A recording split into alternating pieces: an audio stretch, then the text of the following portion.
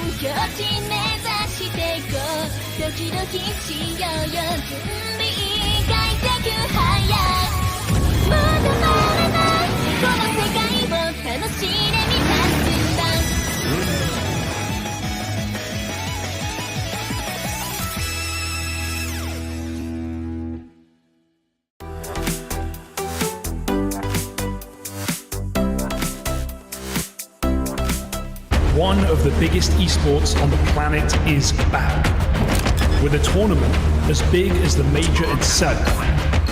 32 teams enter the arena to fight for fame and glory, with only one match to define their path forward.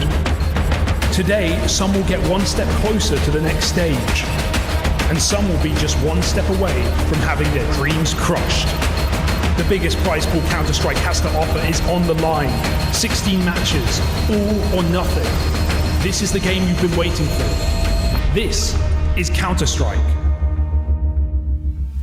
Oh, it most certainly is Counter-Strike. Welcome, everybody. Come one, come all. We are definitely in Paris. It's a little warm outside, but we are definitely heating up the competition inside of the venue here for the Esports World Cup. My name is Trey Sarant. It's my honor, it's my privilege to go ahead and welcome you into what is another installment of us trying to find out who is the world's best. I'm not doing it alone. Yanko in the middle, Pimp down on the other side of him, and guys, we got a day full of Counter-Strike. I think that goes without saying. Yeah, finally, the big dogs are here. Counter-Strike has arrived. We had the last chance qualifier a couple of days ago, which was absolutely insane. Yeah. With the amount of teams, 160 PCs, the way that it got completed, and you saw a lot of people talk about, you know, reminiscing about the old times and LAN parties and whatnot, Copenhagen games, Jacob. And yeah, now we have 32 teams in the running for the big trophy. Those were the good days, you know, back at the Copenhagen games. Gave us a bit of a nostalgic feeling. Yeah, to some degree, you know. It was fun for me. That's back when I was somewhat decent at the game. I think it was cool to see the last chance qualifier. And as you said, now you have the big dogs coming in. You have a lot of storylines, Trace, that we're going to attack throughout the day. But having Vitality come in, having Falcons coming in, you know, having something to prove as well for the big teams, that's going to be fun and interesting to follow throughout the weeks. Yeah, the landscape looks vastly different from the last time we were at the Esports World Cup for Counter-Strike and its specificity there. Sorry, I had a little bit of a bird talking in my ear. I want to talk a little bit about what's going on in the big picture. I'm going to talk about that Esports World Cup in its entirety. What does it look like? How does it happen? Let's find out. $75 million, 25 tournaments, over 200 clubs, only one club champion. The Club Championship is the beating heart of the Esports World Cup. Over 7 weeks, esports clubs send their players to compete. Every placement, every win, every podium earns points for their club. At the end of 7 weeks, every point counts. The club at the top walks away with $7 million and the title of best esports club in the world. It's not about being the best at one game. It's about being the best across all of them. Depth, versatility, consistency under pressure. One championship trophy, one title. Who will take it? Watch history unfold in Paris at the Esports World Cup 2026. Yeah, just such a massive undertaking. The Esports World Cup really does pit all the best gamers from all around the globe together, put them all here in Paris this year, and obviously with all the different games, different varieties, we could go on to talk about each and every single one of them. The realities are that some of these teams, some of these orgs are back, and I'm talking about Optic and Call of Duty. Jacob, what do you know about that? Well, not too much, to be honest, even though they've been around for quite some time, I think. American organization, had a rich history in Call of Duty, tried to put their foot in Counter-Strike as well at one point, had a couple of Danes playing for them, were somewhat decent, but then they left again, so who cares?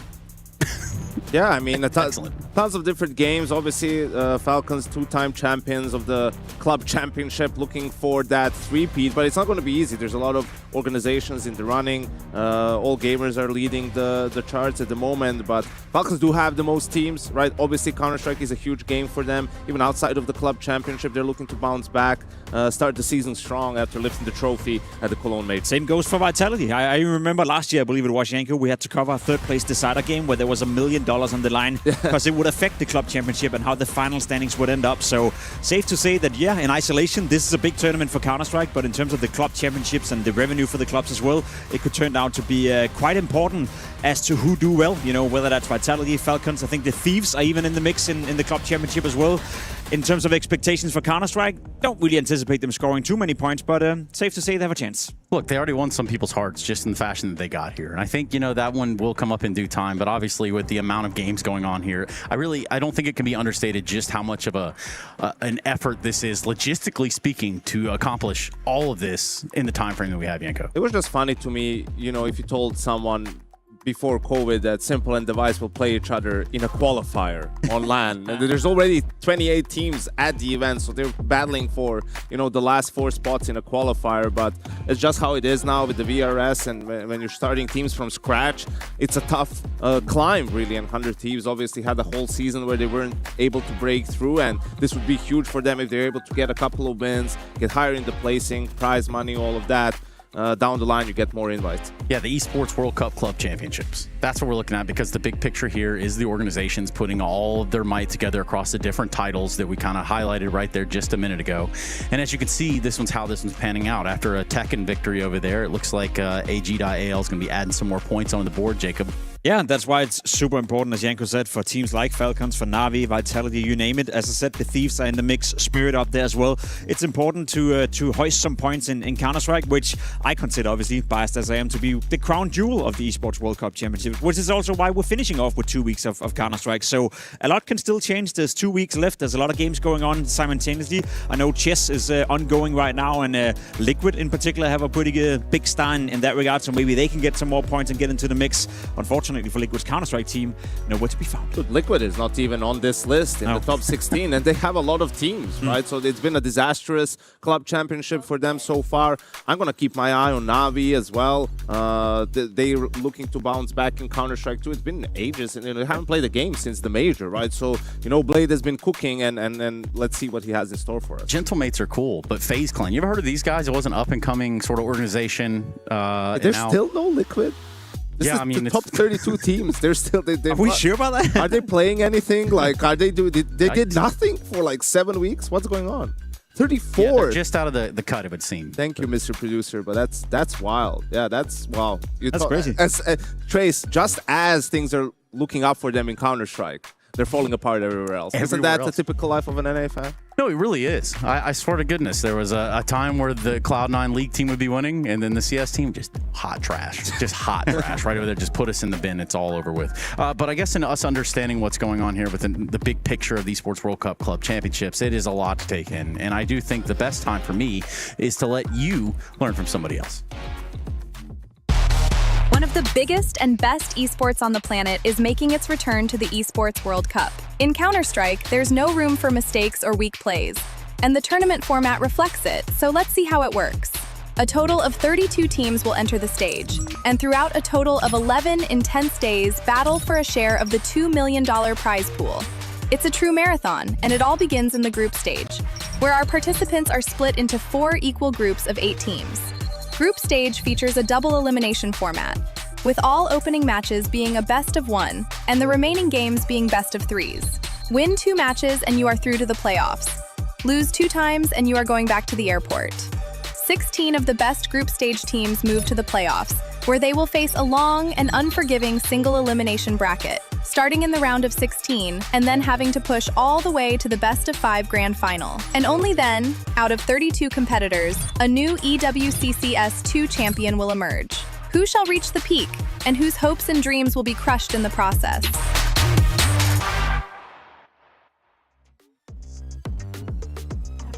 Well, if there's one thing I know about this group I have here on the desk, is that they love to see hopes and dreams get crushed. So, guys, how do you feel about that? How does it make you feel, knowing that, yes, we're still crushing keys? Yeah, I think it's awesome. I just want to say, I think the format of this event is like unlike anything we've ever seen, really, in Counter-Strike, where you have 32 teams, the world's best teams, play against each other at the same time, going into a 16-team playoffs, you know, and you had a 64-team open LAN qualifier, so anyone could really try and get into the tournament. if we could just, if it weren't for the opening round best of ones, there would be no debate. But I still think it's like a pretty insane tournament to have.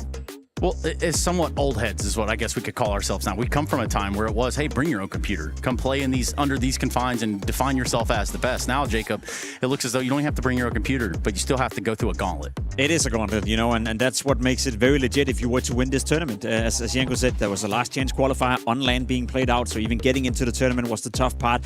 And then you have to make it all the way to the playoff, which is a single elimination bracket. So you have to show up every single game, every single time. There's no double elimination once you get into the playoff. So I like it a lot, you know. It adds a bit of pressure, and, you know, on top of that, with the timing of the tournament as well, we're just coming back from a big break. Vitality in the mix, Falcons in the mix, Na'Vi playing their first game in forever. So there's so many cool storylines to take on right here, and I think it's very fair to say that if you want to win this tournament, you have to be consistently playing well throughout 2 weeks, which is a lot to ask for a lot of teams. Almost too many storylines. So that's why we can compartmentalize it down to the groups that we're going to be watching and as they play out. So I think we can start to look at the groups and just how this one has drawn out. With Group A, Jacob, you look like you want to take this one. Yeah, sure thing. You know, you have the heavy favorite in Team Spirit at the top of the chart right here. A couple of interesting teams in the group as well. For me, G2, I have an eye out on them. I'm curious to see how they're going to fare in this season, if they can take the step up and be a team that is consistently in the mix for quarterfinals, semifinals, etc. And then I guess the last one I'd mention here, Janko, would be Aurora. You know, coming in with a new lineup, new coach, they could be interesting.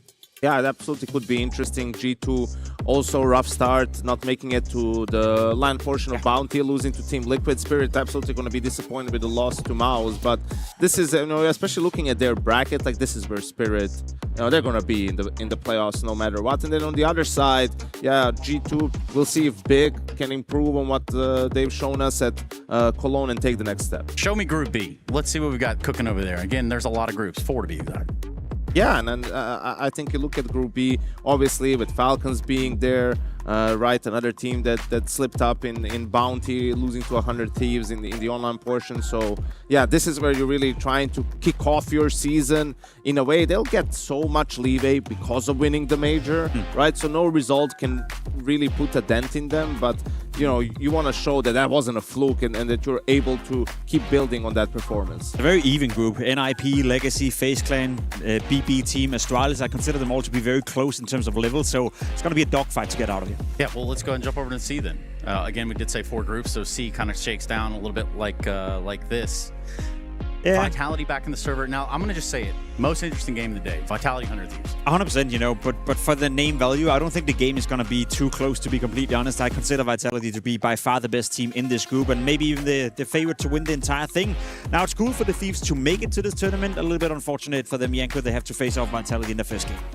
Yeah, but they'll love that, you know. Best of one. A lot of times we hear these teams talking, you know, we had the interview from Rain saying, I prefer playing Tier 1 teams. That's what I've done all my career. It's less random. I kind of can do a better job of predicting what they're going to do. But I think also some of the teams, you know, like Lin Vision and Tai Lu, obviously we saw M80s in there. In Group D, we'll have Wildcard. Like these teams also, this is going to be such a huge event for them. They can just get a couple of wins, right? Because usually they're region locked for the most time. So Group D, the very last one. Group D as in the one that we need to determine the very last group. Yeah, I don't know what you thought I was going to say, but I wasn't going to say Nothing. that. Group 3D, Max, we got that going for us a little bit. Na'Vi, always a favorite looking forward. Yeah, they'll be extra motivated. Obviously, 3D Max playing in France. Na'Vi, as we said, haven't played in a long time, and that was a disappointing major for them.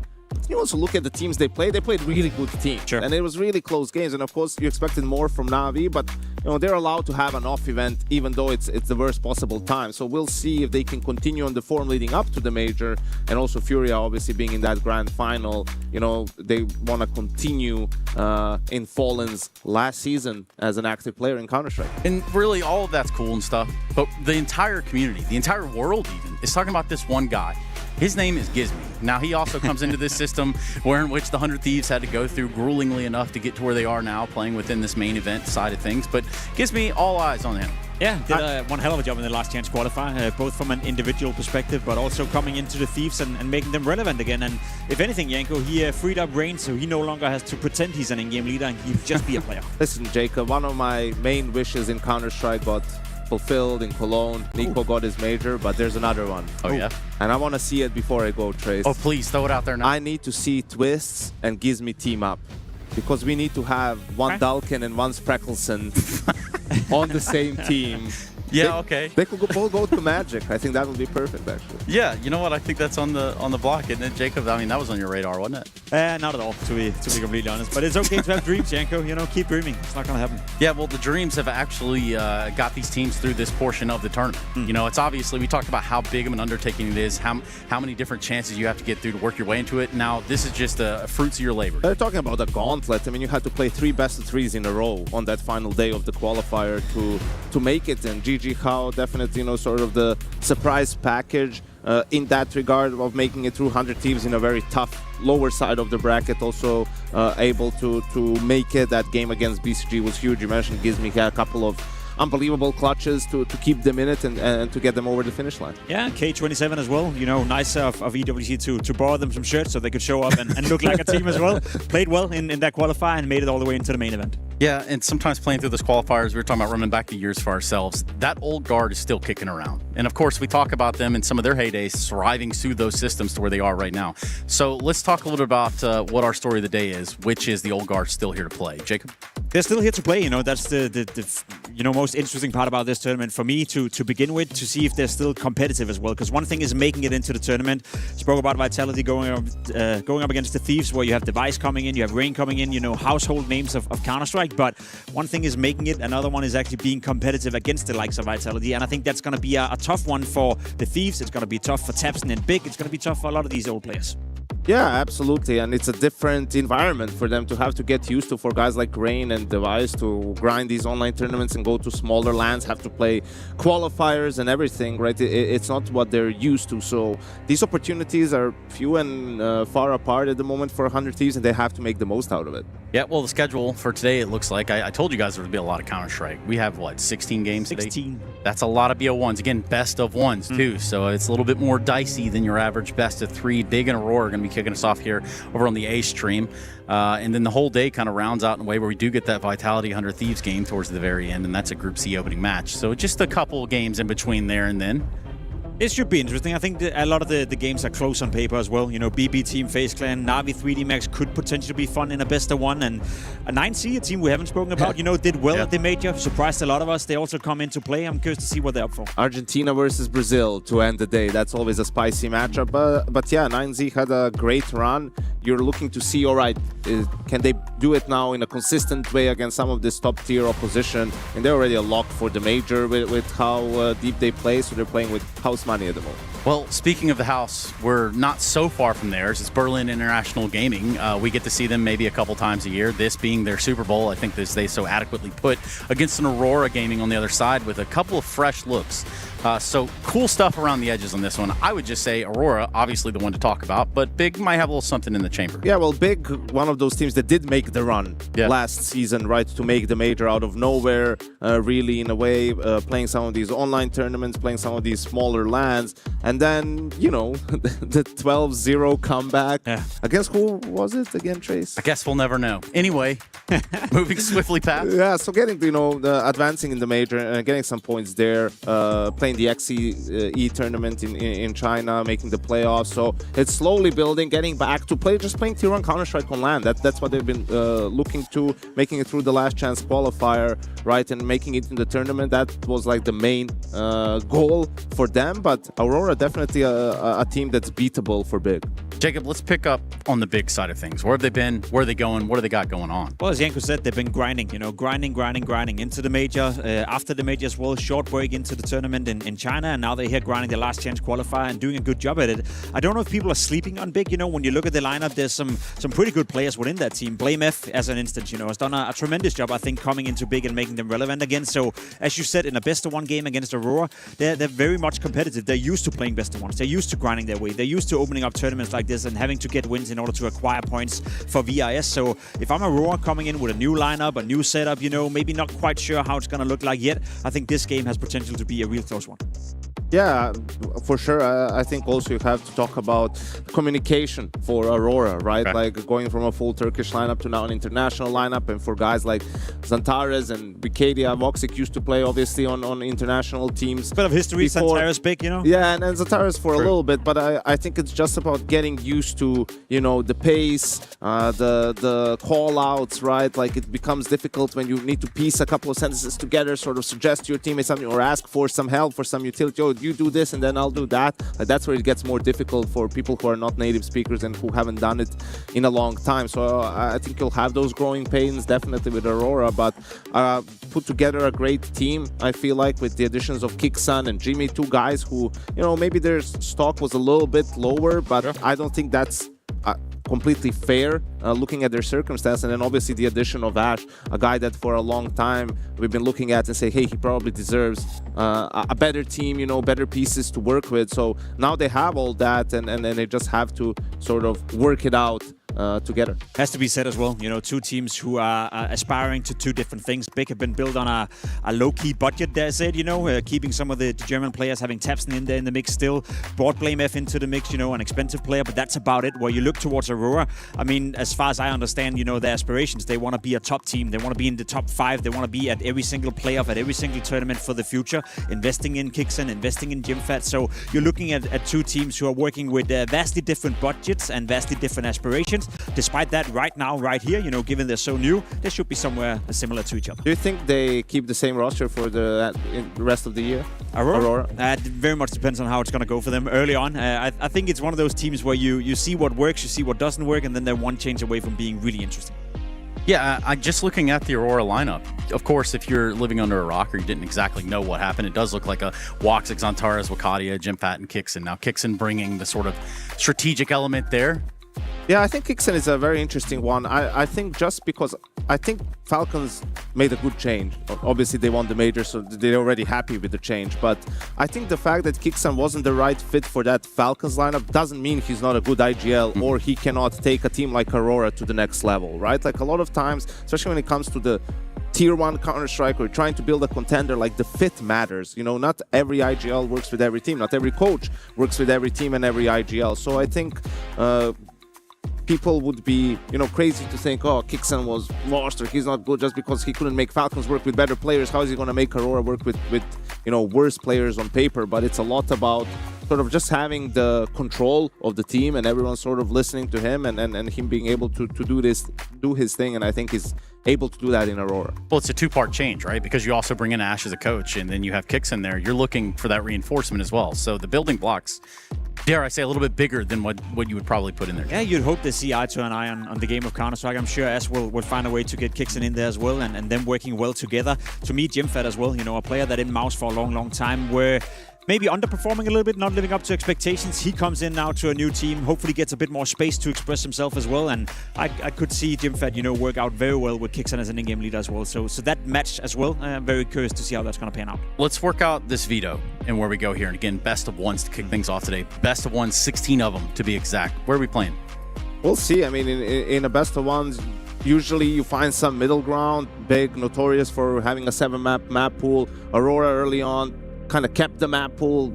Ancient Band played a lot of Anubis still, which is what we see Big veto out immediately. And there's still a chance for Cash. And we get it right away. First game of the day, new map in the pool, replaced Overpass after the major. An old favorite for many, Jacob. Yeah, I remember playing Zantares on Cash in particular, and I think he was the best player in the world in that specific map. Against you specifically? Against me specifically and everyone else when he was in Big back in the days. And I think Space Soldiers, they were like god tier on Cash compared to how good they actually were. So there's definitely some know-how in terms of how to play the map. But also it's a sign of two teams who are coming in well prepared. They've had a long break, you know, they've had time to practice. So integrating Cash into the map pool and being willing to play it in a best of one, kind of ballsy on both sides of the team, which is, you know, the way I want to describe this game. I think both of them are walking in believing that they can win this one. There's no clear favorite on paper, so it should be a fun one. Yeah, especially for a guy like Zantares talking about the aim feeling better here. This is single-handedly a player that could take a game into his hands if they activate him the right way. Yeah, I think it has to be said, though, there's a lot more on the line here for Big than there is for Aurora. Yeah. Like, Aurora, just with their top 4 placing at the major, have secured, like, they'll be at more Tier 1 events. They'll almost certainly already have enough to be at the next major, right? And for Big, this is one of the few opportunities that they have locked in, right? So they have to approach it as such. You mentioned that this is their Super Bowl in a way, if they want to make sure they'll be at the major and just get more opportunities in the Tier 1 scene. It's mega important for Big. There's no way around it. It's also why they've been grinding so much after the major as well. Very short break into a tournament, into this one as well. They're very well aware, Trace, that if they want to be part of the circuit, be at the Tier 1 tournaments and be at the next major, they have to come out and swing from the get-go. Right away into a best of 1 at that, on cash. So it is a little bit like Christmas in, what is it, August, I guess? Is that about right? Like that, yeah. Yep. Cash, in terms of these two teams, what sort of play style are we expecting? I mean, I know it's kind of hard to just put there, but I got to ask the question. Yeah, we didn't see too many changes from how the map has been played before, right? Obviously, with the different smokes and everything, with the skyboxes, it changes a little bit, but I think you'll see a lot of aggression on the CT side, right? Especially from a team like Big. They are very active, they like to go for fights, they like to take map control, and it's a good approach against Aurora, who's going to struggle maybe with some of the communication and still being on the same page and having those prompt reactions. I think that would be a good approach for Big. I agree. You have to be proactive on the CT side. It's one of those maps that doesn't reward you for sitting back and waiting for the opposition to come. You have to stress your opposition, you have to stress your opponents, and I think it'll be a T-sided game where a lot of them are going to be aggressive. Well, let's not get too stressed out just yet. This is Big Aurora, and it is time for us to get the game underway.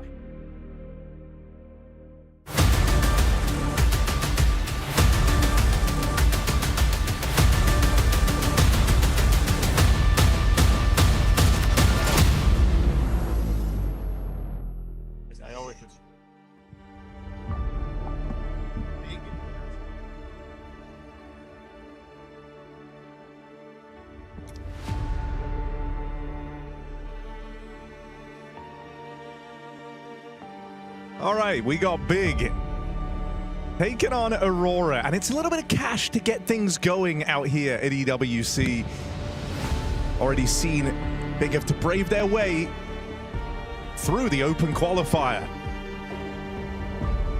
And this new look international Aurora taking it the stage out here in EWC. Hugo, we haven't got to cast cash yet. Yeah. I'm excited for this. I mean, there's so many firsts, right? It's not just, you know, this new Aurora international lineup. It's the new map in the pool, as you said. So it's bound to be a banger here, Harry. No doubt about that. And Big coming off the back of another grind. We saw them grind to the major at the end of the last season. Now they've now done the same on quite the run to get to the main event here in EWC. And now they play up against a team that we have a lot of questions about, right? Sure, Aurora have that core. They have a bunch of players that are proven, a team that their very core was in the major playoffs. But now we look at these couple of international additions, including a recent desk analyst in Ash standing behind them. So it's a lot to like here for Aurora. Whether it will hit the ground running, we're going to have to wait and see. They've had some online success, but it's all different on LAN. It's all different at EWC.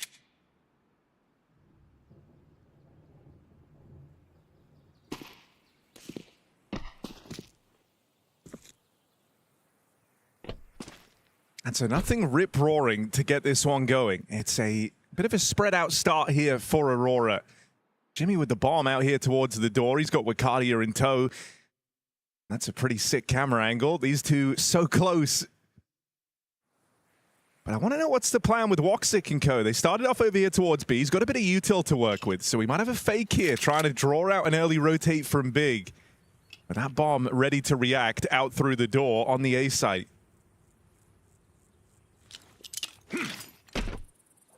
CT smoke lobbed in.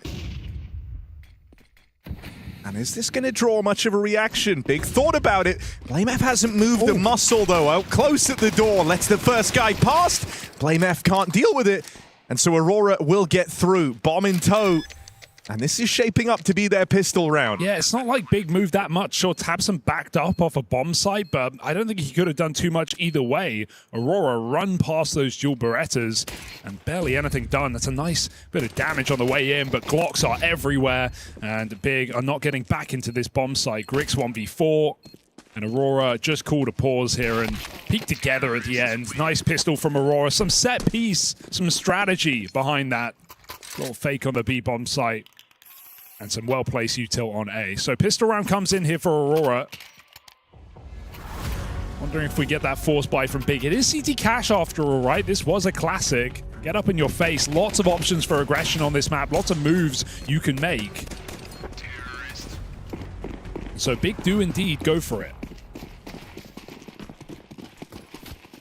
Going to be keeping my eyes on middle in this game, right? The variance of how you take mid as a CT player. Are you playing for it every round? How often are you giving it up? When the T's realize you're giving it up, what are they going to do with it? Aurora know in a round 2, there's not going to be a lot of util behind this buy. So they just take full control straight away. Sandbags, Molly, Z-Smoke, and it's all theirs.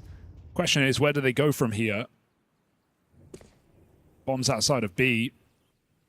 Aurora just milling about in the middle, ready to split vent. Big are realizing in the quiet something could be happening. They start to shift over. Yeah, and this is a well-timed gamble from Big. Third player in tow. JDC taking that first bit of contact, and in comes Blame F out from the spawn.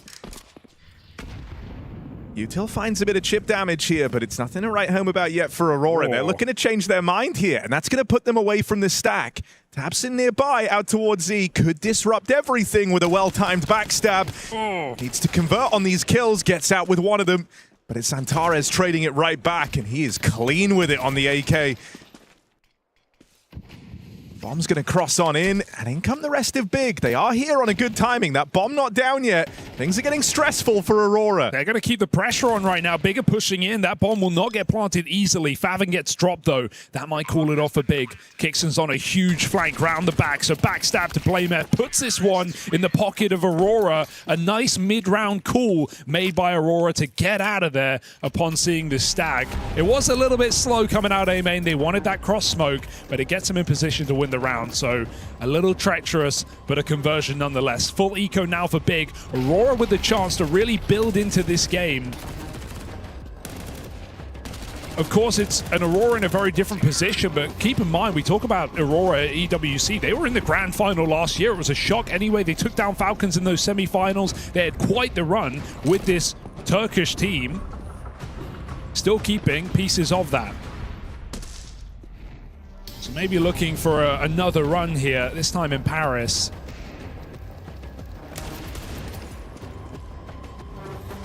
It's the German Deegs, though, Harry, that can never be underestimated. It's true, they can't, but I mean, up until now, I think Aurora had done a really sound job of just kind of dodging a lot of the danger here. And Big don't want to let that happen again. They've actually taken a bit of space away at the start of this round. No longer relying on the gambles, feeling a bit of freedom with just the pistols. They pushed into A main. That's given rise to an early stack out towards B. And Aurora are moving in. Looking at Kixan here, who's gained a lot of ground, isn't known about yet either, and with his teammates covering, oh, it's weird. He hasn't cleared the site. JDC's right next to him. Kixan just had to look to his right, and he would have found this guy. This is going to come as a real surprise. No, JDC, that's a disaster. Give it a bit of a golden ticket there to try and steal that round away, or at least make it interesting, but he's flubbed the shot. Oh, no, that really ruins the vibe, doesn't it? That really ruins your whole day, and it adds a little laugh to Aurora, who just get given a gimme. Oh, I said the German Deegs, Harry. I was expecting a little bit more than that. Awkward round to lose. Aurora looking very comfortable in this map. It makes sense, right? New team coming in with a new in-game leadership, a new coach, right? Wanting to immediately establish himself on a map like this. One that, you know, some of the top teams, I think, they're not going to entirely avoid it. You can't at the end of the day if it didn't get swapped for your Instaban, but maybe they won't be trying to perfect it out of the gate. This gives you a leg up. Aurora going to run into this B site into the 4th round.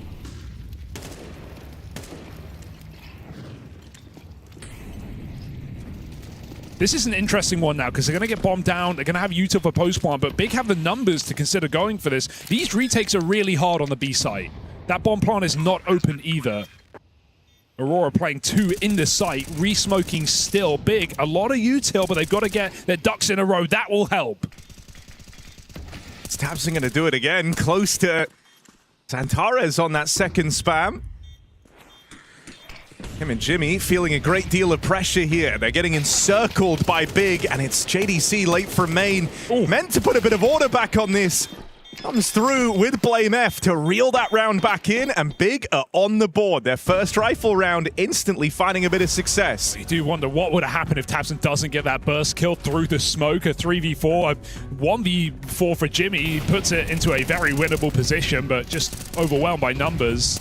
Could have gone very, very wrong here for Big in this round. Gotta say as well, I do like how late JDC is on that main lurk, right? You're kind of leaving it down to the wire anyway. Everyone's coming through CT. You touched on all the util that Big had heading into that round. And so JDC just really takes his time. And at a certain point, you kind of just write off that main position if you're Xantares there. No one's peeked you for what feels like an eternity. Time's running low. You're hearing all this noise out towards the spawn. And it just ends up being a nice free kill to kickstart that retake. All right, so Big have something, and they have Aurora within breaking point. Winning this round puts them back to eco. Of course, tabseN's got the nerdiest nades in town. That's a crazy HE. Dunked onto Wicardia, defaulting in main. Ready to get out and over on middle.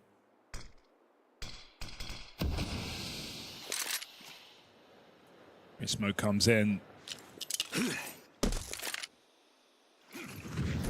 Don't be surprised to see Kixen go through this as the util lands. Double Molotov. Smoke comes out for Big to put some fear in the sandbags. That will make them a little more tentative here in middle while Big make the next play. Yeah, and this has been a bit of a pressure point for Big early in this game, just trying to go and snipe this A main control away. Uh-oh. They'll take it by force and attempted a retake here for Woxic. Hoping to get this space back. Will remove one. They should be aware the presence of tabseN. Kill to his name already. It's been taken in the downtime for Aurora. They might be a man down here, but they've got good positions to try and split onto this A site with tabseN dead. Xantares able to find him. Will he be aware of Blame F out towards the truck? Gets the spot. I'll get one over him, though. And they know that Kixan was loose around here somewhere. They're going to regroup and maybe look to clear mid together. Kixan is in hot water here. Oh, he had to hit that. It keeps the round alive. Puts his teammate in this 1v2. And Woxic with the bomb down could be anywhere by now. Orp on the site. Going to jump up and try and pick a player off. But he missed that jump. Woxic backs up. Headshot angle, not easy. Molly backside. Woxic's flustering right now. They're running at him 2-on-1. And Woxic hears them burn together. He can't hit his shot right now. Finally connects. Tap on the bomb. Woxic knife out. Doesn't believe it, but they spam him through the smoke, and Big will pick up that second round. A very messy situation, but Big do survive. My, oh my. Already liking Big's reactions, right? Just two really good repushes in that round. It's the re-clear in A main after the early damage. They lose mid control. They go straight for A. They find a pick off of it. They do try and avoid the AWP, but it's the mid re-clear that flushes out Kixen. It gives Big better timing back into that bomb site, not looking over their shoulder on the retake. And staying above water now, in fact, looking to fully break Aurora, who have forced off of the bomb plant. Full exec, but it's very quiet. Here they come. Grix might be blind, but it's no problem. Posted like a bit of a turret at the back of the site here. They still haven't flushed out this AWP, and they're not getting any closer to doing so. Well, that one is ripped away from Aurora decisively at the hands of the Grix AWP. And I do like even, you know, at the end there, Jimmy seeing JDC getting aggressive, aware now that you're getting a lot of these pushes across the map for Big. You've seen them in A main a handful of times. Now you've just seen JDC commit through that B side. Wonder if this is going to slow things down for Aurora, right? Try and gauge some of these reactions a little bit, try and deal with them. Stop the big pushes. It's an AWP's paradise being here back on quad on A. Very hard position to flash effectively.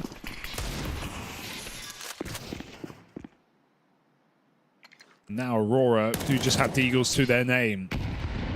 Big happy to take the fight. Not really been seeing these fakes for Aurora really work, even though they've delivered them rounds. It hasn't felt like Big have been massively out of position. They've had pretty good info all CT side long, and now even in this round, they're happy to take fights. Yeah, it kind of comes with the territory, right? We're talking about how aggressive they're being in the mid-round, how they're always looking for space and info on these deep lines. It's way harder to kind of catch them off guard with the fakes that you've seen Aurora try and throw in when, you know, that they're pushing B main, they're pushing A main. Oof. Does feel good to see Xantares on cash again, though. Second highest rated player on cash of all time, Harry. Second to Zaiwu. It's like, you know, maybe only one you could think of that might hit even harder would be seeing like Xantares on Cobblestone. Oh, man, you know, I'll take this. You'd have to have Paz and Engine by his side and a bit of Calyx while we're at it. Maybe Aurora are down for another rebuild. Look, kicks out. It's nothing personal. We just got to get the old gang back together. One more run, one more ride. Nice deagle shot on your way out, but nothing more to it here. Big are now back in the swing of it. And, you know, one thing you're kind of seeing already is, like, for the most part, Big aren't super keen on fighting for the mid-control. Aurora have largely had it whenever they want it, but it can feel real tricky to try and end your round out through one of these mid-hits. Yeah. And instead, for Big, the goal has just been to kind of pressure the extremities.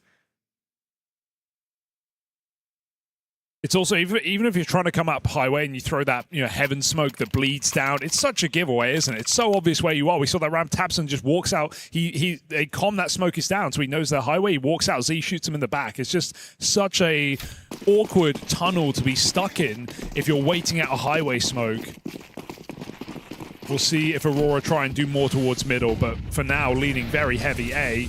Pre-smoke comes down. They go straight through. Xantares trusts his aim, but JDC puts him down.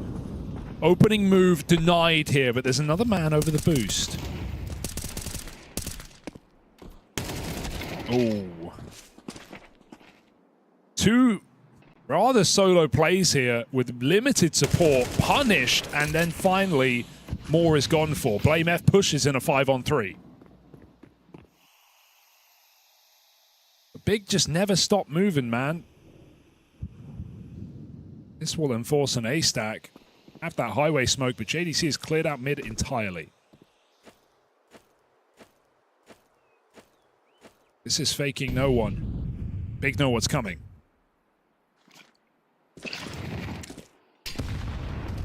Molly at least going to make Tabson uncomfortable, but he's been able to cross out of there. And now the rotates arrive. 3 strong here. It's an even odds bout for this A-site control. Jimmy gone. A clean sweep out of Big. And again, man, you can attribute so much of it to these little mid-round info plays. Grix pushed all the way through B, and it paints a very clear picture of where that round's ending up. Yeah, Aurora kind of hope a little bit, throwing in that highway smoke. It's after Blame goes down, so they're acting like they have full mid-control, and, oh, we're wrapping you on the A side. But Big just don't buy it, and they're more than fine to clear out positions, as you say. So 5-3, a full streak of rounds here from Big. Very comfortable looking CT side at the moment. Maybe something a little more poppy now for Aurora, where they can put pistols in your face. This Molotov on the sandbags. Tech 9's in the door, but Grix has a main control. And it feels like Aurora have kind of started to lose a bit of a grasp on the game now, right? We're kind of playing on Big say-so. In the last round, they finally go back to the mid-fight on a perfect timing, right as Aurora look to take it. Now they've gone back to what they were doing at the start of this game, a bit of pressure out towards A main. You don't really know where the next fight's coming from if you're Aurora. They'll try and go quickly here. Molly makes life a little tricky for Grix.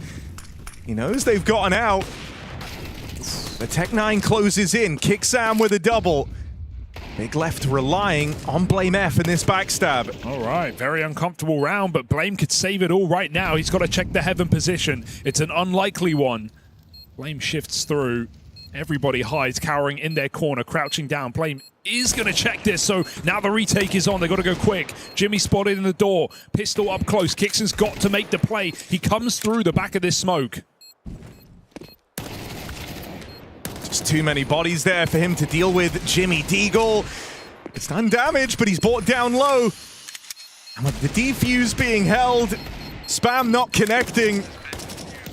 Big have sniped another one away. Kickstand's double ends up being in vain. Yeah, you always feel like those post plants come back to bite you on this map, don't they, right? You want to plant open. You always want to plant open, but it's so hard to do so with how quick those CT's rotations are. They can often be someone at E-box, someone at car. You got that backside smoke. You can get spammed through. So just take the safe option, the guaranteed money on default. But then look what it does to Jimmy in that post plant. He is on the money with his pre-aim, but that player is behind a box.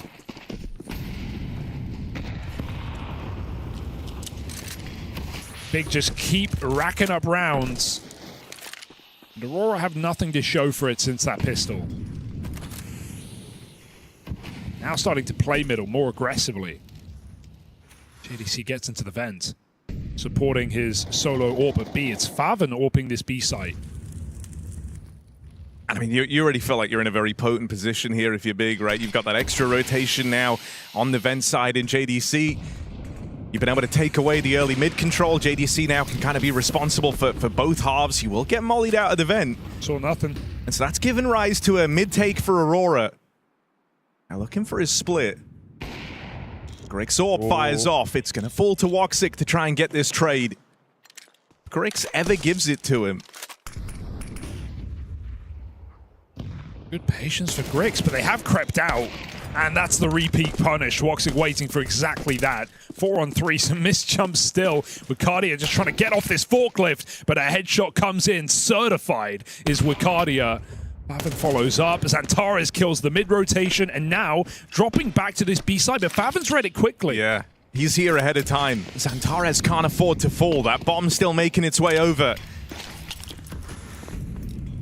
Faven lobs in a boatload of util, but isn't really in a fighting position here. He's looking for a rifle. That makes you feel like he's going to give this a go. They have the money either way, so it gives him two options. He can just have a little poke around, see if a kill is offered up, but with how slow this flank is. I mean, he threw in a lot of util from CT. They know he had that AWP as well. I think this is the last thing you're expecting, that he's gone for the full reroute around. Time's the problem, though. Got to be real swift. Needs the double. Spot on Jimmy, but has to chase him down right now. The time might decide it. Kill comes in. This is down to the wire. Faven with an out-of-the-box reroute. Is there time? He's just done it. That is robbery from Faven. Even then, I thought there was just enough time to win the round for them. But somehow Faven shifts in, final second, and Jimmy offers up that kill. My, oh my. That's just the last thing you're expecting. They thought he was saving. That is a disaster. Nothing can go wrong here for Big. And you've felt like you've lost some rough rounds right now if you're Aurora, where they've just kind of been out of your hands. You've been at the full mercy of Big. That one, though, that felt safe. That felt like it was going on the board. You were going to try and find your way still in this T side. Now this is running a real bit of Big dominance thus far. Since the guns have come out, it's all come up Big. I mean, Jimmy must be feeling like a silly goose after that one. Sure, he gets naded backside. He's 100 health. Few more seconds, drop headshot, crouch, buy time, stay default, anything except wide peek and lose the fight. You are going to get judged by your outcome, and that is the worst possible one there for Big. Or for Aurora, sorry. Sick clutch here. And Aurora just have to keep throwing themselves back in the ring. No time to tap out on this T side. 2 rounds remain.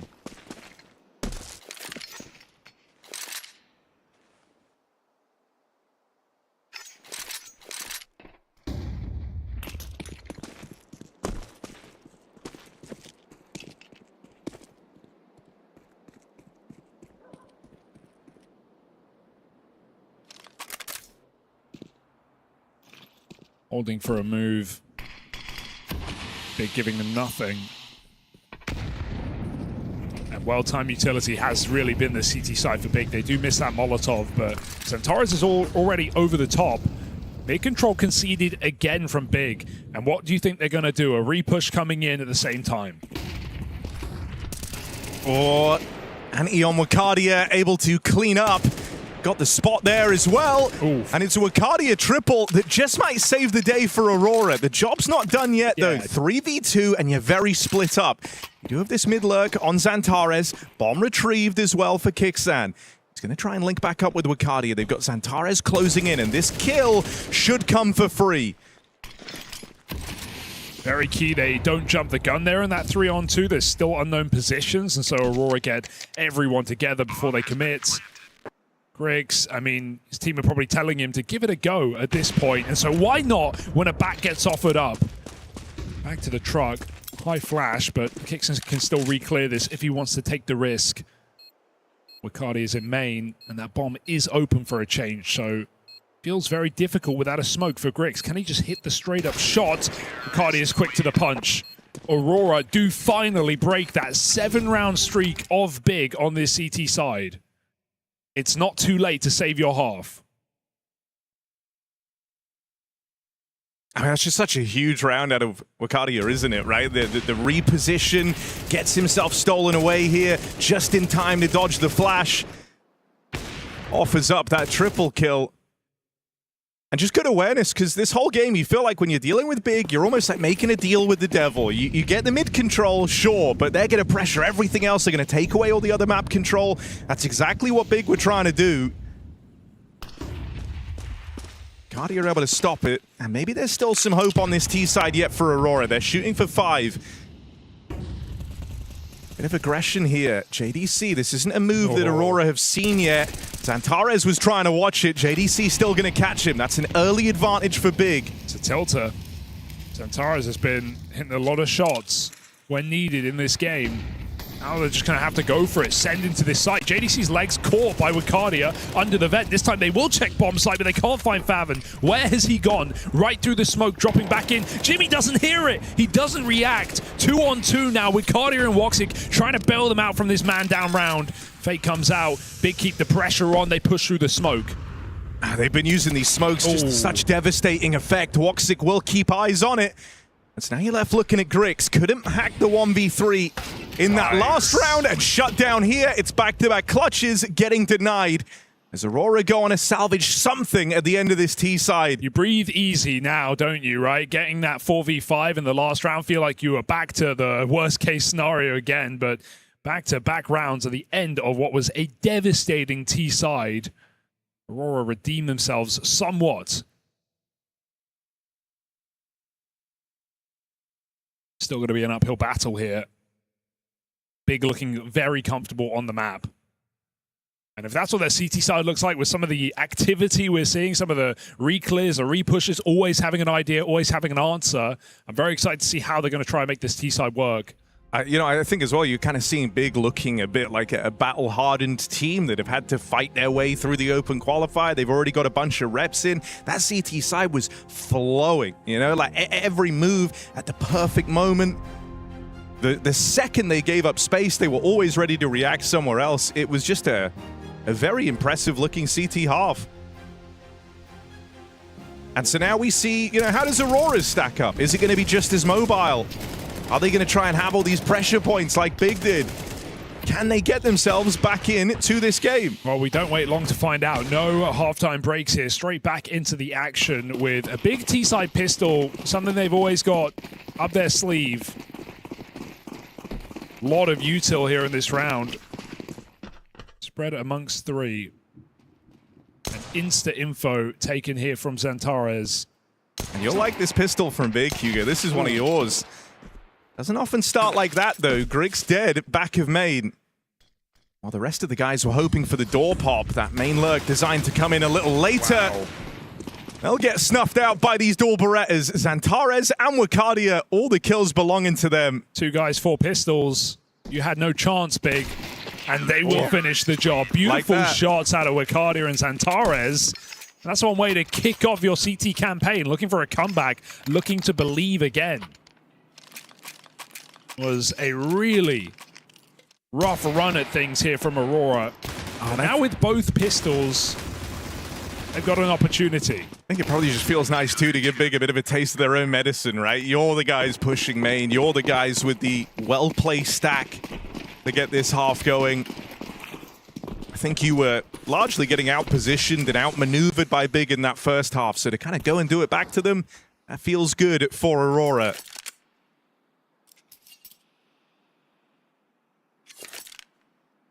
Eco for Big, and it's just this Deagle on Blame F. Really hoping for a bomb plant here. Look at the positions. No one in the bomb site. Going to have to hit some incredible shots to stop a plant at this point. It is coming in. Double nade on default, too late. And so Big just trying to squeeze a kill or two out of this post plant.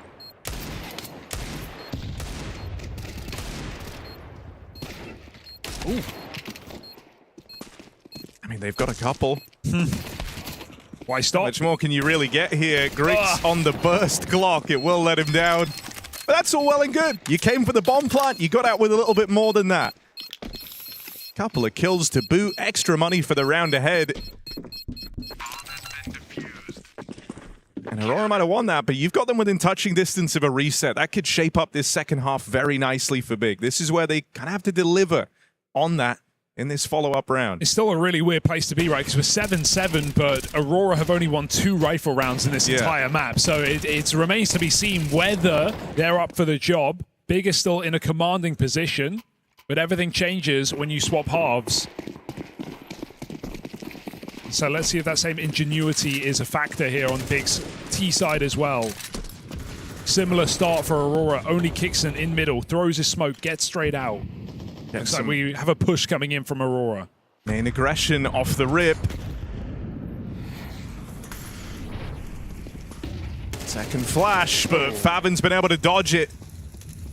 Yeah. And that's the 2 top performers, Wakadia and Zantares, just offered up on a silver platter right at the top of the round. Feels like a really weird play, right? Like, you've got to be ready for Favin in that position. He's just crept through ahead of your molly. You have a deep smoke. You've got players, sure, throwing nades behind it, but the T's have the timing. They could be in main, and we see that flash dodged completely by Favin. Wakadia. We jumped 2 players through a smoke. I mean, this is a gun round, boys. Wakadia knows how potent that box is for dodging the flashes too. He got a double kill there in the first half. Now look at them. They've just walked into this bomb site. Favin is behind them. Not for long. Careful, it can still go wrong. Repeaking con could be well timed. Good cover here from Blame. And they just go right back to B, knowing where Woxic is. That just feels crazy. That's like an eco strat to me. Like you're jumping 2 players through an A main smoke with a flash. So really curious first gun round here.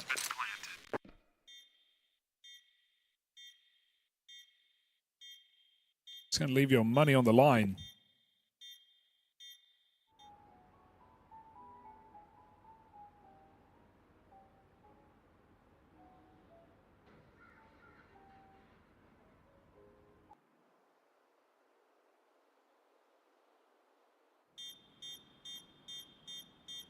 Now they save just a requirement for Woxic. If you do want to have a chance at guns, if you want to kind of stem the bleeding, you need him to stay alive. Thankfully, Big are worried about their own money. So not playing for the hunt yet, but if this keeps up, they're going to stop showing so much mercy in these saves. And Big looking laser focused, but no big celebrations yet.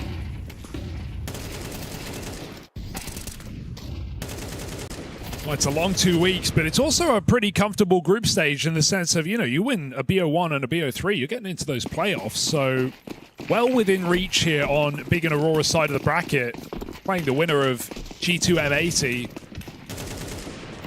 It's a very nice spot to be, considering some of the big dogs we do have in this tournament. And sure, you can't dodge the best teams in the world once you hit a playoff bracket. It's a round of 16 after all.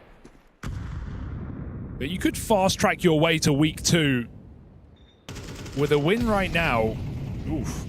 Torres getting spammed. He's trying to do some lineup here with the nade.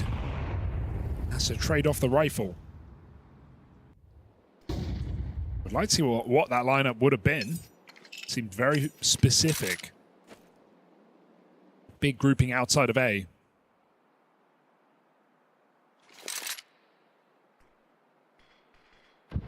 And Tara is very low. The mid util does come in. This is all a fake. Well, they contact into A. Well-placed stack here For Aurora, Woxic and Xantares able to get the ball rolling. It's the push out for Xantares that gets punished. Still, that Woxic rifle laying down cover, and you got to beg the question now, does Wakadia get overlooked? Ouch. You've been put through the meat grinder trying to get through these first two players, and you might have thought the job was done. Wakadia, the nasty surprise, playing it last. JDC now known about, and a quick reposition for Kixan as he just plays to evade. There's 20 seconds left in this round, and so if JDC is going to do it, something's got to go real right. That could have been it. Double nades down, and that's a save here for JDC with 10 seconds left. Yeah, again, nice reaction from Aurora. They already had a bit of a gamble in A with 2 players, but the mid util comes in. They go, hey, you want mid, have it. Nothing is done with that position. It relies on the success of the A hit. JDC's calling, his rotates. Grix doesn't know about that third player in the bomb site. And so, another rare entry to a rifle round win here for Aurora. And that was with their money off on the line after that A main push. So, had to win that one, to be honest. Big with a timeout.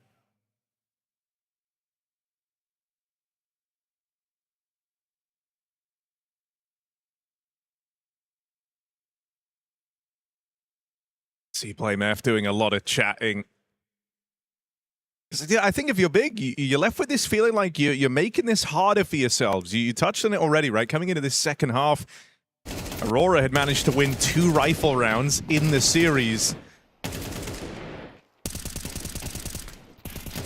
And it felt like Big were going to run away with this, but that's not what's happened. This CT side for Aurora starting to look a damn sight better. They're winning more of these rifle rounds now. A chance to actually break Big's money this late in the game. And you could boil it down and say, hey, look, if they want a pistol, maybe they're in a better position already. Maybe this game's already over. That's not what's happened. Deep smoke again here. And this time, tabseN shows no fear about it. I mean, there's a variety of things you could be doing with this smoke, right? So Big just need to be very careful around the edges, but being held on a timing. Oh, Wakadia lucky to be alive. As Molly will stop scaling here, but Grix wants the repeat with the AWP. His teammates are already out on the forklift. That's bomb committed in this site. Still, these rotations from middle are kind of cut off. It's just Wakadia having to act as a one-man army, and he'll get overwhelmed. Playmef with a shutdown on Xantares. And lacking the manpower here for Aurora. They'll head for the hills, trying to save on these 2 players. Big, they just kind of trim all the fat on that round. There's no mid-take. There's just 5 guys coming out through main with smokes down to cover. I admire how fearless they are, really, right? It would have almost been nicer to see that smoke a couple of times before Aurora made the pop through it, right? It could have worked a little bit better, let Big get, overconfident in that main position. But the first time they see it, the alarm bells are off. And then this time, they just call the bluff. They say there's no way they're doing that again. We can walk right through this. No one's even covering that wide cross to left side main. And so Aurora caught out of position. They caught with nades out, and Big catch himself a gun round. Nothing to talk about here for Aurora, just those saved weapons. Gonna force up around it.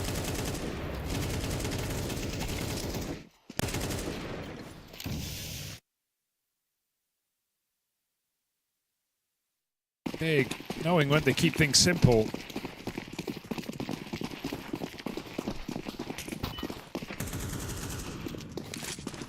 But even these rounds can be dangerous, and Aurora, 4 players starting A main. It's kind of a test of your reactions in a round like this, right? Because you're expecting some type of a push, you're expecting some type of a gamble. Come on, it's a classic. You can't say you don't love it.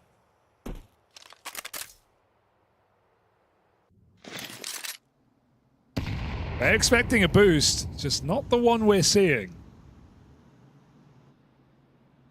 Well, Wakadia lets them all pass. Too. I feel like, Old Cash, you're coming out, you're almost looking at that position a lot of the time. I feel like it gets overlooked here. I've yet to see anyone play it. Yeah. All right. But issue is, if you come up highway, that's not the spot. Yeah, that's fair. You're hoping for the A main hit, that of which Big have done many, but right now it's a B play, and you've only got Woxic home. Well, forget about this boost. This is looking like a tense round off the minimap.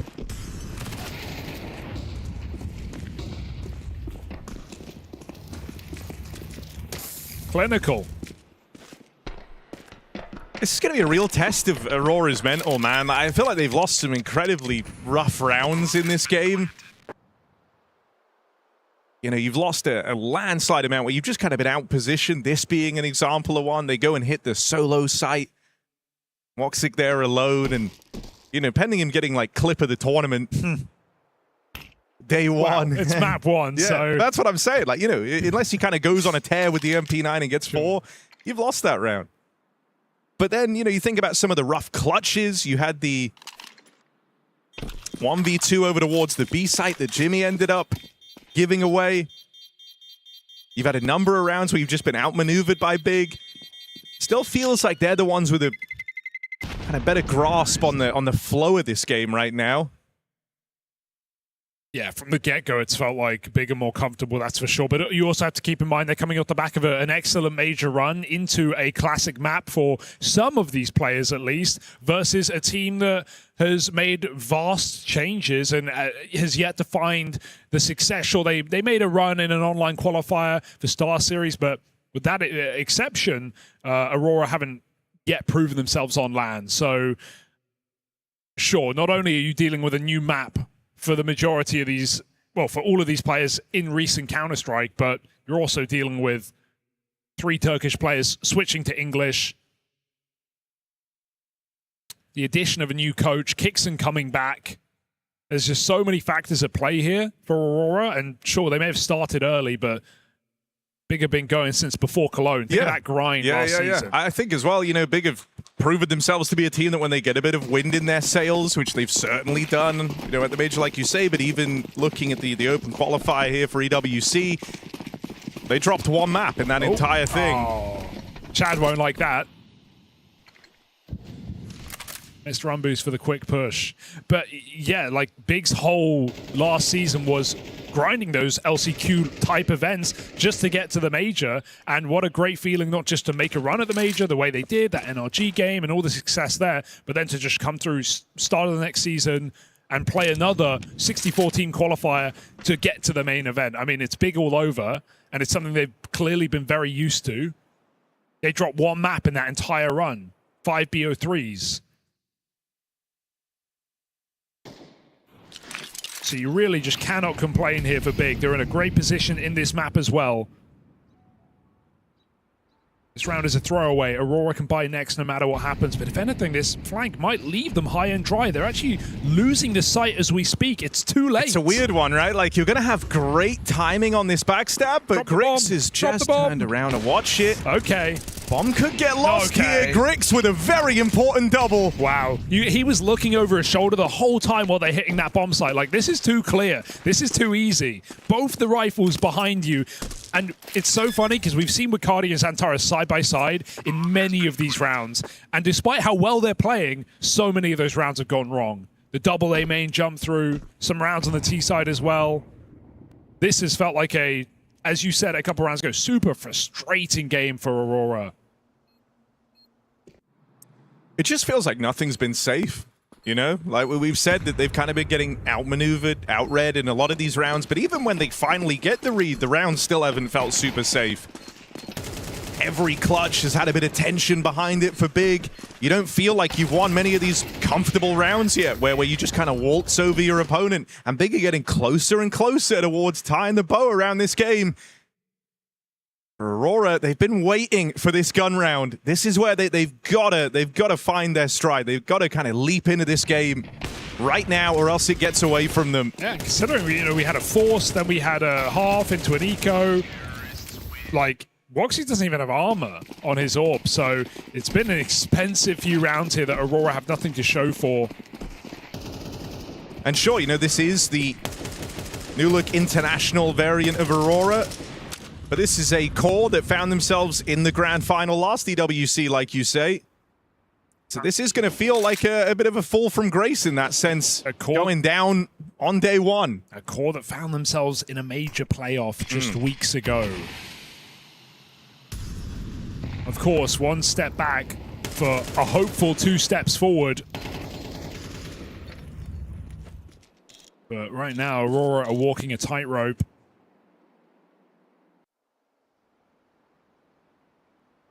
How long can they stay stable here on Cash?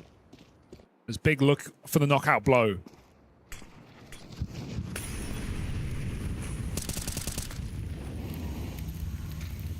If you think you're going to get a free chance at this trade, you couldn't be more wrong. There's 3 players here ready to fight for this mid control. And as Grix now takes to the line, they still don't know about Xantares up close. Now I'm going to deal with Kixan. Jimmy now feeling a good chunk of pressure here. Holding on for this push. Out through the checkers. tabseN doesn't give him the fight yet. Instead, they're boosting Vent.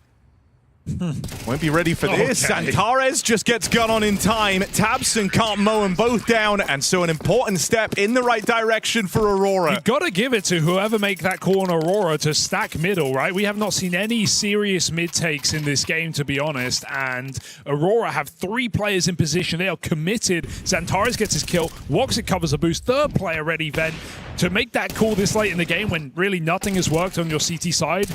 Got to give it to Aurora for that one. Still not out of the woods yet. The job is all uphill here.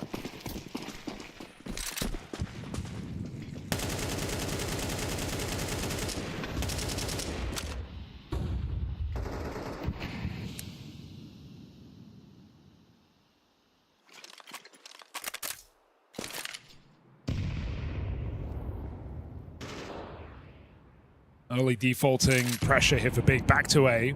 Had a lot of success on this bomb site. There is no AWP nearby. Woxic on a deep line out towards B is nice, though. Ah, he smoked it. Okay.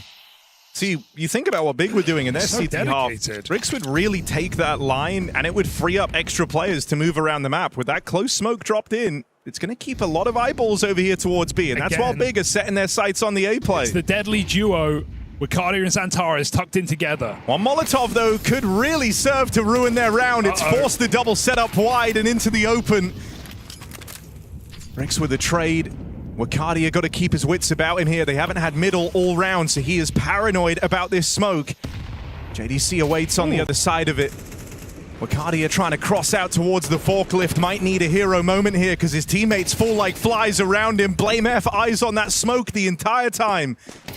And so Big, match point right there and up for the taking. You could just feel the net closing on Wakadia there. And then the teammate comes in, rotates, nades the smoke. I don't think he wanted that. He looked completely lost when that smoke gets popped open. He's waiting for JDC and Highway for crying out loud. I mean, the communication and the team play for Aurora, there's been these moments where you're really uncertain whether they're all on the same page.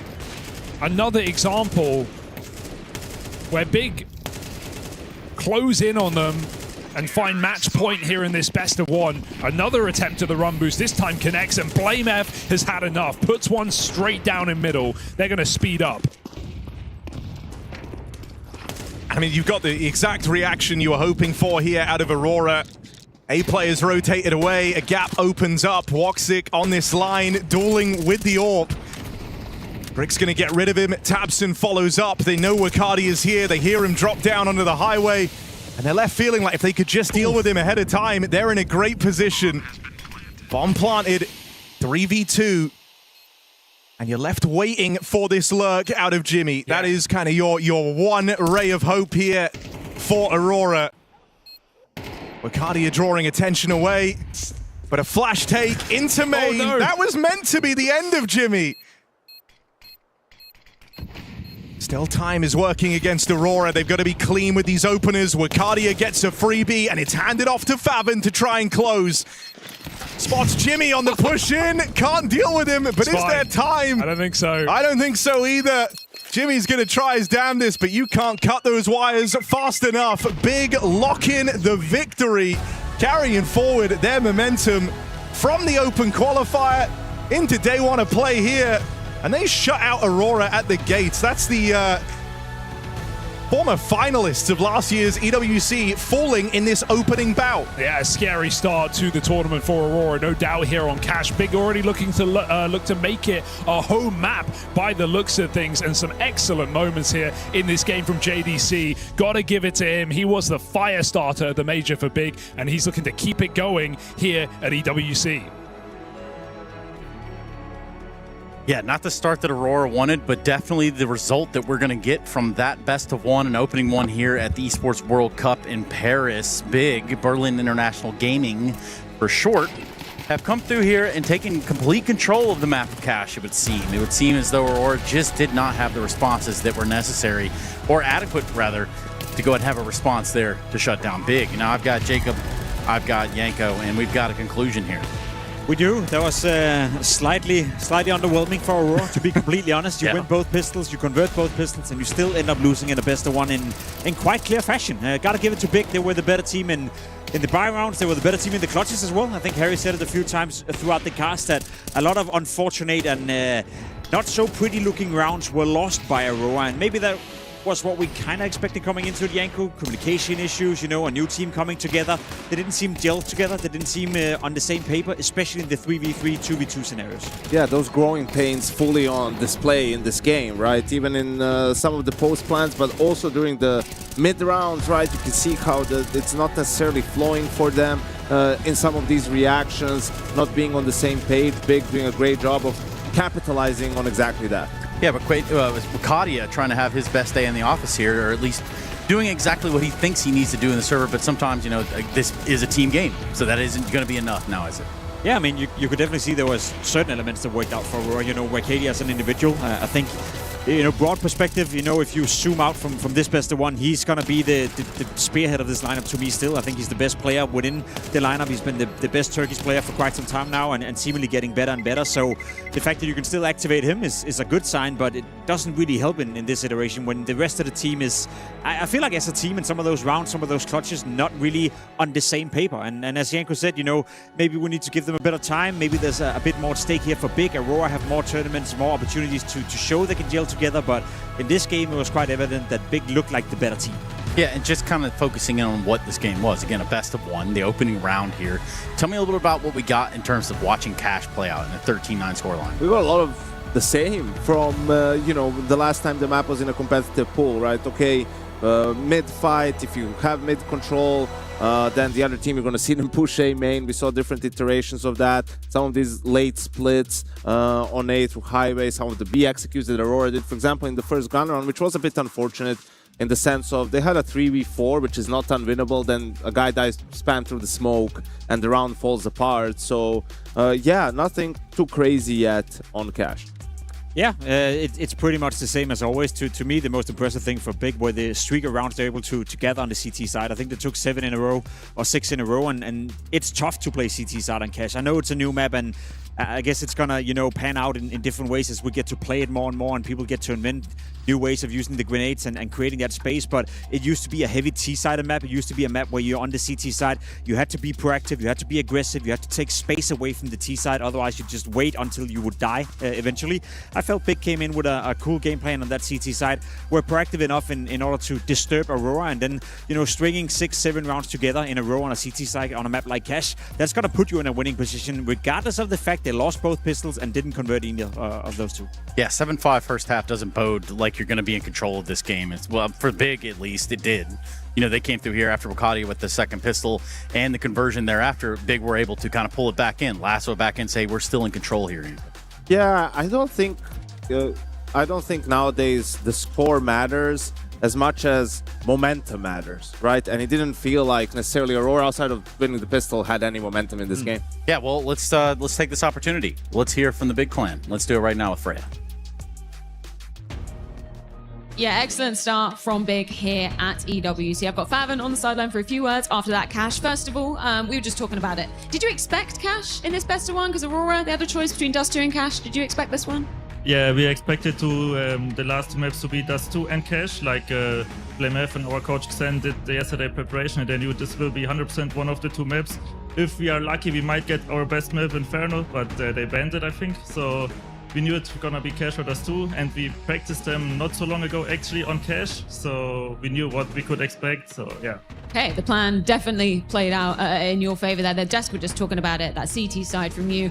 We were just talking about it as well, the 1v2 clutch you had on round 10. Walk me through that from your perspective. First of all, I think I killed with the AWP on A side Vicadia. Then I knew they know that I have op, so I switched my gun in Z. I smoked out CT, and my coach always said whenever I freshly like spawn smoke or like the smoke blooms, I have like 20 seconds to relocate. So I knew, okay, they will. For me, it's way faster that I'm B lobby behind them than they think I'm there. So that's why the checkers guy didn't expect me to be there. He was like jumping around or something. Then I killed him and then I killed the side guy. So played out perfectly. The desk we're also just talking about CT side of Cash, maybe saying it's a little bit more tricky. Do you feel that from your perspective? That it's a bit more CT sided, you said? It's a bit harder on the CT side. Yeah, I think so as well. Yeah. Is there anything that you've been doing to practice, particularly for that? Because you got a really nice streak versus Aurora in the first half. Yeah, I mean, we practiced a lot of Cash, especially our pass went out. It was a good map for us. So BlameF said this needs to be a good map for us. And I think it's also one of our strong maps. Looking great for you guys today. Just in general, goals for this tournament, obviously back at the Cologne Major. We saw a really great run from you guys. You attended XTC Pro League as well. What's the goal here in Paris? I think the minimum goal is, of course, after we won, especially now to go to playoffs. And then we will see how far we can go and just take game by game and round by round. Excellent stuff. Thank you so much for your time, Fav. And that's 1-0 up for Big here in Paris. Yeah, and that's the start that Big we're looking for. Again, best of ones. If you're Big, you really did get your right foot in front of the one, and you needed to. It was very important for them, as we spoke about coming into it. They need to acquire some VIS points. They need to establish themselves as a team that consistently would get invited to some of the bigger tournaments. And I think it's, as we kind of alluded to as well coming into the game, people are sleeping a bit on Big right now. They've been grinding it out a lot. They have a pretty clear vision of what the lineup looks like, the roles, etc., etc. I sense you don't necessarily agree already. I just mean sleeping how? Like, what are you sleeping in what way? Like, I don't think like a lot of people have them in the playoff, and I think they're good enough to be in the playoff. I think they are, on the cusp of being, top 16 in the world of Counter-Strike, and I think Big is a team that it's hard to say they deserve to be at all the big tournaments, but they're right now making the case that they should be, and I think with the next couple of updates with VIS and the next run of invites for tournaments, they'll be in contention for that, because I see them winning a couple of games more at this tournament.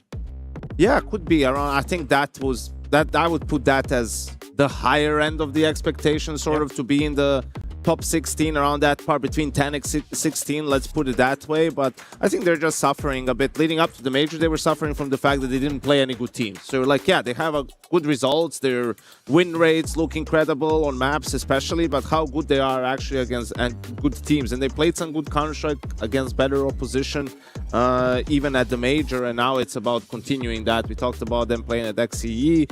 Here, obviously, winning this best of one guarantees them 2 more best of 3s at the very least in this tournament, and it's just about to continue sort of proving it and just accruing these points and accruing these wins so they can get more opportunities. Well, doing it in a best of one is definitely different than doing it in a best of 3, Jacob. I think that goes without saying. Can Big do these same sort of tie-turning games for themselves in best of 3s? I think they have the capability of doing so. Now, it naturally depends on the matchups as well, and depends on how well the opposition is playing. As I said in this game, there were a couple of rounds that probably should have gone the way of Aurora. That could have made the game closer. I think we pointed out round 10 as one of the rounds where Faven, he was even asked about it by Freya.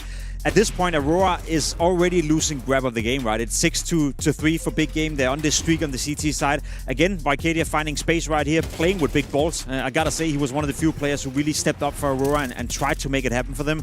A lot of exchange back and forth right here that puts Aurora in a winning position. And I think it's outside of a nasty shot from Vicadia right here. They played well. Santaris catches off the rotation coming in from BlameF. And when you have a 1v2 like this, the bomb is down and the player is so far away as Faven is right here. It's unacceptable for Aurora to lose it. I get Santaris is not ready for it. Unfortunately, the player on side, Jimfa, gives up his position straight away, and instead of just staying alive, he goes for the duel. All he had to do was lose grip of the keyboard, the mouse, stay behind the box, just play the time a tiny bit more, and the round would have gone the way of Aurora. So it's rounds like these they cannot afford to lose, whereas Big, if you can replicate these kind of clutches and be the better team in that department against better teams as well, then sure thing you can win a best of 3. Yeah, I don't know if Santaris thought maybe Fallon was going to save the op, and then it didn't seem Surprise. like... Yeah, I think he was just like sort of jumping to get away from the bomb. But yeah, that's a huge blunder by Jimmy, and that's, to me, is where you sort of earn your salt as a closer, right? Like that's what Jimmy's supposed to be in this team, anchor/closer, and it's like you can't be losing clutches like that. Well, as you said, you need to be more aware of the timing. Your situational awareness has to be on a higher level. I get it, like you want to end the clutch on your terms, but you just gave him a round where he would have been out of time otherwise. Yeah, and it's, you know, I guess it is an insult to injury here in what was a loss in a best of one. But Wakadia, we did sing his praises a minute ago. I just think that this Aurora lineup has a lot more fun stuff to show, and it has just been a little early days, perhaps. That's the cool thing for this game overall for me. Like, it doesn't change the way I think or feel about Aurora. They'll need a bit more time to gel together. I'm curious to see them play in a best-of-3 scenario as well and get to learn more about the map pool, the positions, you name it. Whereas for Big, this was a massive win. So it's one of those, at least in my mind, it's a win-win scenario. You know, I learned a bit about Big. I'm happy on their behalf. As for Aurora, sure, it would have been nice to win, but it doesn't change what I think is going to come from them in the future. I'm just not sure whether they're ready to show it here at Paris already, or we need to wait a couple of months before we see the full function. Talking a little bit about showing up here in Paris, it would appear as though Luminosity chose not to do that here in their opener. 13-3, I mean, that one ended up on Nuke, and as you can tell, didn't necessarily go the Luminosity way. That's just so crazy to me, because the most valuable player on that Monty lineup was Gizmi. And then you get everyone but him. How is this like the decision? I know Steve from Luminosity was talking about, oh, they already signed Lux beforehand, so, you know, it's like, who cares? Like, just yeah, you made a sort of a mistake, like, just keep him on the bench, sell him off to someone else. It's like, it's been a really rough couple of events for Luminosity, which is 4 of the players from that Monty lineup, and just Lux is a new IGL, and you just have to think about it. Like, leadership is so important just in general, but we see it even more so nowadays, and for you to not just go with the proven concept that you've had and to risk up potentially disrupting that chemistry which they had, I just don't understand it really. Yeah, well, what I do understand is that we need to take a few seconds to ourselves so we can continue the Counter-Strike motion here in Paris for the Esports World Cup. That's right, coming up, we're looking at Spirit GG How trying to jump into the server and find out if GG How want to take a little bit of a fight to him today, because as you know, Spirit come in here a favorite. This is the Esports World Cup. We'll be right back after this.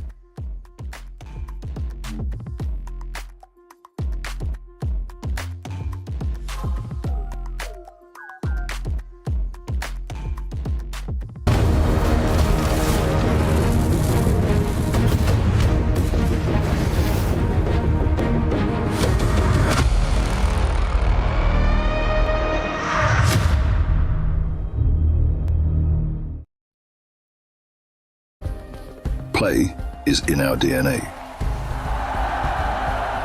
Whenever we let it out, it becomes our superpower. Now imagine an entire city being built to supercharge it. Kadir City, powered by Play.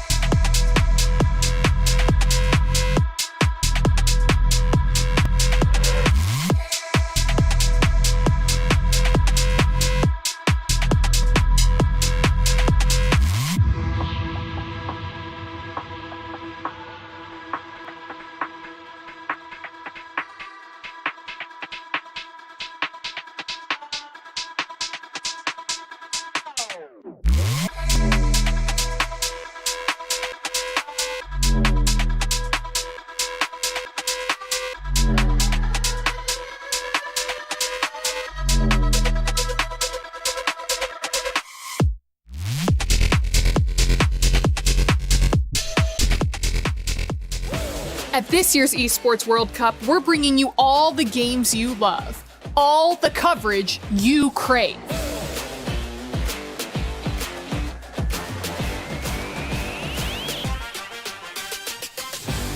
And for the first time ever, a completely unfiltered behind-the-scenes broadcast. and he absolutely destroys him. I don't think he ever saw that coming. That was incredible.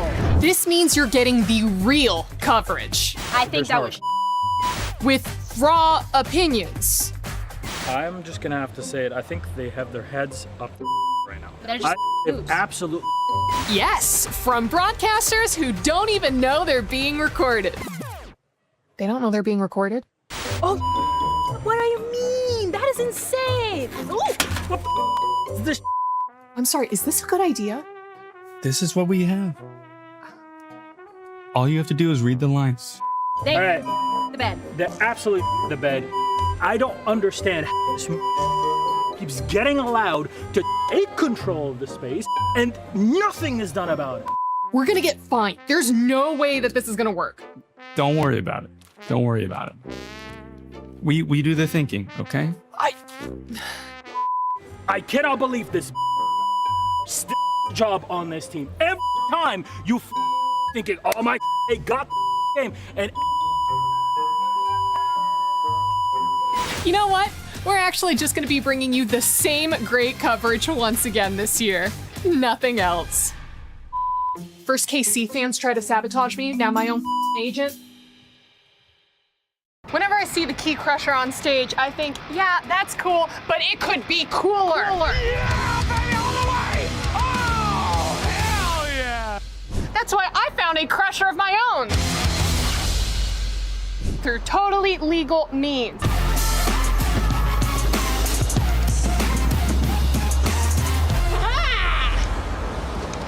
Now let's crush this watermelon.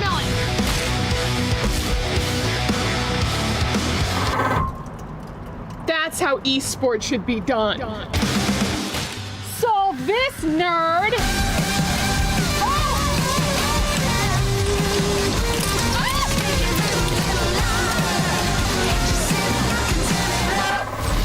Yeah.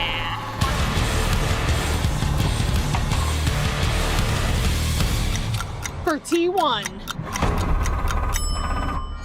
Okay, France was stronger than I thought. Don't need soap when you're in esports.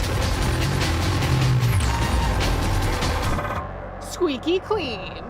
Can of beans. Ah! Ah!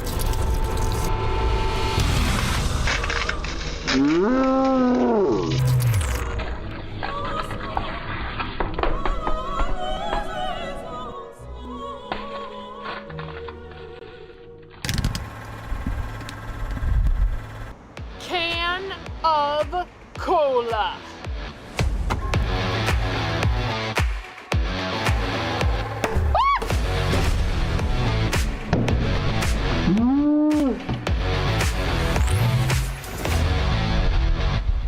Esports! What time is it?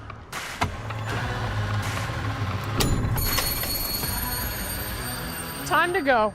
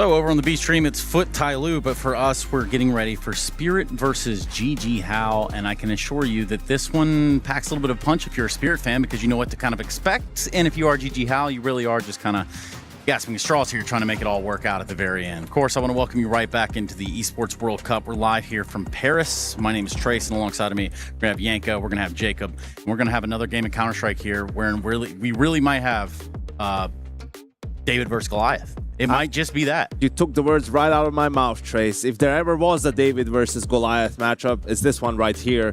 Not as much upset potential as in the first series that we had. GG How, I think, a surprise package to even make it out of that last chance qualifier. They took down Hotu in the final game to make it here. But yeah, going up against the likes of Team Spirit is going to be no easy feat. Yeah, they really had to make a sweat for it. You know, all of the games in the last chance qualifier for them as well, at least the best of 3 ones, were 2-1, right? So they were really fighting a lot.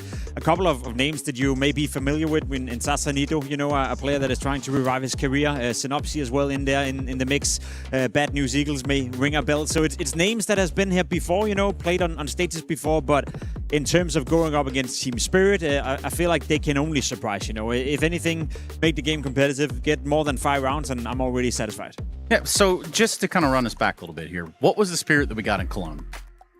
I think the problem, obviously the big thing for Spirit in Cologne was they didn't have a coach with them, right? Like Halley was the registered one, he had health issues, and you can't substitute a coach, right? You could do this thing with the players, you list the player as a sub, and then you switch him out from the main lineup, but they couldn't do that with coaches. And Sotvik, I don't think he even got his visa so that he could at least be with them on location, right? Even though he couldn't stand behind the team. And, you know, whether that was the deciding factor in that semifinal loss against Falcons, I'm not sure. I think it would have definitely helped their case. So yeah, that was the big thing about them in Cologne. And also that now Halley is behind them again, because even leading up to Cologne, it was Sotvik for a few tournaments while Halley was dealing with some health issues. Yeah, I guess if we zoom out a bit further, you know, Spirit were off to a terrible start to the season. You know, results weren't going their way. Started off, you know, poor at Blast and couldn't really figure it out. And then they got better and better and better leading up to Cologne. And as you said, that semifinal against Falcons, that could have gone either way. You know, that was a very close game. Small, minor details could have decided it for Team Spirit. So it's definitely a team that has been ramping it up and gotten better and better and better.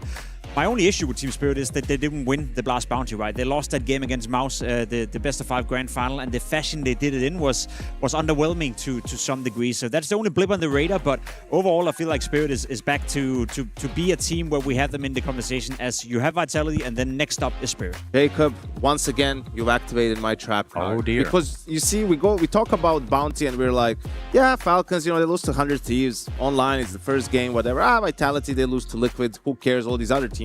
Spirit makes it all the way to the final, and then they lose. And then it's also like, oh, how could they lose to Mouse and everything? They're also allowed to have, you know, the same quote-unquote excuse with it being first event of the season, right? Just having a, you know, not their best day as well. So I wouldn't look too deep into that. I agree with that, especially when you consider what you see on your screen right now. Dunk had a no-show in that game, and how often is that happening, right? There's no doubt that Dunk is a vital member of Team Spirit, and it is kind of ride or die with him. When he's playing well, obviously Team Spirit are way more prone to win the games of Counter-Strike. Against Mouse, he was nowhere to be found, you know, very atypical. So I agree with you. It's not that I'm worried on behalf of Team Spirit by losing to Mouse, but if you wanted to build up the story that they would get gradually better and better and better and better, then hoisting the trophy at Bounty would have been a confirmation that they're back to be arguably the second best, third best team in the world. It's also in between the loss to Vitality in Rio in the grand final and the loss to Falcons. They won 13 games in a row. Yeah. You know, like they lift the trophy in Astana. So it's like they were on a great run of form, and that's why you can forgive them Bounty, but that's why, again, for them, same as with Vitality and Falcons, this is where they need to bounce back. Like, this is where you look at the implication, obviously the 2 million prize pool, how much it means. It's not about making the major for Spirit or Vitality or Falcons. It's not about that, but it's super important that you start in stage 3. Which Spirit didn't do in Cologne, right? Because you get those extra 5 or 6 days, meaning you can, you know, attend some more tier 1 events, and then you still have enough time to rest and do a bootcamp before the major. If you have to start in stage 2, well, then there's not as much free time, there's not as much off days, and it's the end of the season, final event of the year, right? You obviously want to be well rested and come in and peak at the right time. And that was a team with Magic's back at the wheel, right? We're talking about a team that, for Spirit, there were a couple question marks. Are they going to be able to keep a consistent form and keep an activated player in Donk now that they're kind of changing the look at how the team wants to operate? But it seems as though we got some of those questions answered in Cologne. I feel like in Cologne in particular, I think Magic's now, you mentioned, right, no coach behind him. I think he stepped up to the occasion. I don't think Spirit were a team where you'd be like, oh, they're crumbling, you know, they're not sticking to the game plan, or he couldn't make big calls and big rounds on some of all the overtime games they had as well. I think Magic's did a good job at proving himself as an in-game leader.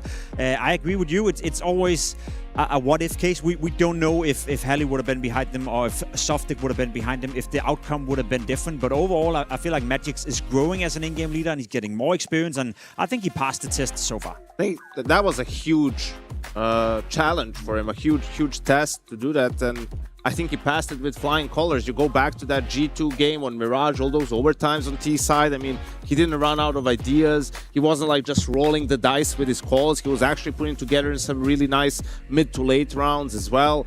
And it's hard to sort of describe it to people at home, right? Just imagine, you know, you're in a round, it's 10-10, T-side, he's alive until the end of the round. Let's say he's in the clutch, then they die, and then it's 20 seconds. You have to think of everything. Like, so you're just playing, you're focusing on your crosshair. Now you have to think about what are you going to call for the next round, take everything into account, right? Even if you take a timeout, it's just like so much that you need to process, and it's really not easy. That's where you don't have a coach who comes and takes a timeout. What he's been doing is just been thinking about that stuff while you've been playing the game, and can help you with a call, can at least give you a couple of, you know, ideas. Hey, we could do this, that, and you can just make that decision. So in the highest pressure environment, which is the major, for him to do that job on a high level, I think it's pretty admirable. And just some context right there for the Halley side of things. You know, this is a guy that's helped push them into the elite era that we kind of see Spirit operating in now. So if you're kind of operating without your backbone, it's not always a fun situation, Jake. No, it's not easy, and it is something that can definitely have an outcome of the game, especially considering Halley was sick as well. So as you said, he wasn't able to help too much from home. It's been a rough period in that regard. Now seemingly it's getting better. He's back now and hopefully well and rested up. So there's no excuses in that regard anymore for Team Spirit either. And I think if anything,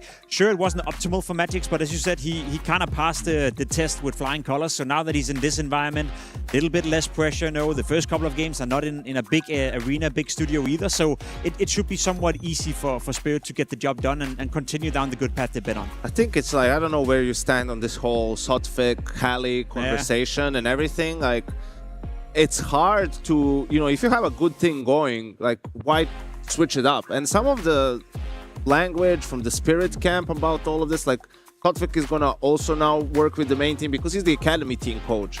And then Halley is more overarching. Sotfic will be part of like practices, but Halley will stand behind the team. You know, it feels coach like, has a coach. Yeah, it feels like what, you know, we're just trying, in a way, it's like you don't want to necessarily remove Halley because everything he's done for the team so far, and, you know, it was health issues that sidelined him, so you feel like maybe it's unfair to him. But on the other side, you see the good work that Sotfic has been doing and how the team has looked when he was doing most of the work and standing behind him. So you're sort of like, well, we want more of this. And I just don't know, like, if they don't have a good result here, is that something that they'll have to look at and sort of just say to themselves and admit, we need to make this a clean break and sort of maybe move Halley into a bigger GM type of a role if you still feel like that's valuable to you, but, you know, go with what's worked for you. It's also a way of future-proofing because, as I am aware, we don't really know what was wrong with Halley, you know, and they didn't know how long he would be out for, right? So in terms of integrating Softic into the main team, maybe that was a way for the team to say that regardless of what's going to happen with Halley, we have a backup plan. And then you get in this, you know, limbo where you bring back Halley and then you're like, should you have gone with Softic? Is he going to be more involved, etc., etc.? I sense that they respect Halley a lot, and I think he has a vital position within Team Spirit. And if anything, Softic can be a great assistant coach, sort of like you see with Cyclone and Sipnix in Mouse, you know, where they both have each, I guess, tendencies. Softic has been very accompanied by the whole, you know, utility usage within Team Spirit. That's where he gotten a lot of his credit. Yeah, exactly. So I feel like you can, you know, support each other in that regard and maybe, you know, have both work in tandem without necessarily having to choose between the two. Let's talk about having some hope here on the other side of things. Yes, we're talking about a VRS #1 in the side of Spirit, and I think a VRS 49 in the side of GG How. Yes, these are scales that are tipped a little bit in one favor here. But if I'm looking at the side of GG How, I'm thinking about their run to this game today. So how did they get here, guys? Well, in the last chance qualifiers we spoke about, in a lot of close games, beat Hoto in the final game. All of them went 3 maps. All of them had been a bit of a fist fight. Not gonna lie, there were so many games going on that I didn't watch too many of the GG How games, and it's not necessarily a team that you have on your radar either. And I think if you want to dive into the whole simple, you know, saying that there's a lot of teams in this tournament he feel like they are better than, I think he's looking at a team like GG How thinking, how the hell are they here and we are not? But luck at the door, you know, you have to show up simple and beat your opposition. You weren't able to this time around despite playing well. For GG How, you can only beat who's in front of you, and they did that despite having to fight for it in every single game. Yeah, absolutely. They were the beneficiaries, you know, of the upper side of the bracket, which was maybe a little less that, but Hoto is a good team as well on a run of form recently themselves, and this GG How is just such a, you know, peculiar mix of players. Like you mentioned, Synopsy and Satsanito, right? But Bibu, Osama, and Mini have been, you know, together for quite a while in these sort of mixes, trying to make their run through the Middle Eastern qualifiers and APAC qualifiers and Asia qualifiers, like even in some of the minors beforehand, while we still had that, or the RMRs rather. So yeah, they don't get as many opportunities. Like they're grinding, they're, you know, the face it demons in a way, and this is one of the few times they actually go up against a team of Spirit's caliber. I was just about to say they're a very brawly team, right? And that's what you can expect as well. A brawly team that is willing to fight, and regardless of the opposition, you know, you're going up against Spirit, you're going up against Donk.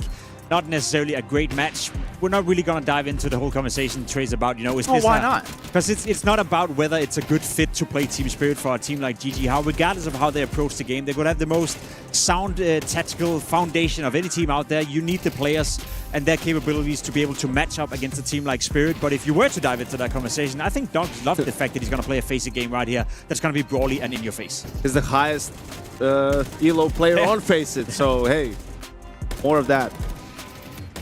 Yeah, so that last chance qualifier, what we got from, you know, output-wise from this GG How side. Yeah, they played all the games on all the opponents in front of them to get to this point.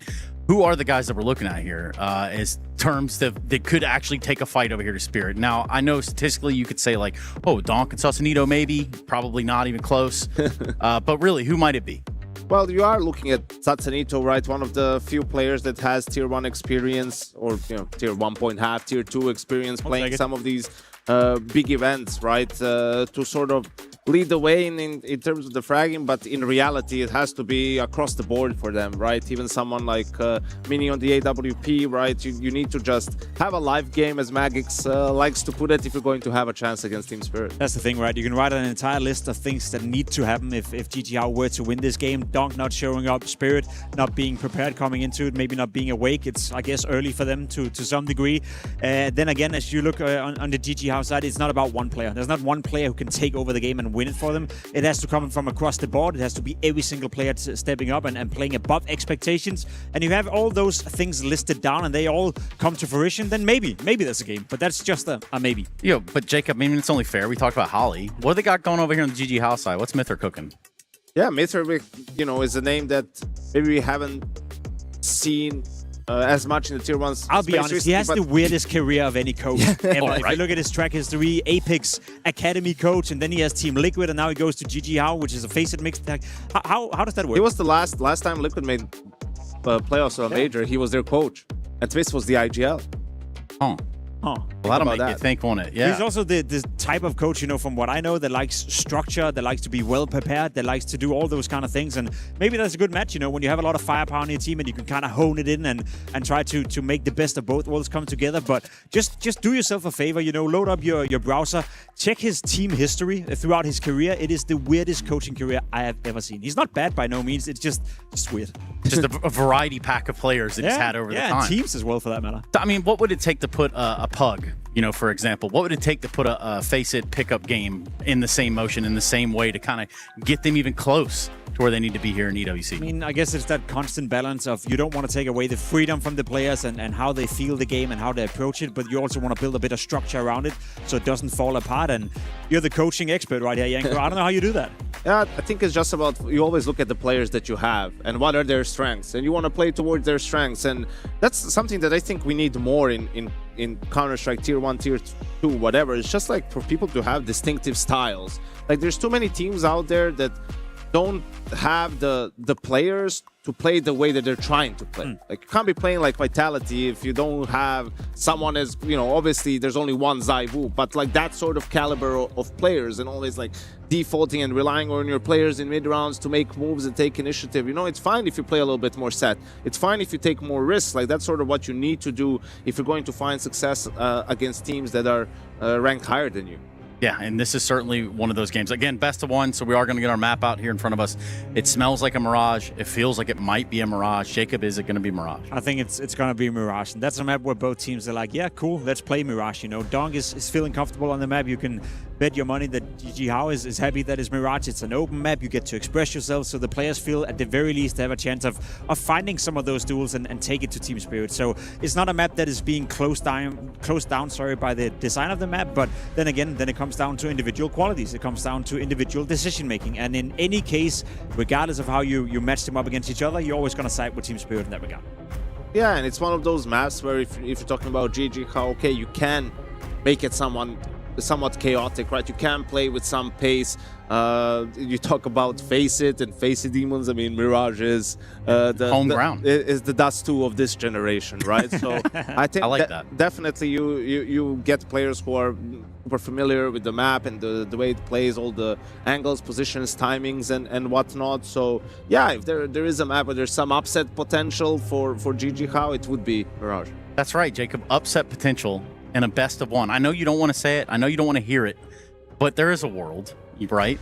Maybe. I think Justin Bieber said never say never or something like that. Justin Bieber said that? Or Nelson Mandela, whatever. Well, yeah, one of the two, you know, and you can never say never in that regard. I'll put it like this, though. I would be immensely surprised if GG How makes the game competitive. I don't see them getting to double-digit rounds. I don't see them making Spirit sweat, and I sure as hell don't hope so, because as we spoke about earlier, the expectation for Team Spirit is not only to win this game, you know, that is to cruise into the playoff and be part of the playoff very, very deep into it. And as much as you want to say, yeah, it's a best of one first game of the day, if they were to lose to GG How, if they were to play 13-11 or go into overtime, that would be a sign of weakness. And personally, I would like them not to show any sign of weaknesses before we get deeper into the tournament. Yeah, for the favorites, it's always about like getting through the best of ones. Honestly, they got nothing to you win understand, here, right? Like you understand that there's a world in which you can lose both pistols and the game can go wrong, and that's like sort of what you're trying to avoid. But you cannot fall into that trap where, oh, you're just playing like super vanilla because you feel like that's all it takes for you to do. You still need to be aggressive on the server. You still need to play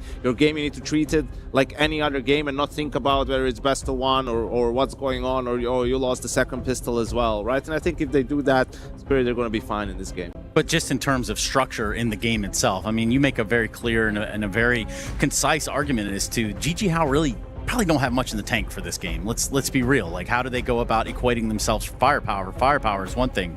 Equating in the server against a team that has clearly got their own way to approach the game that has proven to work, that's a different story, Jake. Well, they know what we know as well, right? They're the massive underdogs, so they can go in and they can play free. They can take a lot of gambles. They can take a lot of risks. They can put a lot of pace on the server as well, if that's what they feel to do. The thing is, you have Dong on one side who loves to play against that type of Counter-Strike. You have Sontix, who's a very, I guess, composed player as well, defending the B-bomb side. So if you're bringing a lot of pace, you also have to do it with a certain amount of quality for it to work. And that's where we have to see whether or not they have that kind of quality. And my biggest issue, even if they were to break into some of these bomb sites, when you have a 3v3, a 4v4, I feel like the individual decision making and how the players are taking duels, etc., that's always going to side with Team Spirit. Yeah, gentlemen, we'll leave it right there. I think we've made a pretty good picture here as to what to expect. Spirit versus GG How on Mirage, and that time is now.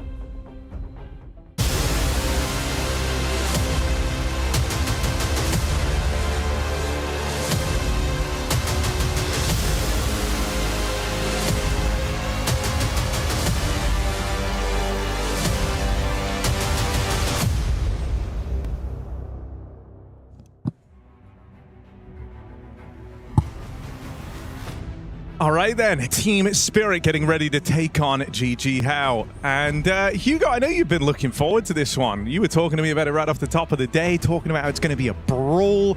You can't wait to see these two teams in the server. Why is that? I think Spirit are always fun in these matches, right? We often see them as the top seed or one of the top seeds take on big underdogs, teams from smaller regions, teams that we don't get to see too much. And yeah, to be fair, most of the time, Spirit bang their way through those games. And when we're watching Spirit and Donk do his thing, how can you not be enjoying the game? But at the same time, I want to give some respect to GG How, because I think this roster is actually quite a lot of fun. It's 5 different nationalities on the playing side from all over the world, and a team that we also don't get to see on land very frequently, especially not against the world's best. So they're going to seize this opportunity. This is a squad that's so used to playing online, and given the regions and the countries they're from, Harry, this is a ping team. They play with, you know, some players nearing triple-digit ping when they try and play European qualifiers. So to see them come through the LCQ, go 5-1, only a loss to VP, some solid wins in there, and now get to play one of the world's best teams, I think you're going to be loving this opportunity. Spirit on Mirage, I'll be watching Donk. Let's get into the action.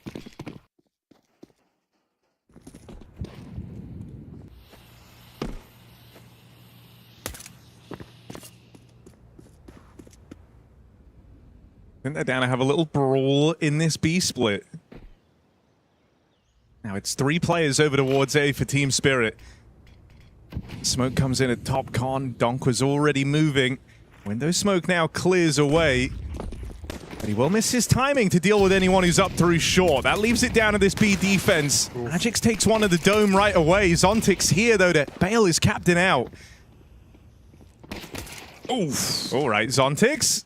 And to be the body shot guy, but this USP's ripped heads off in the pistol.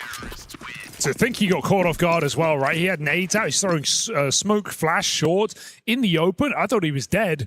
Gets out with 3 pristine headshots, bails Magix out, as you say, and puts a pistol on the board for Spirit. Donk with 1. Lovely stuff here for Spirit. You talk about the high ping warriors of GG How. Yeah. But, you know, the Donk slide was in part because of playing on high ping for him. It's very having to try and come up with ways to outduel his opponents. Yeah, I was even watching some, you know, Donk CSGO highlights from when he was like 16 the other day. You know, playing in Spirit Academy, playing Pugs. I mean, he was doing all the movement stuff he does now back then in CSGO, right? Like, he really just changed the entire game in terms of how we think about movement and how you make your model hard to hit. You know, it's not just his incredible aim, of course, that we all know he has. It's the other details that really take him that extra mile. And it's not new to him. But in the same vein that we saw Donk go from, you know, looking incredible with 100+ ping, playing in Europe, to dominating the biggest LAN events in the world, well, maybe GG How can find some comfort in that. Perhaps they can do something similar, show off some of their individual prowess.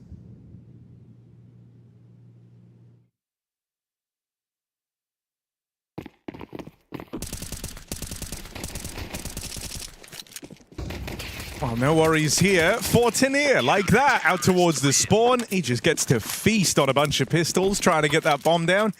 No worries for Team Spirit out of the gate. Simply done. Giving away nothing. No extra bomb plant.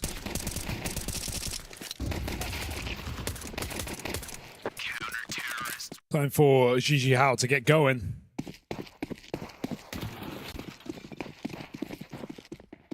Heavy in the window here. Donk starting off, leaving some extra nades. GG How going for a B pop. Just Magix here with a 1 MP9, so not a bad gambit here. Zontic's going to get back in to support him in time. Actually, the guy to take first contact on this abs pop. Molly even splitting up the push here. Going to try and deal with the front of the pack first. Magix living on borrowed time. But in come these rotations. Ooh. Shiro first on the scene and first to fall.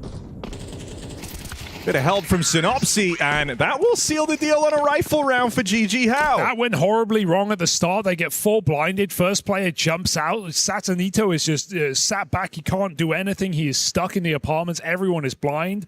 And then somehow they just find all the trades in a flurry. And I think these are the moments where we're going to see GG How do great. In the man advantages, peaking together, overwhelming their opponent, right? Shiro expects a bit of respect from that backside player. He re-swings. And then the market player comes out. He gets triple peaked. So you're never going to get a moment of respite in a game like this.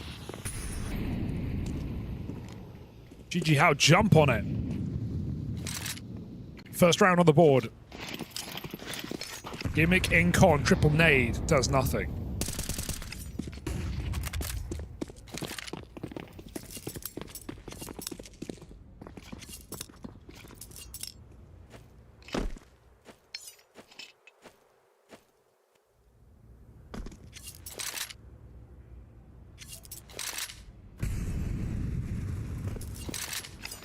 And they've been pretty obsessed with this B-bomb site at the top of the game.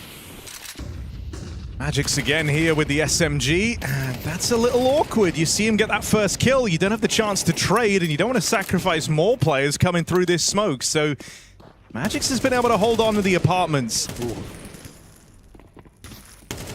And he gets out as well, yoinks the AK. Some more util for this B-hold, and it will be needed as GG How come up with short side. Donk, oh, he got that spot, I thought, but Satanito reveals position. Donk dies to Synopsy. 4v4 now, and no nades anywhere to make anything happen. GG How still eyeing up B, but Spirit aren't convinced. They think after finding Donk, they want to go back to this A split. Magic's out of position for a moment. Oh, and this time Zontic's not able to get anything done. Magic's only good for the first. Oh, they're shooting hard. It's the advantage for GG How. That bomb still is to cross on in. Shiro, will he have a chance to stop it? No, they throw it across. It's a plant now found. Spirit still knocking on the door of this retake. Now here, they're in position. They were down to give it a look in, but that first kill, you'd like to think that's enough just to seal the fate of this one. Shiro decides he can't justify it and so gets on out of there. See, even the little detail, throwing that bomb over is a really nice move from Satanito. Not offering up a way back into the round. It felt already locked, and, well, GG How make it so. Back-to-back rounds on this T side, finding Donk as well in a heads-up duel. Synopsy, no doubt the most experienced player we've seen on this GG How roster, right? Of course, Satanito has been to many top events under different rosters, played for some North American squads in his time as well. But Synopsy with multiple major runs, the B&E days, some huge upsets there as well. I mean, yeah, I don't think you could think of a better guy to kind of have helming the ship in that sense in a matchup like this. Massive underdog, trying to, you know, pull through with kind of an unproven squad. When you think about the B&E stories from back in the day, Synopsy was a big part of that. And so probably the perfect man for the job in this type of a matchup. Absolutely. He knows the liberation that comes with being an underdog like this. Oh, yeah. There's no expectations on GG How in this matchup. How many times do we see teams like that, including that team, as soon as they were favorites, you know, really crumble and go nowhere? But, you know, make that dream run, be the team that no one expects, everyone overlooks. Suddenly, we're working. Donk has a hero, but he is on the B site alone. They are splitting him from the kitchen as well. Is anyone going to check this in spawn? Zontix is edging back to give it a look. The timing, Synopsy's got him locked in. Meanwhile, this bomb is still approaching the B bomb site. Double swing comes in, and Synopsy can't handle that spray, freeing up rotations for Donk. Does he need them? Oh, it's the split that makes this tricky. Satanito good for the trade. And even though Zontic's going to arrive on the scene, it really depends on someone putting a kill on the board here for Spirit. They've got two players grouping out towards short. They have Satanito trapped out here on the short side. They know about him too. Can the pistols close in? Cover there from the site. And so no worries. Zontic's left looking on as another round gets away from Team Spirit. It's feeling like a CT side where we just need multi-kills right now for Spirit because they're getting overwhelmed in all of their positions. Careful for a second, but Satanito trades. And so GG How with constant re-aggression, constant repeats, keep the pressure on.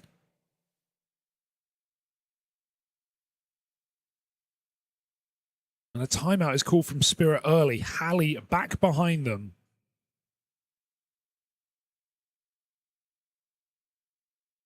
Definitely a good time for a pause here for Spirit. They've been thrown through the ringer for 3 rounds in a row. Shiro's going to have the AWP.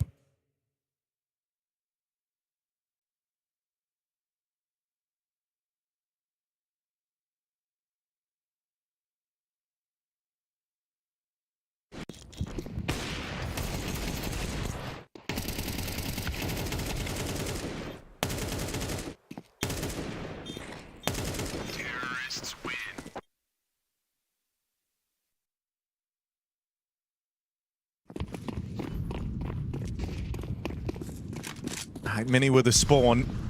Takes his AWP out towards the apartments. Doesn't try and take an aggressive line, instead hoping he can find Magic's getting aggressive. Not a move that feels too out of the box for Magic's. But with a rifle finally here instead of the SMG, I don't think he's looking to throw it away on aggression, just jump spotting out towards the apartments. That is what Mini's looking for. Magic's isn't going to give it to him. Oh, yeah. Sixth sense, perhaps.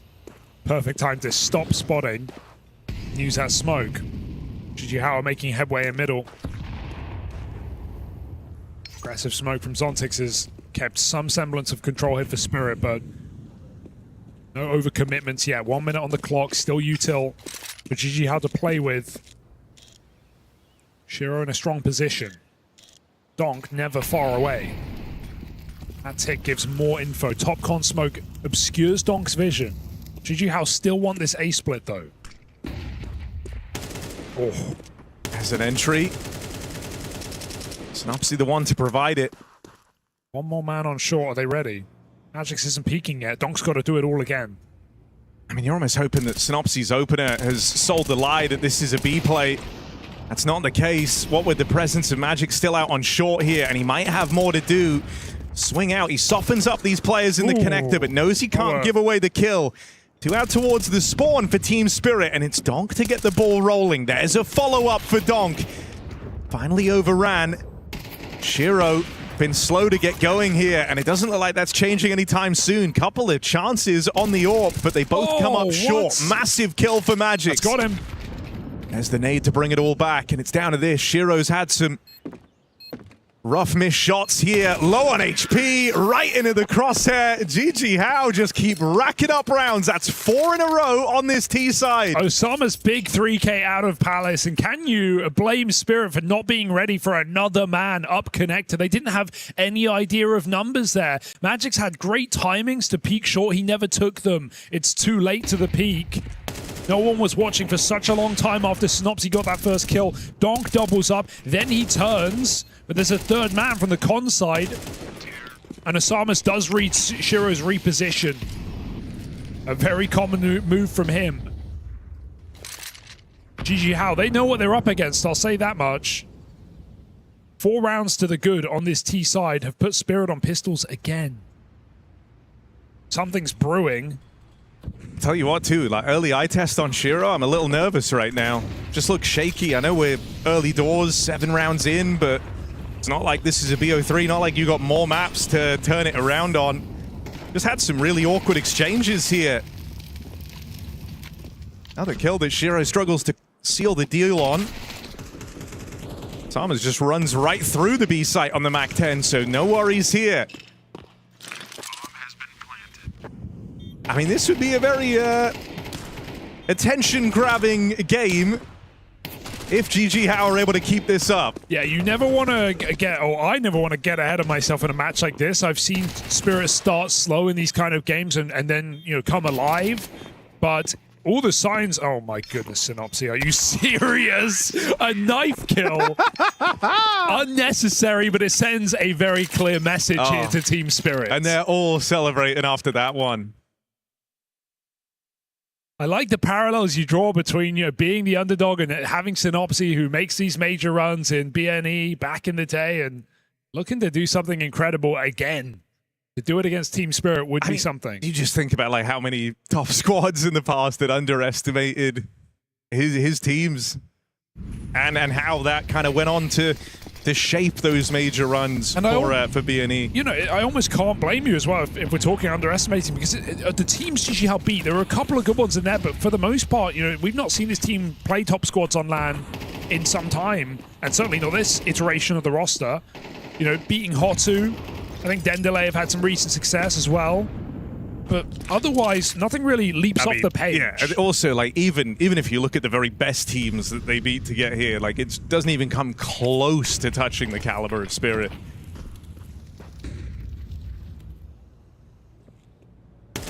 Okay, a lot of control in this round. Spirit have foregone mid, conceding it entirely. Donk patrolling window. Shiro has Con from tickets. But inside of the ladder room is Satanito. Secret agent for later. Donk's rotation heard. Which site is he going to? It is B. Bomb coming back towards T-spawn for an A hit. Spirit might play some late aggression here, but they've got to worry about ladder. Shadow Scene, that's a nice free kill.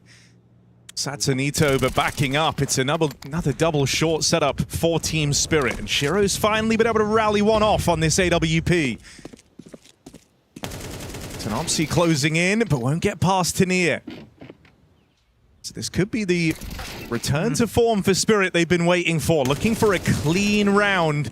Can Bibu complicate matters? That's a good bit of damage done. It's the Shiro Warp closing in. No, these misses are starting to get real rough. He'll make up for it.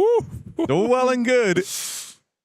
Right now, you're just kind of treading water for a couple of key players to come online for Team Spirit. Yeah, I'm going to breathe a bit easier after a round like that. They do save it on multiple fronts. We're seeing a lot of double short aggro here, yet to be truly realized by GG How.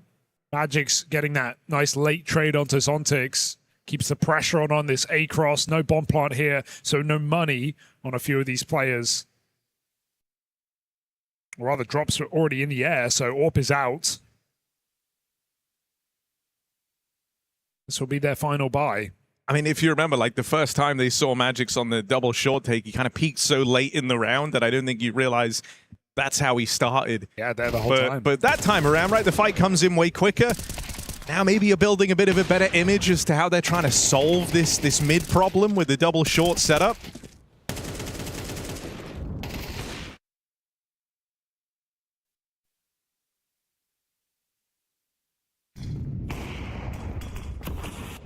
Hot shot in middle for Shiro, but Mini Zorb looks ramp. Shiro will rotate.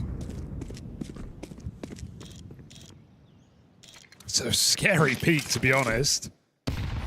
But a well-timed nade connects, and GG How is still looking to scrap on this site. Tag comes in, Mini barely surviving. Oh, I'm getting scared. Shiro feeling the pressure. Synopsy overwhelms him, but in comes Donk.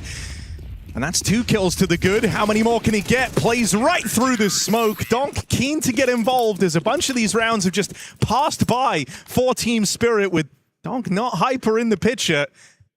Finally has his round. That's a pretty monstrous 4K. And just saying, Shiro, man, if you want to be the human decoy, I can trade you out. Set me up, dude. You're fine. Back-to-back rounds. Bails out Shiro. Big 4K from Donk. Team Spirit are back in business, Harry, so no need to overreact on this early start here for GG How. This is where they're truly going to get tested. The depth of their T-side here on Mirage. A couple of nice B-pops in this game already. They're going to go back for it, but no util to make anything happen. I think like that's nice. It's a very hard thing to contest with here for GG How. The idea that, you know, yeah, you had Spirit a little bit on the ropes, worried about their money, worried about the finances, not wanting the game to just get ripped away from them. But as they find their footing, as the money builds up, as they feel a bit more secure, you're going to see kind of the brakes come off. They're going to stop turtling up. Donk's going to be getting involved out towards mid. It's going to get more aggressive, a lot harder to predict. You're going to have, you know, opening fights kind of ahead of the timing you were looking for. Won't get to run some of these set pieces that we've seen. And that's where very, very quickly this can start to go the other way. So you are bang on. It's a test of their depth here on this T side. There's nothing in this burger. This one is going nowhere. I say that. 2 Deeks connect, but not getting out past Donk. So easy enough here for Team Spirit. Levels a score.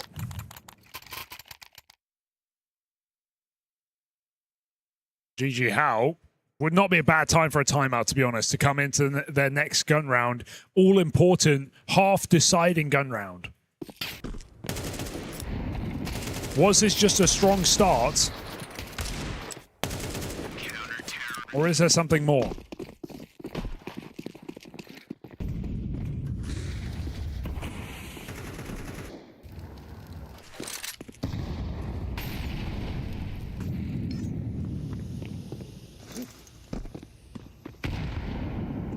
Here's some more of this Donk aggression out towards mid. It's been where GG How have looked to find their early successes, and they will trade him after one. I mean, any round you can stop him with just 1 kill, you'll take it. And with Shiro a swing and a miss again out through short. Not his game. Advantage for GG How. A risky position, but it might be underchecked. Still a 1-for-1. This is getting scary now. Osamas has taken deep space in that A side. Zontix covering the cross. They've got Util. They want the cross, and they make it over. Satanito above the stairs with cover. And this is looking like a solid half, and no clutch today as Osama shuts down the in-game leader of Team Spirit.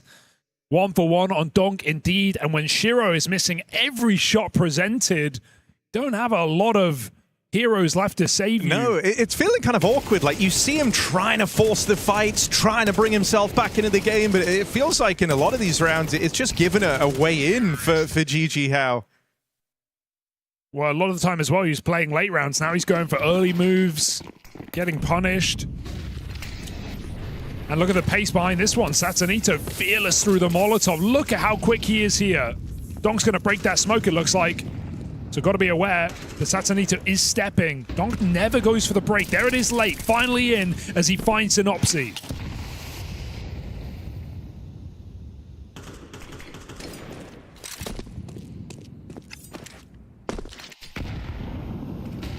Donk waits till it's safe to pass.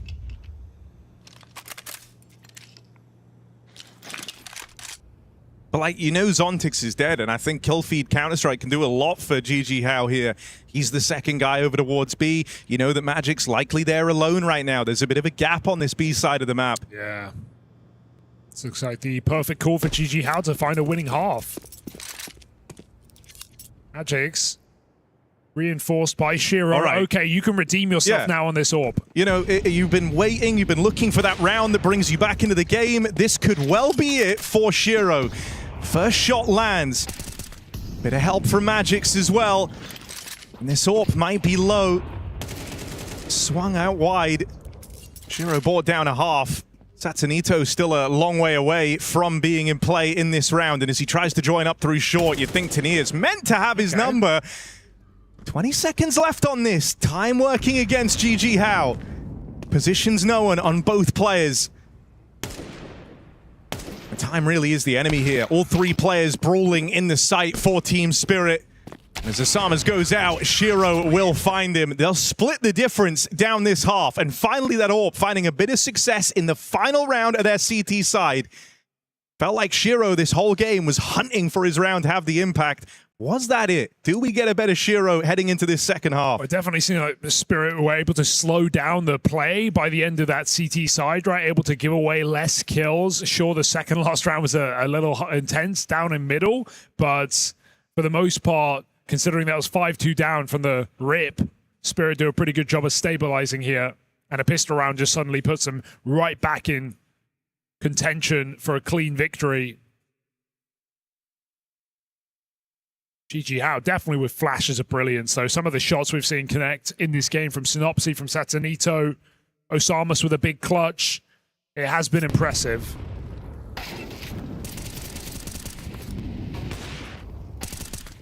So don't look away now. Who knows what the second half is in, what we're in store for.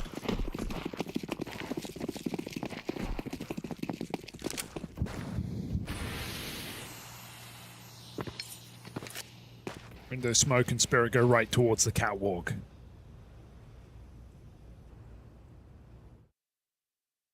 Yeah, clear game plan here for Spirit. Go for this B split, 3 in through short. GG How going to be out of position, so you're looking at Mini and Synopsy. And, that's really not a bad way to get the ball rolling, is it? Synopsy with a keen double. They're closing in. Job's not done, but this B site holds its own and then some. Dude, he's full running and he hits that one tap on the second play. Mid-air shot into the running one tap. Beautiful connection for Synopsy. Could not be any better here for GG How. A flawless round on that B-bomb site. Oh my. That's what can you do about that? That's the B site getting wrapped on.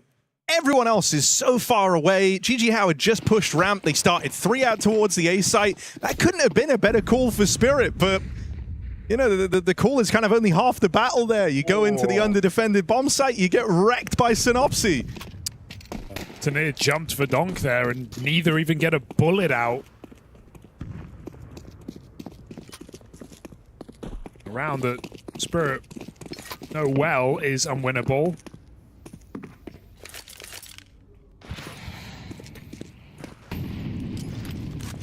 GG How take control. They push top middle, they get the nade in, but then they depart quickly, not offering up the kill, but more importantly, scrambling the radars of Spirit.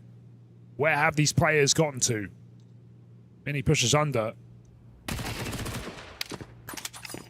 Dink's not going to do it. Back out top mid for Spirit.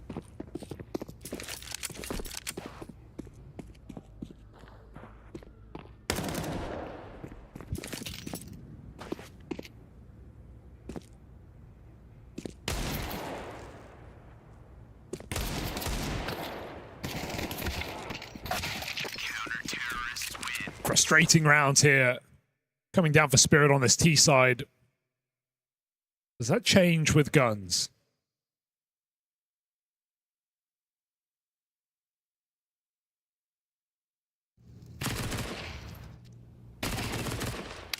We've split pistols now.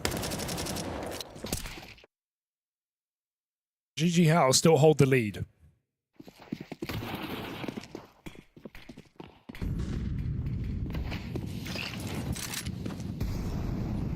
Play getting made off the rip.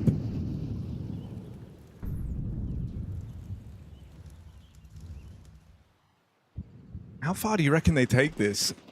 As you get this control out towards ramp, you hear Spirit still mucking around in top mid. I think you feel like you have space here and are just going to follow through with a backstab.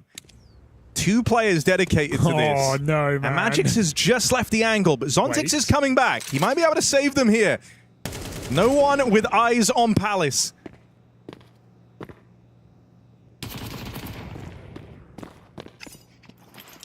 And so the backstab gets rumbled. This has changed the whole round, though, for Spirit. They do want to come back and clear this out. Inside of the Palace, pushes Bibu. Zontix is trapped right now. He's going to hold his own. Second kill, low health, but enough for Spirit to roll out this red carpet. Synopsy hides at B. 2 more MP9s adorn this A site. And I still find a bit of fear in me with Osama's taking Palace once again. The deeper he goes, the worse it is. Zontix still waits. Zontix has learned he just can't take his eyes off this position. Oh, don't do it. Why would I say that? There he is, taking his eyes off this position. He's still out of control, though. Osama has lost A entirely. Unless he flanks ramp right now, he's going to hear the nades. Now he's in a great spot. This would still be something else. He is 1v4 in this site. And it feels like GG Howard just saying, look, man, see what you can do. If you make this interesting enough, we'll come in. We'll give this a try. Turn around for Shiro. First kill picked up. Gun game as he swaps out onto the M4. 2 low players. His teammates aren't budging. It feels like Guan wasn't enough to tip the scales for a retake here. Just going to try and save on these 3 players. Oh, I mean, the margins that Spirit win that round by are very tight. If Osama stays Palace, if he commits to ramp the second he gets there, all of these look like double kills and ways back into the round. I feel like that is somewhat fearful from Osama's. I feel like maybe they're feeling a bit of pressure there, because I would have just loved to see him commit to his move. That would have definitely done him better than 1. We see how low these players are. But he's going to err on the side of caution, play the money game, hold on for later. They still have a round lead to work with, and they have a boatload of cash as well.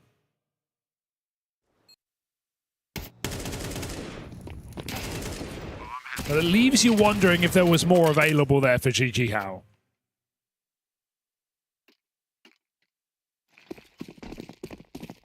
I think, though, you know, considering it's a bonus round for them and they really had Spirit on the ropes, you could leave it still feeling kind of good, especially if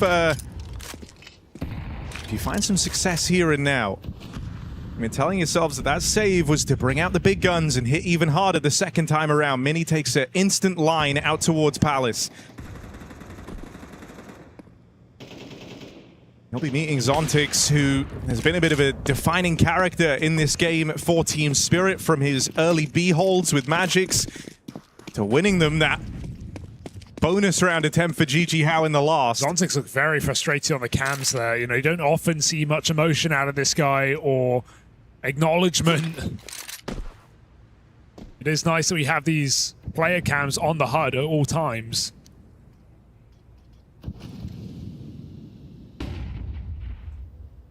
So Spirit a man down, have to do it. Back on this A site where they know the AWP just was, but it's rotated back to B, leaving it alone.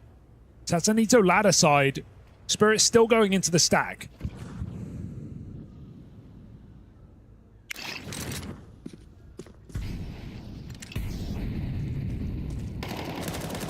Whoa, that's the bomb. That's the bomb spotted. Shiro very low and in no position to play out through ramp. Donkatanir doing what they can, but it's the rotator this AWP that catches them by surprise. And Shiro, who was brought down low right at the top of the round, is the sole survivor. And he's in no position to fight.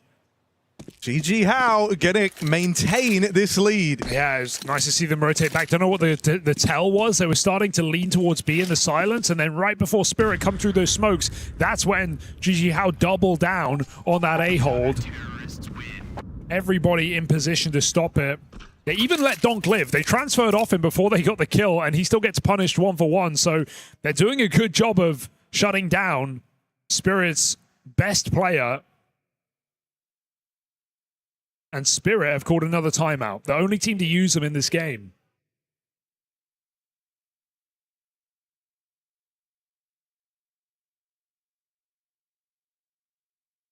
And I think if there's one thing you're really aware of right now, it's the frustration out of Team Spirit. You know you've caught their star AWPer a little bit shaky to get the day going. Donk wasn't exactly dominating from round one. You kind of got them on shaky ground off the rip, and now you're building upon this lead. And we were talking about Synopsy, his experience, the things he's accomplished in the past, how he was always a threat in these kind of underdog matchups. He knows exactly what's going through the minds of Spirit as this game is getting away from them. Yeah. He's keen to push every little advantage. Captain of this squad, and I mean the two European players putting in the biggest shift here for GG How right now. Him and Satsanito, the two most experienced players on this squad. Satsanito had some great T-side rounds.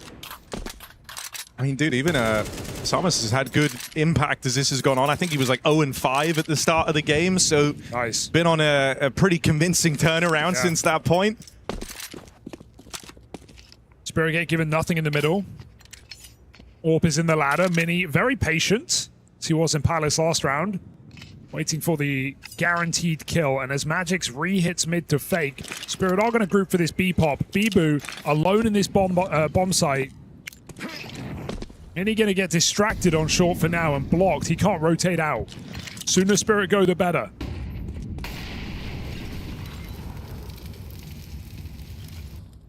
Here we go. Mini just can't vacate short too quickly. Oh. Just going to miss this timing. Gets out with one on a donk, but Magix closes in. AWP now on short. Bibu with a bit more to do and an ugly spray. Was that Seals Shiro? The fate. That was Shiro. Oh, it's really looking ugly. It's just GG How loving it, however. It's the day where you're just not feeling it, right? A normal Shiro would have stopped spraying, would have counter-strafe, hit another burst, but he just full commits to a 20-round spray on a market player. Cannot confirm the kill. They also, yeah, sure, Mini dies to a Tech 9, but who does he kill, Harry? Yeah, he gets rid of Donk. He gets rid of Donk. That's the entry power stripped out of the round. Doesn't it just feel like that is the hammer on your head now, Spirit? You have one gun round to save your entire BO1 opener.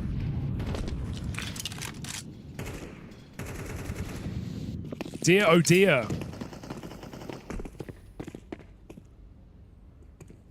Winner of this plays Game Allegiant for a playoff spot. All right, GG How, we're noticing. Look, you could be on the cusp of something real special here.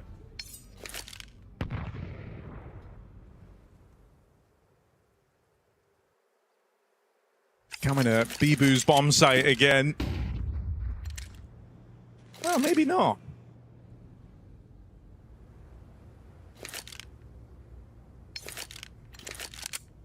Yeah, util drop back to Shiro. Bibu is very alone.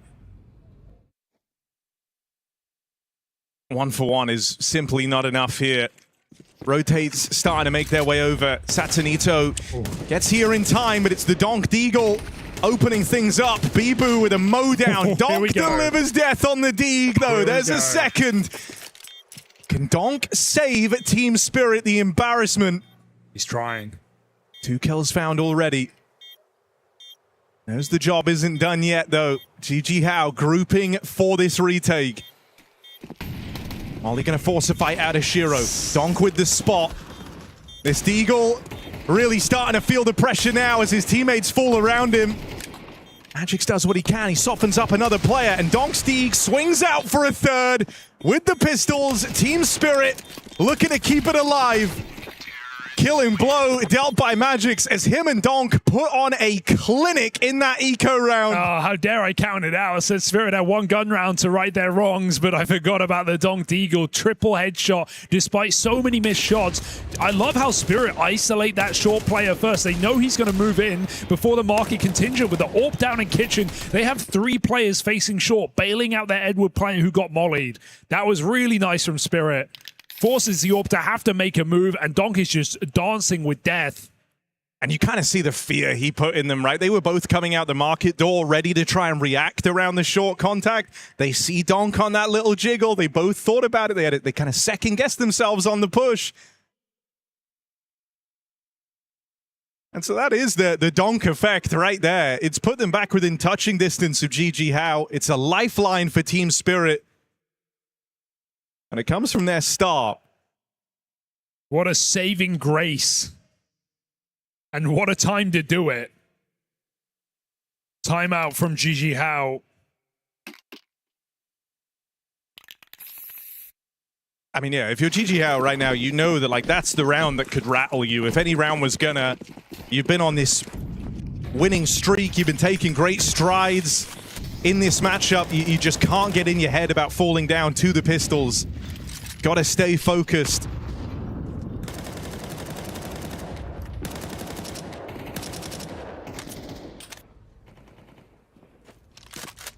Deep AWP line for Mini. He's had many different positions on this AWP. And what this does do at least is free up his team to play heavy on the other side of the map. He's got multiple fallback options available, but he still needs to hit his first shot. Tanir is lurking apartments. Maybe a factor for later as Spirit look to set up on this A site. I wonder what timing Tanir plays. Is he going to just play off the execute and try and get a backstab?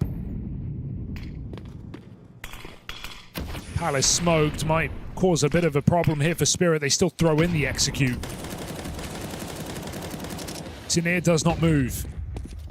There's 2 players in the site ahead of these smokes, and that might be more than you bargained for. Okay. You get the spot on Bibu. Donk spams him out, and Tanir here's this classic rotation. It's the Magic's bomb rotation. We see this all the time. Spirit love this pocket strat. Tanir's got the site. This round is over.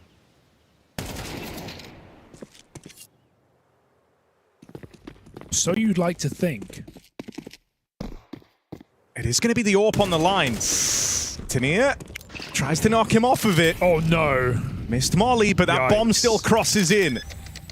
It's a crisis averted here for Team Spirit. All right, it's a risky retake. Do you really want to risk your money? I don't think so. GG How are going to walk away. I do. Magix does that all the time. We've seen him do that on the world's biggest stages. That is the exact round that Magix got. The 1v4 market spray down, the graffiti moment back at the major. But it was him alone who made that rotation. This time he has Tanir to find the gap. But Spirit love just the little A execute into the late apartments rotate. And it completely catches GG How off guard. What a great time to call that move. That's after the timeout from GG How. We saw Hallie talking a lot.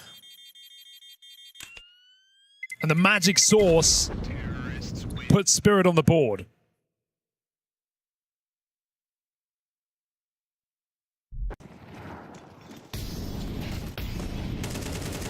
Why does Donk put a full mag in that box? I don't know, but it's the perfect move.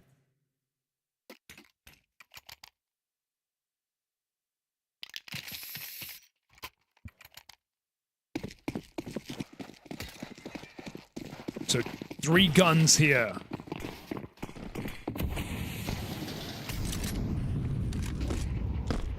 And we've remarked on how Mini's been down to just take kind of these passive lines and free up players to rotate, but in a round like this, that's not really what you want from your AWP. You want it involved. You see him there trying to take a peek out towards mid, but the util denies him.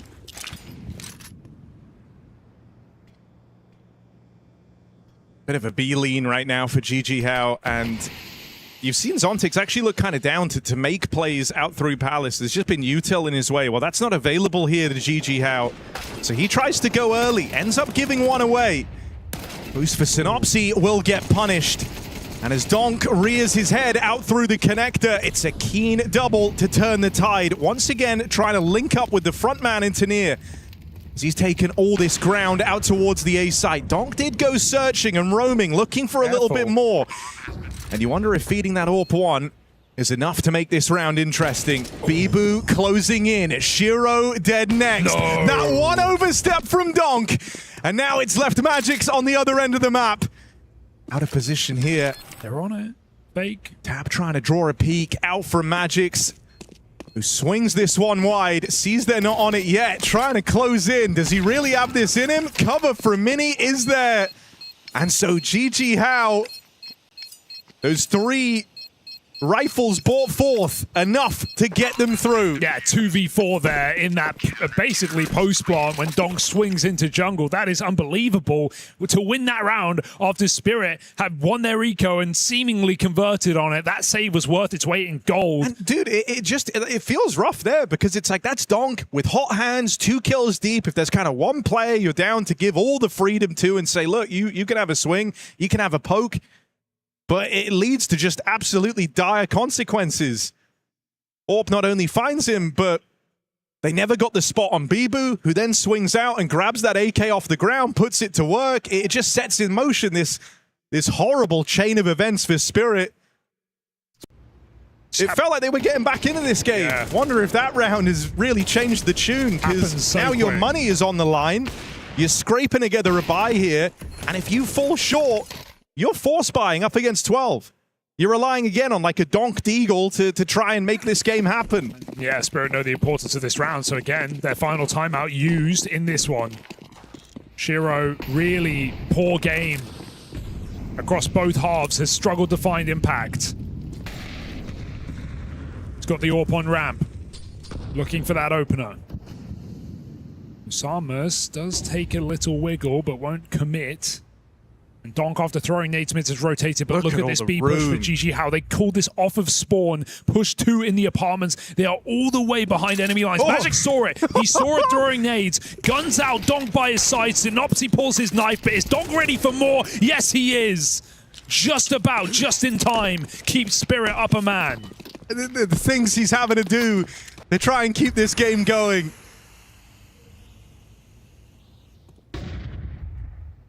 GG How thought that double push was the recipe for match point.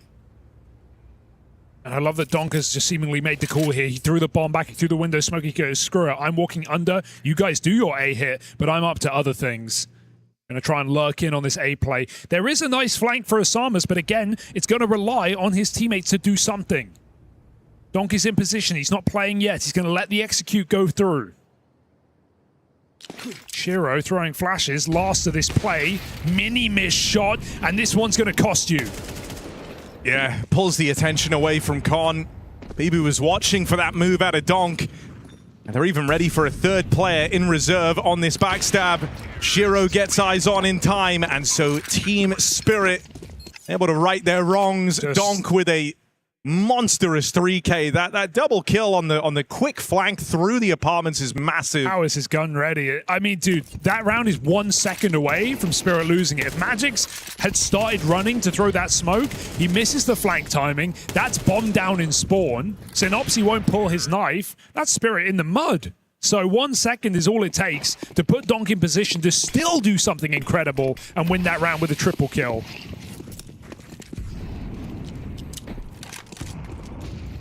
And look at where it leaves us. Hero Orb.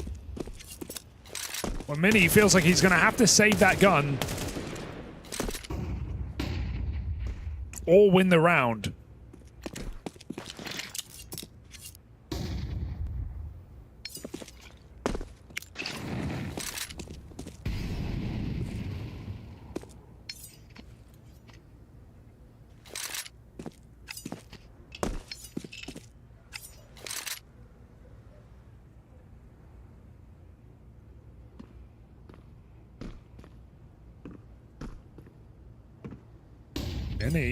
He's just been getting flashed so hard in this game. Sees him under, catches a shot on Magix, but this B-pop is coming.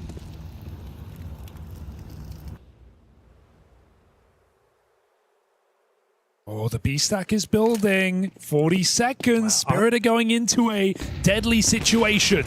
You see the AWP there. Surely that gives you a moment of pause here. But Tania is committed to a backstab now. Oh. And so this AWP just give an open season to deal with them on the push. Shiro. Too late, surely. Tania 1v5. What's he got in the tank? Just jumping through, throwing himself in, but the pistol cuts him down. And that is a Shiro missed shot. Jumps back into his own Molotov. It does not get worse. Oh. Donk's got his hand over his mouth. He can't believe what he's just seen. He can't believe this is real life. They're meant to be, you know, one of the heavy favorites to go and take the whole thing. And I love how the GG this is the opening game versus GG How. And they call the pause. They just let Spirit stew in that. Like, have that pause. Enjoy it. Shiro just 1G'd for crying out loud. Like... This can't be real. Oh, my goodness. Okay, well, no matter what happens, Donk has an AK. But around him is very little. Shiro getting nades, gives a Galil. But man, nice to see Mini, who was also pretty quiet after that first half and, you know, kind of locked out of the CT side to a degree. Think about the 2 rounds he's had. He was part of that 2v4, back in jungle onto Donk and back to CT on A, and now that round as well just shuts down Donk on the entry, forces Shiro to burn alive. And now GG How with a chance. I guess he forced him. Yeah, we can call it that. Well, Shiro really is like the Mothman. We haven't seen him at all in this game. Mini, again, on the line with this AWP. Just been a constant source of info for GG How to rely on, having these deep sight lines. This time, though, they're not playing fast and loose with Bibu. He's hanging around, ready for a B hit.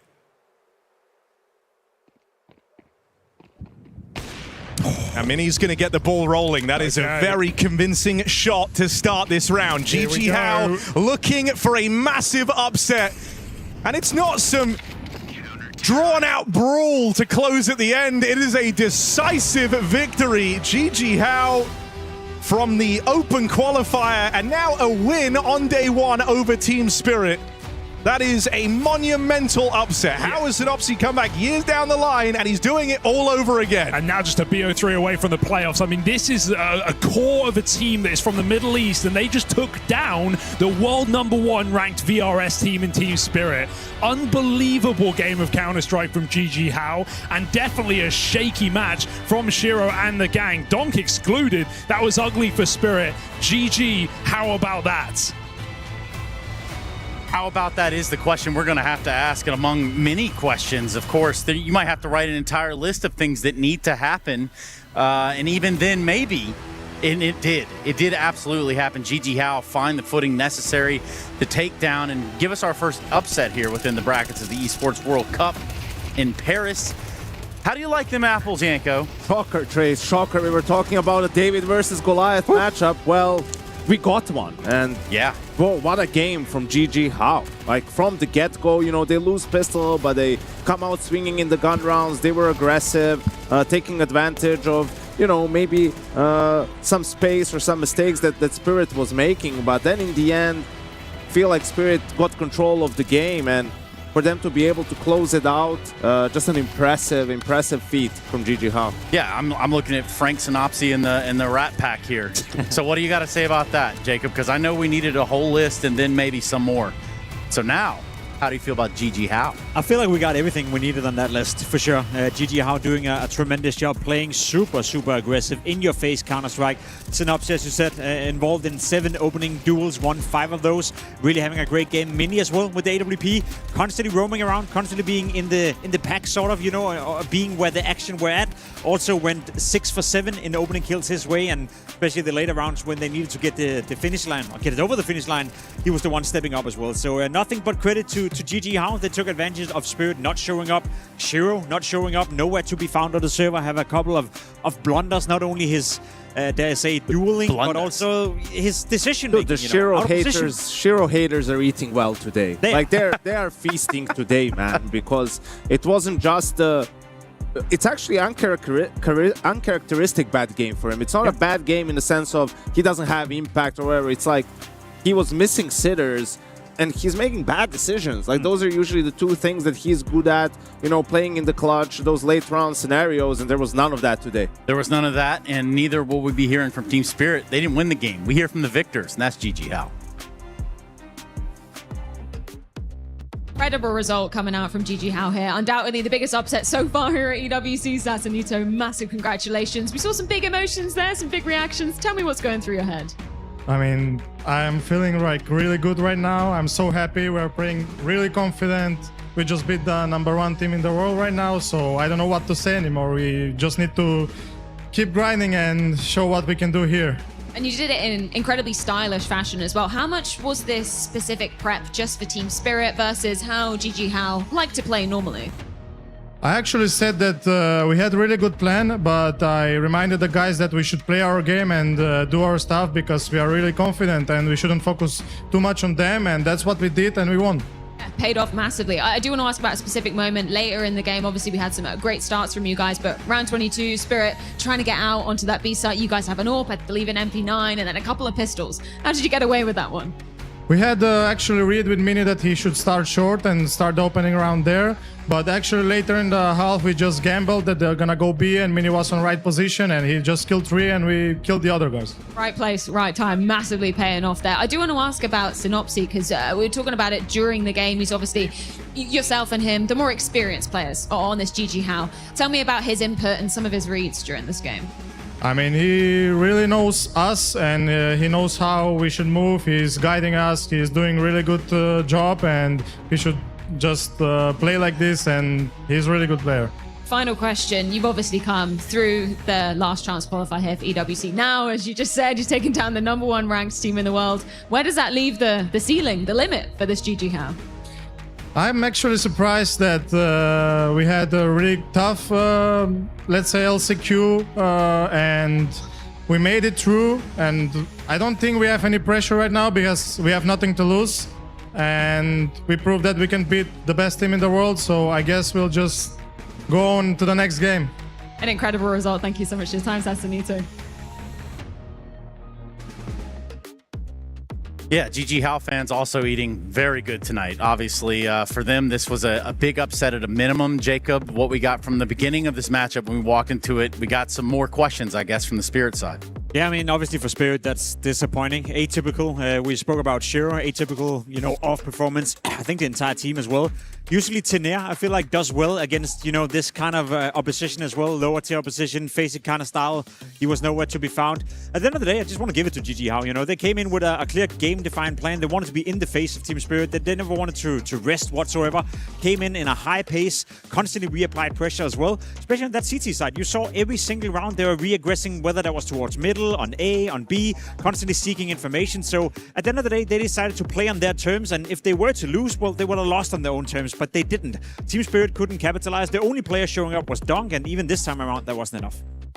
Yeah, and I think you see that being what got them the win in the end. The round that Freya was talking to Tetsanito with, again, they're being proactive, even with the one saved up, and those rounds can be difficult to call against because who's going to make the play? The pistols, the op, like, you know, they're very tricky to call, and they made it's uncomfortable for Spirit and for Magix with all the aggression, and yeah, that's what got them the win in the end. And keyword right there from that interview to me is the gamble. He said we gambled in that round as well, so it's not like they were sure, and you have to, and you can do that as an underdog. What you often see though, and that's why I want to give GG How credit as well, they were in a winning position, right? And you can get to the winning position by gambling, by playing free. You feel like you got nothing to lose, but all of a sudden you're in the game and you're like, oh, we're supposed to win now.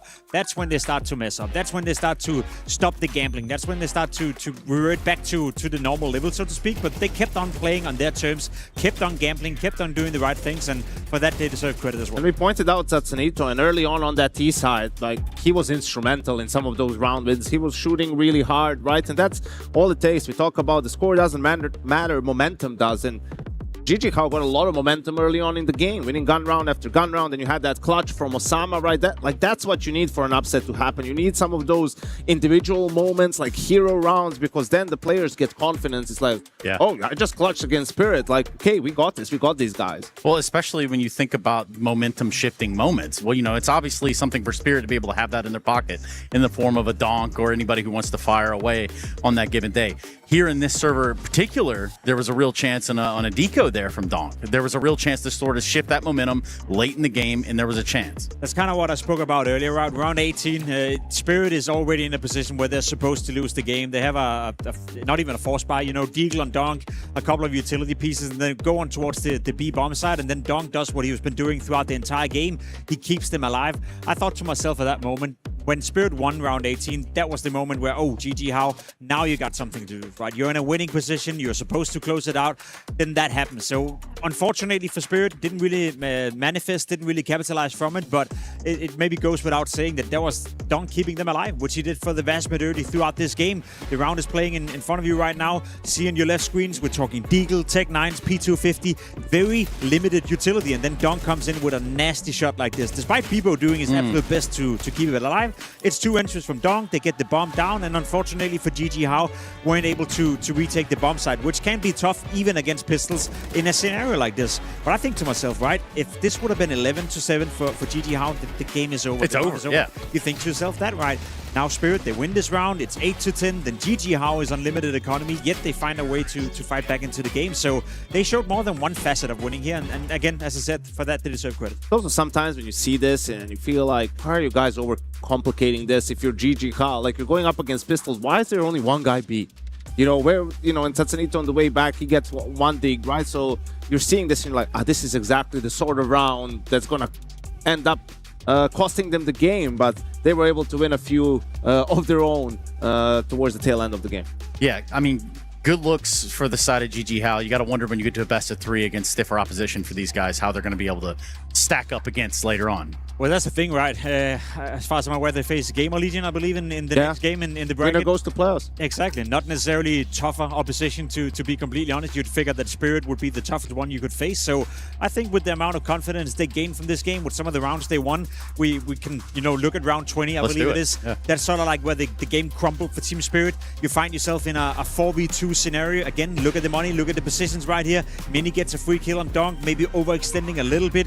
Bibu picks up the AK-47 from Donk, and all of a sudden you think to yourself, it's possible. Shiro, we spoke about the bad decision-making. With his John Travolta impression. Exactly. Tinea being caught in the open, and now you have Magix on 13 HP all by himself, and you lose the round. This is a 4v2 for Team Spirit. They don't lose that against the best teams in the world. They sure as hell don't lose that against GG How with no consequences. And, you know, you can give a lot of excuses here and there, but a round like this is inexcusable. You know, we were talking about bounty, whatever. Here you need to bounce back, and, like, you're losing a 4v2. Like, also, if you're Donk, like, why are you going for that, like, deep peek? Then what the hell is Shiro doing in the middle of nowhere, like in the middle of the bomb site? Like, what's going on here, guys? And then all of a sudden, Magix, in a span of 10 seconds, like, he's kind of playing to cut off rotations or saves or whatever, and with low HP now he's in a sort of impossible clutch for himself, and that's the sort of a round that's gonna have Halley fuming, like that he's gonna like lose his mind and definitely grill the players about it. It's like, what are you guys doing here? Like, are you being serious right now? Like, if we play like this, you know, we're not gonna make the playoffs even, but I think they will. No matter, I think they're fortunate that now it's a tournament with, you know, 32 teams and 4 teams from each group go to the playoffs. And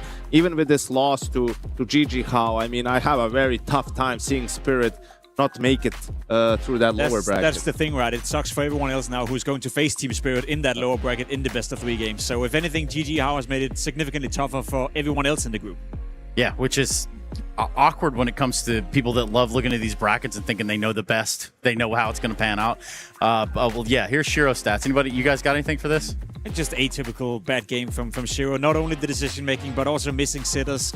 There were a couple of clutches in the first half as well, where he has the opportunity to swing the round in their favor. Misses some easy shots. So, you know, it's okay to have a game off sometimes, but it's the being caught in the open. It's the decision making. You can have games where you're not hitting your shots. That's fair enough. Then you revert back to just playing, you know, smart Counter-Strike and not necessarily being a liability. I feel like this is a game where you can look at Shiro, and he was a liability for Team Spirit, which doesn't happen often. Yeah, cost him the game. I mean, pretty much with his performance, and it's not often that you can say that for Shiro, who I feel like had a good major, had good games in the playoffs against, you know, the best teams, which is not something that's usually the case, but it hasn't been a great start of the season for him, and, you know, there's no room for games like this for him if Spirit is going to have a deep run in this event. Now, over on that B stream, we had Foot Tyloo. That one ended out with Foot going on 13-10 in that best of 1, so they locked that opener in as well. For us, we do have a little bit of a break. We can come back. We have G2 and M80 taking to the stage right now at the Esports World Cup in Paris. If you are in town, I invite you to come check it out because this place is pretty sweet. We'll be right back.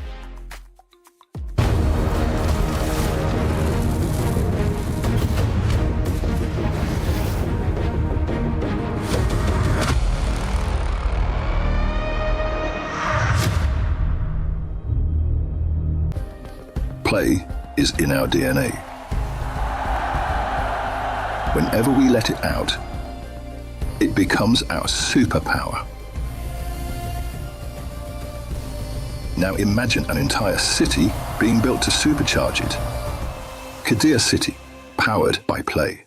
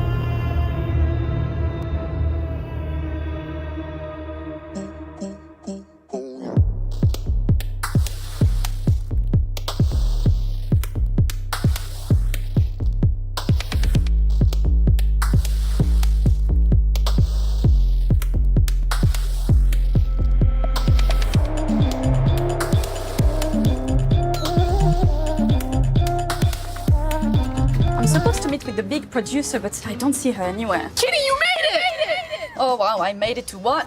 To the best experience of your life. Come on inside. Come on. I don't want to. Come on, let's do it. Come. Not after last time. Okay, but what if I told you you were making perfume today? Okay, I'm curious. Come on, it's gonna smell so good. It's gonna be so pretty. Yeah, okay. I still smell a little bit like ketchup, but that's okay. You deserved it. Come on.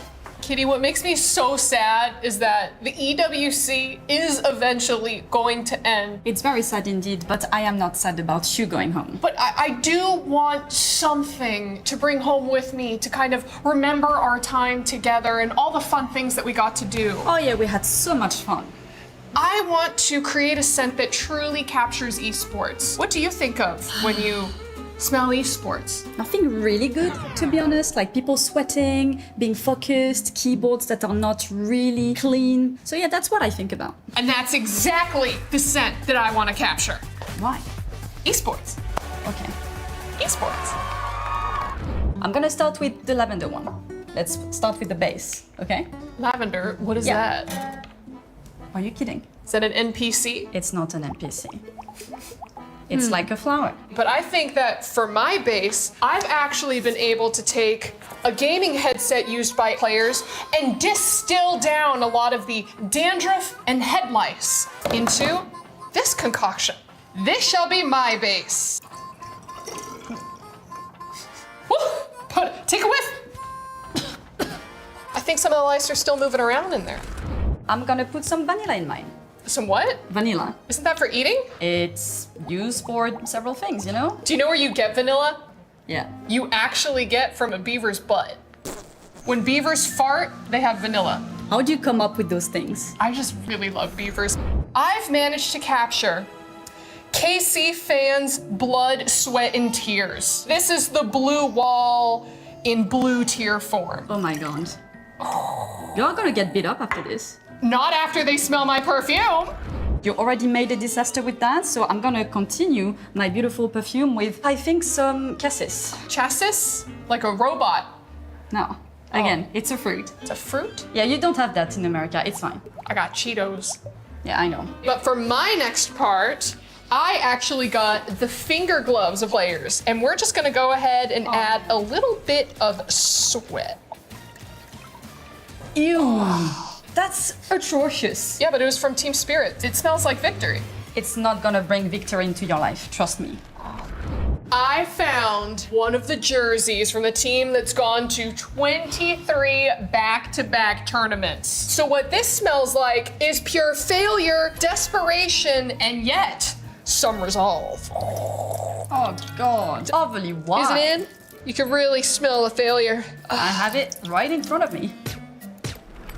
I managed to take one of the keyboards off the stage, and what I did was I removed all of the dead skin cells and food junk and crust, and I put it into this liquid form. But here's the thing, it is very potent, so we can only do... Oh, I missed. Oh God. Don't do it. Okay, I'm sorry. You're disgusting. I managed to take all of the Cheeto dust out of the controllers that were on the stage and create this. This couch cushion from one of the practice rooms. I heard that the players did not leave this baby for 24 hours straight. And so we got this beautiful essence. This is gonna be a fantastic perfume. I feel like we just gotta mix it up a little bit. Oh God. Smells amazing. You have no idea how amazing this smells. It smells like resolve. It smells like perseverance. It smells like desperation. It smells like esports. Don't put it near me. Just a little bit. Just, I promise. I Can you just try? Just try. Oh! Ooh. It's disgusting. That'll come off. I promise. That'll. Oh God! Don't touch me! Don't touch me! You're me off. Every day I come with her. Every day she's something up.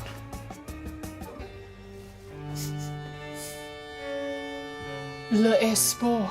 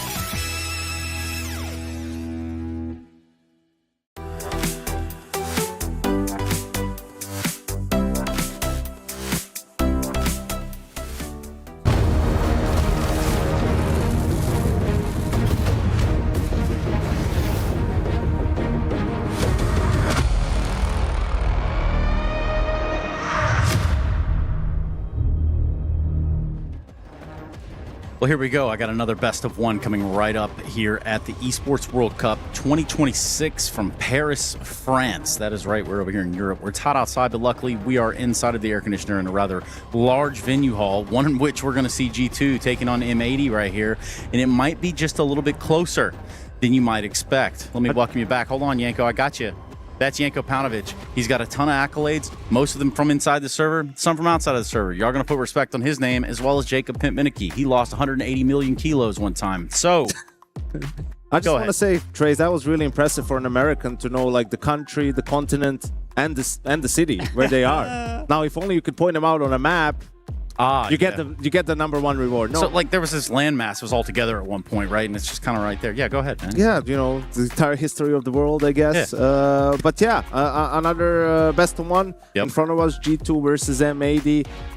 Considering the teams are from two different regions, it does feel like there's some history to the matchup. You know, we all remember the Pro League and the Malbs games and how G2 got him after those games. But yeah, I think for G2, obviously had a really good major. That series against Spirit was an absolute barn burner. You know, they had their chances to make it into the top 4, but then made I'm gonna say an unexpected roster change, really benching Sampayas for Wrinkle out of all people. Yeah. Like I don't know where they got this from, because Wrinkle on NIP, like that was just decision making on a tier 4 level, right? Like some of the plays he was making, like yeah, sure, there's some skill there, right? Potential to pop off, but just didn't feel like he was ready to play on a tier 1 level. I agree with you. Maybe it's Saw thinking, you know, I can get the kid straight. I can fix him. I can fix him. You know, and that's a dangerous thing to do when you enter a relationship, if that's your mindset.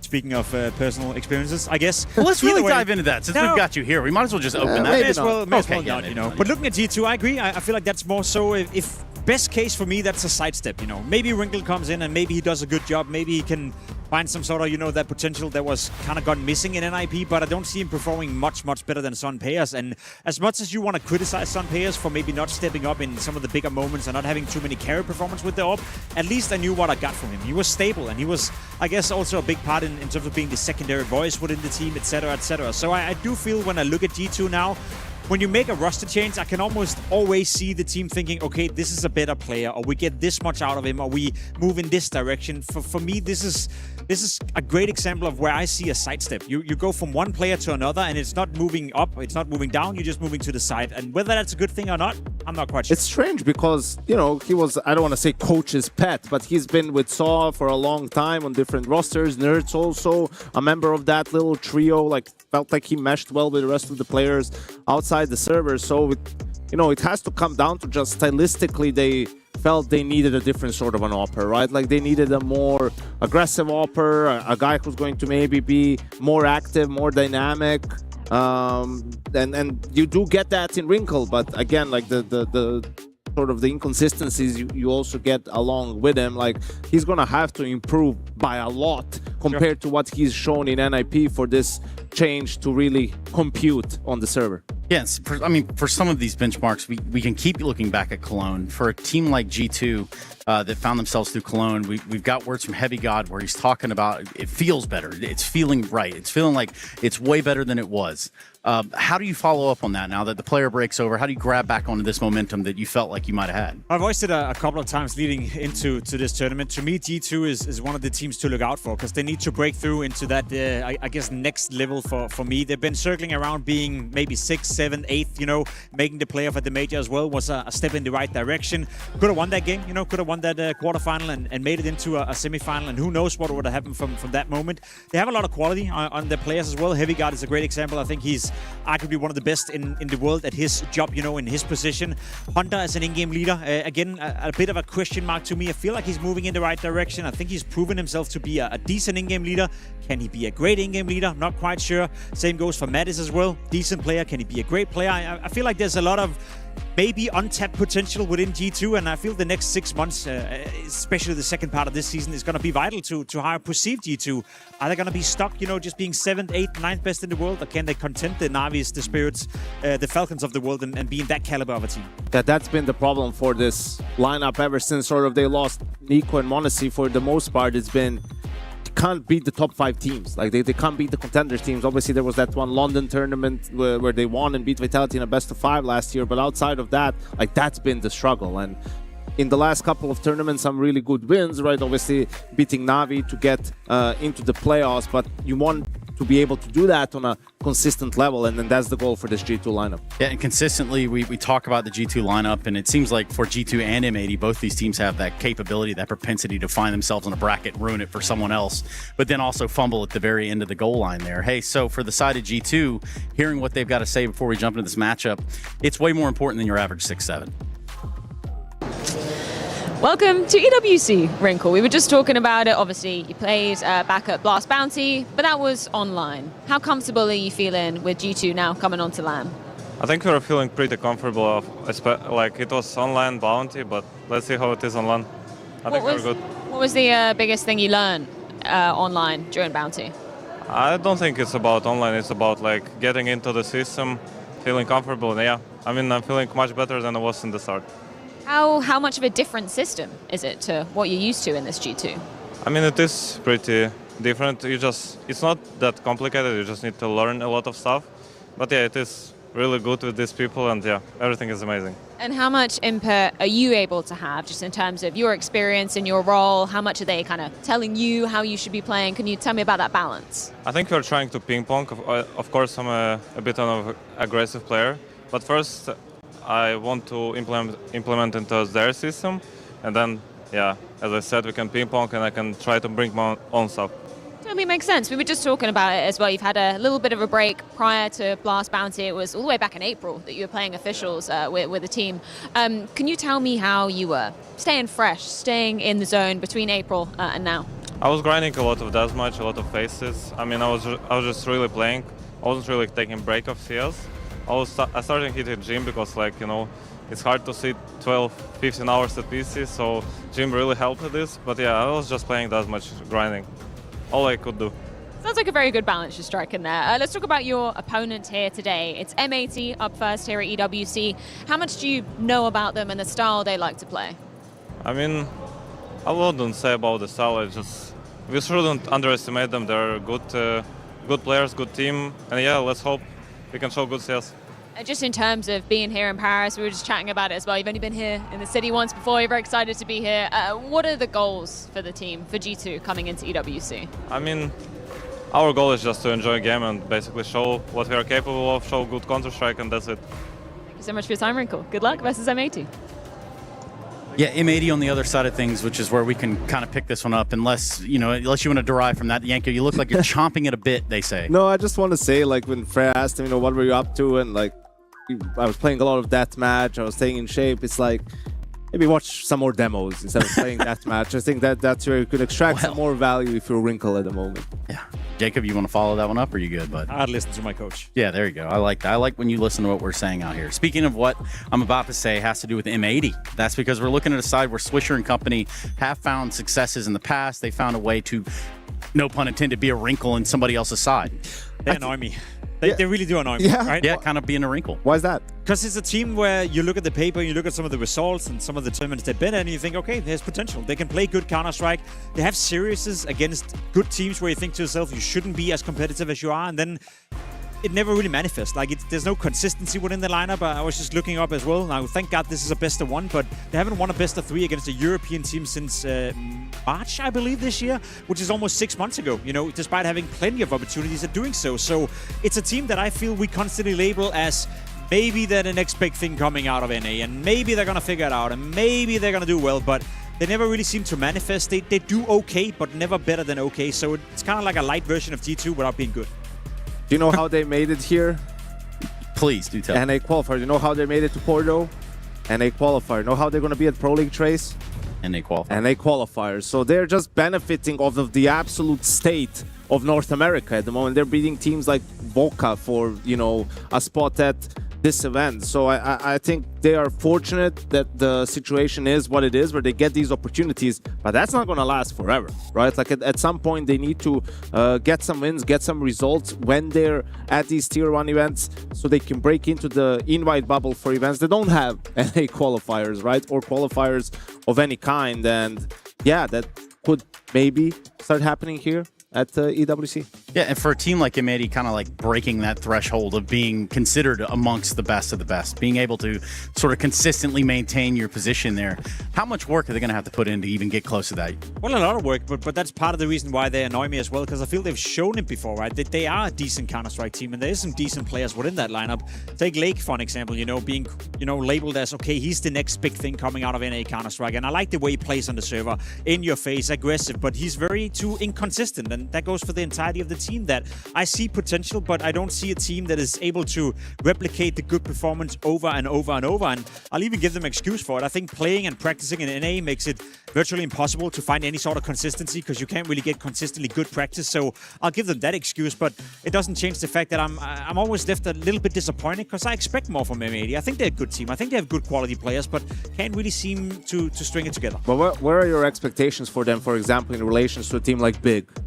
Where do you place them? Well, I think Big benefits from the fact they're European first and foremost, can practice against European teams. I'd almost put them equal at the moment, where I think, historically speaking, M80 has been at big tournaments. They made playoff at, some of the Blast tournaments as well, where you think to yourself, that hasn't really been the case for Big. But I think the state of NA Counter-Strike, as you said, the fact they play NA qualifiers, the fact they stay a lot in NA and practice against NA teams is kind of evening out the playing field, despite them maybe potentially being better than Big. I think that's the bigger problem, is like their only way to get to these tournaments is to play those qualifiers. But to do that, they have to go back to NA, right? To not play with a gazillion ping, to be able to win those games. But then you're losing out on potentially being in Europe, like boot camping and just getting better at the game. So it's like this, damned if you do, damned if you don't. But eventually they're going to have to figure it out. Like, you also wonder, I mean, what's their ceiling with these players? Like, I don't think they have bad players, but they don't have anyone that stands out massively, right? It's all these guys can pop off here and there, but usually, like, when they win games against better teams, it's by committee, right? Like, it's everyone delivering, it's perhaps outplaying them as a team, right? Like, that's been the recipe for success for M80. Well, I think we can jump in and kind of figure out what map we're going to play at the very minimum. There's plenty of talking points, I guess, from either side, but in terms of a best of one, anything you guys want to forecast? I think what's just interesting is neither of these teams plays Nuke. So, and G2 was one of the teams that was hurt by the map pool change, right? Like, they were getting pretty good on Overpass, and now it gets removed and Cash gets added in. So we'll see. And the major they played in Stage 2 in the opening game, it was Mirage. There's a chance we see it again. That's the thing, right? You can play chicken with the Nuke you're not interested in if you're a G2, apparently, so they remove it straight away. But given it's a best of one, it's always going to be that middle pack of the map. I'm curious to see if Cash has been integrated to any of these two teams, as you said. G2 maybe hurt a bit by Overpass being removed, but I don't know, playing Cash in a best of one in your opening game at a tournament that is that important for G2, it should have been good in practice if that's the case then. Yeah, and I think when we see it between Cash and Mirage in the end and seeing how the last game went, I don't think G2, you know, goes for it at this point in time, and we do see Mirage as our go-to here. Yeah, I like that, you know, a map where both teams are comfortable. Also one of the maps where M80 have had big victories against European opposition, so they can definitely put up a good fight here against G2.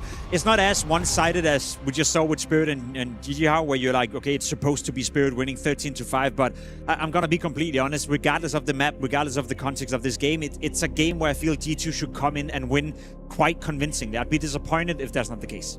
Yeah, and last time it was a 10-2 CT side, really, that propelled G2 onto a comfortable win on Mirage. I'm just gonna watch Wrinkle, man. I just want to see, like, what is it? Was the situation in NIP really terrible? So he was like checked out, which also, I mean, isn't a good thing if that was the case. But it's like, what did you see in him? Because G2 is like knocking on the contender level, right? Like they're right there, and you change your Opera, which is such a huge position on any team, right? And you bring in a guy that hasn't really shown that much against weaker opposition on a weaker team, right? So it's a very, very strange move for me. So I want to see, like, what is it that he's going to do that's caused G2 to pick him up? It's not to beat a dead horse, but I'll do it anyway, because I feel like it's... right, well. Yeah, but that's the way it is. The Opus market in Counter-Strike right now has never been weaker than it is. You know, it's very tough if you're a top team with aspirations to sign a good, proper AWP player that can change the course of your team. There's the Monacies of the world. There's the Sairu. There's the Shiro. You name it. Moloboy maybe in that category as well. Shiro, maybe on the fence. He was great at the major. Not so great a couple of moments ago. But outside of that, I feel like the Opus market in Counter-Strike has never been worse off, right? So if you're G2 and you're trying to change something, or you want a different style of opping, then you can't really pick an upgrade for some players. The best you can do is maybe a sidestep, which is even maybe giving Wrinkle a bit more credit than he deserves so far, right? So I'm not sure he's as good as some players just yet, but this would be a great occasion to showcase. Well, gentlemen, hold the phone, because it is time to play the game. And if you do have your phone in your hand, you're probably watching the game. So don't put it down. Don't do any of that. We're ready to jump into it. We're looking at M80 and G2 going toe-to-toe on Mirage.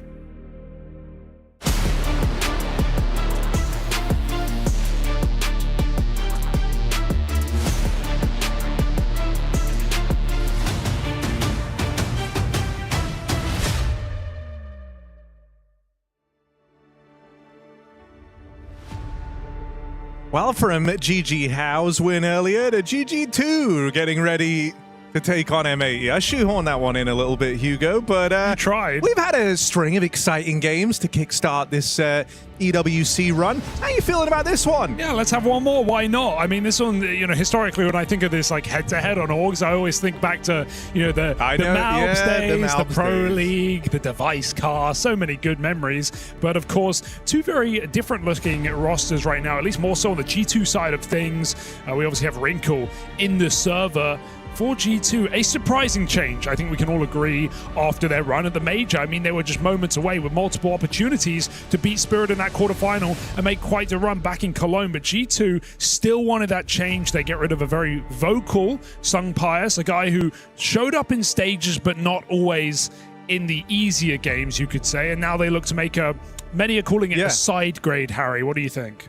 Well, I think it's a little bit weird because it did feel like Sumpius was on a bit of an uptick, you know? But if the kind of wheels were already in motion, if they saw something in Wrinkle that they thought, you know, he could bring to the table that maybe Sumpius lacked, yeah, you know. It feels like one of those changes that unless, you know, someone comes out in an interview and talks, we won't really know the reasons. Yeah, it's probably more stuff outside of what we're seeing in the server. And so I think that's kind of, you know, yeah, that's like the biggest question mark around the whole move. Is like you look at it and you go, yeah, there must be some reason they've done it, but it's not like you look and you go, that's a clear and present upgrade, especially when it did kind of feel like Sumpius is coming into his own within the G2 squad.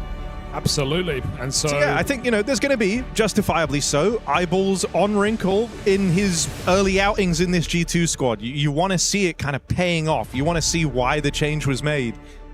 Yeah, and so, you know, you want him in good form. For a while, he was a big prospect, right? He was an up-and-comer. Well, yeah, we were excited for a long time about this guy. Very flashy, someone who we thought could be, you know, a household name eventually, but never really stuck the landing on that. 3 years in bait, a bit of an underwhelming time in NIP, but that was NIP kind of across the board. Yeah. And now, obviously, his biggest task yet, his best team yet, pieces around him that are capable and dependable. So excited to see whether that can raise his floor and or ceiling as well. You are dead on, right? It's been kind of years of the grind, and eventually, you know, you can't be potential man forever. You finally get a chance now in a top squad with very experienced players all around you.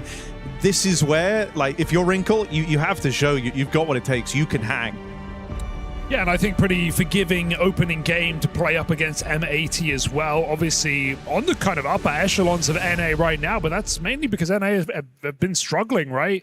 M80, they had a decent major, I think you could say. They at least made it out of stage one, didn't do too much past that point, but kept on going. Same roster, new goals, new season, whatever M80 got in store in this German-American mix.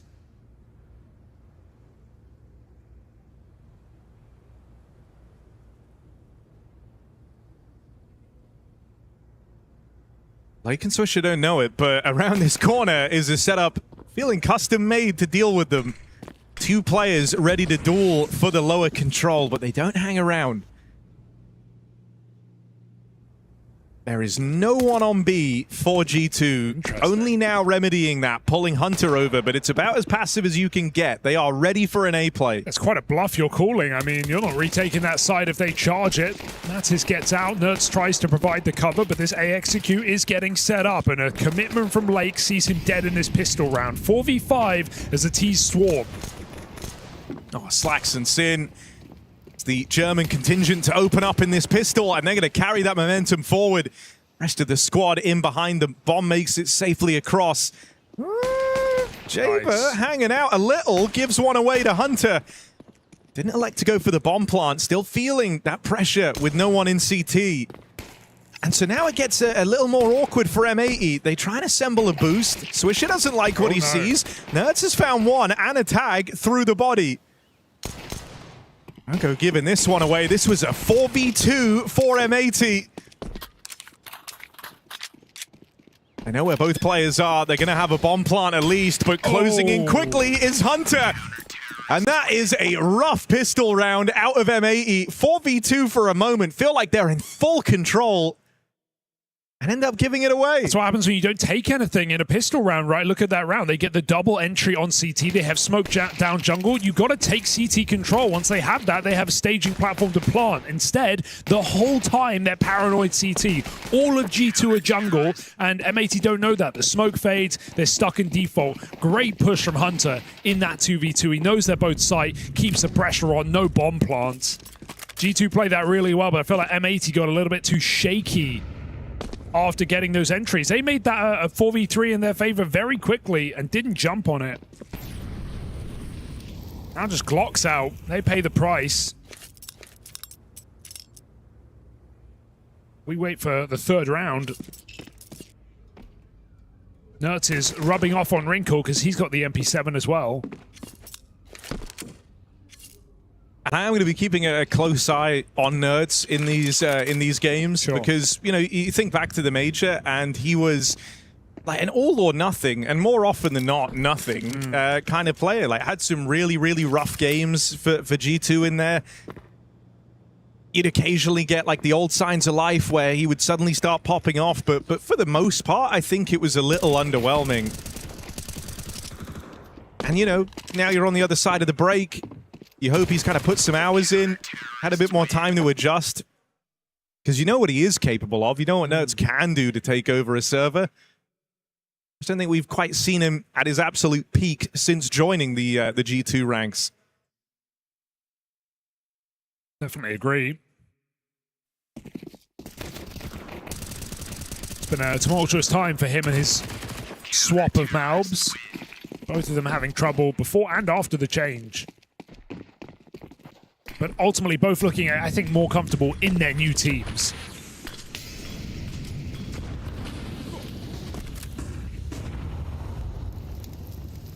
Underdrop, but with that smoke down, Lake is going to be cautious. And you can spam Nerds out here. They look to just walk right through. Oh, jumping up. Lake, wrong side. Is he jumping into him right now? He might be. Nerds is right above his head. And there's the fade that provides that opening kill. You shouldn't be ready for Swisher, but Nerds still looks aware. Oh, Wrinkle on the Lovely. MP7 puts it to work. Jaber and Sin don't get an inch of ground, and that's the bomb away from M80. Swisher with one in the back line. Is that going to do a lot to change your fortune, though? Because he's got two players looking his way. Slack's now trying to work his way out through Palace, and it ends in a really awkward stalemate. Oh, God. Molly pushes him in, and that's the round. So well handled by Wrinkle. MP7 mow down on the ramp. It's one way to kick off this game here for G2. Orpa making some money early. It's going to bring that right out, even into this eco round. M80 have not got a bomb plant yet. Not necessarily. Made these rounds close. And so a little half by something quicker, more direct. So they don't have the weaponry to long out mid-control. Just Sin top mid. Bomb will join him. G2 look like they're willing to fight for this. Nerds saw something. And back they go. G2 concede. I mean, I'm liking the tone that kind of G2 have set off the rip, right? You turn around a 2v4 in the pistol, and then they've just kind of been gun-ho from that point on. They've been super keen to fight, down to try and scrap early. It's what you want to see from the favorites in this head-to-head. Now, Lake has found a bit of a window here on the boost. Hello. That's a free kill lying in wait, and he knows it. So going to call for that bomb to move back around through the apartments. Oh, Hunter's in apps, though. Where's he gone? Lake just catches him. Okay. Going to move out of his vision. Make sure he can guarantee this kill clean. Oh, Mattis saw him. Did Mattis see him? No. Lake's still in position, but he might still get caught. It's dangerous on either side. He needs his kill. He's going to get it. Matt is now in the middle of the madness. They just charge him down through that smoke. That could have gone wrong so many times, but Lake has put them in with a round. You saw him actually threw everything off for Mattis, right? Just didn't know where to go, didn't know where was safe. The entire setup in this awkward bit of uncertainty, and the Tech 9s are quick to move in. Will you? Kill. I wonder if that beckons you in for this. Time's already ticking away. You're going into a setup M80. And G2 decide they want no part in it. It's fair, you know, you could argue winnable, but just keep your guns. Don't give them any more. They've already won the eco. G2 prioritizing the percentages here. But M80 do get on the board. Lovely little window gap there found by Lake. I mean, they went for a high-risk boost where he's just completely in the open boosting up, but who would do that with no window smoke down? Risk pays off here for M80.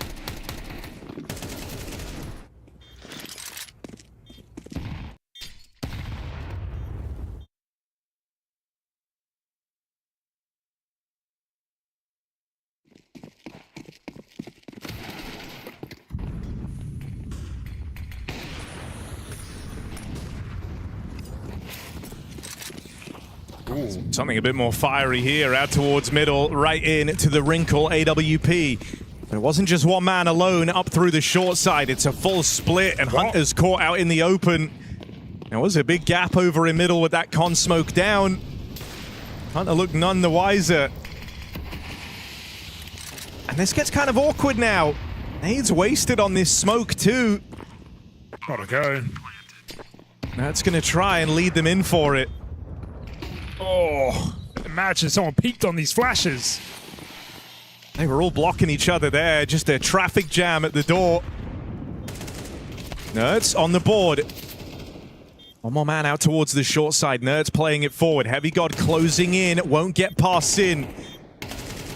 And Nerds is doing all he can on this retake. But left out on his own in the bomb site. He can go no further. M80 back-to-back successful rounds at the B site. Dude, Nerds is feeling it. We wondered what form we'd get coming into this game. He's 9-1. He's hitting every shot.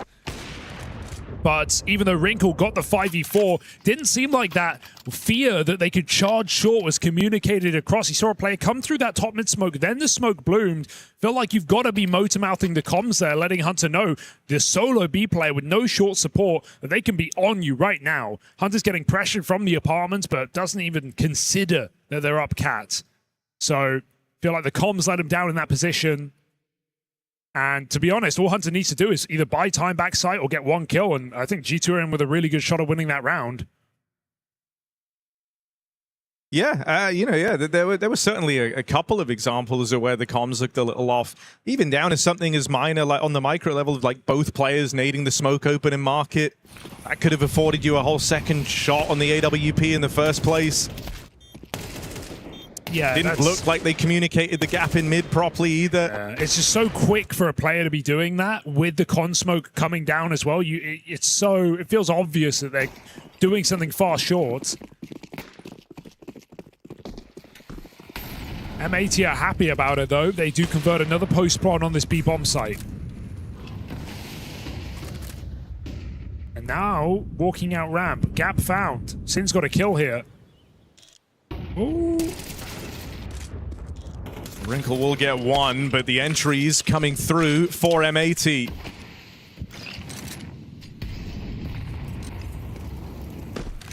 All right, Wrinkle, time to shine. Hoping for this sight line out towards CT. Their own smoke almost being used against them. Nades on it to break. Don't net anything for this AWP. And with Lake cleaning up the late lurk for Mattis out through mid, it's just eyes on CT for M80. One shot, one nade, and Swisher goes down. Got to be very careful. That cross now smoked. Hunter can get into this bomb site. Lake got a gap. No one overcommitting. That bomb plan open. Lake wants to play last. Swisher is a dead man walking, but he finds a shot over the smoke. And Wrinkle, again, it's just more exits as these rounds are not piling up in his favor. They're going to come looking for this AWP as well. Slacks is hungry. But Wrinkle won't move a muscle as M80 find their third round. All right, he's hit all his shots. You got to give him that. But unfortunately, round wins are not yet a factor for Wrinkle.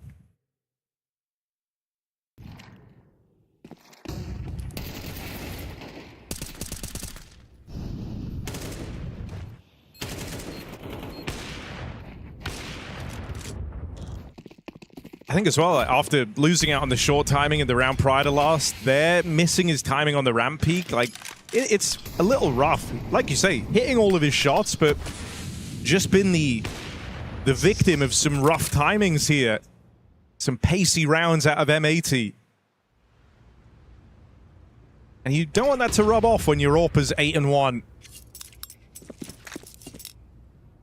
M80 are starting to get a read for the game, calling that fast B-pop, catching G2 off guard, walking out ramp, same thing. Sin with a nice couple calls in a row. We see something more default in round 7. Late mid control, faking under. G2 with a setup out of spawn, pushed on the ramp. And Wrinkle, eyes on middle to a degree from the connector. He's going to get smoked. Still see that short cross, but not for long. M80 smoke it. They go back for B. Again, just a high-tempo round. Mattis, this time lying in wait, able to catch one from the back of the ranks, and Hunter much more prepared for this split. Oh. And so this time, you don't get any freebies catching G2 out of position. How's he here? Mattis is even closed in, and they are not ready for that. Bomb dropped out in the open. Swisher would love to buy some time, but G2 aren't making that easy for him. There's a big flank right now for Slacks. Nice try. Closing in on this backstab, but he's got 15 seconds. He's going to need both of these kills, and he needs them cleanly. Ooh. Transfer denied. Nerds keeps it all in check for G2, and lead maintained. Oh, that's rough, man. Poor Swish. He did everything he could to hide at back B, but he just knew eventually you got to take a fight. There's 3 players locking him down in that backside corner. He is in trouble. Shame that M80 lose track of Mattis. He gets his kill and just walks right back into the bomb site. No one from short even considering it, but G2 keep the pressure on and look again to deny bomb plants. They do not let that clutch happen either. Nerds continues on his great start to the game at 10-2 and 9-2 on him and Wrinkle respectively.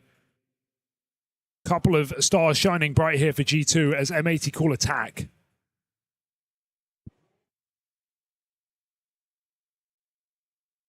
And no wonder, look at this money spread, 6K to 1.4. Gonna have to share.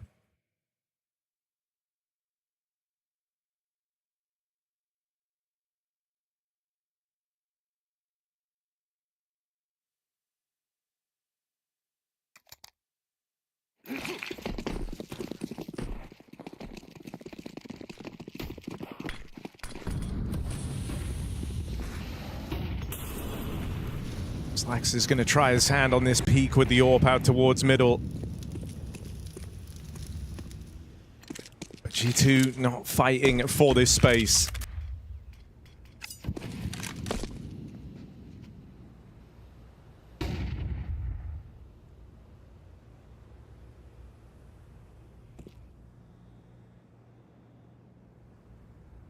A bit of a B lean here for G2. They've got Wrinkle holding on to the apartments. Double short setup for Hunter and Mattis.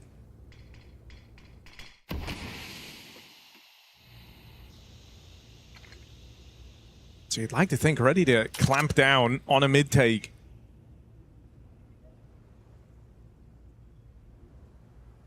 Ready to pounce. Hunter's going to get his wish as the fight, but it's all a bait for Slacks on short. AWP caught. Slacks hits that shot. Headshot will not stop him. 3 on 5, but there's still pistols in play. Don't count G2 out of a heroic round. Denied at the stairwell. They'll go back to B. Wrinkle's waiting. His chance to win. Yeah, I've been waiting to have a round-defining multi-kill for Wrinkle. He's had a bunch of multis in the game. Are they going to go back A? Look at Palace. They're thinking about it. Jaber might have heard a rotate away. They move back around. It's only Heavy God out towards the spawn. Bomb planted. Heavy God goes and plays. 7 seconds as they try and plug in the numbers again. Wrinkle. Arriving on short is Wrinkle. Plant denied. And G2, they make that one feel very, very comfortable, denying the bomb plant twice over. It all gets too chaotic for M80 after the bomb drop. A horrible plant position, fully wide, fully open. There are safe plants, you know. They're just scared of jungle. They're scared of everything. M80 make such a late rotation. They don't know where is safe. Massive kill from Heavy God, and damn, dude, Wrinkle's looking really good. Gets that shot off on the bomb planter, and is still ready and waiting for the re-push on short. Wrinkle hitting hard at the moment, 11-2. Winning the round this time. That was a 5v3 given to you by Slacks, wasted by M80.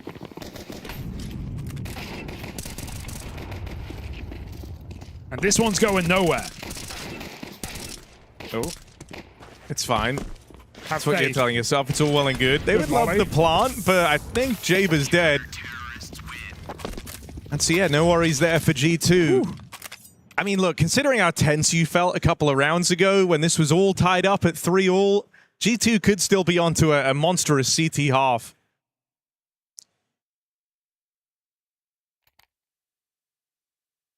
have a chance just to keep pressing the advantage here, as it's all in for M80. And you're kind of seeing some of these gaps that they were able to find early on are getting closed now by G2. They've warmed up to the idea to watch out for these fast short takes. They know they're getting some very explosive rounds out of M80. Oh, nice. Nuts cannot get out of the window in time. Wrinkle new position. That's a pistol, though. Gonna have to be quick.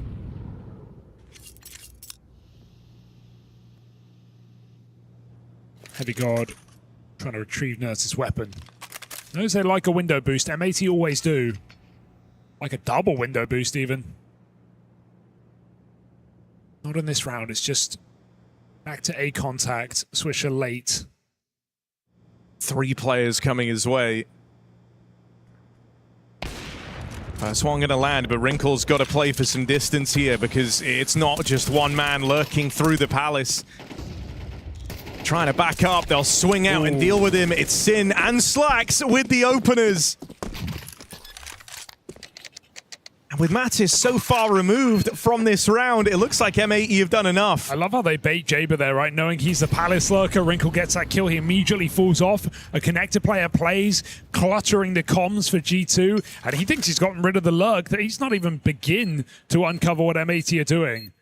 There's been some awkward rounds in this game for M80, but I think they've also had some really well-called ones. It's going to put a 4th on the board. And with this one save, everyone can buy for G2 for the last couple of rounds here.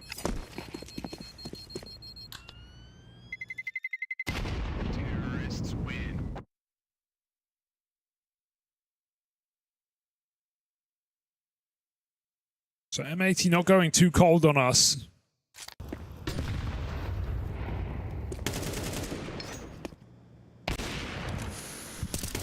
Because it's really hard to place his team, right? Like, you know, kind of falling out of the top 20, top 30, kind of roaming around the upper echelons of NACS. And on a good day, we know these guys hit really hard and have some phenomenally talented players, but their floor has continually let them down at big events. Seeing plenty of early group exits.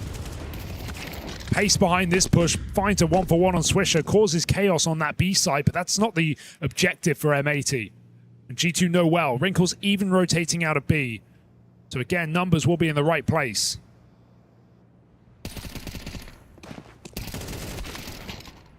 There we go, breathing a little easier now that he's been able to convert on that kill. And set up for the swing out through Palace. Slacks and Sin, man, it's these two just constantly being a nuisance in these A plays.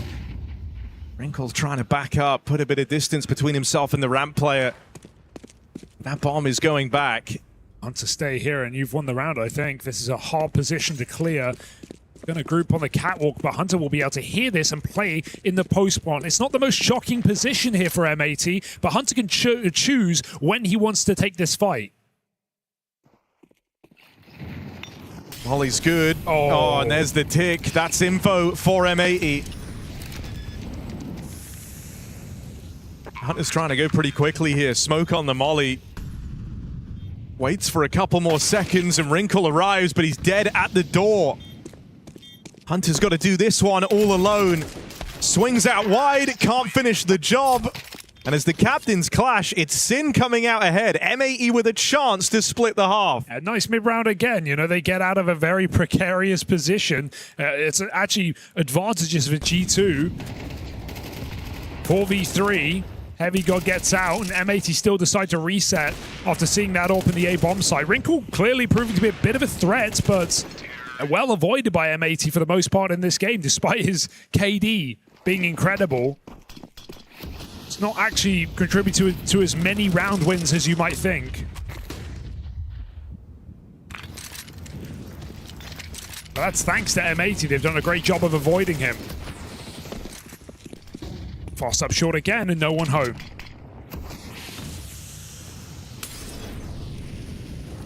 Hunter this time able to get a bit of util out.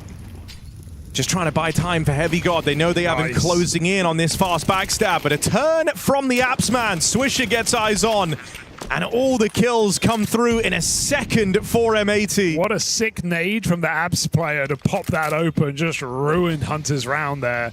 Felt like he could have done something with the SMG up close.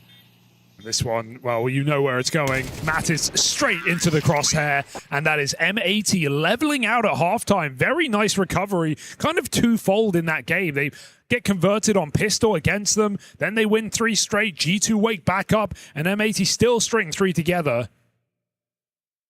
Cannot complain at all when you have a couple of stars shining bright here for G2.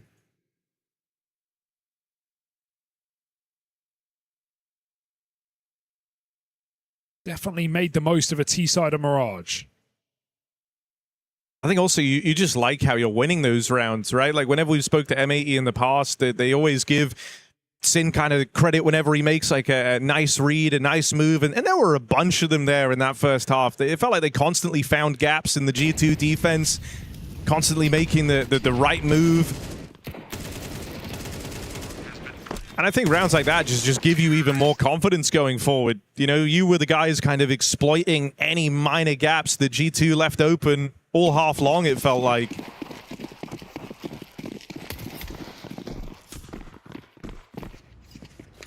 Full A attack and full retake for M80.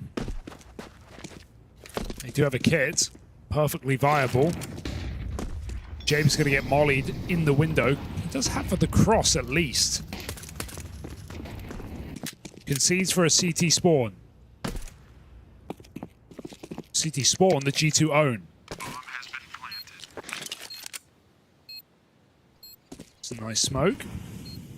And it forces M80 back into the jungle. I mean, if you remember, M80's T-side pistol, they were 4v2, but they didn't take any space, and they ended up losing it, right? Here, G2 not looking to make that same mistake. They've taken CT away. They have Palace and Ramp in these post plants. This will not be an easy round to try and recover for M80. Into the meat grinder. These pistols up close. Defuse not being held as Sin's forced wide into the 1v4. Yeah. And so G2 with both pistols on Mirage. Yeah, I mean, he got off the bomb. You can criticize it in the sense of like it was his only option, but we saw where those shots are landing for the Glocks. I don't think he would have made it through with 5 seconds. Got a couple in before he realized what was going on. And so really nice hold here from Rinko in the post spawn. Big impact in that pistol. Glocks up close. What can you do? It's a great land debut here for Rinko. 17 and 6. And I feel bad even just saying, like, yeah, a lot of those were exit kills, but they were. But now we can really get rolling. G2 T side looking to bring pace. Lots of nades. Triple molly. Flash through for M80, trying to instill a bit of chaos here. But they go into a prepared and ready G2. That's a super clean execute. Look at what they throw. Jungle stairs smoke, CT smoke. Then they molly under balk, sandwich, and triple. Where are you meant to play? Kind of left it that the only thing you really had to worry about was a smoke push, and that's why they're so prepared for it.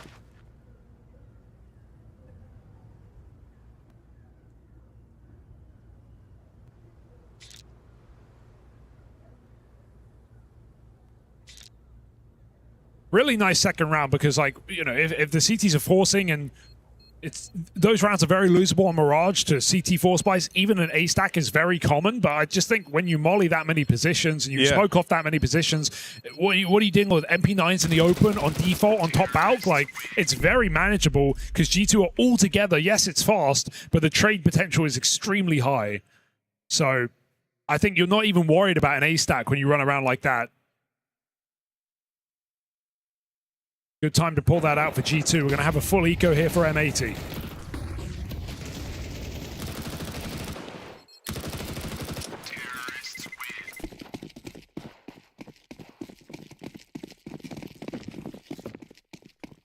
All right, little tower. See Cat as well as Con.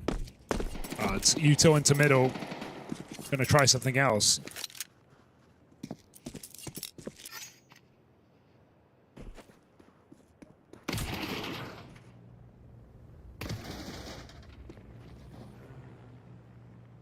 I mean, Nertz is kind of rolling with his signature SMG. Just let him go feast. Let him go make some money, get the ecos, catch up with Wrinkle. Well, they might come stumbling into this B site. Con and window smoked off. Sin knows what that means. Or will he just go reinforce his team?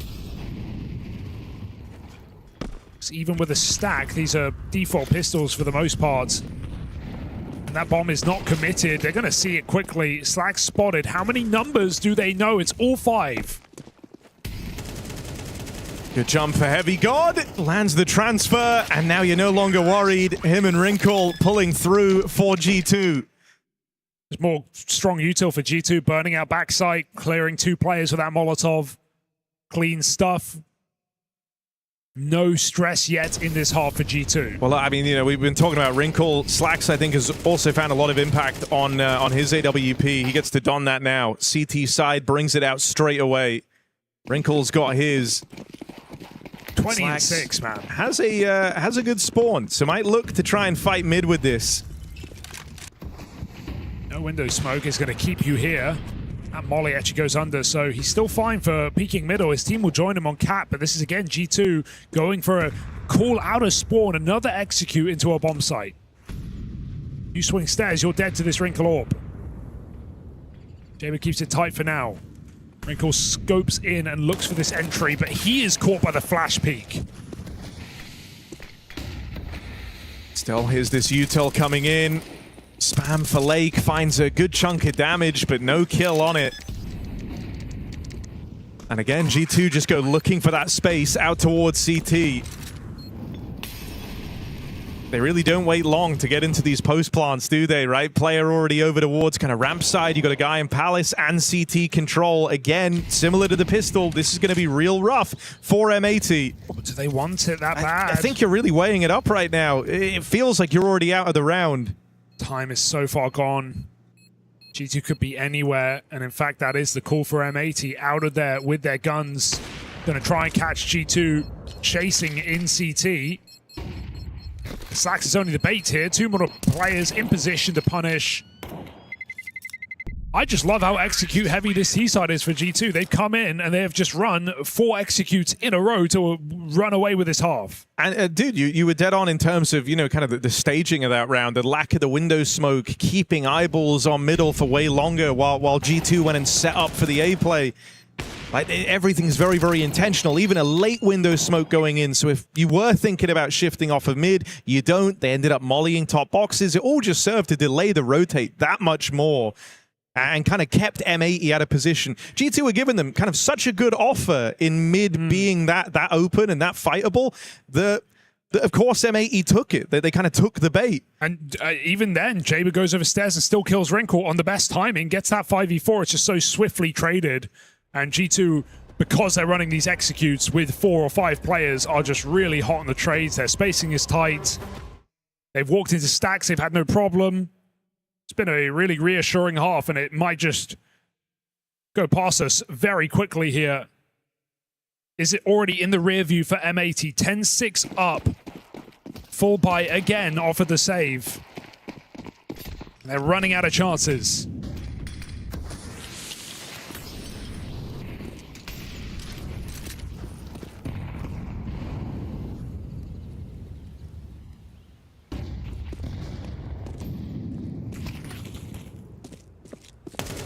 Wrinkle supporting in middle, while Hunter gets in place.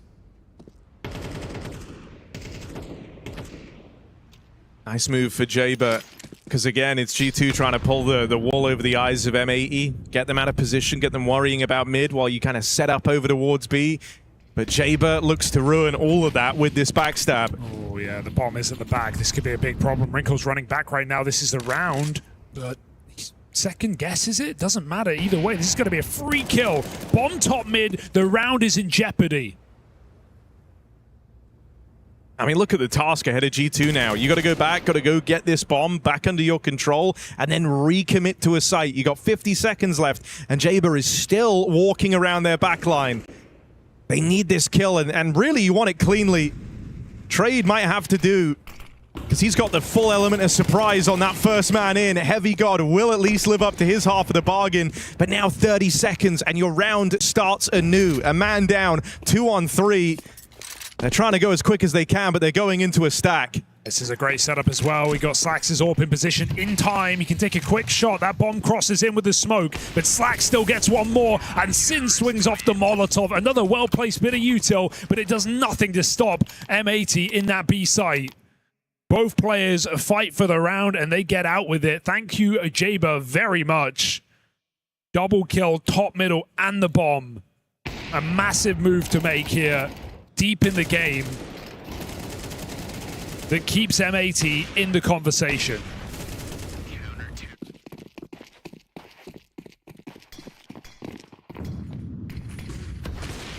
Ooh, he didn't bargain for that.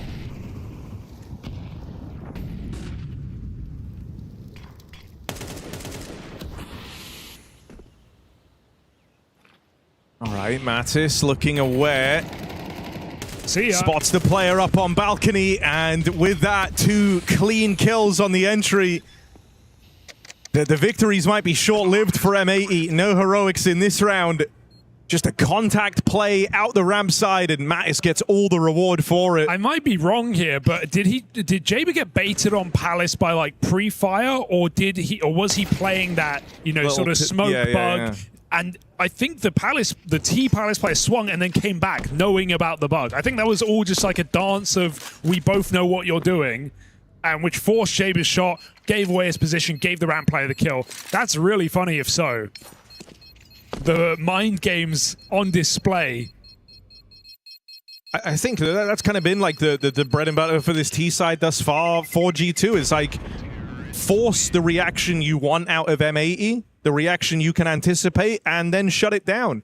You know, they got exactly what they wanted out of Jaber over towards Palace. I agree. It did feel like that, right? Thinking he's using that little angle, but you can see players crossing, use that to get the info, and deal with him straight away. Also, another bouquet to Wrinkle because, you know, Slax gets that 5v4 window, Wrinkle posts ramp, and he reads the reposition. If Slax rotates in CT, he 4v4s them. So, great shot from Wrinkle to open up that A site. G2 immediately respond. M80 have one more buy in them.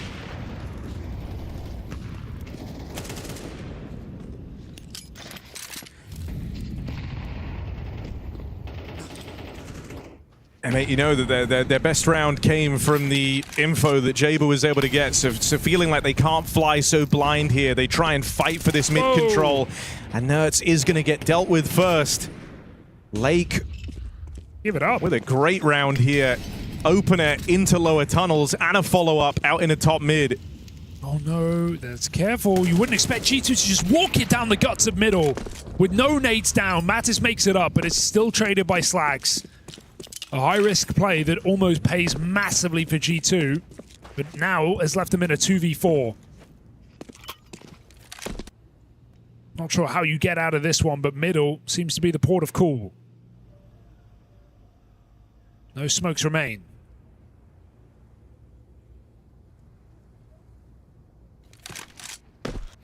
Swisher out here in the connector, man, it could get a little nerve-wracking if he falls. Not like Jaber's in the best position to try and trade that. He'll just be tucking in and playing for later. Thankfully, Swisher, no worries there. Deals with them both.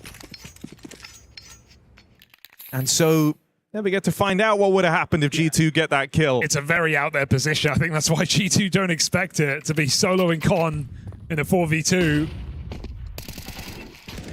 It's not going to offer G2 a way back in, so now they're broke.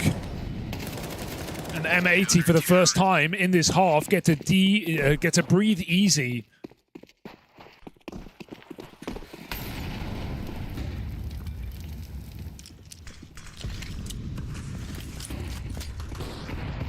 Oh, good nades. Kind of split the push here. And Lake just gets to dine on the pistols.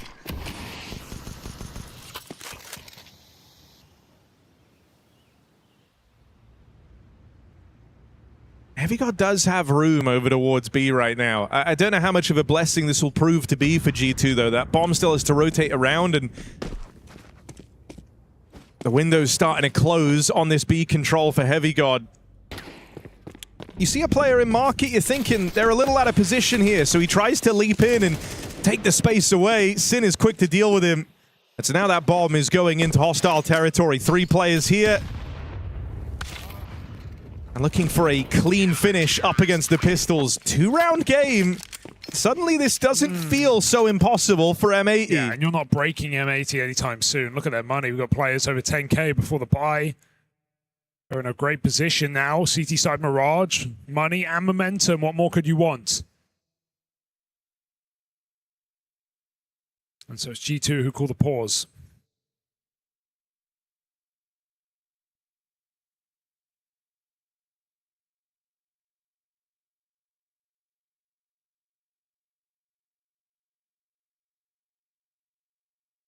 Feels like a game that has more twists and turns left.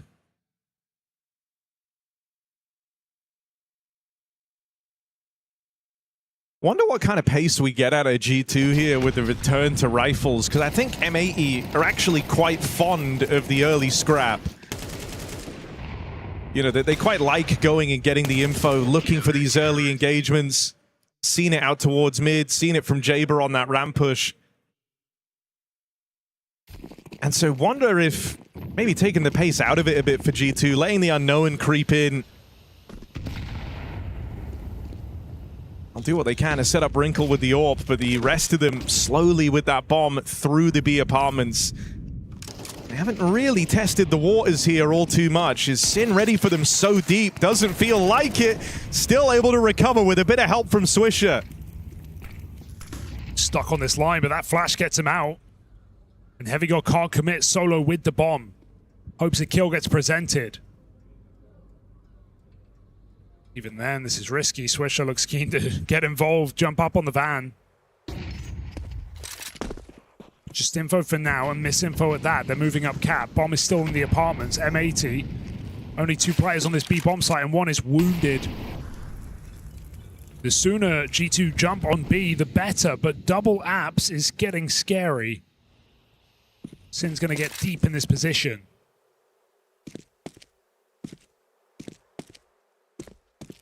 He's walking through the smoke. Uh-oh. Oh, it works! I mean, that's the bomb away from G2. How do you get it? I don't think there's any winning this round. You got 25 seconds. You'd have to already be moving in towards this B site. And so, yeah, they write it off just on that bomb drop, just on the risky, low health push. Sin is a shot away from certain death as he plays through the app smoke. Heavy God moves off the smoke for just a couple of seconds, and it's in that window, of course, that Sin walks through. Free kill for Heavy God, if not. And free bomb site with only 1 player there, but M80 pull up the drawbridge. And now they reach double digits. They are in this game.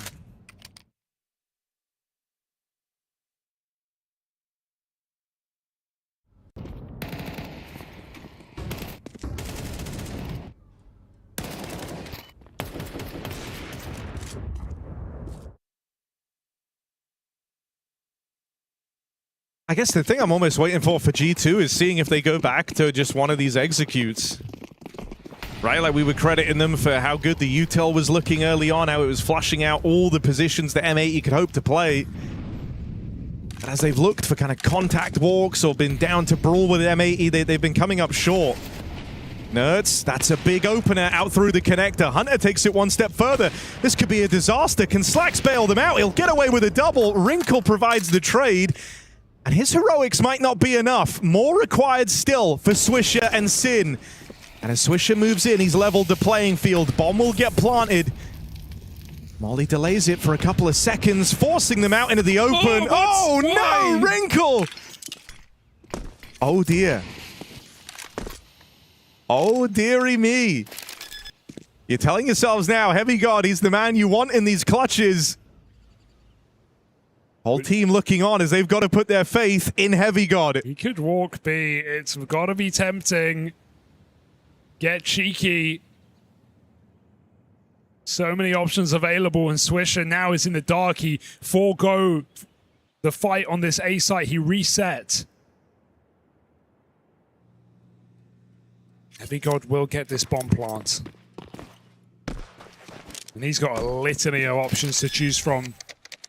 A random bomb plant, giving Swisher no information as to his position, and with an AWP, he can cut down the key point of rotation in market. Swisher jumps up cat, he hits it. Buys himself a couple more seconds with that move. But Heavy God has heard him repositioning. He's looking for the fight, not wanting to play around that bomb. He ends it with style, outbrains Swisher on the reposition. And the moment he gets into that post plant, he wanted to end it there and then. That's match point for G2, and they've got 2 opportunities to close this one out on Mirage. Explosive A hit. We've seen many rounds like that for G2. The double entry nuts hitting great timing up connector. Again, if Slacks double in vain on the AWP as Wrinkle trades him out, and sure, he burns alive, but puts Heavy God in a very winnable position, and win it he will. I do just like it. The moment he's in that clutch, you know, you see why Heavy God is such a force to be reckoned with. He is not all aim, no brain. He's got both. Yeah. The reposition as soon as Swisher breaks contact, knowing that that's almost kind of the error there, right? Is not taking the fight straight up. And what does Heavy God not do? He doesn't repeat that same mistake. Soon as he gets the info on Swisher, it's decisive. He makes his move. And he's just given G2 a golden opportunity to try and close this here and now. Slacks and Abs, something here in Palace.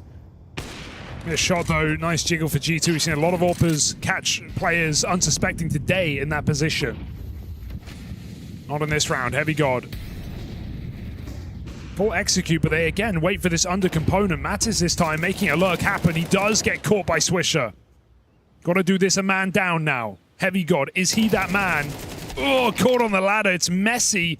Bomb can go back, but Nerds needs his kill, and I don't think you're clearing Sin in this position. So every step of this round, G2 hit their head on the ceiling.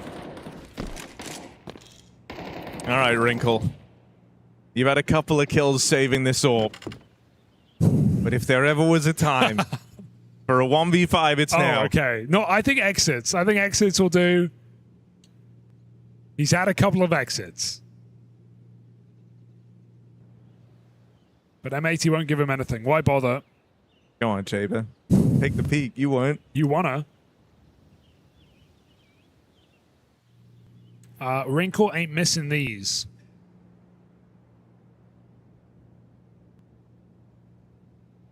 And so is overtime on the line? Because, Harry, take a look at G2's money. Aside from this AWP, they have nothing to show for it. We've had back and forth rounds. They have a bit of loss bonus, but we're not talking AK helmets here. I'd love to know what like the ratio of Wrinkle multi-kills to round wins is. He's had a lot of them in these saves, and it might be required again as he's got multiple players coming his way. Can't hold on to that AWP. M80 closing in on overtime. After time as well. He's got $400 to his name. Oh, dearie me.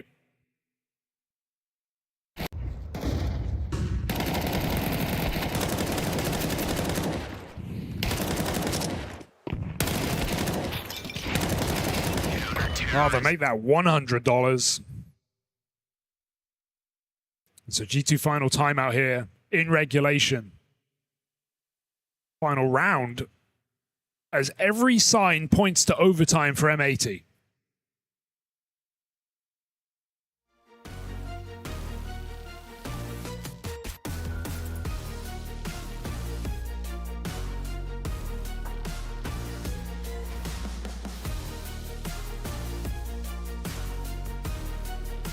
You got one Galil to work with.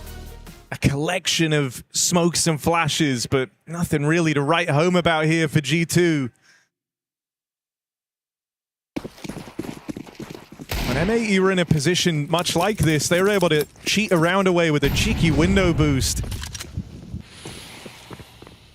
Able to find a gap in the defense. There's no gap here, though. Look how aggressive M80 are. Switcher has missed this, but he'll catch it right before they make the boxes. M80 playing from the front.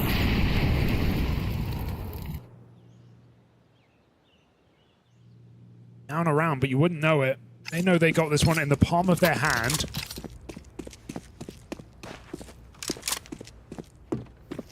G2 hope for a hero in the name of Mattis. Galil heading B with the bomb.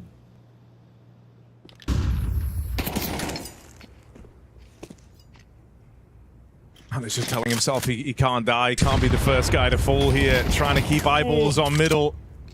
But it's a dangerous game he's playing out behind the top mid boxes. Teammates out towards the apartments. There is only one player in the B site. Swisher close by.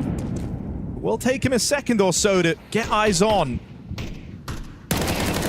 Now you go. Cat player spotted, they've got a charge. Oh! This could be a catch. Sin able to hold on, low on health. Fighting to the dying breath here is Sin, and with a follow-up through the apartments. That's it. That's the bomb dropped and away from G2. Can't get the follow-up. Wait. Backstab for Nerds closing in. This is only pistols. This was meant to be the golden chance for M80. It's going to come down to the kills. No. There's no bomb plant here. Nerds backstab is in. Jaber getting surrounded. Is the pressure going to get to him? It crumbles away. Overtime was right there, and G2 steal it with pistols, with a backstab. Can you believe it?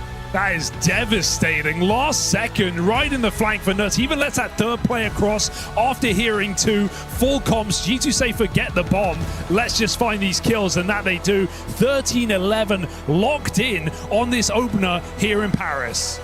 Yeah, great opener right there, and what was a great match, all things considered, especially when you consider just how toe-to-toe these two teams were going into this game itself. A best of one, though, does kind of give us what is a victor on Mirage. It's going to be G2 all the way down to the wire, 13-11. That was a close game, you know, maybe a bit too close for comfort for G2. Got to give it up to M80 for fighting their way back into that game. It looked like for the vast majority that G2 were in control, at least in the beginning of the second half, I feel like. But M80 put up a good fight, and G2, as said, really had to fight for it. Nerds, strong start, nowhere to be found second half. Wrinkle, on the other hand, showing consistently throughout the map, and that's kind of what we call for Yanko. We wanted to see why they picked up Wrinkle, and I guess we got a glimpse of the potential that he still possesses. And I think that last round sort of perfectly shows some of the issues for M80, right? And having to play so much in NA. It's like when these rounds slow down and the pressure mounts is like when they can get outplayed. And I think it was just such a beautiful call from G2 in a very difficult round. Like, you obviously have only pistols and only a couple of nades. Wrinkle, you know, only went into the round with $400 left. And it's easy to just call, let's just do a B-pop. What else can we do, right? But to actually risk and go for a slower round and let it develop a little bit, put Nerds in a position to be able to close it out on the flank, like that was very well played from G2 in the final round. Yeah, G2 definitely able to kind of dictate pace and really determine where they want to take their fights in a large portion of what felt like this second half.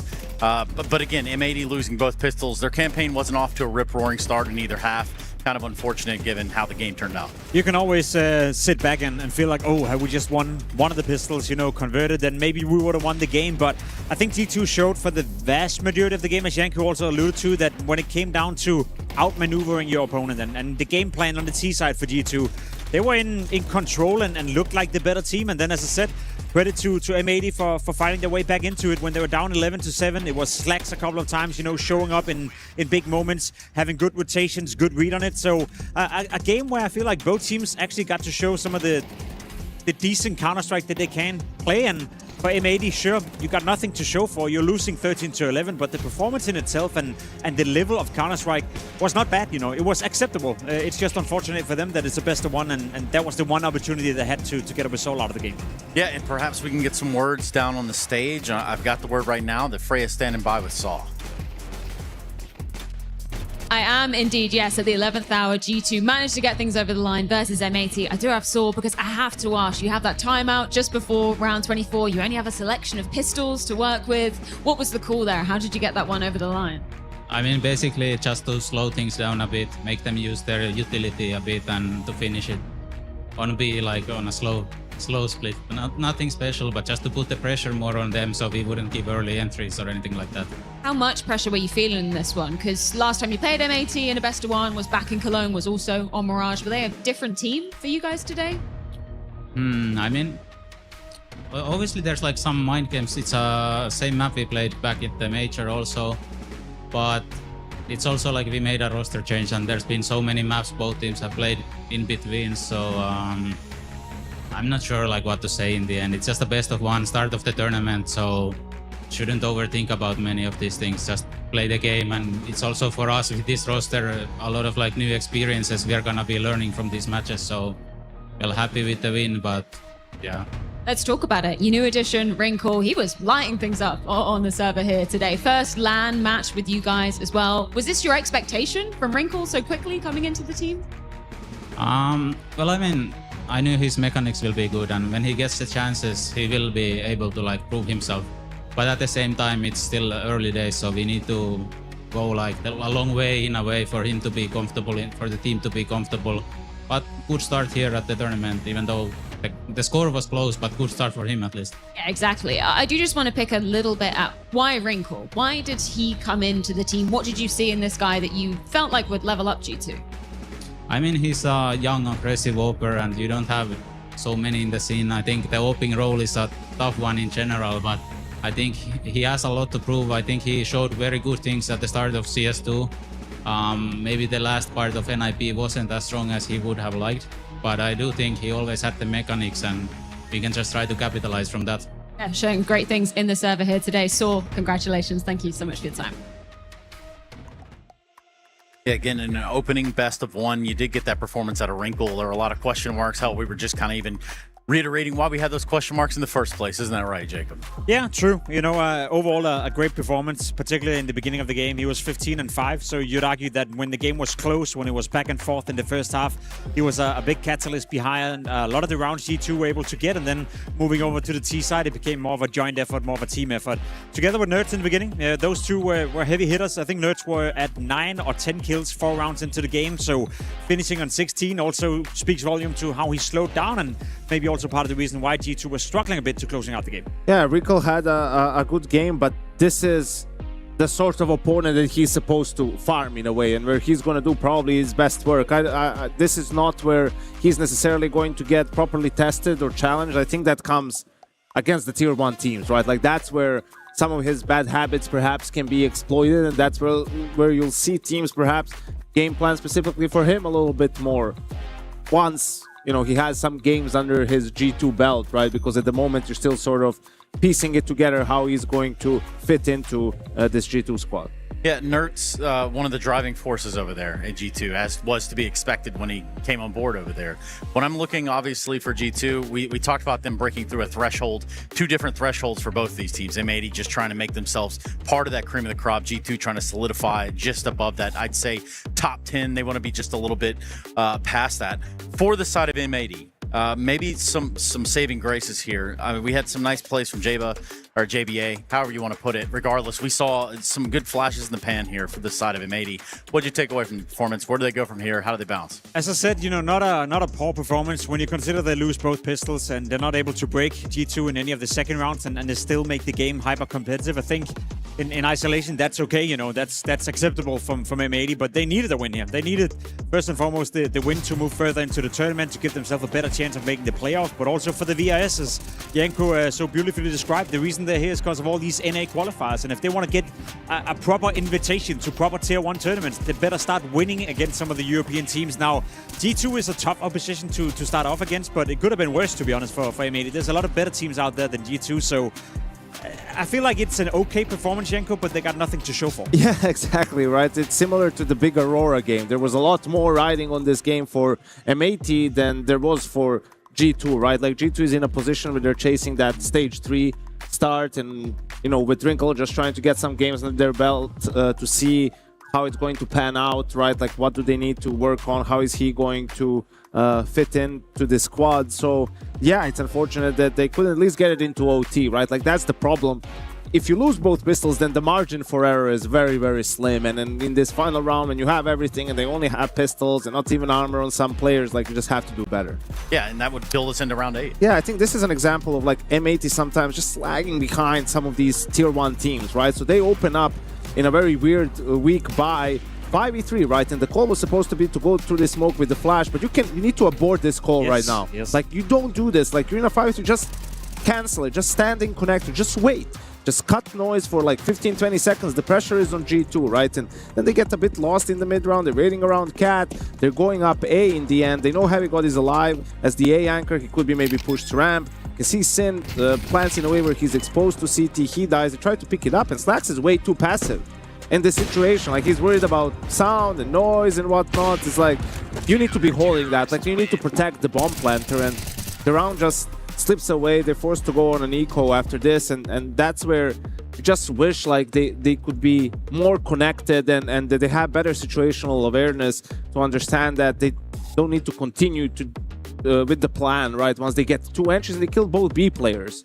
Like, I'm not saying you need to go B immediately, like Wrinkle was the Joker there as the third guy, but you need to put all this information together to change stuff in the mid round. That second layer of understanding the round and understanding the game, I think, you know, in terms of putting it into context, we saw complexity when they were at a high, you know, NA team as well. They had all these issues as well, converting rounds, converting opening kills. It was always a great game plan coming in from JT back in the days, but once the decision making comes down to the individuals on the server, or once you're not, you know, necessarily playing after a strict playbook where you go A, B, and C, but you have to invent something in the middle of the round, that's where I feel NA teams, for some reason, struggle a lot, you know. And I think a lot of it comes from the lack of exposure from it in practice. You're not often put in these situations in practice, because I remember from my time in NA, and I remember from speaking to some of the players now as well, that it's always, you know, do or die in NA when you practice. You either go for the duel, you win the round. There's no second layer, there's no third layer, there's no maneuvering around or trying to play with the rotation. So once you get exposed to that on a higher level against European teams, you get screwed, Trace. Let me just tell you right now, it's not that deep, bro. It's not that deep. Okay. It's exactly that deep. What is very deep around here would be these brackets. You said A, B, C. Well, we also have D as well. We can kind of speed run this, guys. I know you love it. Quick bracket. Love me some deep brackets. Yep, that is D bracket. We'll start on A at least. Well, G2 versus Big in that game. In a best-of-3 game, I think that's a great test for both teams, to be honest. G2, naturally the favorites, but Big, the way they've been playing and the way they've been punching upwards, that could be an interesting game to advance into the playoff. Yeah, and if you're Spirit, you turn around the ship that was As your Luminosity, you just go home at this point. I can't prepare you for a great time down there. But again, you will at least have a best-of-3 in front of you, you know. I guess. Hey, we see it time and time again. These lower tier teams, they play their best against tier 1 teams. Sort of like they just the pressure is off. Tier 1 teams sometimes struggle to sort of get a read on how these teams want to approach things. Yeah, this one is actually what's coming up next. So we do have the Falcons K27. That'll be our next game that we cover here. But as you can tell, we're just getting Group B underway. A couple names stick out there. We'll see if Legacy can kind of piggyback onto where they left off. Switching over to Group C. Yanko, you like this group of C? I love Group C, Trace. We have that marquee matchup, like you said, for the day. Vitality versus 100 Thieves in a best-of-1. Zaiwu versus Device. That's going to be interesting. And yeah, already some games being played in the group. Foot, I think 13-11 over Tyloo. Very close game. And still have a couple more to be played over there. Yeah, here's that D.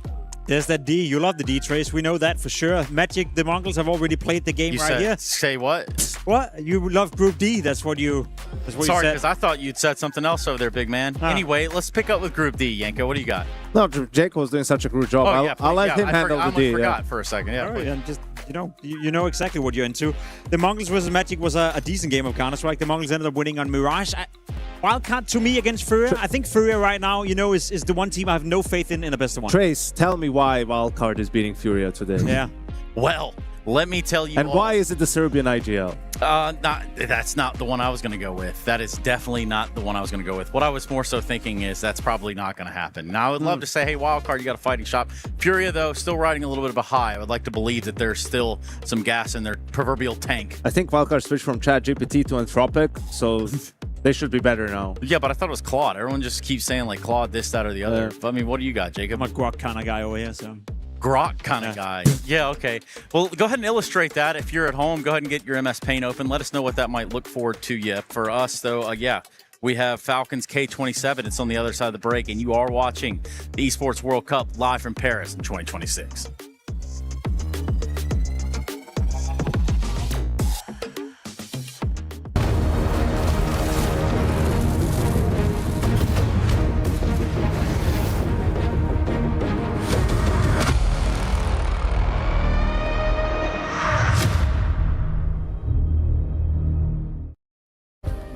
Play is in our DNA. whenever we let it out, it becomes our superpower. Now imagine an entire city being built to supercharge it. Kadir City, powered by play.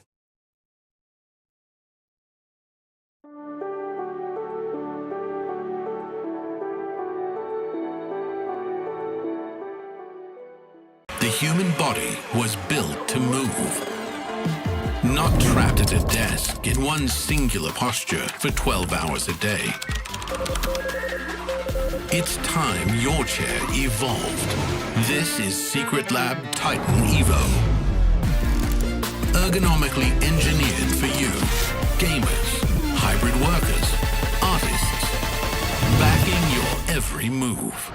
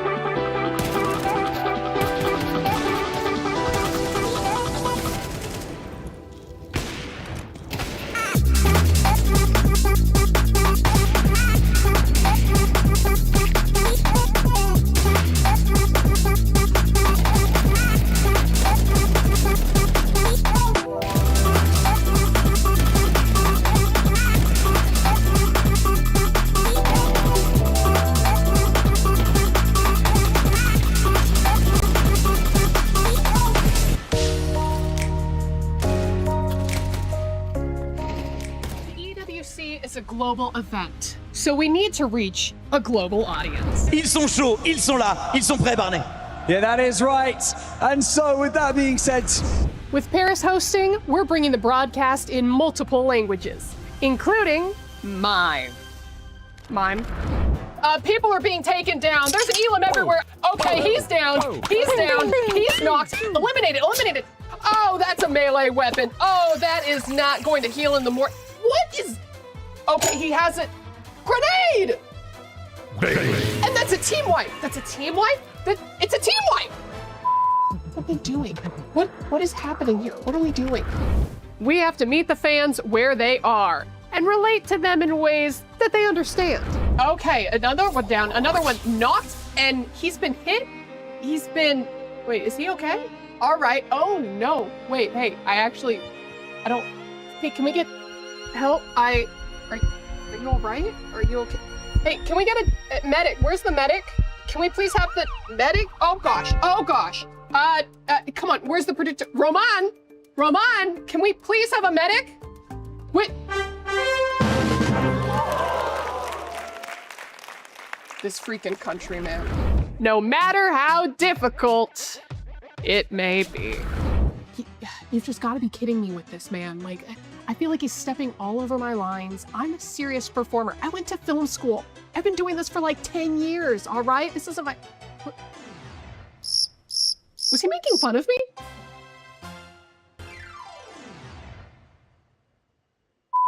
And with the finals coming to a close on the STC Arena stage, we are finally going to see some of these points and what the implication means for the club championship rankings. Therefore, okay, I'm sorry, am I boring you? I'm boring you? Speaking of boring, you wear the same clothes every single day, okay? Please be perfect. Yo, you know what? Two can play at this game.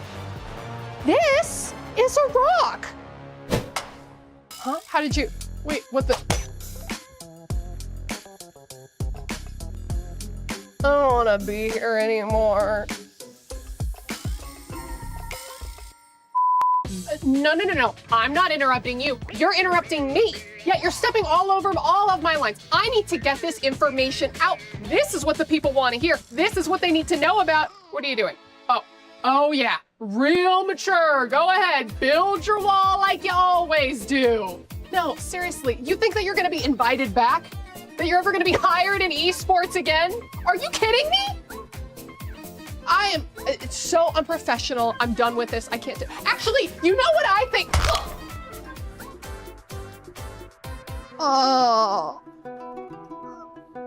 Oh God. Ugh.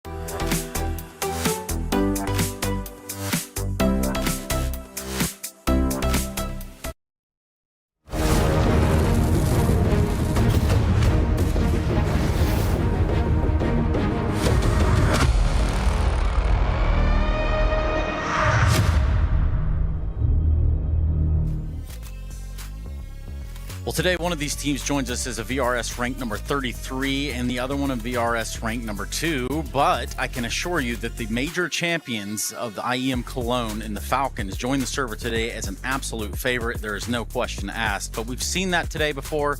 We'll see if it pans out the same way here in what is one of our later games today. I mean, it's starting the later part of the day at least. I welcome you back at EWC. Yanko again in the middle. Jacob down on the other end over there. My name's Trace, and what's in front of us is again, David versus. What? Go on. You want to say it? Goliath or something? Oh yeah, Goliath. Yeah. So what we are looking at here is a pretty tough situation for K27 to come waltzing into. I think they're happy to be here, first and foremost. That. All of us are, let's state that for sure. But Speak for K27, yourself, but yeah, sure. But for them to make it through the last chance qualifier was a big result for them. Netted some good victories, some good VIS points, taking down teams like Fnatic in the process, Saw as well for that matter. I think overall, just the fact they're part of this tournament is a massive step in the right direction for them. So they come in with absolutely nothing to lose. Okay. Well, we can hold on to that for a second because losing isn't something that the Falcons did over at the major, right? So where are they at now?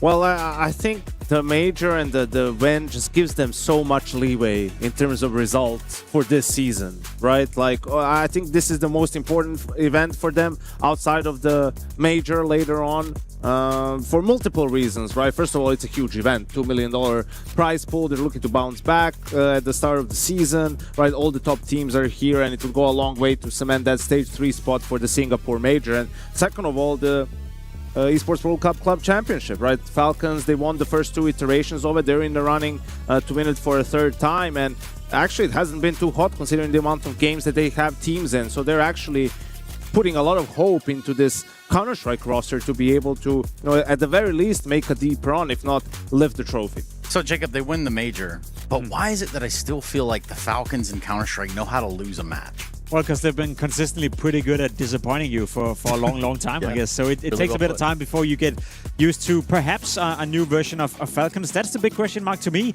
We don't know yet, right? I know the Blast Bounty online game where they didn't qualify for the LAN portion of the game would excuse them that. I'm not really going to put that into my equation, but we don't know whether the Falcons we saw at the major is the Falcons we're going to see for the rest of the season. To me, that's still something I need confirmation on. So that's why I'm very interested in how they do here at EWC. Yeah, this is definitely a new look Falcons ever since Carrigan joined, but that new look is looking a lot like the FaZe clan of old, right? And what do we always used to say about FaZe clan? They want that BS. They could definitely disappoint you, right? And it's never going to be super clean. They're never going to be flawless going into the playoffs, right? Like, it's going to be messy. It's going to be scrappy. They're going to go through the lower bracketing groups, right? But once you get to the playoffs, once you get to the big stage, the big games, that's when everyone would, like to avoid them. That's where they play their best Counter-Strike. So I think that's going to be sort of the identity of this Falcons roster, probably in the short term at the very least, until they have had enough time with Kerrigan where they're able to raise their floor a little See, that's bit. the fun conflict, because what you're describing is the exact opposite of what Falcons has always been, which were group stage warriors, then they get into the playoff and then they can get nothing done. They don't win the games they're supposed to, right? So if that truly is the case, that Kerrigan is now coming in and we're seeing a new look of Falcons, I wouldn't mind if they struggle a bit in the group stage as long as they show up in the playoff, whereas beforehand, they would be, world beaters in the group stage. Would be like walking into the playoff. They hadn't lost a map. Monacy firing on all cylinders. Nico looking good, and then all of a sudden they lose to Paravision a couple of times in games where they're not supposed to. So I would rather have the Falcons you're describing than the old version where you get disappointed time and time again once you're at the playoff. Yeah, none of them probably hurt just as bad as that Australia run there by the Falcons once upon a time. Yeah, that's back when Kixon was playing. But yeah, that was what real heartbreak feels like if you're a Falcons fan. For the side of the Falcons, though, finding that rhythm to their rhyme at the major, surely we talk about teams building confidence. What more could you possibly ask for if you're these guys? I mean, it was a magical run, really. You look at it, arguably the hardest run ever to a major trophy. When you look at the level of teams that they had to face, starting with Na'Vi to make it into the playoffs, then Vitality, into Spirit, into Furia in that grand final, which they swept 3-0. It was their easiest game, arguably, during the whole tournament. And just the performances that we saw across the board from individuals and as a team. Yosuke in that quarterfinal against Vitality, right? Nico in the semifinal and the grand final, and Monacy the entirety of the tournament, right? With of course Kerrigan, despite everything, having some key USP rounds and Tessus being the glue that makes it all stick together. So yeah, it was one of those runs that no one really expected in a way, but everything seemed to have come together for Falcons in Cologne. And every single time Kerrigan got a USP, I'm pretty sure he was landing unnecessary headshots. Like, things were working out for the man. The young, sprightly player, the up-and-coming, budding player that is Kerrigan. Isn't that right, Jacob? I'm not sure about the young part and up and coming or basically any other things you just said right there, but it is an interesting conversation, and I know it kind of splits the waters. Can Kerrigan continue to be the arguably worst fracking in-game leader the game has ever seen at this level, and for Falcons still to be successful? I'm not sure. I think that's another question mark to me. I guess the main argument in regards to that is that Kerrigan came into Falcons to fix a million things, and one of those things were not necessarily himself and his fracking capabilities.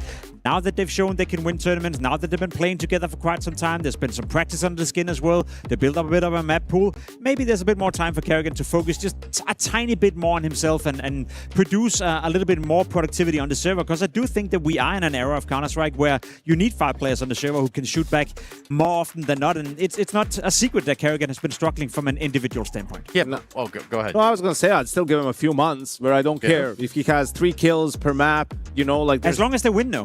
But not even if they win. It's like there's other things that are more important for him to put his focus on, right? Like, they're not going to be losing games primarily because he didn't get enough kills. Like, it's for different reasons that they will lose games. And after that, and now you said, okay, now you had plenty of time. You had 6 months to set the floor of the team, to set the foundations and everything. Like, now, you need to focus on yourself a little bit more and just raise your floor, but only by a little bit, honestly. Yeah. Kaisuke on the screen, but really, I'm going back to the clip of Kerrigan in the locker room, so to say, where he's talking to the guys and he's basically laying out flat, hey, I need this from you, I need that from you.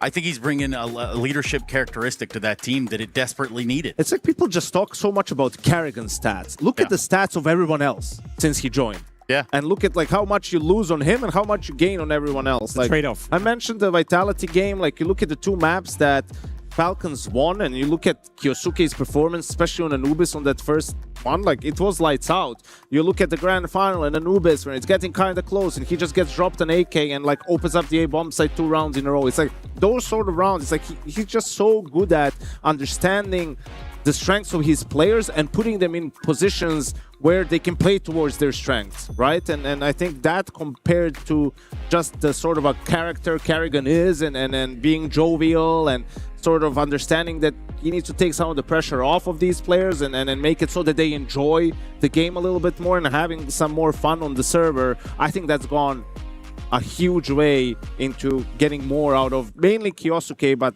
everyone on the team. As long as the trade-off is positive, Trace. As long as there's a positive trade-off in terms of how Kyosuke is playing, how m0NESY is feeling comfortable on the server, Tessus for that matter as well, I think it's going to be just fine. But it's something to keep an eye out for the rest of the season, without a doubt. We could talk about positives, and I would love to pick out a few over here for the the ops, the adversary of Falcons today. But they are going to have to fight uphill. You guys saying that they're happy to be here, yes, but this is going to start to be that big test. You got a best of one today at the Falcons, BO3s thereafter. Yeah, I think for K27, really, you're not going to remember them at this tournament, but you're going to talk about them like a year from now. And definitely a couple of players on this team, the likes of Quinky, Xido, even Cashid on that AWP, right? These are guys who are 18, 19 years old, who just sort of are bursting out onto the scene, that have great mechanical skill, that have a lot of potential and have started to sort of put themselves on the map when it comes to even some of these tier 2, tier 1 teams. Yeah, the foundation for potentially pulling off an upset is definitely there. You're playing Falcons, who were off to a slow start. They lost to the Thieves, in that online game, and that is what it is. And then you have a best of one coming in as well, and you saw what happened to Team Spirit. So it's not that we can't, create a world where it's possible for K27 to be competitive or apply a bit of pressure to Falcons, but there's no denying the fact that you're talking about a team who just won the major, and you're talking about a team who had to borrow shirts from EWC in order to have the same, outlook. So it's just two different worlds at the moment. Man, I think that it took some t-shirts there for the outlook. Yeah, I heard Freya just kind of screamed, I think it was. So yeah, let's go ahead and get some insight. Maybe Freya caught up with the side of K27 before we got started. We got Cashlid ready to take on the Falcons here at the Esports World Cup, but you've already been here for a number of days. You guys came through the open qualifier. Can you tell me a bit about that from your perspective? That was a really tough road for us because we played on the last day 3 BO3s in a row, and I'll say that was a good performance from us, and that was really hard open quali for everyone team. And we made it, so we are here, we're ready to play against Falcons today, and that's it. Just one more question about the Open Qualifier. What would you say was the toughest matchup that you had to play in there, and why? The toughest matchup was Fnatic, because that was the third best of threes, and we have zero emotion, zero energy to play, but our mentally just did something for us. And we had the second, I don't know how to say it. Yeah, I think that was versus Fnatic, and that's it, I guess. Yeah, it was a crazy marathon that you guys had to go through to get here. Today, though, a bit more of a sprint. Best of one versus Falcons. You played them back in Astana. Can you give me a recap of what happened in that series, what you learned there? In PGL Astana, we played very bad versus them because that was our first tier 1 tournament, and we have a lot of pressure, and we were watching at them like on idols, no one can beat them. But now, through the days, I think that I have a lot of experience after PGL Astana, and today I'm watching at this matchup we can beat them. So we're gonna try our best, and let's watch what we can do. Just to play devil's advocate for a second, Falcons have won a major since then. Do you think they're a different team now than when you played them in Astana? I think yes, because on PGL Astana that was first tournament with Kerrigan, and now they have played 3 months, and there are two high-rated players, and I don't know, they're too good at the boss and right now, but I don't know. I mean, we've already seen some upsets today. GG Hao taking down Spirit as well earlier on. I do want to just get to know you a little bit more, though, because if I'm correct, you're only 19 years old. Who do you look up to? Who do you kind of aspire to be like as a player? As a player, of course, m0NESY. Yeah. Why is that? When I was 15, maybe, or 16, I was watching him like he's my teacher, but now I want to beat him and show myself that I can do it, like prove myself. And this is BO1, best of one, so everyone can beat everyone, like GG How did versus Spirit. So Truly, anything can happen. Thank you so much for your time, Cashlet. Good luck. Anything can and truly will happen here at EWC. We will have these maps, or rather map, because this is the best one. We'll have that data out in front of you in just a second. What do you take from that, Yanko, now that we know players are looking up to m0NESY? How do you feel about that, guys? I know you were talking about how old we were. Crazy. He's talking about like 3 or 4 years ago, you know, when he was 15, 16, like m0NESY was 18 back then. You know, like he was just starting out in G2, but yeah, I think it obviously tells you the times are changing. Yeah, they definitely are. Yeah, and they've changed so much that we've got another best of one. We got another best of one, you know, and we got to figure out what map that is going to be played out. And I think the trend so far has been a lot of Mirage, you know, not only here on the A stream, but also on the B stream. Kind of middle in the pack map. Dust 2, you know, in contention for these two teams as well. It's at least up there. And right now, if Falcons want to play it, they can. And the map will be Dust 2 again. A map where Falcons are going to feel very comfortable. It's a map they really had in the pool. And Kerrigan has, you know, integrated into Falcons. Hugely part of their success of the major as well. Was for K27, at the very least, you get to express yourself on that T-side, and you get to dictate the tempo of the game. Whether you can make something out of that or not, well, we're about to see, but it's a map that offers opportunities. Yeah, it's the most played map for Falcons by a large margin. I mean, they played it 17 times already with this lineup. But hey, on the other hand, K27 did 13-0 Sinners on it. So we have that. There's a chance. And so a 13-0, so there is a chance. Hey, this is also a chance for me to tell you all at home, do you think you know more than these guys? That wasn't a trick question. I mean, like, there's a real chance you might. But if you do think you know more than them, or even any of us, let's go ahead and get those pick'ems going. That's right. It's my time to tell you about. Go ahead and pick out who you think is going to be winning the big prize here. We're at the World Cup, the Esports World Cup at that. Counter-Strike is just one small part of this. So, yes, you can go through there, and you can get your pick'ems done. That'll be a little QR code down there. Gentlemen, we know where we're going. We're going to Dust 2. Anybody want to take K27, or am I crazy? The trend so far has been that every game has been close. Every game has been up in contention and been up for debate. I think Falcons is going to come in and make it swift and fast for the first time today. Yeah, it feels like we had our upset of the day with the GG How win over Spirit. Right? It would be a bit too crazy if it happened 2 times in the same day. Yeah, it really would be. Thank you very much, gentlemen. I think it is time that we get on the stage. Let's play the game.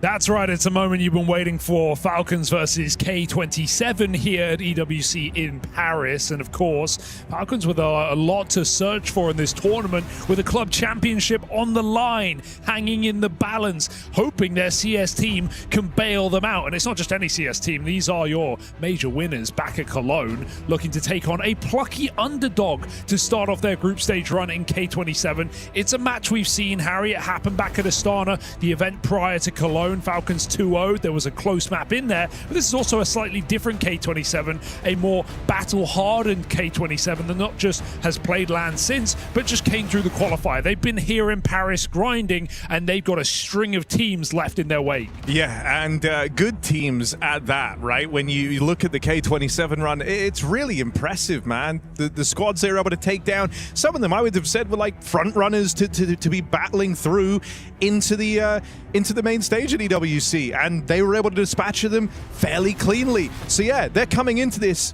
feeling red hot, feeling confident. Falcons can't get caught sleeping at the dawn of this tournament. Definitely not. I mean, we've seen games like these where Falcons have, you know, in the previous roster, I think more so struggled, right? Like some matches versus Bait, some opening BO1s, BO3s, games where they get punished, picked especially. So yeah, there's definitely opportunity in a match like this, especially when you consider that this is, you know, Falcons who came off at the start of the season with an immediate loss online to 100 Thieves. They've already lost to an underdog. This is LAN, Harry. This is where the big boys should be showing up. So let's see if Falcons can do it today, or if K27 have more tricks up their sleeve. I'm definitely excited by some of these K27 players, right? There's some names you may be familiar with, players like Quinky, who have grinded to the top of the Face It leaderboard as of late. Has definitely been one to look out for. And so now as K27 get more LAN reps under their belts, this is the final boss.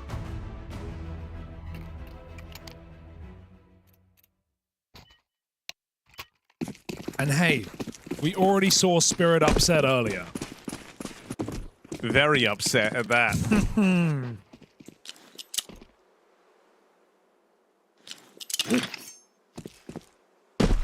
Let's see what kind of form we get out of the Falcons early on.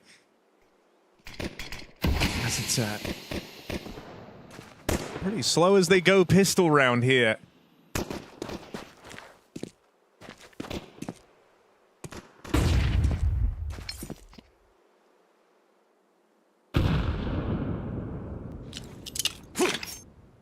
Looking like a B finish.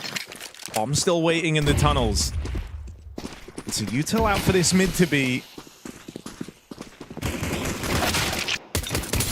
Twinkie doing what he can, but he's getting split on. Zito with the cover. Quick drop down into the bomb site, obscuring himself from this mid-wrap. Won't get away from Monacy, who comes through with just a triage of headshots there.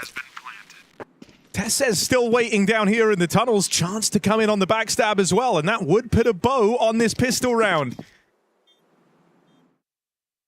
Here he is. Heard the footsteps, heard them running away, knows his time to play is now. Hold the shot, wait for your window player as Monacy looks for his 4th frag in this pistol round. I don't think they're going to stop him. Tessa steals it away. No complaints here from the Falcons as they come through with a pistol. It was an admirable behold from those 2 players in the bomb site, but a little bit of freeze there allows Falcons to come through doors and window together, and Monacy collects both those crucial kills.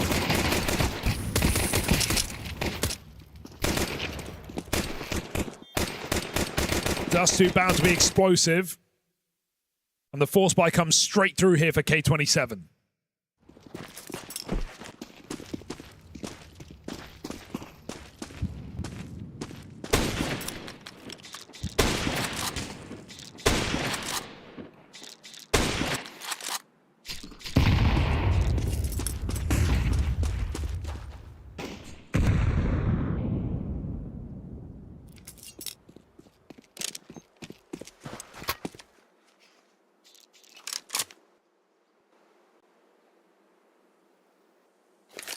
And I think the Falcons, you want to see them on the other side now at the player break, post the major, feel like they're still progressing. You don't want to feel like it was kind of a lightning in a bottle, honeymoon phase, whatever.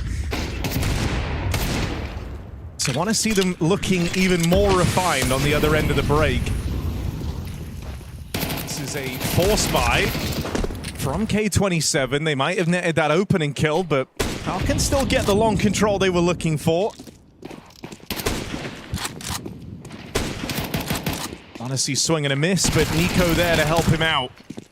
Quite a pace in these 2 rounds here for Falcons. Confident start. And enough pace to push these players out of the bomb site. With that short smoke, it will be a save. Keeping the scout for later.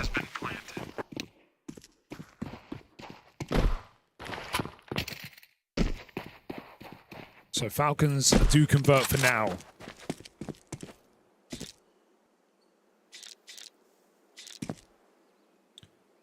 And I mean, yeah, sure, the major was, it was so Carrigan, wasn't it? Come through, the master of the stand-ins, being essentially the new stand-in, the new piece of this team, and leading them to a major victory. Rounds away from losses in multiple of those playoff maps. Still managing to take the trophy. But yeah, let's at the same time remember that Falcons still had problems prior to Carrigan joining. And one golden run doesn't undo everything. So definitely looking for some consistency and some reliability out of Falcons, especially when you consider the field right now, Harry. Like, look at Vitality and the news they've announced for the rest of the season. Yeah. You know, multiple stand-ins, players taking time off. You look at Spirit, well, they're not exactly in consistent form either, even losing a BO1 today. So the field is open.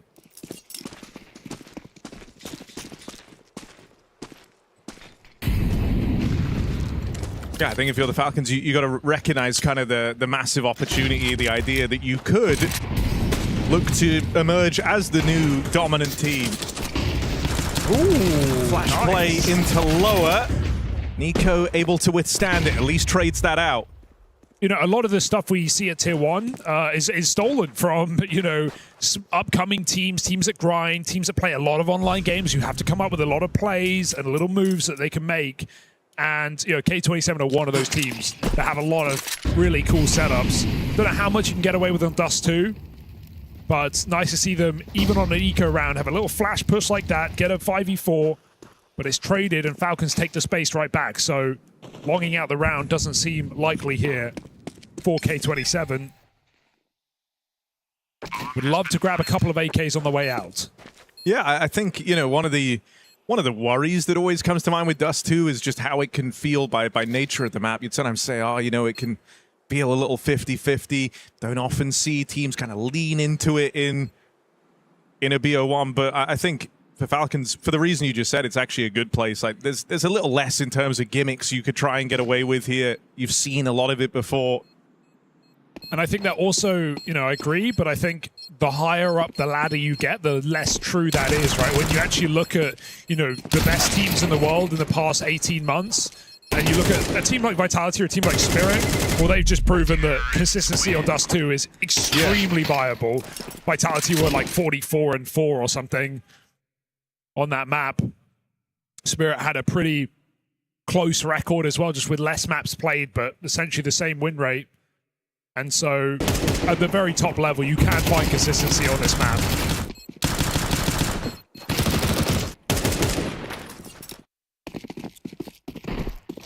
We're liking the start you've got out of Monacy. Loves a cross shot, but doesn't have a chance to fire one off in this round. Both players make it by.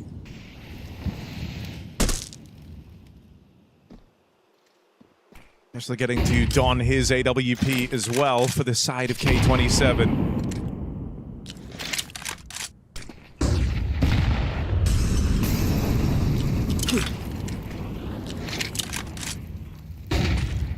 Bit of posturing for a mid to be, but if you look at where the bomb is, that's not where this round is ending. Carrigan, Tesses, and Kiyosuke way over towards long.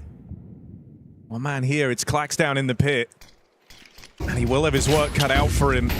No flashes to support from Zido, so he's entirely alone in this. Clax, that's a gnarly double kill, and now he's got teammates en route to try and help him out. They've just got to contain Carrigan, who has made it out into no man's land. Oh dear. Nearly put some style on it, ends up giving it away. That would have been a double kill with the bomb control. Now it's the opposite, they've lost it. Dropping back for the fight, Monacy in middle, overwhelmed, and the AWP has the cover as well. So it's going to be K27 on the board, but to be honest, Carrigan should be the double.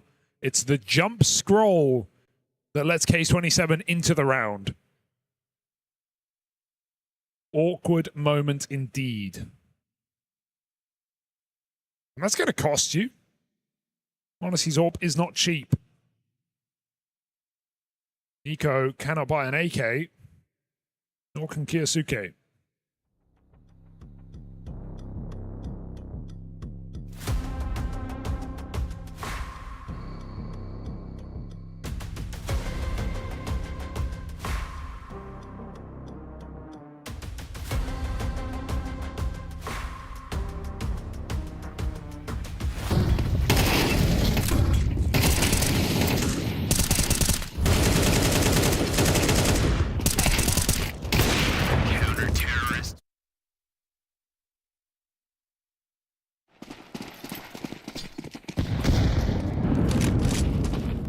Double AWP, and look at them go.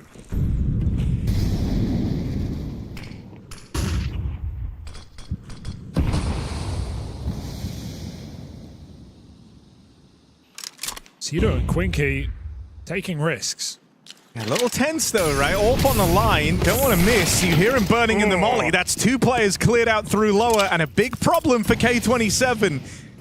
Falcons don't jump the gun on that lower control. They throw all the util to make it real easy for themselves. And now it's just the K27 captain left to get past. Dead after one. Monacy able to trade that out. And a chart-topping performance right now from Ilya sees him up 9-1. You got to hold that shot as well on B, right? You're essentially 1v5 and B. If there's any way you're going to win, you just got to hope Falcons make the mistake of not checking your position.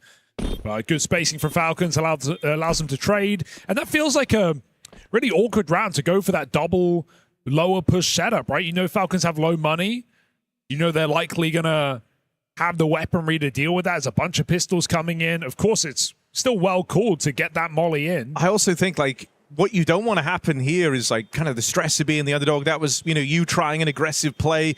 You can argue that the timing for it was wrong, right? I think you're dead on knowing that Falcons are low money, trying to take lower tunnels control. What you don't want to happen is for this to kind of shrink the CT side as a whole. Sure. I hope we still see moves made by K27, just at better moments in the game. Yeah, it's a risky move to make when your money is on the line. And now look at the response. They've got nothing left on 3 of these players. So we're talking about 3 rifles max. They save the orb. They're certainly going to put something in here. But yeah, they will save for later. Falcons looking at 4-1. We're hoping on 2 players to carry K27 through this round. Boost up. Could be denied. Cashload waiting. They just hold the catwalk. Can't wait forever. Ooh.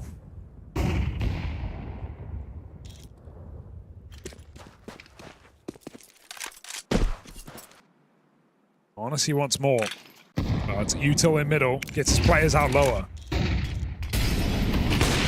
Nice shot. Ashley was waiting for that exact fight for what feels like the entire round. Finally, Monacy shows his head the second time around, and he will get the better of him. Ooh. And honestly, you knock Monacy out of these rounds, you feel real good about it. He's been the guy thus far for the Falcons. Deep long control as well. So if Falcons start moving mid to B, could see X5 activate. Smoke lands behind him from his teammate.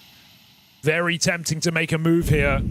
This is a pressure call, right? Do you want to take the risk at this point in the round? 50 seconds, still time for Falcons to pivot. But as we can see, they are all in. 3 in the tunnels, mid to B smoke coming out. If X5 wants to move, it's now or it's never. And as soon as he gets his info, hoping we see a bit of movement out of K27. Because it's still, you know, you have all the info right now from this long doors push, but you're not in a position to react. It's still only 2 players over here at B, and now it's reduced down to 1. Quinky's Beagle doesn't find a thing. Carrigan's even got the spot there through mid. K27 with a decision to make. This B site real tricky to break back into, and you feel like a lot of it going to be hinging on this early fight from X5 back in the tunnels. Definitely going to give it a go with money to spare. Flash goes over. This shot from X5 on the flank. Nico holds it down, and now they walk away. Well, Falcons let them. Fearing a last-second retake with low HP on 2. Falcons will get that round. I mean, it's another round that hurts to lose, but you almost can't blame K27 because when they get X5 on the flank, the whole map is quiet after that mid-to-B smoke. The call is they're either all in tunnels or they're all on short ready to pop. We don't know which one it is. So 2 players of K27 still hold the short side, 2 hold B. And yeah, okay, Falcons flash through the B smoke. It's a round that could look silly if they get massacred, but it's all they had. They had to go. So nice double entry out tunnels. Puts a 5th round on the board. And it's one of those games where you can just tell K27 are saying to themselves, we know what they're doing. Just yet to be able to stop them.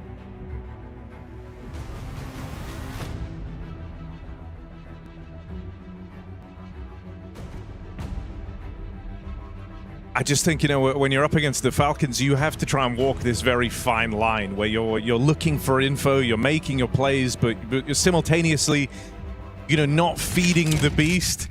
It's a very, very tough line to walk.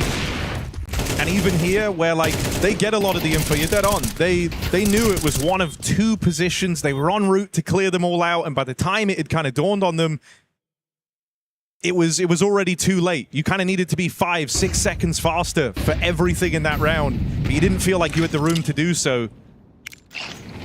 Just think about how many times, even on that major run, where you saw Falcons like, on a whim, change bomb site, go somewhere else, and it ended up being the picture-perfect move. That's what you're up against here. and it can be very, very tough to deal with. I remember a Carrigan call.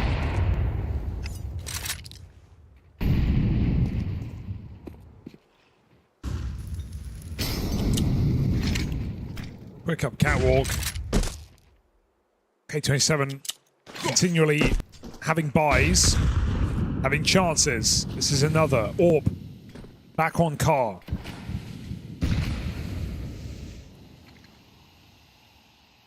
Some fear of the mid to be, but as they re-clear this, Falcons get ready to pop. So what timing do we see? X5 coming back up to hold A. Going to be required. Here's the execute. Finally feeling like you've got bodies in the right place. Cashled's AWP able to get the ball rolling, and X5 gets involved as well on that rotation. Nice Pressure to shot. Cashled, but he'll hold on. And Zito concealed in this smoke. They don't know about him. Decides not to play on the back of that flash. 4v2 right now for K27, and they're going to hand off, leave it to the retake. I like that, but it's m0NESY and Nico. It's meant to be the duo that gets it done. m0NESY dead right away. Nico, that's clean, but gonna need 3 more just like that. K27 swarm him. So finally getting something else on the board for the K27 squad. Nice to see them not overheat, right? Super tempting to brawl in that round. You have that player ready to jump up through the smoke in a 2-on-4. Very tempting indeed, but give it up. Play the post-plant together. Sure, you give them, you know, chances to get into post-plant positions, but then you just trade your kills out, and that's exactly what K27 do. So no overheating indeed. Some really nice shots coming out from this AWP. Last 2 kills being headshots from the AWP.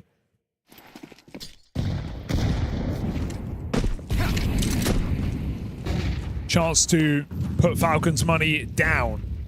I mean, the 2 rounds that K27 have are both them repelling these attempts from Falcons to get into A. And so I think now the onus is going to be on stopping one of these mid to Bs, stopping one of these B hits. Maybe even stopping it before it gets going. X5 with aggression. Tesses has eyes on. He is the Rock, isn't he? No stone unturned.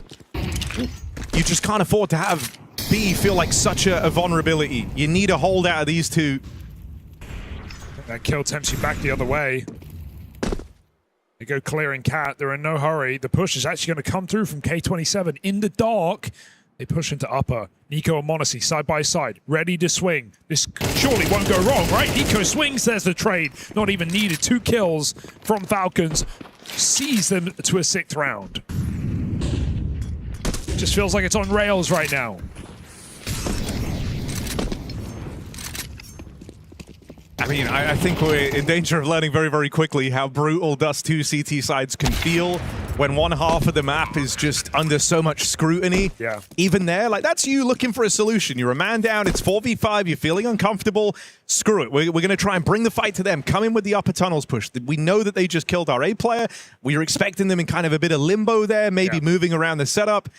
Try and finally throw down the gauntlet on the B side, and actually you end up doing what we said earlier. You feed the beast, you give them the way in. You're looking for the weak half, right? Maybe it's 1 player in upper and 4 coming out on mid to B. You kill the bomb or you kill a player in upper. Now you have more control. The alternative is you sit in B and you just know that, you know, you're going to get dry run. They're going to split you on perfect timing. Maybe you can multi-kill, although they've been unable to do so yet.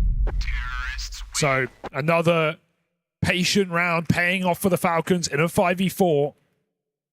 Good check from Tesses on that cat push. That's where it could have all gone wrong. And almost like the mind game that's being played is, look, every time you've got an aggressive, it's ruined the round for you. So rely on some gambles. And I think that's exactly what Carrigan wants. He's very, very good at piecing those together. Yeah. Ooh. Tag as well. That's not even something you really had to worry about in this game. m0NESY's not been super involved on these cross shots, not with the usual frequency, but now a tag down range, softening up the B defense even more. Any more? m0NESY looks long, but Cashled on an orthodox angle, so we shouldn't see this fight. Stalemate for now. Cat control taken here for Falcons. Good grenades. Hit Carrigan hard.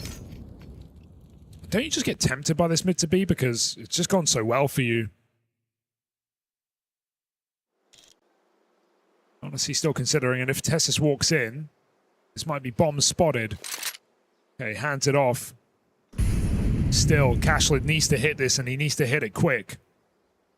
Shadow connects. What a tag from Tessus, but Cashlid's still here. I mean, getting the kill is nice. It's just how do you get out? Double flashes through the doors. Yep. Kyosuke sent in. And now they've got the long control. 2 players over here on short. And this A-split taking shape. Think downrange brings Nico low on the spam. Feeling a bit of pressure now. It's a great reaction for K27. They go, they clear out short. Now they've only got long to worry about. It's not an easy clear either, but they're going to keep sending it, fighting for this ramp. Another kill from Klax with a bomb drop. Kyosuke's going nowhere fast. It is K27 back in the game with a very important rifle round. This could have edged on Stomp territory, but now they've saved their CT side and they have put Falcons in quite the money trouble. Nice retake of the catwalk there from K27. Even though Falcons have numbers, it doesn't feel like it. They're boxed in, smoking behind them. So pressure on as Falcons force buy with 3 AKs.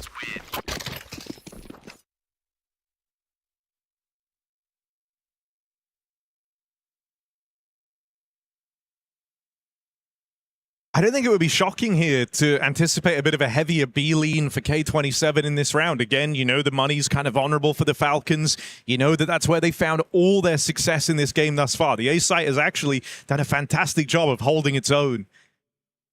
And so I'm almost anticipating, maybe you start with that 2 players over towards B, 3rd guy floating around mid, kind of B hill area.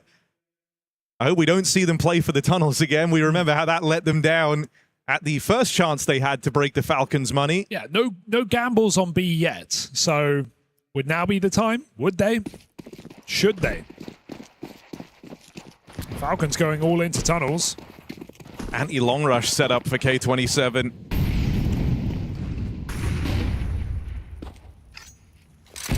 Spawn's always a factor.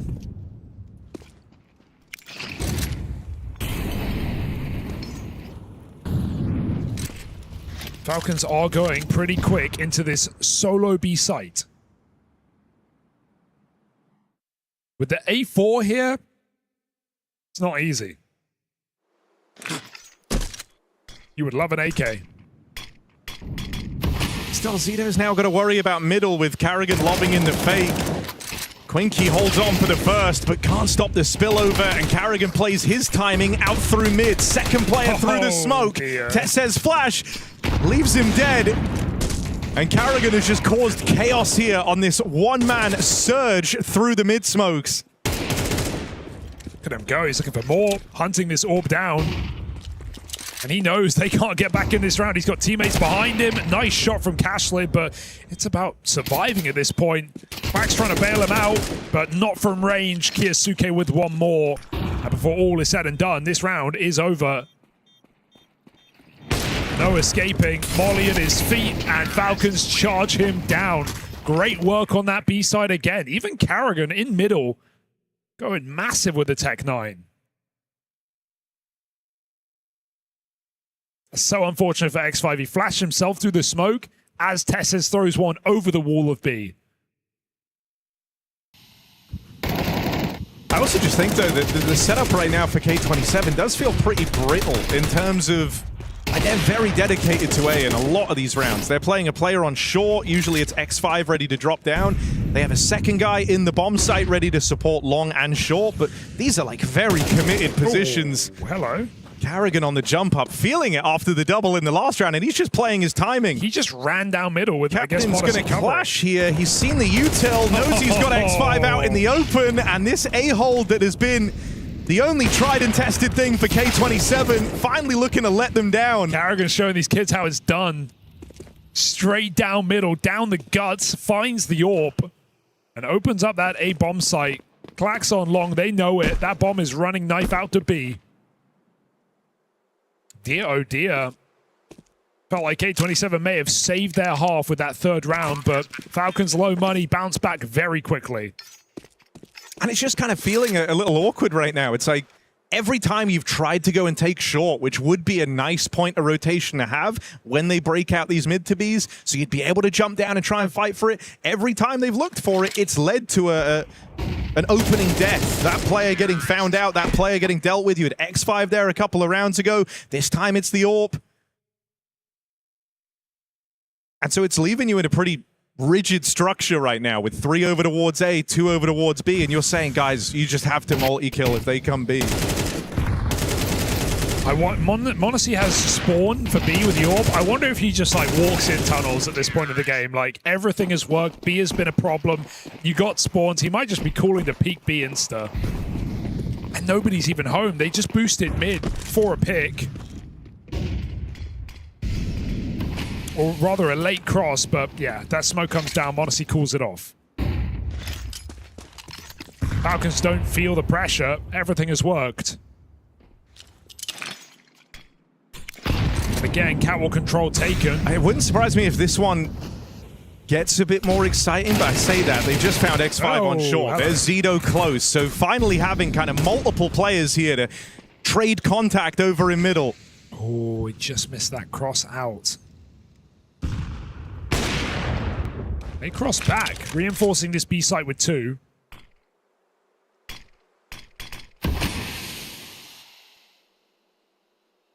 I mean, it was the right adjustment for K27. It's just come very late in the day. Is he going to hide deep pits?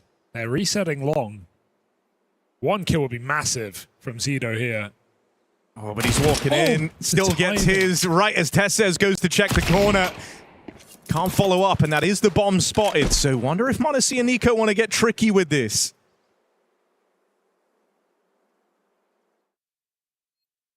(2v4) when it began. They split up. Nico bomb long. m0NESY hoping for a fight in middle. Nothing getting given. 25 to the clock. Cashlid can win the round with a single shot. He's just cleared long, and now Nico walks out. So I got bad news as m0NESY fakes it. Nico holds his part of the bargain. How are you going to cross with that bomb? There's only 10 seconds. He needs to run. The smoke comes down, and they can't stop him. Nico makes it in. Nice shot up close, and that feels like that's that. Quinky 1v2. He's got the nades and an AK. No kits. They throw everything they have. Just a round that spiraled away from you. You almost can't believe it's fallen onto the shoulders of Quinky. He's not filled with confidence here as he makes his way into hostile territory. 2 players ready to face him. m0NESY takes first contact, and that's all that is required. m0NESY putting on a clinic, and Falcons showing up 9-3, a runaway first half. Yeah, a phenomenal half of Counter-Strike, really. Put in some awkward positions, put in some rounds where K27 had strong, aggressive setups. Falcons punished every single time. And yeah, really hard game for K27 to recover. And it all ends in that first half with a 2-on-4 out on the long side. When Zito gets his 3rd kill and repeats, you think he thinks they're going to lose that round. My oh my. Quite a start here in Paris for Falcons, but they've got to finish what they've started. 9-3 first half, off to the CT side. Also just nice to see the Falcons looking this adaptable right out of the gate. You know, no slow starts. Every reaction here was so spot on. Like, finally K27 kind of all in the mid-brawl. They play for that space. They only have SMGs to work with. But the reaction was almost instantaneous. That bomb was back long and ready to go in what felt like seconds. And then sure, they slow it down in the clutch. They give a bit of breathing room to Nico and m0NESY to play it out. But, you know, you're constantly racing against the minds of the Falcons, and they're looking very, very quick to get this game going. They can make it real easy for themselves if they pick up this pistol round. Carrigan sees him out long. Nico, headshot on short.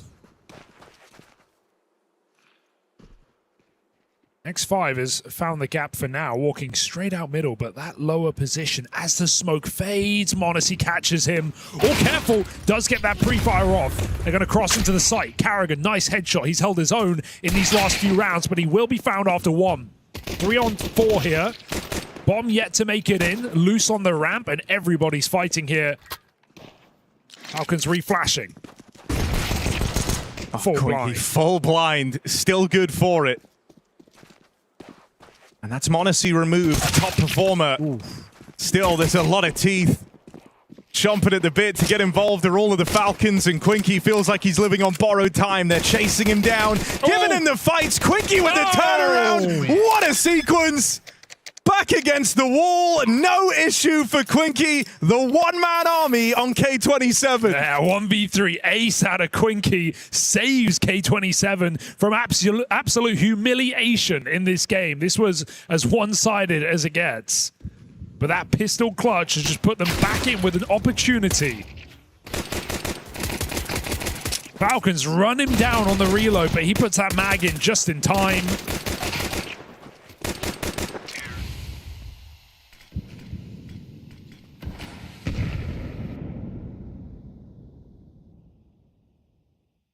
He's even bought the AWP for Cashlet in this second round. It's an audacious purchase. Wanting to get your AWP going in this second half. They walk silent up Cat.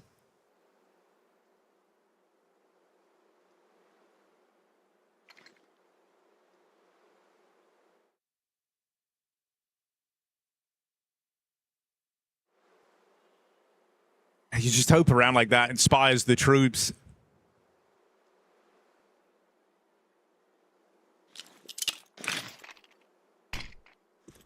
I do wonder how much adrenaline Quinky's got coursing through him after that clutch. Just testing the waters over here on short, seeing if they like what they see. Carrigan does have a smoke to block this, but he holds on to it for a very long time. That's not a good smoke. Tap on it. Oh no. I'll try and play through behind it. Oh dear, Nico makes it interesting. And the rest of Falcons trying to give chase up through short. They're not going to get here in time. Guns, please. Testas can't find them. Galil to the hand, but bomb down and AWP ready to line them up. Kiyasuke at 1v3 and they're not having it. Quinky shuts it down and 5 rounds for K27, stopping the Falcons force buy. Baby steps, but certainly in the right direction here on this T side now.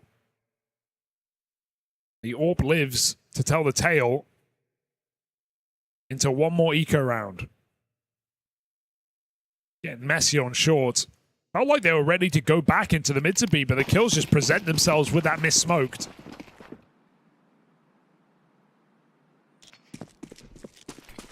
B-rush? Go on. Nice, try and give Falcons a taste of their own medicine. Testas waits so long for that flash, it never comes. He's looking into the wall when they kill him. It's quite a B-rush. Insta-door smoke, double HE, and just go through.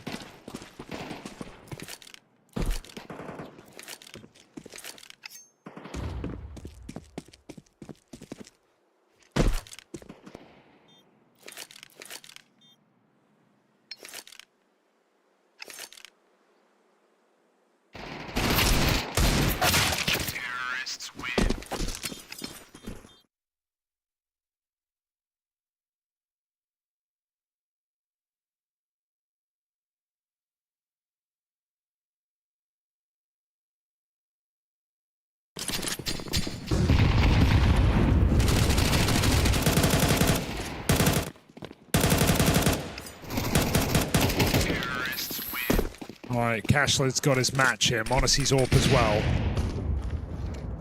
Late cross spotted. Monacy's not giving him the fight.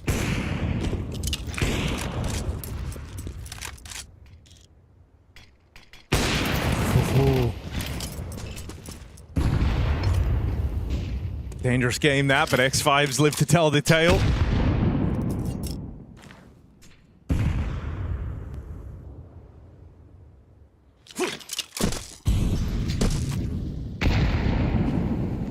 Good nade.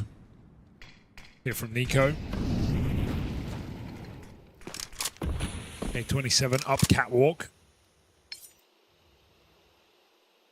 And this is all the makings of a mid to be. Don't have control out towards long. Don't really have any clear picture as to what's happening on A. You have at least forced them within the bomb site, so you've slowed the rotations. You kind of put yourself in a good position to succeed here. If you're able to get through these entries, even trades for Falcons would leave them in a pretty awkward spot. Long rotates, 3-on-3 retake at B. So you need something out of these B players here. They don't shoot. No support. Tessus and Kiyosuke against the world. Good timing on that block. 20 seconds, That's though. brutal. And are they no. really going to try and change their mind on this? Nope. They thought about it. They're still thinking about it. 20 There isn't time seconds. for this. Going to try and run that bomb out towards short. They lose Clax on the long side, so it's turned into a mid to B. That is chaotic.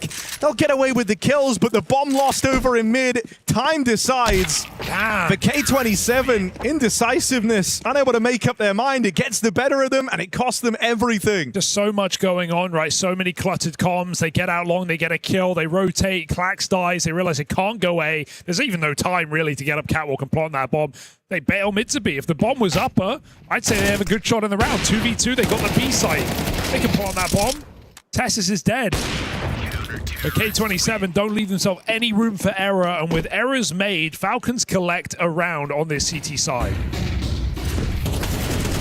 That's more like it. Gut punch out long. Oh, that's nearly the lineup around this smoke. Oh. From beyond the grave. And there was no accounting for that move out of Tessus. Walks the mid smoke. That's really rude. Knew he had a 1v1, but still. Oh my God. They line up for him. It's on rails. Respect is disappearing from the Falcons now. At 11-6. Pushing through smokes in your face. And K27, they're down to 2K a player.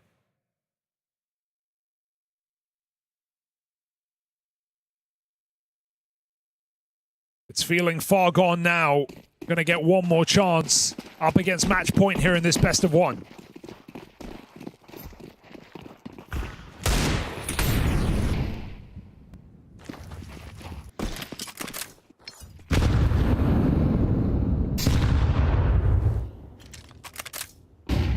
And you're seeing Falcons take a lot more liberties. They have left Carrigan all on his lonesome out here on long. But apparently that's not an issue. Easy. Flash gets there just a second too late to help him out, but it will get contained, and now you have 6 chances for a dominant close.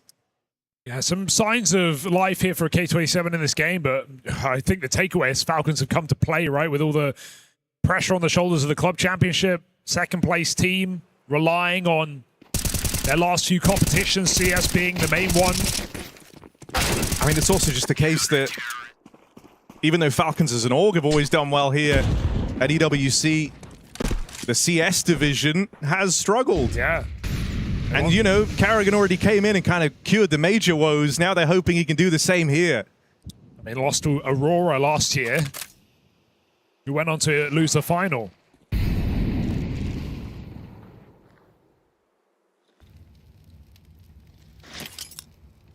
But let's be honest here, looking at this group stage, there's no clear threat on paper for Falcons. 2 wins and you're straight into the playoffs. Yeah, I think it's one of these ones where it felt like, you know, the greatest opponent was almost themselves in a sense, you know. You've seen slow starts from Carrigan-led teams in the past. It's very reassuring to see them coming in looking polished. Oh, man. It's a K27 that have had a legit run to get to this point. They were in good form. But Falcons playing like the favorites. 4v4 and the map goes quiet. Bomb out long. 2 players on Cat. Cedo waiting for re-aggression. He's getting exactly that, but teammate swings with him and Monacy collects a kill. Monacy with a monster game right now. He's going to go for more, surely. Feeling invincible on this orb. Missed flick and the bomb crosses in. It will be a retake, but it won't be waiting around as they line up through the smoke. Kiyosuke closes. Simple as that for the Falcons. 13-6. K27 are shown the door. Yeah, dominant stuff, man. It's the Falcons you wanted to see from the get-go in this tournament. No messing around, straight to the point, running circles around the underdogs in K27. That's exactly the start that you would expect from the Falcons, who are coming back off of a major win. They start their campaign off here strong in Paris for the Esports World Cup. Yeah, Nico and company looking primed, looking proper right there. Nico and m0NESY really tag teaming to give K27 a little bit of a taste as to what's to come. Can't really ask for more, can you? You know, I think that was the first time today we see one of the clear-cut favorites also playing like a clear-cut favorite. Credit to K27 for, you know, a brief moment in that second half, you know, stringing together some rounds and maybe making us think that there was a chance of this game being competitive. But end of the day, Falcons in control, start to finish. And maybe you're right, Janko. Maybe we're getting the best of both worlds now from Falcons, a team that is good in the group stage and also shows up in the play. Well, I wouldn't get too ahead of ourselves, Jacob, but, you know, Falcons just taking care of business here, doing what they need to do. It's unfortunate in a way for K27. You can say, oh, why are you playing them on Dust 2? Well, they don't have a ton of choice, really, in the veto, you know, in that sense. And Falcons are not going to, you know, feel pressured whatsoever. It's one of their favorite maps alongside Anubis, and this is what you get. But there was pressure applied, right? So credit where credit is. I wouldn't say that necessarily they tested the Falcons. No, that's not going to be the storyline. Hell, the numbers wouldn't even say that.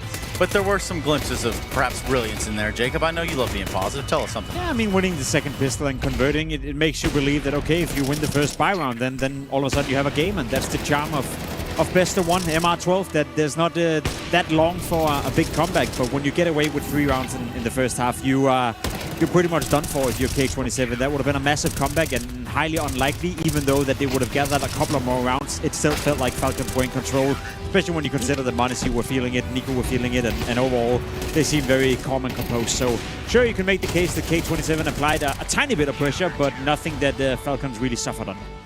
Yeah, a strong start at a 9-3 half to on your T side. For the Falcons, swinging for the fences, they got the home run they were looking for right here, and a best of one.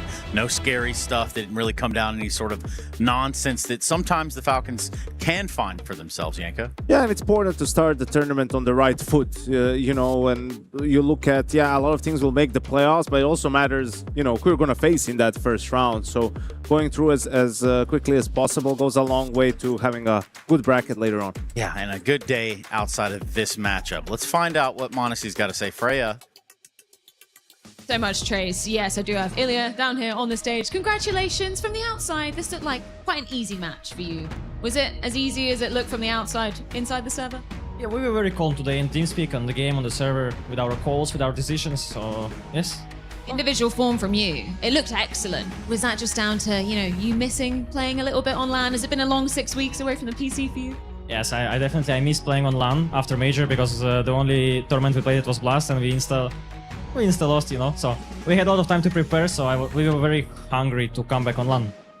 Yeah, we'll just forget about that online affair. Now, not to hype your ego up anymore, m0NESY, but Cashlid, over on the other side, he did say that you were his idol. He was kind of molding his style off of you. Do you want to give him any advice, any words of wisdom? Any advice? Actually, I didn't know, but any advice? Just play more matches, get as much experience as you can, and everything will come with experience in the future. The most important is to believe in yourself. Final question for you, m0NESY. Of course, EWC, we know how important it is to Falcons as an organization. Does that put more pressure on you guys here to perform? No, not really. We don't really take this as a pressure. We just take it as an opportunity to help our organization to win another club championship. Pleasure, as always, to get to catch up with you, m0NESY. Thank you so much for your time. That's Falcons 1-0 up here in Paris. Yeah, m0NESY ending out at 22-8 there in regulation. Otherwise, quick, easy work for the side of the Falcons. m0NESY looked like he had a good time. Yeah, and obviously he had a good time in Cologne as well. Got his major MVP there, and I think we're seeing that a little bit more in recent tournaments with m0NESY, you know. And then some of the interviews, especially in Cologne, those post-game ones, like he has just found the joy again in playing the game, right, in this team. And I think he shows on the server. I think he's a guy who needs to sort of have that to be able to perform on a high level. And if he has found some consistency now, like that's going to make Falcons even more dangerous. Yeah, it goes without saying he's a massive win condition for Falcons in pretty much any game they play. whether that's group stage, playoff, you name it. As you said, a bit of a breakthrough through the major, you know, getting the MVP as well. And if anything, if you want to zoom out a bit, maybe he's also able to close a bit of that gap, you know, that Saivu and Dunk as of late have opened up to him. I think m0NESY being the MVP of the major, playing like this as well, maybe it is a three-horse race for the best player in the world after all, if he continues down this trend, and especially if Dunk is showing a bit of that inconsistency that we never really seen from him before. Yeah, and you look for where those weaknesses are going to be within some of these top-tier teams, some of these high-caliber teams, especially with the side that we've already seen, the Donks of the world. They've taken their L earlier today. How do they bounce back and remain some of those top-tier teams? The things that separate them from the pack, the ones that keep them up there. For us, at least, putting a ribbon on such a performance, or at least such a showing from K27. They're in the building. You guys said they were excited to be here. Is there anything else you can put on their plate? Yeah, I think we have an example from the first half, like some of the sort of discrepancies between, you know, tier 1 teams and some of these lower tier teams when it comes to the macro understanding. So in this round, another reset round, Falcons go with this fast sort of down mid play from Nico. Kerrigan did it as well, so they're quick about this. See the nade combination, right? And then Kerrigan is just going to throw a deep molly and they want to go B, right? But X5 is in front of it and he just wants to play now, like understands maybe he has some space here. Unfortunately, he's going to get punished by Tessis, right? And Tessis is the long player. So now that should signal you that they are heavily towards B on the side of Falcons. The Falcons know that, so they slow it down, throw some utility towards B, mid to B, smoke. Kerrigan wants to put some pressure. It's important he got the upper off of this angle, and then after the smoke, like that prompts a reaction from K27 in upper B, and this is exactly what Falcons were waiting for, right? Like they're positioned perfectly to punish this. That was probably just the call from Kerrigan. I'm gonna put some pressure. They're gonna push B. You guys are gonna kill them, and that's exactly what happened. And you know, it's an example of just manipulating some of the rotations, and maybe K27 being a little bit too naive, going for that B push when Tessis was spotted in lower B. Kind of forcing them to where you want to have that fight, like forcing that reaction. I think, Jacob, you know, there was a little bit of a suffrage here when it came to the second pistol round. You know, I think it's unfortunate. Yes, you get an ace out of it, but it is a bit rough around the edges when it's in vain, right? Yeah, sure. But then again, you showed a bit of that individual quality that K27 also possesses. Janko said it's not a team that we're going to remember here at EWC, but perhaps in a year's time from now, some of these players will have found a way to make a big mark, you know, on Counter-Strike, whether that is within K27 or if that's in another team. But, you know, small glimpses of, you know, good potential, good individual playmaking, especially considering they came from the LCQ as well, where they won 3 best-of-3s in a row, that they kind of distanced themselves from teams like Fnatic, Eyeballers, and Saw, for that matter, who they beat. So it's a team to look out for, and maybe players to look out for the future. Yeah, they're accruing experience at this point in time, right? Like when you're a young team, you sort of don't even necessarily realize maybe how these teams are beating you, right? And then you see things that happen. It's like, this is what they were thinking, right? And then you sort of learn more about the game. You evolve your understanding of the game, and that's how you improve. Yeah, I mean, just as a testament, you know, how fast was your guys' first LAN game, right, in your own head? I'm sure it might have taken a long time, but that game goes by pretty quick. You start to learn to break that down and compartmentalize. So even just practice. Like once you start to practice with tier 1 teams, and you're like, all right, like this is what these guys are doing, and then obviously even more so in officials. But that's why it's a process, right? It has to be a process for every individual player, and then also you as a unit need to be able to grow. And no shame for K27. You're playing Falcons. You're playing the team who just won the major a couple of months ago. You're playing Nico and m0NESY, who clearly were having a good time here in Dust 2 and have had a bit of a habit of having a good time on Dust 2 against the best teams in the world as well. So in that regard, sure, as Janko saying, if you can learn something from this game, if you could, the round you showcased just before, Janko, it was clear and evident that Tessis towards lower, the push should have come from the long guys. He was the guy who's supposed to take space, you know, figure out that, okay, it is towards the B bomb side. Then you could have kept 2 players on B, you know, and maybe be ready for the hit that was coming in for Falcons. They look at that, they learn by that, they maybe alter the way they will play around like that next time around, and who knows if that means the game then finishes 13-7 and not 13-6. Yeah, and it could be as simple as a change of numbers, obviously, Jacob. I don't know why you have that big smirk on your face. It makes me a little uneasy. Yeah. Luckily, the people at home can't see that. We actually have Nico smirk instead, which I know that you guys are big fans of here. Do you agree, Janko? Is m0NESY, can he still be part of the conversation, you know, best player in the world? Or Yeah, absolutely not. What if he's the major MVP in Singapore? There we go. Like, how can you, a guy who's won 2 major MVPs, not make him potentially put him as #1. Obviously, depends on a lot more tournaments. And I think what's important is it's wide open still, in my eyes, right? Like, we don't know how Vitality is going to perform moving forward. A couple of events, they're going to have a stand-in. Yeah. You don't expect them to sort of win events with a stand-in, right? What if Falcons are the one, or Spirit is the one with Dong to do it? So I think it's a lot more competitive this year than last year. Which, it's only fair. We talked a little bit about Kerrigan. So your boy Tessus, let's talk about it. I know that there were some question marks about, yes, okay, this is what Tessus brings to the table here, and now they won a major. So we quelled that still, right? Did he show up today? Was he the best support in the server? Yeah, I mean, it's hard to judge from this game, to be honest. I think Tessus is best shown when the game is close, when he needs to find impact. Today, it wasn't really needed, to be completely honest.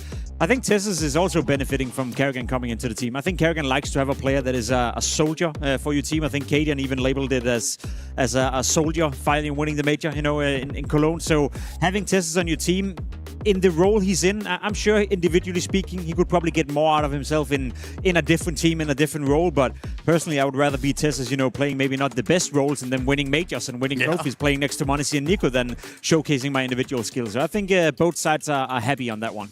Yeah, he'll have his moments in Kerrigan's system, right, where he'll have to play, and he has the right personality for that role, right? Like, you always need you have a finite amount of resources in a round, and, some players have to make do with less being allocated to them, let's put it that way. And Tessus is a guy who can do that, who is not uncomfortable, doesn't have an ego in that sense that, he has to have the numbers or he has to have the opportunities, right? He'll just do whatever the team requires of him to help the team win. Yeah, and for us, still tons of more Counter-Strike to go. Gentlemen, thank you so much. Yeah, we can put a ribbon and bow on this one for K27 and Falcons. That's a done data. And as it shapes up, we've got Paravision, V8, BB Team, and FaZe also to look forward to here. mibr, Strauss, all the fixins here at the EWC. That's the Esports World Cup live from Paris. We go to a break, we come back, and it is going to be that BB Team versus FaZe.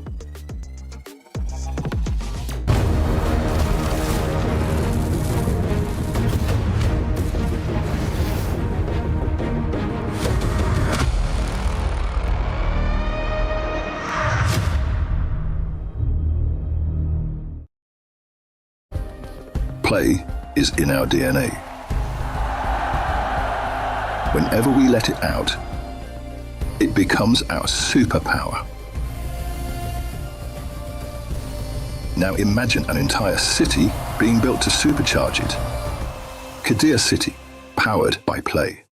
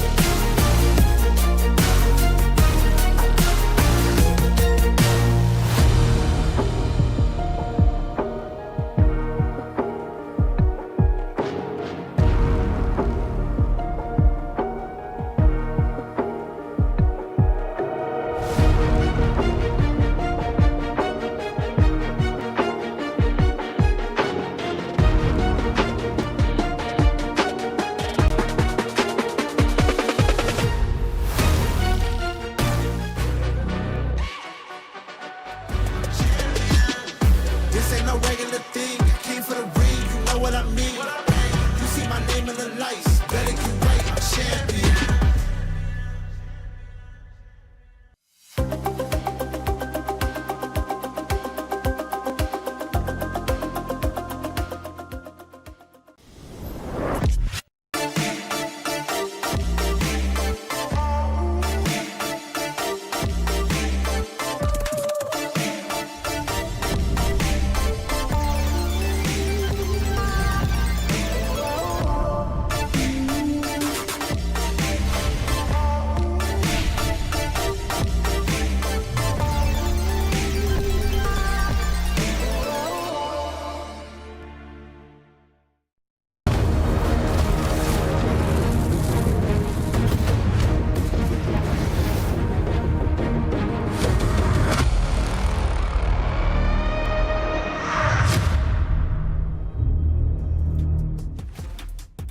It's the Esports World Cup live from Paris, and we've got another banger coming up here as we continue our best of ones within the opening stages of this Counter-Strike 2 tournament itself. I say that because FaZe are entering the building versus BB Team, and in a best of one environment, anything weird can and probably will happen to you in the server. Of course, we had to get rid of one of our analysts so we could bring in a totally new one here, an up-and-coming talent. We could call him that, five-time major winner, Dupree. And of course, we've got his friend Jacob here. So, Dupree, how's it been today, man? How'd you find the games? Yeah, it's been good. I think we've had a little bit of everything. Like, we had some slaughters. We also had some games that were very close, but we also had games that, you know, just was dragged out. So I think it's been a good start to the tournament. We've had that upset with Spirit losing to GG How. So I think that's the biggest upset we've seen so far. Yeah, safe to say that was a big upset. I feel like all games, apart from the Falcons K27, have been hyper competitive, you know. So I can't see a reason why we shouldn't expect this one to be the same thing, Trace. It might as well be, yeah. BB Team versus FaZe, both in their own ways, very, very unique storylines. We can start on the BB Team side of things. The team that seems to have found a footing at this echelon of play, even though most of the time it seems like they have what we call a stand-in or a substitute. Not ideal if you're trying to play in a server with 5v5 parameters. No, it's super frustrating because I think all of us have seen what they can do. You know, even playing with a stand-in, having Boomits as a leader.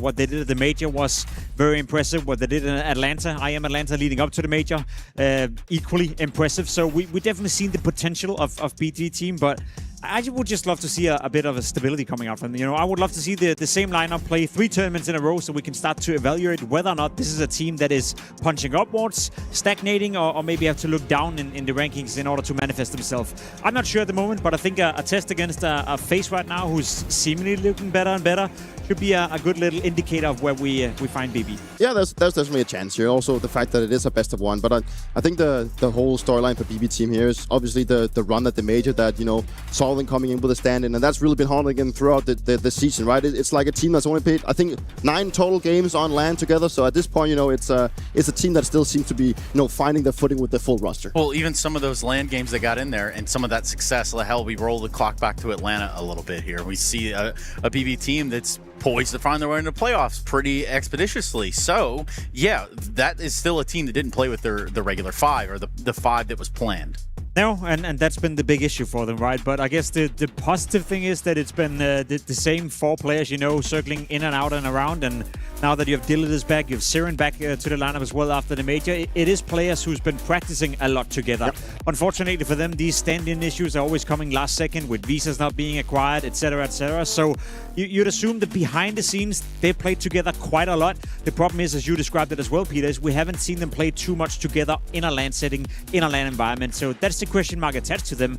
That being said, though, I feel like whenever we do see a BB team play, they always surprise us. They always play well. They seem to be a coherent team. So I don't see a reason why we shouldn't expect them to do well here in Paris. No, it's the stand-in situation, and that seems to be coming back to them. But they seem to be doing well every single time they get to that point, right? It's like the fundamentals of the team, and they lower their expectations, and they have the fundamentals in Boomy to just call the things on the fly, and people seem to be slotting well into their roles. And I'm just curious to see if they can ever find back to a level that is going to be as good when they had stand-ins, right? I think people are probably thinking, why wouldn't they keep Flammes once they played so well at the major, right? But at the same time, it's a given time where the team still needs to be finding their footing with the team, and this is a great opportunity. This is a great start, and the best of one. I think it's definitely an opponent that they can be taken on. It is an opponent that can be taken off, but also, I guess, with both of these teams in their stumbling point, right? Because for FaZe, it's not like they're necessarily not a revolving door currently, as is. I think this is a massive test for FaZe Clan. We saw at the Bounty that, sure, they're looking better. I think Twist as an in-game leader have done a great job. Nedu has just been signed to the team now, no longer officially a stand-in, but he's a full-blooded member of FaZe Clan. So that's the direction they've been deciding to go. I think it's very important for us to get some reassurance where FaZe is heading right now, because what I saw at the last Bounty was positive. It was definitely trending in the right direction. When you have players like Twist and Frozen on your lineup, you feel like you're almost guaranteed to be competitive at some level, but that wasn't really the case when Kerrigan was still in the lineup. So it's a question mark to me where we kind of set the expectation for FaZe. Are we looking at a team that is trying to break into top 10? Are we looking at a team that is just trying to stabilize around 10 to 15? Are we looking at a team that has to fight Nate and Tools to be 15 to 20? I don't think the jury has been set just yet, but I think this tournament is super, super important. And when you consider where these two teams are at right now, if you're FaZe and you want to be considered a top 10, top 15 team, well, then you got to beat BB team. Oh, yeah, for sure. And I think it's the question marks that's been revolving around FaZe for so long that it's good that it comes at a bit of a clearance, also signing NetEU, as you mentioned, but FaZe has already hit rock bottom, right? When they didn't qualify for the major, that's kind of rock bottom for them. So they could only go one way. That's forward, right? And now the fact that they've picked up players like Jabone, they luckily kept someone like Frozen, right? Still sticking on to Jacob, but also the fact of signing NetEU now for the full roster. They're also moving in a direction now where they seem to be picking up the young players, but at the same time, it all seems like a team that doesn't have the leeway to actually approach the right players they maybe wanted. So they have to go with it sort of B option. But I kind of like that approach that they decide to go with the more talent pool instead of going for the ones that is already established, because we've seen how that one works out for teams that is already established, that they go for the names instead of the ones that actually wants to prove them then there. And then obviously the fact that Progi's not in the lineup anymore, I think that paid off very well for FaZe. See, that's my issue, right? Because I don't disagree with that. I like the fact that you're going for some of the young up-and-coming players. You give a bit more time to Jacob as well. For me personally, I'm not sure he needs more time. I think I've seen what I got from him, and to some extent he's doing a decent job winning FaZe Clan, but he's not a player that is going to make sure that you're top 10, And then you look at J-Bone, okay? You're benched in big, and now you're coming into FaZe Clan. Are you supposed to be a player that is elevating the team to top 10? Maybe. I think he's the one who's shown the most potential and shown glimpses of what he can do. So I like the direction they're going in that regard.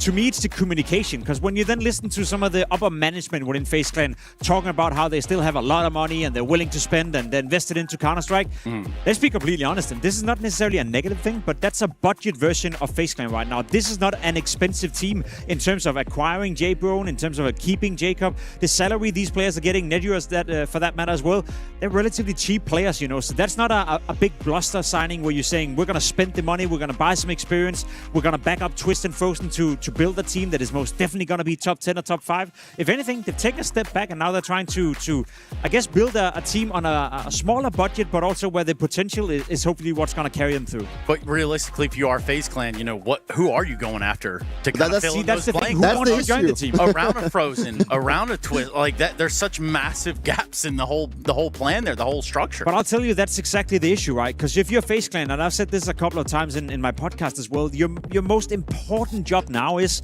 to make sure that you're competitive enough that players want to join your team. Because this iteration of FaZe Clan is not going to be the final one. If it is, then Frozen will leave, Twist will go somewhere else. As you said, the gap between those two and the rest of the team is just too big.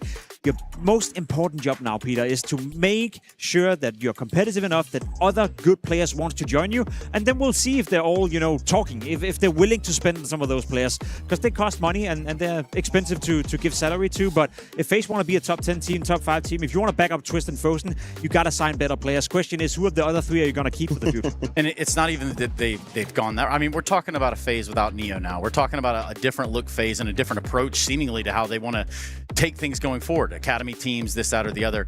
Where do you find the FaZe conundrum right now? I actually think the swap of coaches was very needed for the team, and I think also the fact that Neo was maybe more of I wouldn't say like a soft coach, but maybe not the guy that would go and, just, he would maybe like, take things and then, wrap it up a little bit instead of just going straight honest to the player and saying, you're not doing good enough right now. And I think that is also the case with Brokey. And that's why I think he's been removed now, that there's new eyes now on the block. And he came in and saw that Brokey was an obvious issue for the team in terms of his performance, but also probably his, the way he functioned together with his teammates. So I think it's nice to see that it's a bit of change of scenery, that a new coach comes in and dares to make these moves, even though that the face management also had something to do with it. But overall, the fact that they now have to sign younger players that come from academy project, I think it's the right approach. I think that is the approach they can do, probably the only one they could do in this situation where they have to build from the ground by not qualifying for the major. If anything, it gives a bit of urgency as well, because if you're J-Bone, if you're Nedio, for that matter, if you're Jacob, you know that if you're not performing, odds are you're not going to be there in 6 months, and that could be a good thing. That could be a good thing that is motivating these players to show their absolute best and, making sure there's a case for them to stay with the future FaZe Clan lineup, which I think is going to look a bit different. When you have players like Twist and Frozen, you can acquire good players. Question is if they can convince those two that they should stay there. Yeah, there's a certain point where you are really just building back up from the bottom. Hey, enough from hearing us about it. Let's hear from FaZe. I think we've got to start this interview with some celebrations, Natu, because we saw yesterday, officially, you are a permanent member of FaZe Clan. Can you just tell me how that decision came about and how you feel about it? I'm feeling great. It's been some months now that I'm in the team. To be honest, I knew it kind of some time ago, but there has been like some contractual negotiation and stuff, so it took some time. And yeah, I'm just really happy to be part of the team, and I think we're doing great. Now we're in the top 10. This is of course not the ending goal, but I think we're on the right, we're on an ascending ramp, and it's pretty good. Now, I'm not asking in terms of your roles, just more of like an attitude or emotions. Does it change anything for you knowing that you're a permanent fixture of FaZe for the future? I don't think it changed that much. I wouldn't say it changed at all, actually. I think I'm pretty comfortable with the team. I felt like I was already part of FaZe before, so it's also like I've been here since a long time. So it's like the transition was way smoother, and now I don't feel that much pressure like being part of the team officially, I would say.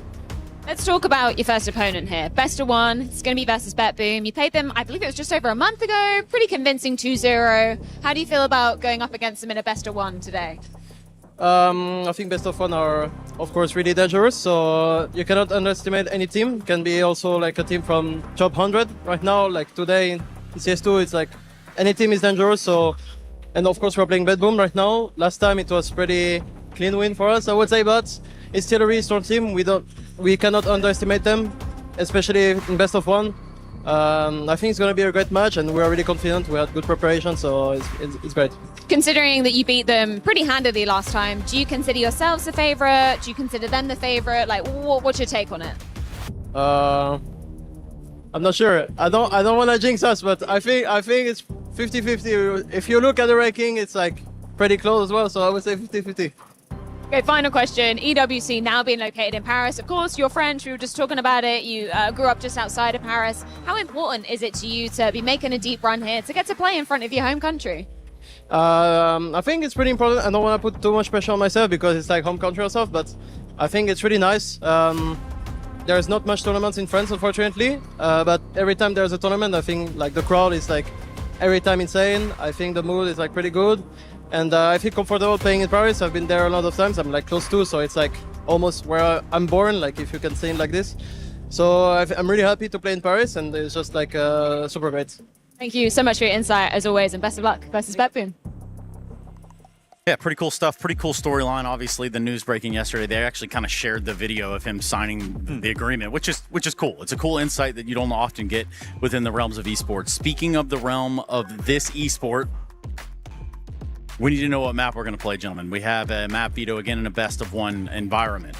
Yeah, I'm going to take a wild guess and say no Ancient and Cash. If you're a BB team, you know, last time around it didn't really pan out their way. Lost 13-6 and 13-2 in a game where FaZe dominated them. So if I'm them, I'm trying to stay away from those types of maps. Yeah, it's definitely, you know, not something you want to return to because you had massive issues. So there's definitely a lot of other things you can be turning your attention to. Ancient also going out in the pool right here.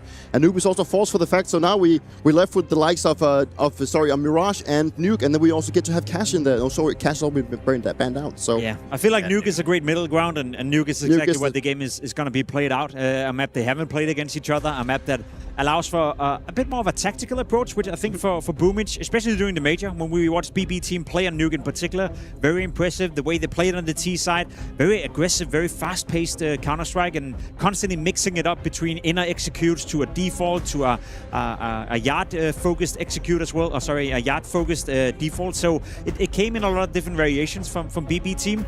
I'm curious to see what I'm going to get for them. The last time we saw them play was 5 weeks ago, and that's the game where they lost to FaZe 2-0, you know, in a game that wasn't even a game. They got 8 rounds over the course of 2 maps. So you'd assume that BB team have been home, been practicing, been leading up, and also target this tournament as sort of their Super Bowl, as you described it for Big early on. They need the wins. They need the VRS points. If they want to be part of the major, enter stage 1, stage 2, they need to acquire some points, and beating FaZe Clan is a good way of starting for BB team. And you know, I think this goes without saying, guys, I'm going to go ahead and put the ball in your court as well as the fans at home, because obviously we need you to go ahead and get your match play pick'ems in. We need to know who you think is going to win. And in doing so, that QR code will pop up. For you guys, I want to know where your pick'ems are in this one. What is it? Could be considered an even keel. Dupree, you seem to be sweating around the brow. What is it, bud? I think, you know, Netio said it himself, it's a very open game. It's very 50-50, right? I think Nuke will play in the hands of both teams. It is the best of ones after all, so it makes sense for team to enter in a sort of even ground. But I kind of want to, personally, I want to see FaZe do better. Like, I've been around for a long time. You know, I've seen FaZe, how good they can be, and also the success they've had in CS2. So I want to see FaZe do better, right? I want to see this real build. I wanted to see it working, even though that I do think that BB team also deserve to show that they can continue their stride from the major. So what are you saying? FaZe. FaZe, there you go. I don't know, man. To be completely honest, I think FaZe have the upper hand right here in the matchup. I always put my faith in Twist and Frozen, but in terms of the overall, I think BB team have a higher chance of being the team to look out for the rest of the season. Okay, well, let's just see if you guys are right. Let's just see if you guys know exactly what you're talking about. Let's get this game underway.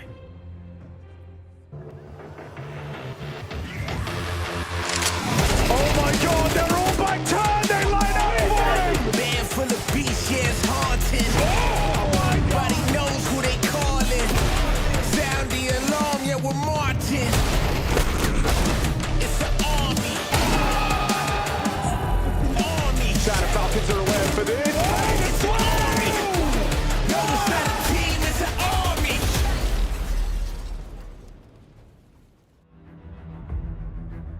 I'm looking forward to this one. My name's Machine and I'm joined by Chatty B. You can call him Sponge. We've got Team BB on one side of the server and FaZe Clan on the other. Cheeky best of one on Nuke of all maps. Yeah, Boomage's boys up in the post-Brokey era of FaZe. Obviously, Jay Bowen, Natu, interview with Frey a little bit earlier.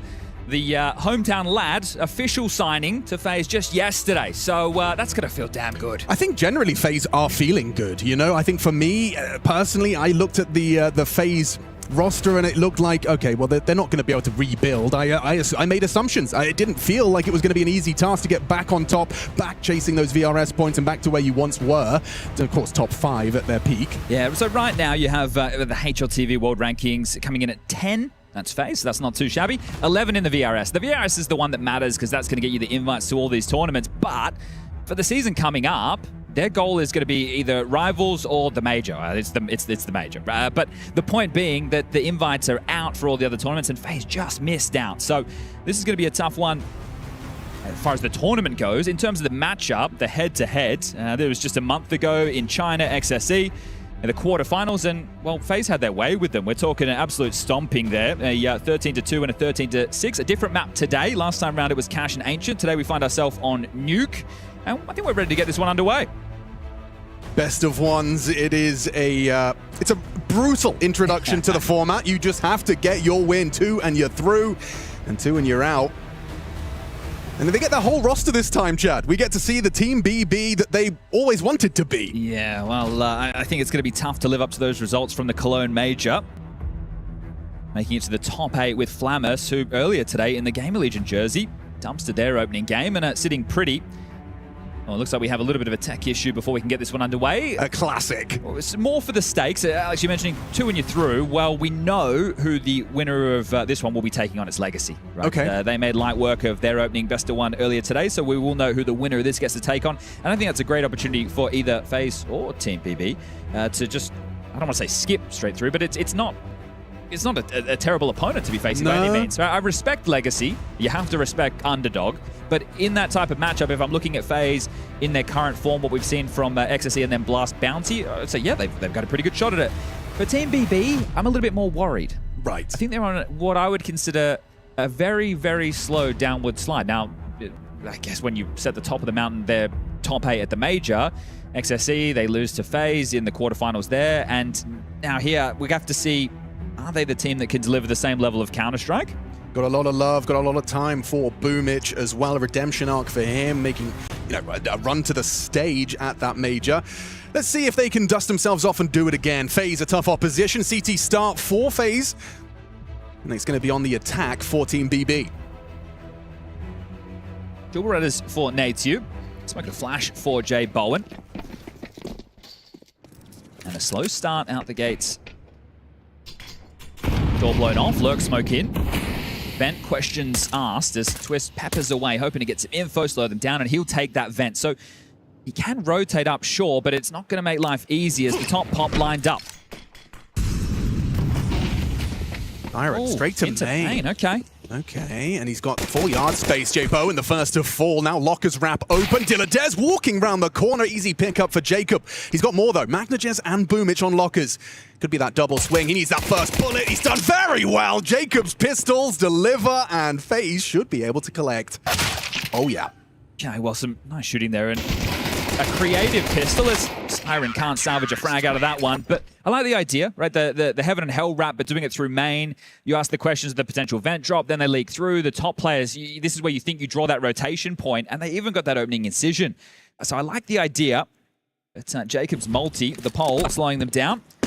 Yeah, Magnajez putting his body on the line for that one. And we know that Magnajez is one of the heavy hitters in this roster. The firepower is going to have to come from him and Dilladez. As we will see them go into a force without the plant. So it could be more of the same or a similar fashion. Zutil scuttled in. Nobody on T roof with a Hut Molly or a Mustang Molly. They draw Twist towards Yard with the smokes, and well, here they come. You've got Nateyu on the site, Jacob on the rafters. And Nateyu, he could unload with the MP9. He's actually elected to drop off of that vantage point. Boomich onto Jacob, humbled. They've got the site. And they should get the plant to follow. Awkward retake. You're going to hope for, yeah, something like that. Thank through you the very much. smoke. A little bit of tracer fire that Twist can, well, trace. Boomich next to fall. Frozen from Heaven's side. Siren does well at range. The Tech 9 besting Frozen, but it's all falling apart. You have got the plant. You haven't got the round. I'm curious to see. If you go by the book, we would be expecting Team BB just to take the save. There'll be some light upgrades here, but if they wanted, they could shove again, right? The lost bonus building, the plant there. You've got players sitting at about that 3.3k mark. We're talking Galil, head armor, util. But that's another round for FaZe. Take timeout, so Frozen having a chit-chat. And if you can hear some of the ambient noise coming through, it is a lot going on here at EWC, let me tell you that much. We got it all under one roof, walking around. We took a look at the player lounge a little bit earlier. Mate. They are treated beyond belief, but we get to access it as well, so I suppose that's a good thing. No complaints. Absolutely no complaints. Barista coffee goes a long way, doesn't it? Yeah, seriously. They've got everything you could possibly desire, and then some as well. I think we saw a couple of teams. I think I saw Lin Vision having a nice ping-pong tournament. Yep. Hext was in there. M80 putting their feet up. Yeah, theirs was post-loss, so it's a little bit harder, isn't it?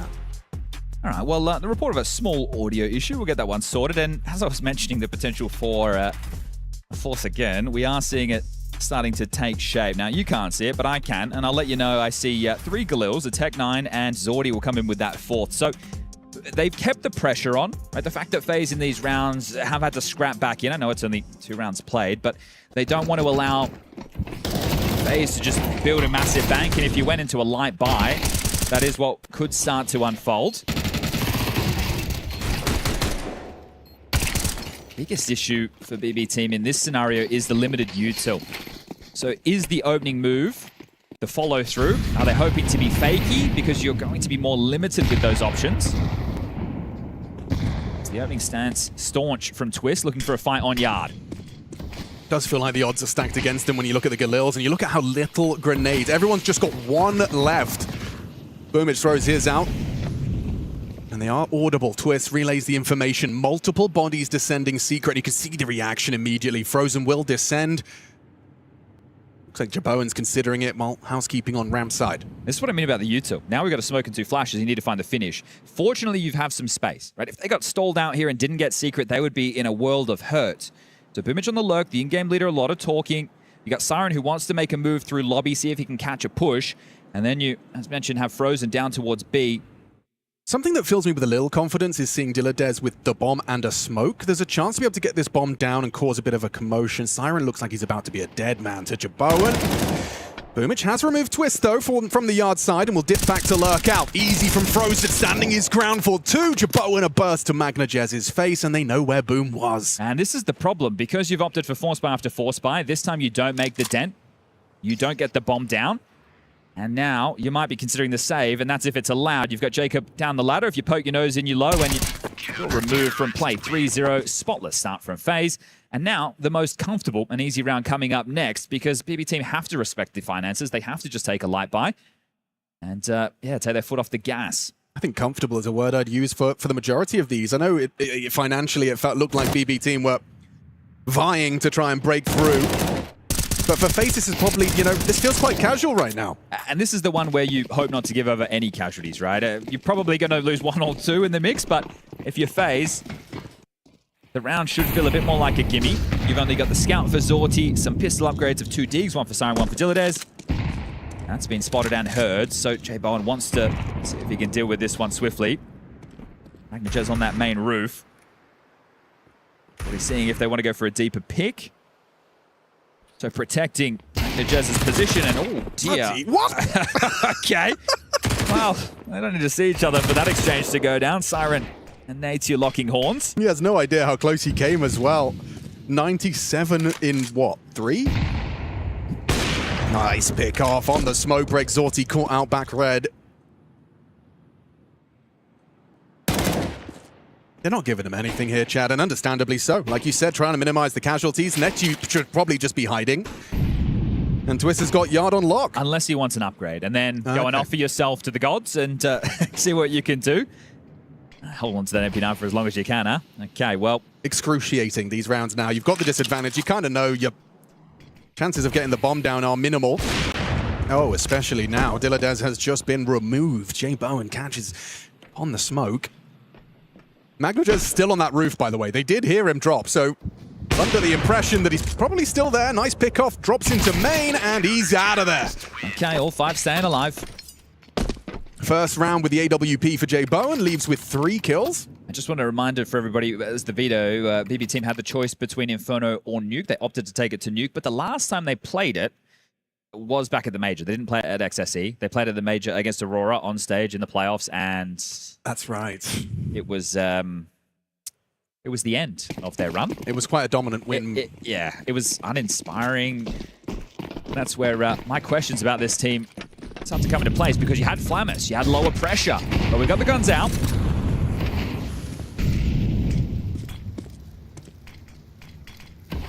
Okay, lads, where are we going? Zorti to escort, top silo. So there's extra HE here for Jaboan. He can break again. Oh, look at the top of the head there, spotted, and Zorti did not block Twists. Tracks him as he dismounts. Another HE break. Burst blood, a little flash for Garage Control, confirming no one's pushed too far forward. And this is really nice from Twist. He didn't just relinquish control. Sure, Siren's gotten down the vent. There's no rotation for that right now, but he doesn't have the bomb. So there needs to be an avenue to get there. Do they want to go ramp and try and pressure that of Frozen right now? Do they want to try and go down Squeaky Door? They could scuttle a smoke, drop down the vent, try and join up with Siren, and then breach into that bomb site. I think they'll be held at bay for a moment longer. That one lands at around the 50-second mark, and that might force their hand to either just sit back, wait, or again, try their luck at ramp, and it appears to be the hurry up and wait option. Check in on Siren, just maintaining that vent rotate. Obviously, he has to make a sound if he wants to progress further. Okay, so Boom's just going to molly top Heart. MagnaJez spotting one and nearly has Nateyu dead. Should finish him with the flame. Nateyu, 12 HP and alive and kicking, getting awkward in a 5-on-3. 20 seconds, they're just running into Jacob. And that is clean from FaZe. Another shutout and some AK upgrades. And that one is a little bit concerning for me, because Boomich also had the smoke. So if he left the smoke with a lobby player, they comboed the smoke, vent, and then the molly at the same time. But a squeaky door walkout, that's pretty common. I'm surprised they didn't just go for down the fireman pole. Yeah. I know they didn't know what light on the other side, but right now it's looking pretty dim out there for Team BB. Like they're in the darkness with some of the decision making, but still, with the buying pattern that they chose to go for early with back-to-back 4 spies, that's their first rifle round, and we're already 5 rounds deep. You have, through this buying pattern, definitely dug yourself into quite a nasty position. Fortunately, you have the max loss bonus. Max win. That's that's nice, Yeah. right? So you take a light buy now, and then you get back into it into the next. I'd say let's bring out a Zorti AWP. He's yet to get a kill. You can bring out a hero AK in a round like this if you'd like. So they are getting some upgrades going. Magnajez with a Galil Kevlar. Zorti will be saving for the AWP.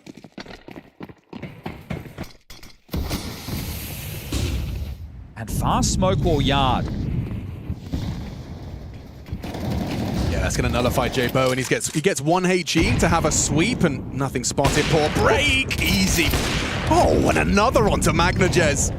Just a shooting gallery for J-Bo, and every time they go yard, they leave with missing teammates, missing limbs. Magnajez and Boomich sidelined. You have got down there. Zorti's got the bomb on his back. And no CTs yet to rotate down. You know Vence is likely off limits. Frozen on his way.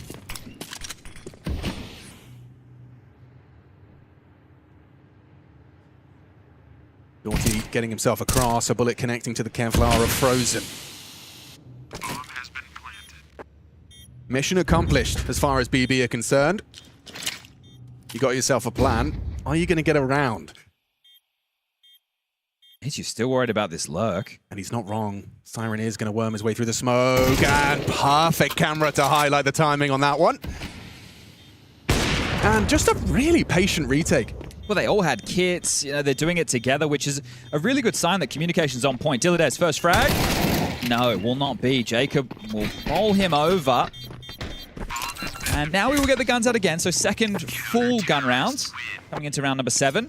But very, very comfortable stuff. I think the lack of kills is the most concerning part of this right now.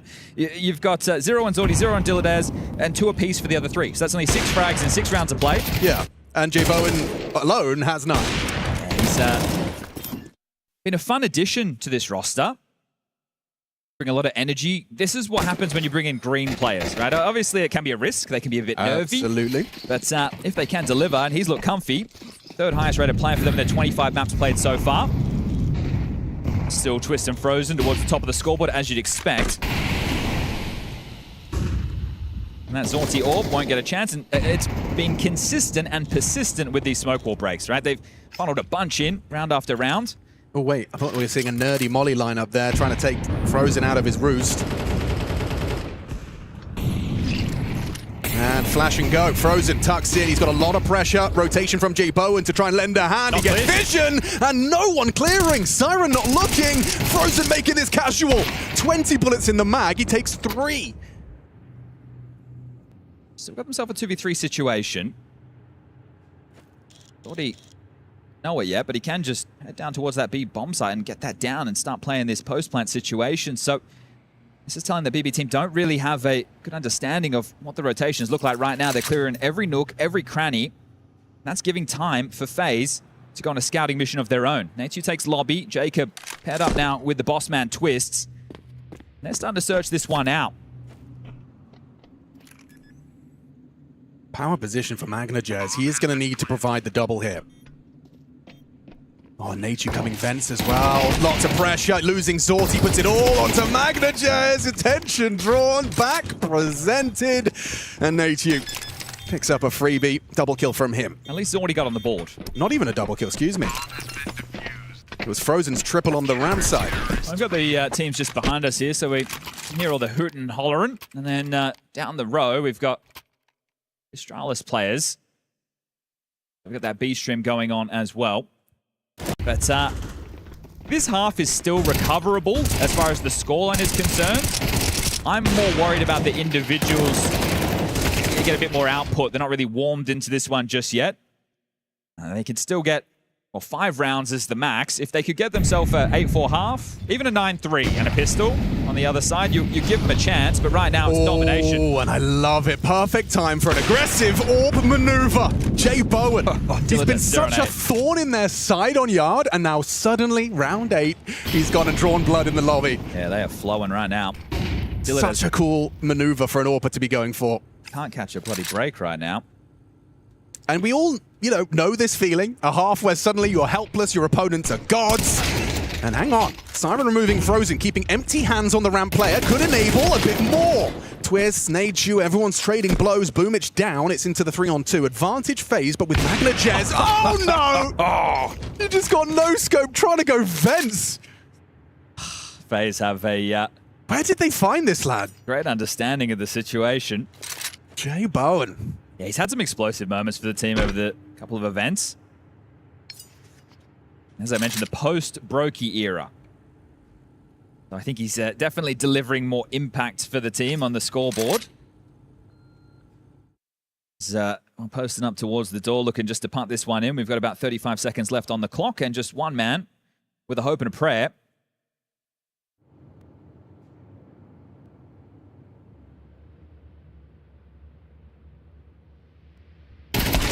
And that'll be that. Okay. Jacob puts a bow on it, and this could not look any better. This is, like you said, recoverable. So for FaZe, it is keep the boot on the throat. Do not allow them to catch a breath, and do not allow momentum to build before you swap sides. And a play like this to start, it really will shatter what little confidence you may still have. It is brutal. I think it's key right now for that to be the vibe in the FaZe camp of don't let up, right? You're not aiming to win 13-0, but you know that this is CT side nuke, and sure, you've had a great start, but you don't want to have one slip up and let them back in this game. This one's a bit more of a yard-heavy focus from the T's. We're going to have the silo play as well as the move coming out the lower deck, and an extra smoke wall lines up. Really interesting mix-up. So Twist starts Yard, Frozen supports him, Bowen's on the ramp. And they're about to be in main. Yeah, a lot of pressure onto that top player. Nadeju needs to trade. Jacob unable to provide. Trade onto Twist boots. He jumps evasively, and he's gotten away with it. That's a funny one. You should be dead to MagnaJez. I say that as the... Oh, Dez is having a nightmare. You can see him reclining in his chair.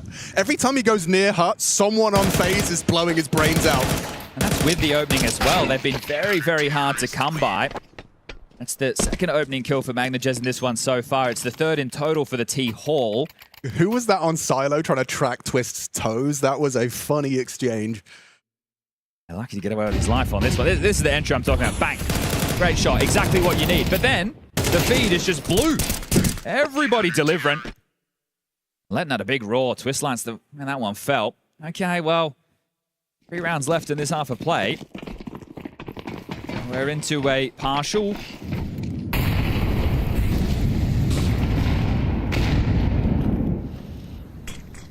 Haven't lacked ideas. Certainly not. There's always a change-up. There's always an idea. They've lacked multis. They've lacked openers. And this might be, again, the perfect move. Yeah, it's so risky for Twist to push through this, though, without some type of support. He gets Siren for free, potentially. It depends how long he's planning on lurking around. Oh, even a bit of spam onto Dillades there. He's not quite... Oh, did he... He saw him. He saw enough? Yeah. So he knows, and he goes. He's going to catch this lurk. Siren can't... Oh, no. Okay. That's the first real faux pas that's been made by FaZe. He's just like me, for real. They can't drop 2 down vent. This is crazy knowing you've lost secret. You're going to have to take this lobby space. So they are trying to get some room, but coming back the long way around is Siren. This will level us up 4v4. Okay, bomb's just gone down 40 seconds. Start counting. Retake on. Up close with Tech-9s. It really does look like this could be the first for BB. Jay Bowen. Not the weapon you want up close versus the Tech-9. No scopes have been hitting, though. This time not ready for Boom.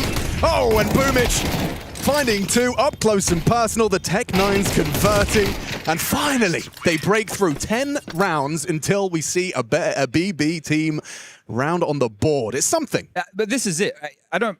It's been dominant So it's very hard to sit here and be excited about this and a comeback. But I'm trying, man. But this is the thing. If they get 9-3, sure, the scoreline doesn't read very favorably. You win the T-side pistol.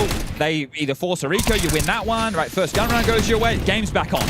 So sure, that was with Tech 9s. Twist's aim wasn't great on that frag, but I don't think that was the costly one, right? They were down secret. It's not great. It's not the end of the world. But this is where the comeback could begin. So can they get themselves another opener? I'm going to wall up again. They want to try and pressure ramp of Frozen. Seen this a couple of times.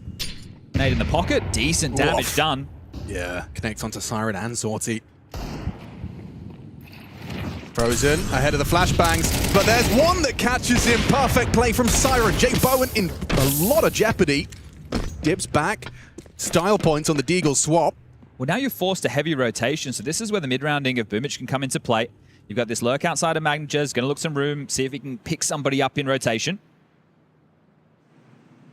You see such uncertainty from Twist. They had no info on Yard, don't know how far they've progressed. Yeah, this is a 2-2, so this is very tough if it does turn into a top play. Twists alongside of Nature will be stressed. There's a lot to consider. So, excuse me, Jacob. Magnagez versus Twist. Finds the headshot cleanly. Trade from Boomich. Necessary. Just Jacob back of the site. Low HP. Bomb still ramp. And the bomb still ramp with 40 or 30 seconds remaining. Nature in the right position and confirms B presence. Going for that headshot angle. Does do damage to Diladez. Important frag from Zorti. Boomich will punish Bowen on the door.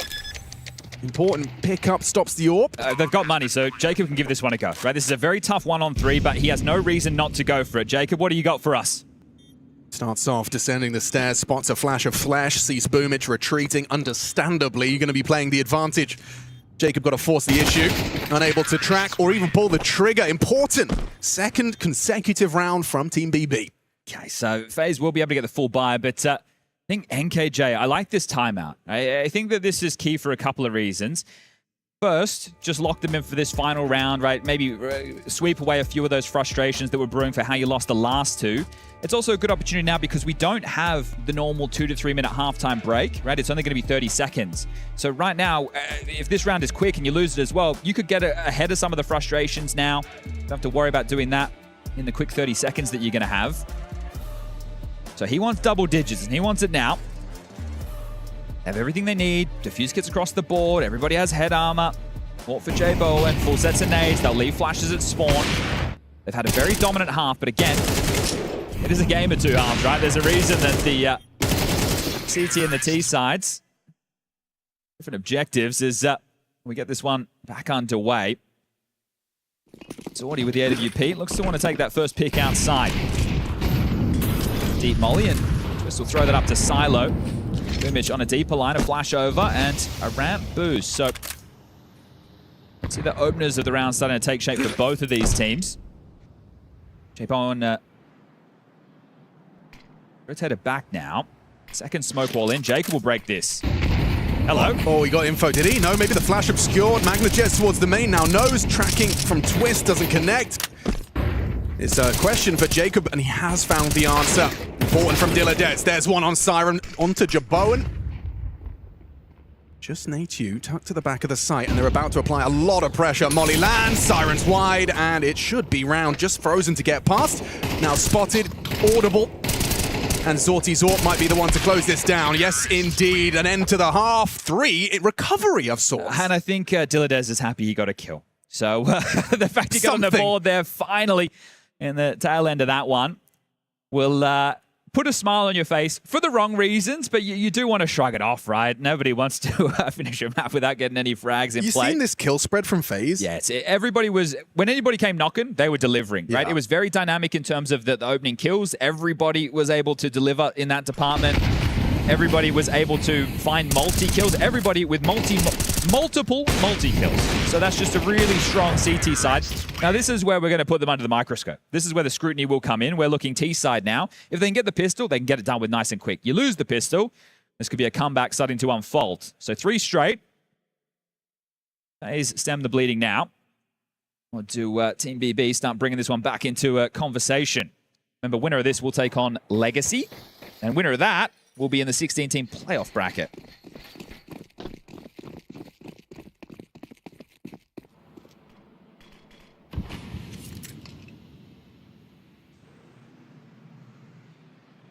P250 of Jay Bowen, given the opportunity to search. Top main, smoke scuttles in. Unbreakable for Boomich. P250 versus USP, it's a fair fight. He's not ready for Jacob up close, and it's a tough fight. How? The penetration on the box is not good enough. Looked like he did get a headshot, but healthy is Boom. Dilladez confirms J-Bone down double doors. He's got the perfect timing. A free kill in the back of the head. And we could have a flawless pistol. See how quick it goes from a 9-0 scoreline to a 9-4 with FaZe on the T side, no plant. So if they do force fight, extremely limited. They don't want to give him anything, Chad. Understandable. Oh, look at shots! All right. Boomich walks away from that one somehow. I thought as soon as he was pinned towards Unbreakable, he was going to get swarmed. Jacob should have had him dead to rights there. It looks like it is going to be the eco. This is probably the better of the options, because if you let the flow-on effects of Force by Wars early trickle too long, then FaZe will be deep before they start getting the guns out again. Remember, it was round 5 in the first half before we saw Team BB fully strapped. FaZe are going to want to get there a little bit quicker. Now, it is going to just be 5 Glocks, so we're going to have a tough time discussing the possibilities of even a plant. That would really help out. We might see some Galils come into the mix next round for FaZe as opposed to the AKs, because they're going to need this util. Well, we get to see, the difference in comparison of the philosophies. We saw Team BB go for a second round force in the absence of that. I think when you look at these type of rounds that take shape, this is a good opportunity for educating the viewer, I guess, Alex. We had an anti-eco setup, right? 2 towards ramp, 2 towards top, and you had 1 passive out. It's like, well, the worst thing that could happen is we get deagled outside in this type of round. So let's make sure that we lock down these sites. And lock down the sights they shall. Very comfortable for Siren until it wasn't. A lovely double headshot out of Jacob's Glock. At least puts something on the board for FaZe in the full eek. But we are on our way to a very real comeback. If they can find themselves something on the first gun, FaZe will start feeling that pressure. That pressure that was completely absent in the 9-0 start. MR12, it really has made anything possible. Doesn't matter what the scoreline is. Just ask NRG. They'll never live that down, will they? No, I don't think so. Ramp rush. All right, Pacey. Charging. And a test for Dilladez, having a tough half in the first. Maybe redemption on the menu. Magnajez draws attention, draws fire. Twist just hunting him down. Has him down to 47, retreats back, has the support of Boom B. So you've got ramp, but what else? It's a lot of damage done to Jay Bowen and Jacob here. They are just going to hit the pause, because now they have the Util. They're hoping to force out rotation, see if they can catch anybody, and they're rerouting now heavily back towards lobby to join Frozen. It's forced 2 players down, Util being left and juggled. Thought he wanting to stay nimble. This is still very, very tough for FaZe. I know they got this space early, but they haven't overplayed their hand yet. They've been starting to make a move. They could get caught here. Aaron on high alert. Nachu lurking ramp. And Dilladez could come out for the clear. This is the fight. Can you call ramp clear?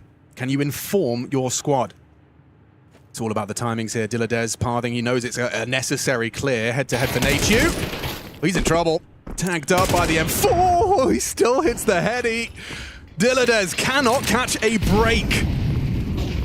Boomich removed. Jay Bowen makes it so. Nice dunk back. Magnajez a double before he's felled. Now Siren at the back of the site, and he's good for 2. Nachu, last seen ramp. Feels unwinnable. Siren confirms it and swings on in to secure it. High impact. Harosh says Boomich, and he's right. They are going in the right direction. And this is one of the, well, not problems, this is Counter-Strike, right? The fact that you're 9-0 down, you know that, hey, we just need a couple of rounds on the T side of nuke, and then we can start working back into the game. And that's exactly what's starting to unfold in front of our eyes. Now, It would be bad to lose to a light buy at this stage of the game. This is where you need to keep it as spotless as what FaZe did. And this is where twists in combination with NK are going to be tested in the calls. Because I like that call, because either you did it because you know Dilladez is having a bad game and you want to explode him, that's fine. Or you know that your boys can be rabid dogs once you get them out into a bit of space. You use the pace, but you're unable to find what was necessary for the finish.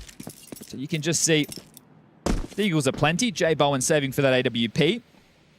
We'll watch FaZe put their aim on display if they want to have a crack at this one.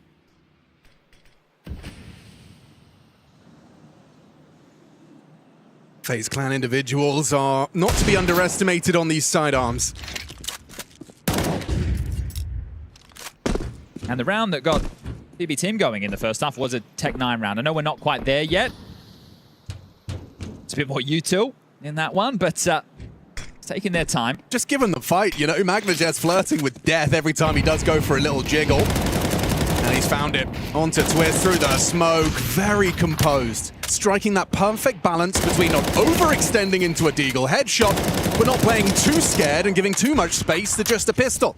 He's played that perfect. And it's looking to be flawless, isn't it? So this is exactly what you'd be hoping for if you were Fierce. J Bowen hoping he could get a little something. He's going to continue to run down the clock, but with the 20-second mark, and he needs to get that loss bonus. So we'll have to start searching out a fight. Has the bomb, so he can always force that. Look at the minimap. There are 3 players. Yeah, you ain't getting that bomb down as much as you may dream. And we've got ourselves a very competitive scoreline all of a sudden. When do the nerves kick in? So out of the 4 rounds played in this second half, they managed to get the opening kill on 3 of them. Obviously, this one being the easiest. Actually, the second round was the easiest. That was full blocks. Dilladez just got his 3rd. He's working back up. He's coming back. Never give up. That's the mantra. That is the mantra. In Counter-Strike, you really must show resilience. So easy to be put on tilt in this video game. Oh, I like this. They're setting Dilladez up for an aggressive maneuver. Pressure on the ramp side. Frozen audible. He heard that flash, anticipates an aggressive maneuver. Smokes arrive on yard. What's the plan, FaZe? Lurk smoke towards Squeak.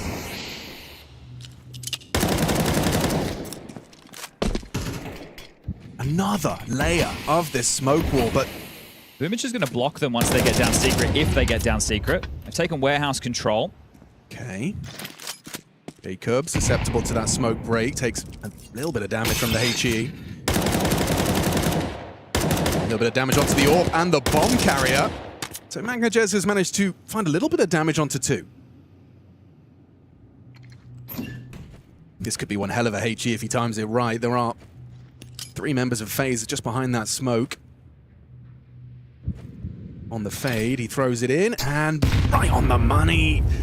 Bleeding out, Jacob down to 32. Boom on that jump spot is going to be eventually thwarted. They're going to go for a boost. The AWP can catch him. He's a bit quick on the trigger. Time's a problem now. 30 seconds, and they're still fishing towards secret. This call is going to be tough to make. Hang on. Yeah, Twist's position could enable a pivot, but time's so sensitive, and Dilladez is locked in on that heaven position.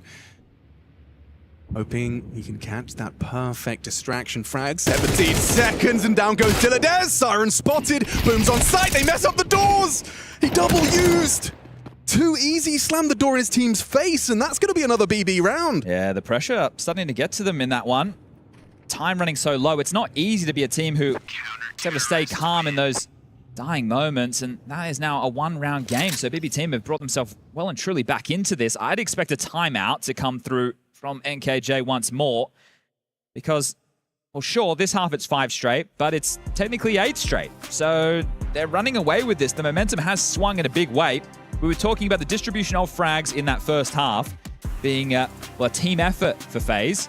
Right now, I know that this is why I wish we had it in the old school days, like the 1.6 of the source, where the scoreboard reset at half, or at least give us a toggle valve. That way I can see exactly how few frags have been coming through for FaZe in this second half. If I did a quick count, I'm going to say it's probably at 4 or 5. Yeah, minimal for sure. I mean, when we swapped sides, everyone was between 10 and 14. Hasn't moved much at all, has it? So just a lack of anything. And, well, that's been the story of both of these Teams T-halves in the early stages. Can't have been 14, I'll tell you that much for free. 13 max on Jay Bowen. Let's get it in with the guns. Nachi providing the smoke wall. Twist going to be leading the pack. Might even boost the AWP up for a little bit of presence early towards the yard side. A boost for Diladez, continuing their plan of setting him up to succeed.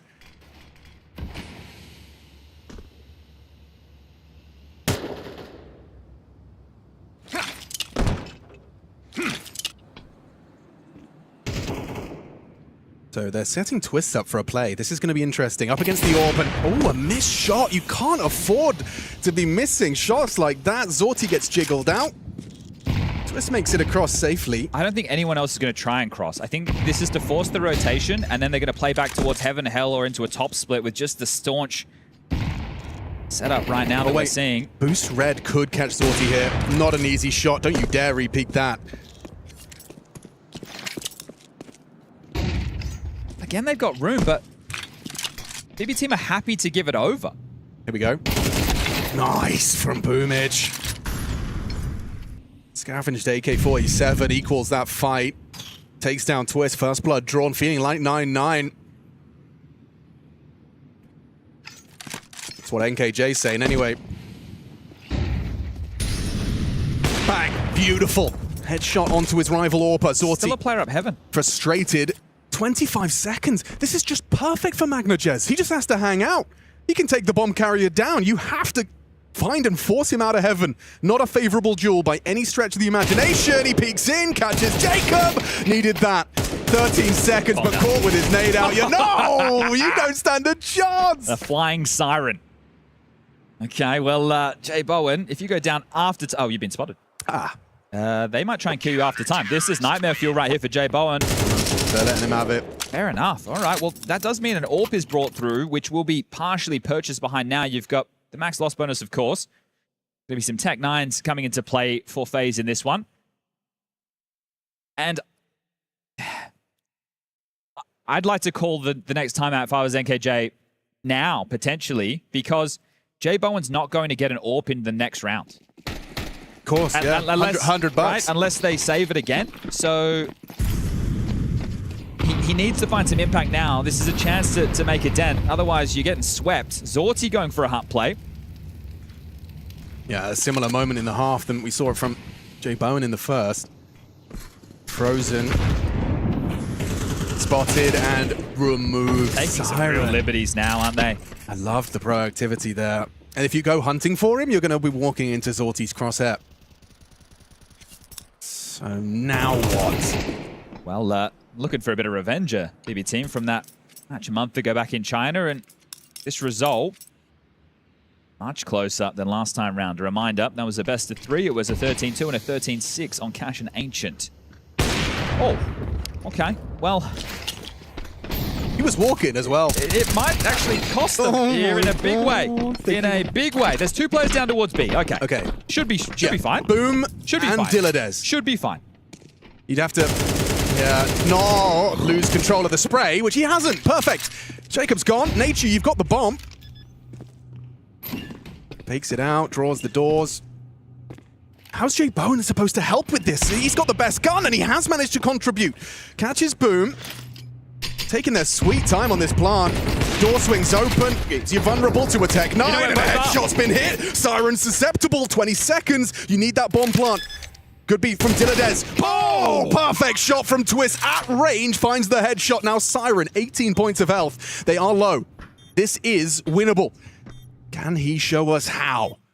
Twist already hit 1. Surely an easy clear, an easy pickup for Siren. Then perhaps the transfer. Clears his corners, and Twist has done it again. 2 long-range headshots on the Tech 9. 3 in the round. Big from Russell Van Dolken. They pushed lobby. They had full control. That Zorti miss at the time doesn't feel like a big deal. Okay, you missed the shot, sure, but you've got the man advantage. They've got some ramp control, but it's because the rotation in, right? They were banking on Zorti getting a kill and slowing this down because look at this, the rotation point. That duel, I understand Twist does not have the best gun for that fight, but caught out of position, rotating in, and Twists makes a massive moment of that. It's both teams, they get their T sides underway with Tech 9s. That's a gift. An incredible gift to FaZe. A bit of a remedy, a balm to what has been a rough half of Counter-Strike. Zorti tries his luck again. And Jacob's already made it across the sideline. He will have the advantage on this peak. Yeah, Zorti did not anticipate already. 2 players making it across early trophy. That could be where the game slips away. Your mental is in the mud right now if you're Zorti. You know, you had 2 impactful moments lined up and both have gone. Diladez behind the smoke. It's about to fade. How diligent are they on this smoke break? Spotted him close. Flashes catch him. MagnaJez has vision and provides. Good info though. 2 players ramp. Do FaZe immediately pivot or do they let Twist work? A lot of room towards Yard. He's heard that. Yeah, noisy. Yeah, let the man work. Yeah, he's round-winning play. God, the fact he can just walk up that ladder. Or does he want to go rap into MagnaJez? This is a free frag. This is great awareness from MagnaJez on this potential. Twist peeks in. And the angle's perfect. Howyer clears, looking the wrong way. Swings on in, important trade. 3 on 3 with 30 seconds, and just 1 rotated down already. Siren, or rather Boomich, needs help. Diladez single door. J Bowen on the line. It's looking to get that plant disrupted. Primary objective here from BB team. Door swings open. You've got to find a safe spot to plant. Natejuice hit boom. That could enable a plant, but Diladez takes the AWP out of the equation. You're in so much trouble. They can just run him down. Has to fake to isolate. Oh, they nearly lined up. That was very nearly a cheeky 1v2. You can see them shrugging it off. That could have gone awfully wrong. Well, unable to get consecutive off the back of the Tech 9s are FaZe. We're tied up 10 apiece, and this one, I thought it was another Zorti miss that was going to be costly. They battle back in. Oof, this one is intense out here, all tied up. We get that 3rd tactical timeout from NK. So if you're Beboom, you know you're well and truly back in this. You've got 7k on Twist, you've got 5 on Nate. He's already bought head armor, so a bit more than that. 3.5 on Jacob, 4.2 on J Bowen. They could drop the AWP. Doesn't look like they're going to facilitate that. This trade from Jacob was great as well. It's not enough. Boomich swings open the door. Bomb loose. Time running out. A very important frag there from Diladez, who's had a tough map. He's 7 kills deep now, and that one's extremely impactful. We've got a tech timeout here. Twist reporting audio plus mic issues. So we'll get that one sorted as quickly as possible for everybody playing at home. And we can take a bit of a look. We don't do spoilers around here. This is more for my curiosity. What's going on that B stream? Okay, where are we? Aha, it was the Bait versus P-Vision game that was finishing up. Looks like Astralis and mibr are starting to take to that secondary stream.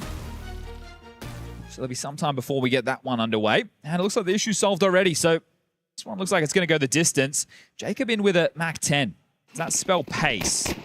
He has got the signature Mac 10 front spawn HE. Yeah, he's naded open that door. Is he going out, though? Going out hard. Looks like it is. This is an audacious charge. Siren drops back sight. Mac 10, good night. Siren not prepared. Good from Diladez, but not enough. And MagnaJez holding on by just a scrap. 1 single point of health separating him from the other side. Money's on the line here for BB team. Could all fall apart right here and now. Safe plant. Can't really stop it. I don't want to say it, but I think it has to be. The save needs to come through. You only have 1,400 as the loss coming into the next on this CT side. That's going to give Boomich enough money to buy an M4 or an MP9 of his own. You take a look at the residual cash for MagnaJez with the 1,400. He's going to be able to drop an M4.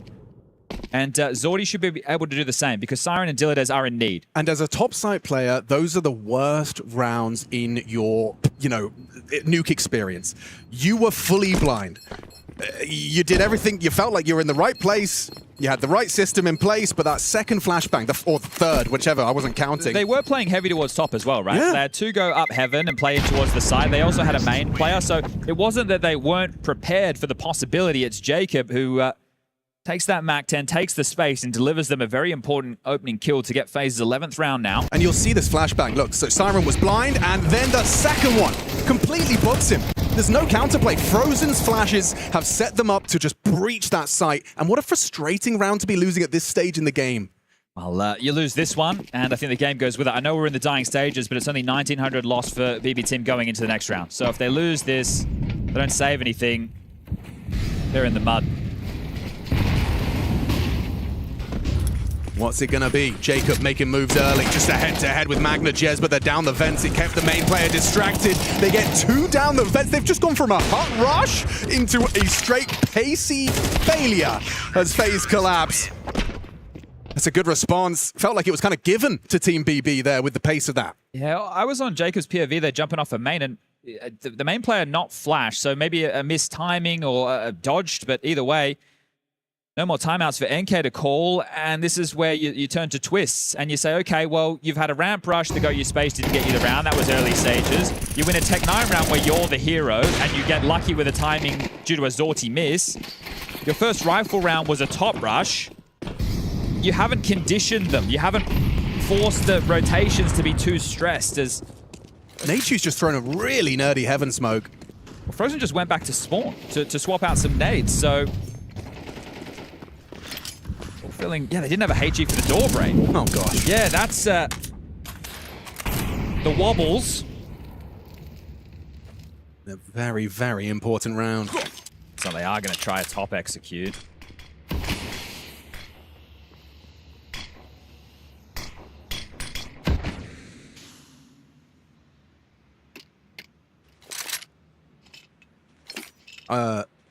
Yeah. Okay, I thought he'd lost the smoke in the polygons there. You have Boomich already down B, and you have the AWP starting ramp, and you have MagnaJez in main covering the outside cross. So Boomich is already down there. He keep an eye on.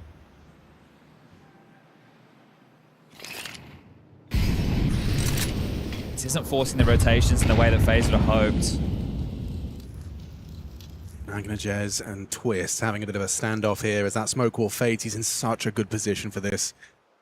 If on with a molly and a couple of flashes, they need to be perfect.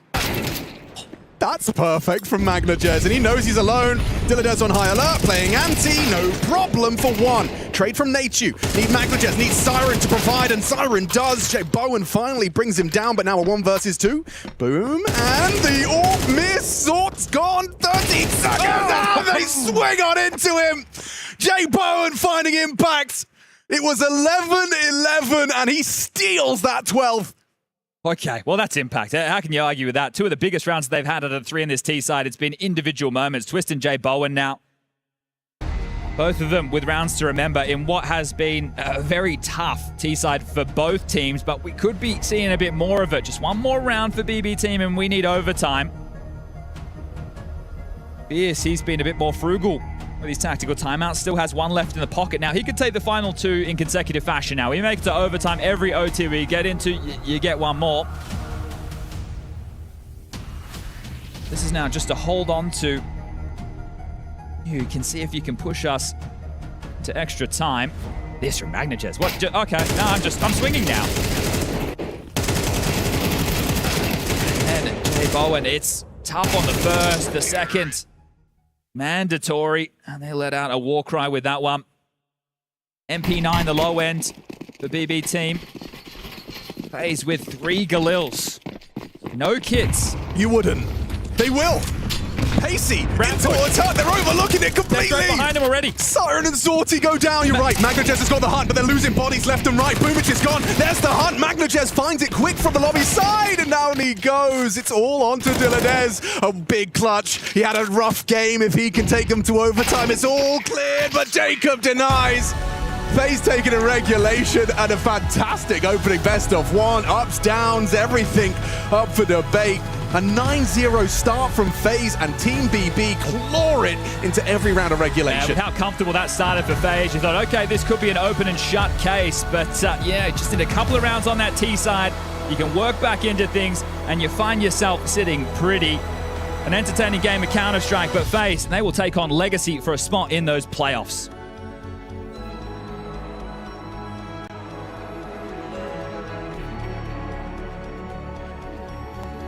Yeah, great show here, but obviously from both teams. That being said, way, way closer than I think you probably would have cut right down the middle when we first started talking about BB team versus FaZe here at the Esports World Cup. Pimp, I just see you over there, almost flabbergasted, mouth wide open, a couple breaths. Yeah, to some degree. I think we got a close game, which we expected. It was just the fashion it became close in that I didn't expect. FaZe looking far superior in that first half, doing a really, really good job on that CT side. Completely shutting down BP team for the vast majority.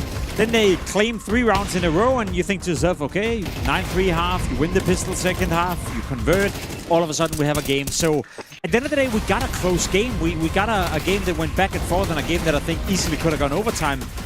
It's just the fashion it happened in, Peter. I expected it to be a much more back and forth game where there would be a little bit more mistakes being made from both teams, but I think what I got was just 2 very clinical CT sides and 2 uninspiring T sides for both rosters. Yeah, both teams really struggle on the T sides, and I think, you know, obviously the fact that they got up 9-0 and looked very stable, you know, I thought they were just going to run away with it. It seemed like they could just close it out, but once they turned their attention to the T side, that was where the struggles came in, and I feel like they tried to close it out a little bit too fast. You know, I think they had a really fast ram call in the beginning of the T side. That didn't really work out, and then they slowly started to transition into trying to put the, more layers on top of the game and put Twist in some forward positions where they would then, you know, have a secondary attack somewhere. And then once they got that attempt, he will then strike in and try and catch some of the rotations, and that's where I think they started to find some of their success, that, you know, they could start layering up a little bit more than always just try and stick together as a team. Plus, there was Jason Bone.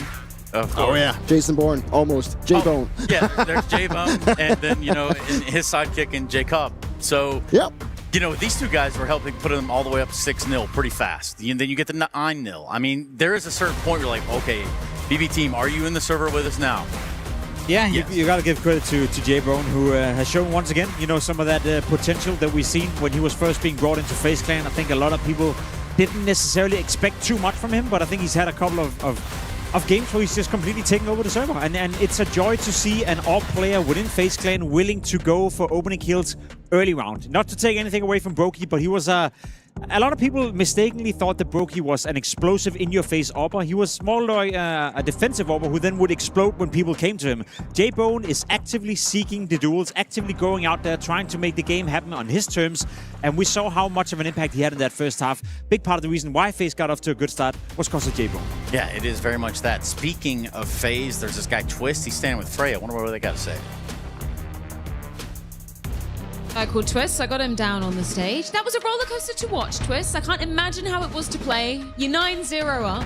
What happened after that? Yeah, I mean, I think it's a similar story as we had in Bounty, where like we're playing really well. Like maybe on like a more individual level, we're getting the important kills. Sometimes we connect.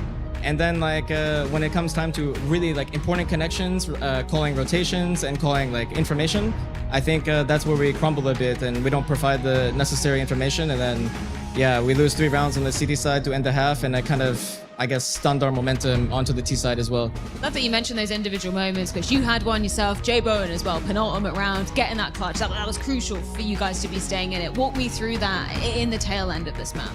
Yeah, I mean, this is one of those times where, you know, we're trying to play a bit more of like a normal nuke, you know, do the right things, try to remove ramp control and secret control from them. But unfortunately, like, sometimes we lack initiative in the important moments, and if I have to take space in the front lines, then I'm not there to really micromanage the pack properly while trying to find the gap. And yeah, I guess maybe some early game nerves. Like first game, we just came off of a boot camp. Maybe there's some hidden expectations, or people feel a certain way about the game. But yeah, I'm happy we closed it out. Obviously, we have individuals here that can shine bright when it matters most. And it really came up clutch for us. Yeah, 100%. Just touching upon some of your calls, particularly on that T side, it felt like a couple of those fast A rushes that ended up paying off, right? That's how you closed out the last round of the game. Can you tell me about that? Was that something that was kind of pre-planned? Was that a read that you made during the game? What was the logic there? No, I mean, honestly, this was not in the game plan, but to be honest, I feel like our initial game plan was working. Like, we got secrets, we got warehouse control. Honestly, like, they also played good, they had good movement, but yeah, I mean, we're just not connecting when it matters most, lacking initiative in certain areas, but it's okay. I mean, at the end of the day, like, I feel like this is expected with the type of team that we have. So it's just something we have to keep working on. I just want to take like a bit more of a bird's eye view just as my final question, because it goes without saying it was a disappointment for you personally, for FaZe as an org, to not make it to the Cologne Major. But does that kind of help your hunger, help your motivation coming into the second season, knowing what the goal is for you? Yeah, of course. I mean, I've been in a situation before not making the major, and then 2-3 months later, I become IGL. So I've been there before. I bring a lot of hunger and passion to the team. We also have a lot of young players who are hungry to achieve something in this game, to build their own legacy. And yeah, as much as I want to keep building my own, I want to help them build theirs. And we just got to keep pushing. Maybe a bit of a nervy start here at EWC, but you said it, Twist. An entertaining start, nonetheless. That is FaZe 1-0 up here in Paris. Yeah, necessary footing for FaZe to start this tournament off right. Again, we started with best of ones today, so really not a whole lot of wiggle room for you to just come in here and FAFO. Now, is there, Dupree? No, definitely not. And I just really want to go back and touch on J-Bone. And I want to ask you the question, Jay, because from one Dane to another, has there been a Danish AWPer that has excited you more than this guy does since Device? Yeah, Could you times, pick one? Yeah, Maybe Cadian at a certain point, right? But I'll be honest with you, Cadian at times, I'd even say Acorn, you know, at times as well. But that's the issue, right? They showed it in small glimpses. They showed it maybe in a period of 2 weeks to 4 weeks, tops a month, and then it faded out, you know. And that's kind of what I want to see from a guy like J-Bone. We see glimpses of what he can do. We see him play exceptionally well. We see him be very aggressive on the server, finding a lot of impact. But one thing is doing it, you know, here and there, so to speak. Another one is being able to replicate those kind of performances and find consistency at a higher level. So it's good that he's early on showing that he can do it. Now the big task is to be able to replicate it, because I'm, you know, certain to say this. If FaZe wants to be a top team, let's say a top 10 team, a team making the major and actually making waves at the major, they need an all player who can make the difference. And J-Bone have shown at times he can do it. And I'm just surprised neither of you mentioned Farlig. Honestly, I thought like maybe this would be the about day Lucky? you'd You want to talk about Lucky? There's so many. There's so many. There but are a couple out there, but you know, I guess we can subside that a little bit. Let's talk about some of these rounds. I want to jump into 19.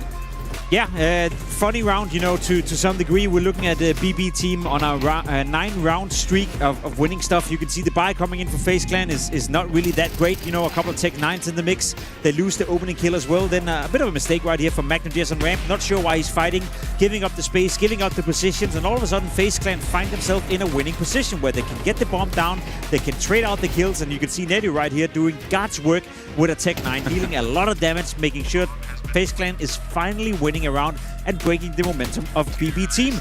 At this point, it was unlosable. 5v4 for BB team. You're up against 3 Tech 9s and an AWPer. They rush out ramp. For some reason, mibr.los decides to give up the round, give up the space, and that's what FaZe needed to get back into the game. Yeah, it's like he realized that he had given up ramp space, and that's just like a couple of seconds too late, and then he tried to sell the situation. Instead of he goes down and he gives up all the space. And I think it also, you know, kind of changed together what Twist was saying, that when in the important moments, you know, they were not supposed to win this round, right? Things just happen, and they're not really in a place right now where they can, you know, go out and just win the round because they make like the right decision. So they were kind of gifted this one, and they played it out really good. I think BB, they gave it a little bit too much of space once they got down, and they opened the door. I think it was Sorty opened it, trying to get like a couple of frags.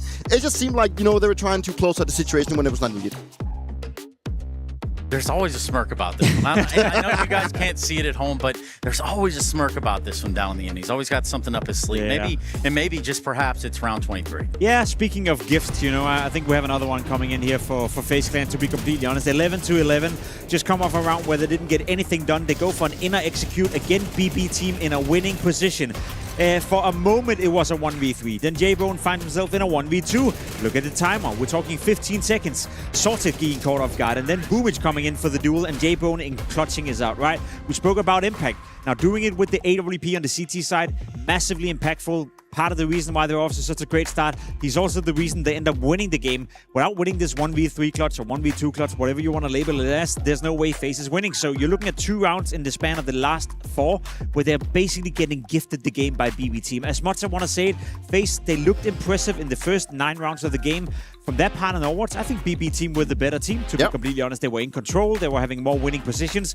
Unfortunately for them, and good thing for FaZe Clan, they were celebrating Christmas a bit early and handing out gifts left, right, and center. Yeah, and I don't want to throw Sorry on the bus, but I'm going to do it anyway. I think he's the one causing this round once more. You know, he goes out heaven fighting. You know, like the clock was running down. He could just have waited it out. He had his teammate waiting at T-Ven. He could just have waited. See, here's the theory, right? If you're on the T side and you have 14 seconds left and you're on the upper bomb side with the bomb, at some point you have to plant the bomb, right? Usually, yeah. That's how it works. That's how Counter-Strike works. Now, when you're planting the bomb trace, you can't really fight back, can you? You can't shoot back, you can't fight back. You're kind of labeled as a guy who's just, entering a little code in the bomb, and you're kind of stagnated in that position for a couple of seconds, right? So it's unlosable. It's completely freaking unlosable with 13 seconds left. All they have to do is wait for him to pick up the bomb, try to plant, and if they want to play a game, sure, one guy can go in and then he goes off the bomb, he kills that guy, and guess what? There's only 3 seconds left, so it's unwinnable for J-Bone. So yeah, it's unacceptable if you're BB team. You're throwing away what could be a very important best-of-1 win to secure playoff, to secure VRS points, and thank God for FaZe Clan and thank God for J-Bone for punishing that mistakes. That's what I love the most about it. When you make stupid shit, you should be punished for it. Yeah, it is. Well, it is. Y'all got it fired up today. What it is one of these situations where, like details just matter, right? And Sorta, he's a relatively experienced player. He's played this game for a long time and in some big teams, still trying to break through as this player that we thought he would be, but still maybe holding himself a little back, maybe because of stuff like this.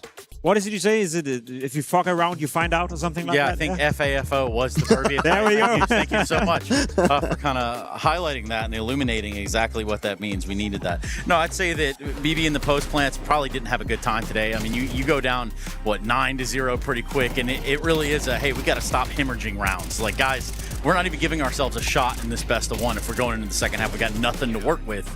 And this is kind of what happens there. So, unfortunately, for a team that we saw, kind of ascend in Atlanta where they are now, not necessarily the ascension we saw them come to life, albeit a little too late. Where do you put them in the rest of their journey for EWC, Jake? And I'm looking directly in your eyes. Yeah, that's tough. I know not a lot of people can do that. To be honest, it's a good question, Trace, because I don't know. To be completely honest, with this whole stand-in situation in and out, they haven't really looked impressive. Now 2 losses in a row against FaZe Clan. Good thing for them. They play best of 3. Good thing for them. I think they were the better team here. I think they played, in their streak of rounds, they were more convincing than FaZe Clan to some degree, and they probably should have closed out this game. But as we spoke about, the individual side of FaZe Clan with Twist the experience, Frozen the experience, came out on top here. I'm worried on behalf of BB team. I don't think they're as exciting as they were a couple of months ago in Atlanta and at the major. Yeah, and the great question is like, why is that so? It's because now they have the full lineup. Its expectations a little bit higher. Boomit said in his interview not too long ago back in China, said that like the goal for us now is just hitting playoffs consistently. We think we're good enough to do so, right? And playing against FaZe that played like this today, they were playing like the vast majority of the game. They did play it better, but they gifted away the game in the end, and they didn't keep the composure, which I think they did so well in Cologne. They always clawed their way back. You can never really count them out. Like, it's the mental fortitude that I think BB once again have. And it's in a case where the team just needs to stop throwing these things away, stop throwing it away. But at the same time, it's also just FaZe. They pull through, right? They still seem to be working in the right direction, and that makes me happy. Yeah, I was just counting up the number of times that our producer is going to have some words for you, buddy. You might be in big trouble. And Jacob, since I know you usually like to take the D first, let's go ahead and look at the bracket. I think if this one starts to take a shape around the 4 groups that we have, Jacob, surely you can tell me the shape of this D. Yeah, it's my favorite letter in the alphabet, to be completely honest. We obviously haven't had too many games in this group so far, but there's some interesting ones coming up. Navi versus 3D Max, a Navi that hasn't played a game of Counter-Strike since the major, versus a 3D Max who's off to a hot start in the second part of this season. I'm curious to see 9C versus Pain Gaming as well. If I'm not mistaken, that's the last game of the day here on the stream. Brazil versus Argentina, that could be interesting. Yeah, and that's of course that's for Group D. That's enough of Jacob with the D's today. Let's talk about where we go from here. I'm pretty sure it would be A technically, but maybe it will go backwards to C. Perfect. You know why, Dupree?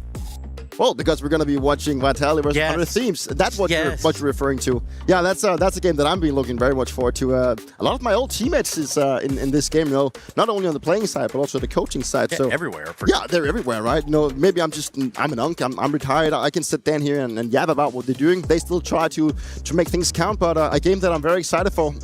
Vitality coming into this season, fumbled together with some of the big dogs in Bounty, and now they try to make a bounce back here at EWC in Paris. So, everything's on the line for both. All I'm saying, the last team to win a Tier 1 trophy is in this group, and it's not Vitality. Mouse, we're doing the job at the Bounty, so I'm curious to see if they can continue down that trend. Yeah, well, we'll just have to wait, won't we? Look, FaZe stacks up against Legacy after beating BB just now. The Falcons, having dispatched K27 earlier, sets them up to play Thank the winner God of for that one. mibr and Astralis. So That's a massive game. That's a massive game for FaZe and Legacy. Both of them, you know, are teams who need the VIS. Legacy obviously in a pretty comfortable position, but they could be a team that could go straight into stage 3 of the major, stage 2, whereas for FaZe Clan, they're fighting to qualify for the major. Win against Legacy, that would pretty much cement that being in contention for it. So big game ahead of them. And it's unfortunate because I really wanted to know what you guys thought about Astralis, but I guess we'll never know. So instead, we'll look at GG How and Gamer Legion having GG How having upset earlier Spirit. You know, Spirit coming here is a heavy favorite across multiple boards. GG How were able to surprise them in a best of 1 in the opening matchup today. So yeah, they're just one match from qualifying into the playoffs. I'm sure they didn't see that coming. Nope, that's a big game as well. Massive opportunity for GG How and Gamer Legion. Now, naturally, it sucks for everyone else that Spirit is in the lower bracket. Luminosity will be booking their flights home tomorrow, roughly after. Hey, don't count everyone out. Well, I will. Something can still happen, right? It's going to be tough. So it sucks for everyone else that Spirit decided not to show up in the best of 1 today, because it's going to be incredible tough to make it out of that lower bracket now. Yeah, well, gentlemen, I think that just about does it for us putting a ribbon on this one. We've gone through the brackets. We've done everything that we can to try to make it a little bit more pretty around the edges for BB Team and FaZe, but we do have to set the stage. We have to get ready for the next best of 1 here on what is the opening day of EWC 2026. Navi and 3D Max. They're getting set up like right over there behind us. I don't know if you can see that, but if you are in Paris, I invite you to come on down. Check it out. It's a pretty big venue hall. There's a lot of stuff going on here, and I'm not sure that you guys have had the opportunity to walk around, dare I ask. It's quite big. I've seen a lot of chess over there. Yeah, they make it move and they're very loud. Yeah, very loud. Very loud. All right, well, let's go to break then, and let's see if we can get them more quieter over there. So yeah, we'll be right back after Let's go.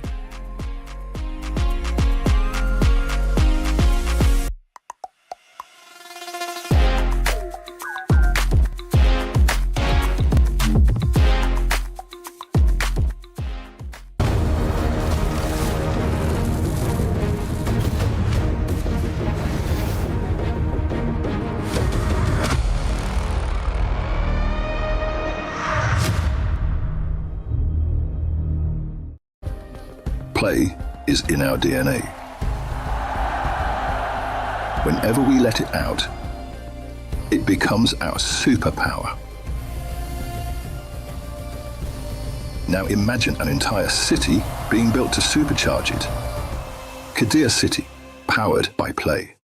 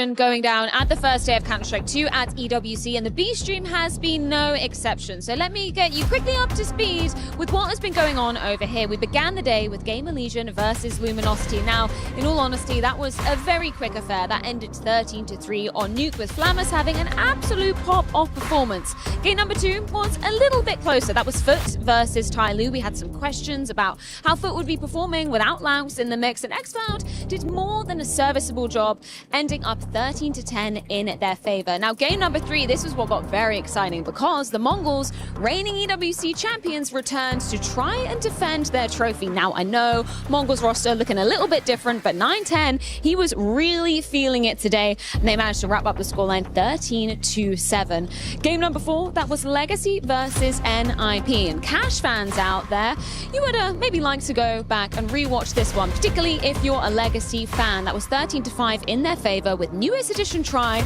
looking very good in his yellow jersey. Now, I mentioned Cash, and that is exactly what is going down behind me. Game number 5, that is Baked versus Paravision, still raging on over on the B stream.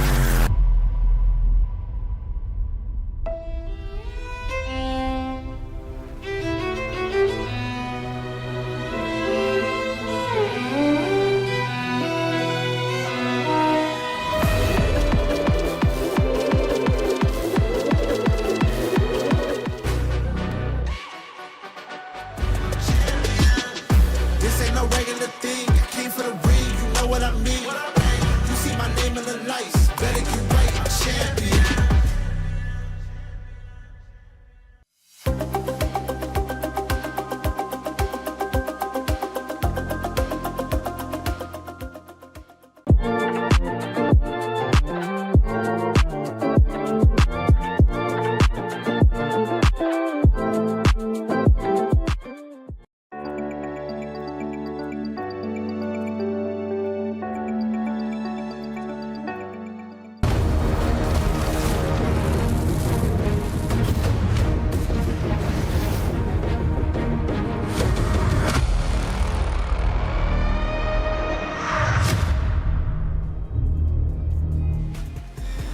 Going to welcome you right on back to the Esports World Cup 2026 live from Paris, France. We are in Europe and we are in Counter-Strike 2. We are done with the global offensive stuff. We're moving right on into what is going to be Navi versus 3D Max. So if you can imagine, two teams going toe-to-toe in a best of one on the opening day here for them. It's going to get a little dicey. Speaking of dicey, we've got Jacob Pimp Winesh down on the end, or Vinicky. Never want to get that one wrong or right, but I do love and respect the guy no matter what Reddit says about him. And, of course, there's five-time major winner Jacob. Or, wow, not even Jacob. It's not even five-time major winner Jacob. It is. He didn't win one. Come on. Major winner Dupree in the middle. Guys, we've got a pretty good one in front of us for a couple different reasons. Got some scrappiness around the edges for the 3D Max side. We could talk a little bit about the Navi camp in total, and I think that is where we start. Trace, where were you a year ago? Do you remember? Let's see, 1 year ago from today. Probably somewhere similar to this. Somewhere similar to this. Where do you think 3D Max and Navi were a year ago? They were duking it out at this very tournament. Different location, sure thing, but that was also a big surprise happening back then.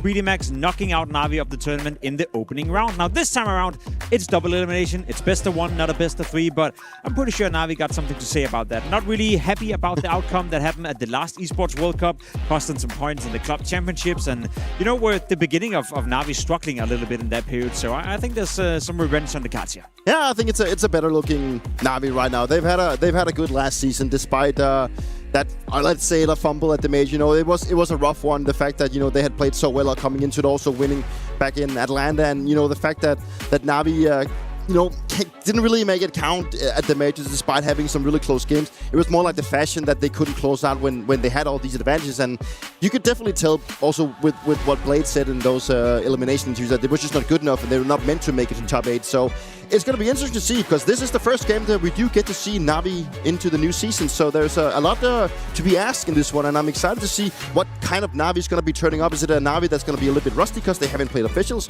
which they love to do, or is it going to be a Navi that's going to be looking back at the last season thinking, we did pretty good despite major? Yeah, the last time we saw them were at the major, Trace, you know, and to be fair, you say fumble. I to some extent agree. I think a lot of us had Navi as a potential dark horse to win the trophy, but they lost to Falcons, they lost to Spirit. You know, that's okay considering how it turned out. It was the loss against G2 in that decider game that really haunted Navi, and that's why I went into the season thinking maybe they're gonna switch rosters, maybe they're gonna try something new, maybe they're gonna try to, you know, lure Frozen over to the dark side and get him onto the team.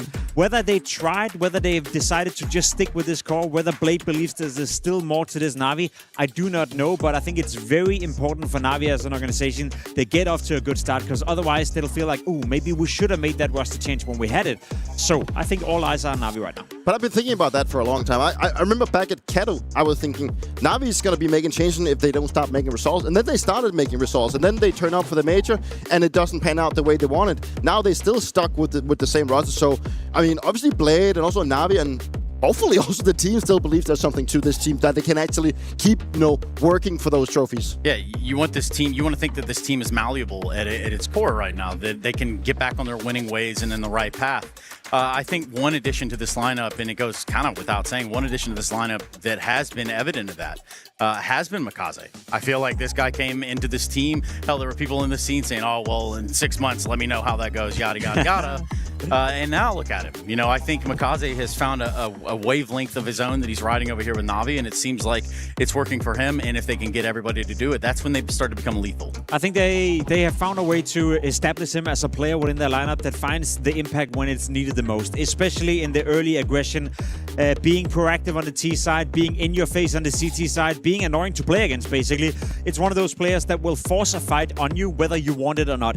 The issue for Mikaze is that I think the expectations has to be tempered a little bit. He had those couple of events where he had MVP-like performances, won an MVP as well for that matter, where people thought to themselves, okay, maybe he's a new superstar in the making. Maybe he's a world-class Counter-Strike player.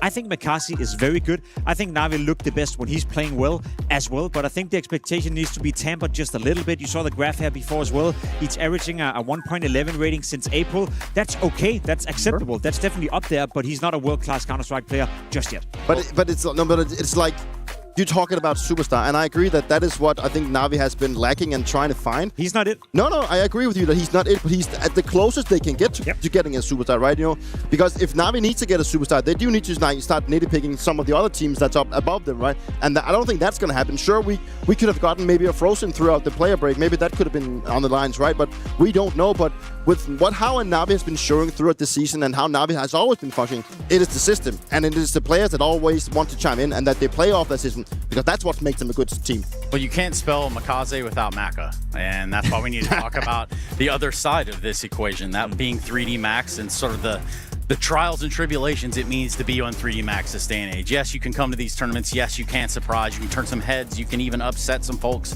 on their own path and own eventualities into glory. But for these guys, what's separating them from maintaining that top of the pack? It's a tough question. I think a lot of people who are following 3D Max are wondering, where's this team heading? You know, what can we expect from 3D Max? Because at times they look very good. At times they look very solid.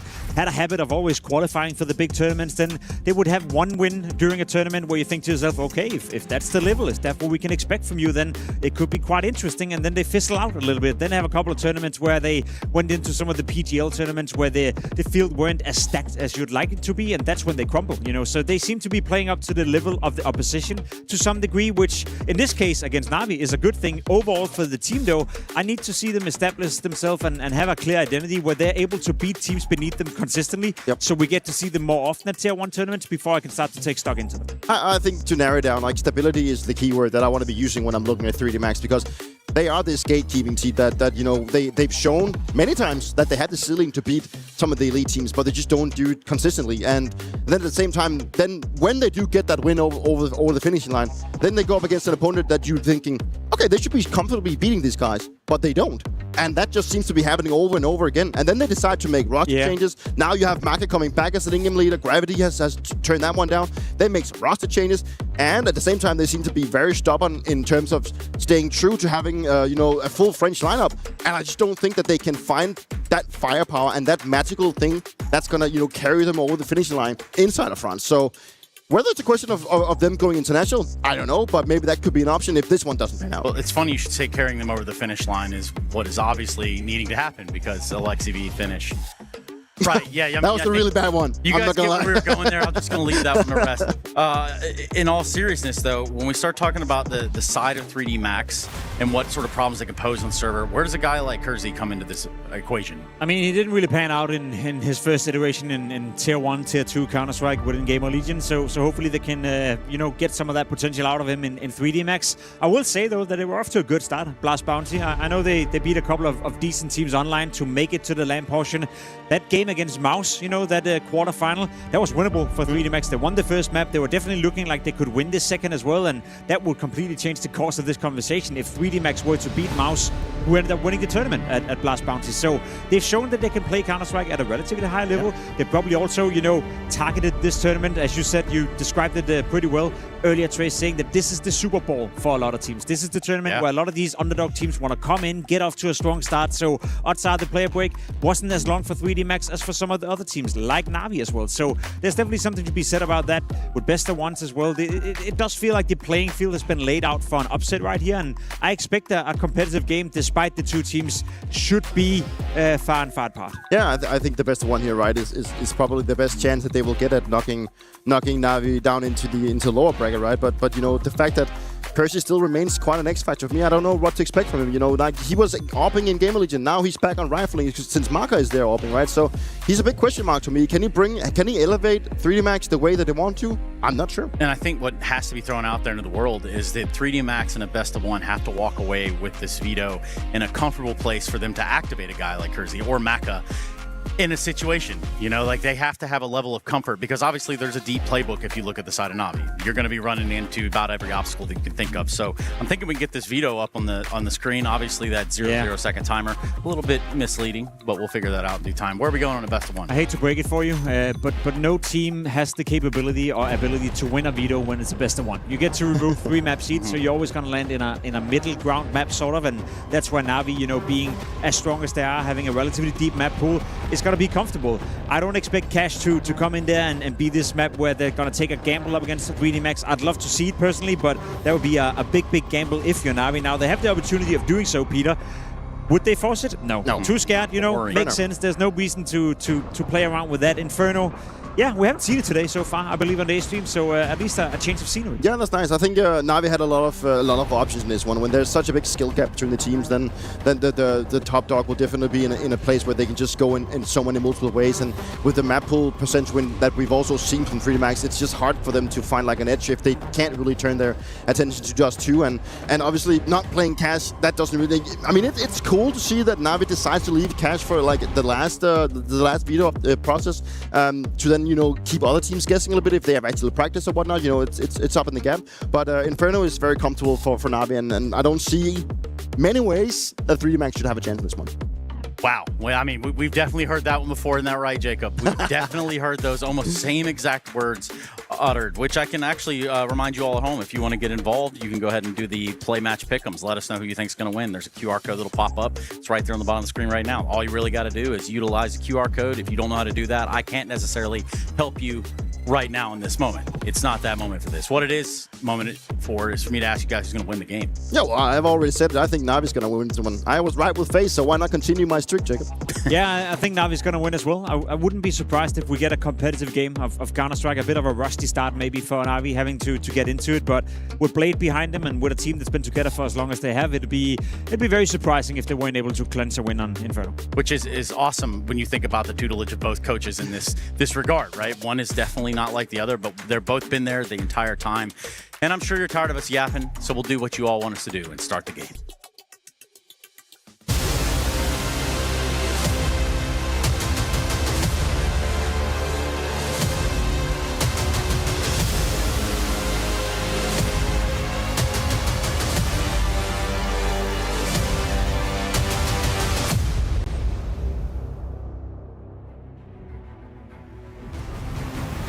Alrighty, folks, Na'Vi 3D Max approaching. We've got some Frenchies on the stage here, live from Paris for the Esports World Cup. So many games, but we're here to focus on our baby, Counter-Strike 2, baby. And I mean, I'm not sure what Chad thinks. I think this could be a rather quick one. Of course. Really? Yeah, Na'Vi, mate. I mean, sure, I'm a 3D Max fanboy. Like the way they play, lots of aggressive maneuvers. I think Maka can be quite an exciting prospect in the server. But Na'Vi on name value, on, I don't know, head-to-head. I haven't looked at it, but I'm assuming Na'Vi have beaten them. I think we can do a couple of things here. First, let's address Na'Vi versus 3D Max this time last year at EWC. Na'Vi upset, 3D Max upset Na'Vi. And that was a single elimination 16-team bracket, right? So they lost and they're eliminated. That one probably left a mark. Ooh. But since then, a lot has changed, right? This 3D Max roster is different. We've had coaching change, we've had in-game leader changes, we've had a couple of players go out, Body and Ecstasy. They've made way for the likes of Masuta and Kersey, who we saw in Gamer Legion as an AWPer. Right, and how much of Kersey did we really see? Yeah, not enough, right? It was a short-lived stint, but he's operating as a rifler in this roster of 3D Max now. And then you have Na'Vi, on the other hand, who we haven't seen play an official since their Stage 3 major exit, losing to G2. So the only thing I can tell you about them that's looking new is the jersey. Oh, yeah. Otherwise, they had radio silence. We thought, surely they're going to try and make a trade in the off-season. But no, we have the same roster, and we'll see if we can get a different looking result for Na'Vi coming out of the gates this time around. The other head-to-heads in more recent history have been at EPLs, but as far as the new complexion of 3D Max is concerned, this is the first time we will see these 10 players locking horns in this complexion. And as far as, you know, how you categorize, you know, if you were to describe the style of play, 3D Max, I feel like I can do that one, you know. Okay. It's that proactive CT side. It's very kind of live and die by that sword. For Na'Vi, are they categorized as the team with the strongest fundamentals? Is the word default going to come out of your mouth? How do you categorize and describe Na'Vi to, say, a newer viewer?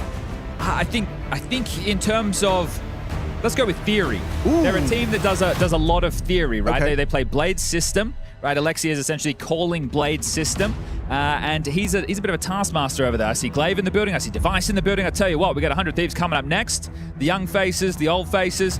I got off the Na'Vi topic there, but I just turned around, I saw Glaive. I went, oh, okay, well, they're looking for someone to sit. I'm excited for that They should best go of to the one. player lounge. It's a good player lounge. is a good I don't know if player they've been there yet, but Yeah. we'll see them coming up shortly. But yeah, Na'Vi, right? This is a system-based team, right? This is default for sure. But when I say theory, we're talking about the decision tree. Okay, this utility was thrown. We make this choice, or this choice. Now, in terms of that system, it's going to be tough when you have a team who like to be aggressive, right? Think about Maka in the past when we talk about this man on Inferno with the AWP. Likes to be in halls and boiler, but not the setup with a teammate. He'll be there on his own, right? Likes to do a little bit of things out of the box. So we'll see if they can find some momentum to kick things off today. CT side start on Inferno. We're going to be swapping those cams over in just a moment. Let's get this started. He start for Na'Vi. Maka up close with the Julies. He's going to have a head-to-head. Lexi B. Wait, I'm so confused. Hold on a second. That's not Maka, guys. And that's not Alexi B either. Wait, it's Mikazi at half wall. Flash over. Maka. Jewel Berettas takes the first. Can't get any more done. Wants to stay staunch on the fight. Wonderful will trade. Mikazi up and through. He goes down, but Gravity immediately takes the half wall position and those Jewel Berettas. One can go both ways. 2 on A. Masuta versus Imet. Nice headshot. Does well on the Glock at range. He's even put one into Kersey. He's in so much trouble getting run on down and into his toes on the jump. Imet finds it. There's Lucky back through the Moto smoke, trying to isolate onto Alexi B. It is a one-on-one that Alexi will prevail. An important round-defining frag from Alexi facilitates the plant. Gravity, this later rival, 1 kill so far, needs another 2. And Alexi B, his first challenge, playing the time, rotting the clock, and enables a double up. Wonderful will fight with him, and Na'Vi will start as they mean to go on. Okay, so a little bit of a kerfuffle there in Banana, but Immer bows them out. And he was the man that was under an awful lot of scrutiny in this off-season. Right, this was the man that I think people were looking for. Okay, let's get Frozen, let's get Emma out, let's make this change. Now, for people at home, they just go, which player do I think is good and might fit these roles? They don't consider buyouts and everything that goes with it. So, Na'Vi, it's the same team we saw the last season taking to the server, but I don't think they'll be happy with the season. Right, it's not...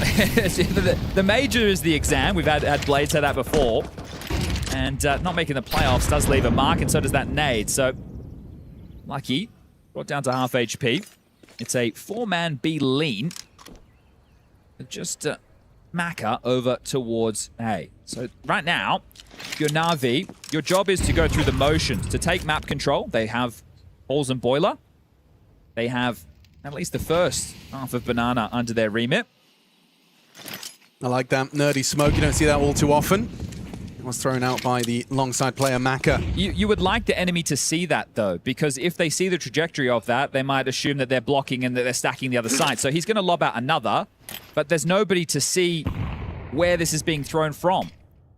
It's not selling anything. But they are returning to B. There's 50 seconds left, so still plenty of time to change. They might just set up an execute, send in Mikazi here with this Mac 10 for info, and at the same time, over towards A, there's the opportunity for Bit to take some space. Otherwise, they're going into this stack full steam ahead. Okay, let's see if it is just going to be the Mikaze Mac 10 scouting party. Let's follow through. No, there is. Full commitment. Maybe you want to back away. The water's a bit warm, lads. Kazi's Deagle headshot onto Mikaze, but there's commitment. 25 seconds. This can go wrong for Na'Vi. Immer onto Lucky. There's Bit. 2 more at the back of the site. Running at them with Glocks and an easy one for Gravity, finding Alexi. Gravity hiding out on the reload, and the smoke goes for a USP. And just Maka, this rotation through. The bomb scooped up just in time. Wonderful, get it down, but my goodness, by the skin of Na'Vi's teeth, they survive that walking into the stack. So that's one where Blade just sitting and watching that from behind a coaching perspective is extremely stressful. But you see, they didn't rush the plant. They made sure they cleared out the side. They understood what they're up against. And Maka's still looking to make a little bit more of a dent in the finances. So going to find himself base of Banana, looking to do some damage, see if he can take away another Galil. Wonderful Don't want to overstep the mark to give Maka a chance to get back into things, but they have secured the round.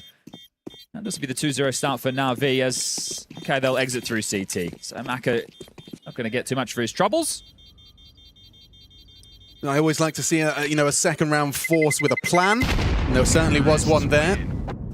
I think that from a calling perspective, you're going to think you got away with one if you're Alexi. Oh, I called us into the stack. Thanks, boys, for staying gun on. But you're not going to feel like you're outmaneuvering them. Actually, that feels kind of good if you're 3D Max. You took the gamble, it paid off, and they walked into your stack. You just couldn't hit the necessary shots. That's fortunate from him there. That is a very impactful kill in the scheme of things. It does alleviate pressure. So 2 impactful rounds for Imma and a smile on the Romanian's face. Boost up for Maka top banana. And a horrible combo of util. Has Gravity dead, Maka next, even a nearly onto a Lucky. It's 13 points of health, nothing really to talk about for 3D Max's chances in this one.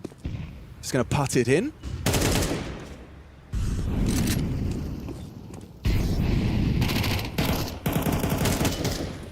They're not taking any chances, even throwing that bomb across.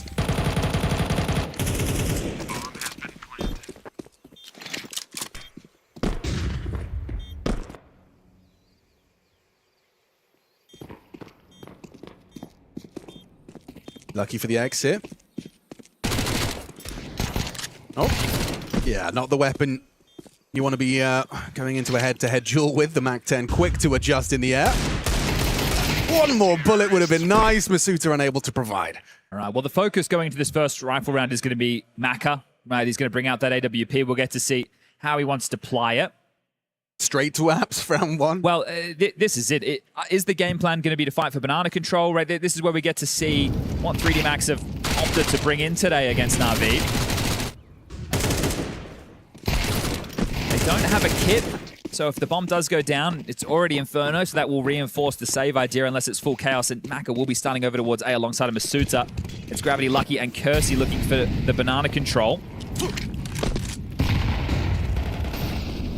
Nade right into Boiler does extensive early damage. So as they're trying to stall you out on your default, you get a nade for your troubles. Ooh, Gravity. Oh! That's brutal. A little bit of a sound cue, all Mikaze needs, and he gets bowled over. And they're just going to explode into A. 3 out apps, 2 up mid. You better be strong, Masuta. Already down to 43. Partners up with Maka on the short side now. The pressure from both fronts. So uncomfortable. He's got pressure on 2. Still finds a follow-up onto Mikaze. Dips away from the apartment's pressure. And now we've got a retake. Well, they will give this one a go. The fact that they have them boxed in, they should give this retake a look. Sure, there's no kit, but they've responded to this very quickly. Crossfire on site. Wonderful and Imma working on that, and they've got that loose piece of bit, able to enable no worries about the balcony. Kazi pathing forward now, trying to break that site crossfire with Lucky.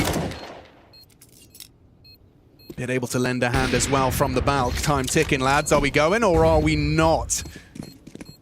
Backing away, uninterested in the 10-second defuse. Okay, a bit of fishing going on right there, seeing if anybody oversteps the mark. You take a look at the util left over as well, and you're thinking, well, if Bit could be in a position right now to re-smoke Moto, that'd guarantee it. But he was just staying as a bit of a nuisance over towards apartments, and that's going to be 4-0. Mikaze man on the screen here. LOL! He's going to be very happy with a freebie in Banana there onto Gravity. Tagged by the wall bang in the last frame. See this from Mikaze. He hears that burn, and he just scuttles it forward right into the pocket of Gravity. I was impressed by the way Maka handled that wrap. He confirmed they're dropping out bulk. At the same time, he spots someone pushing middle. Managed to provide the double and get away with that AWP. See if he can do something with it into our 5th round of play.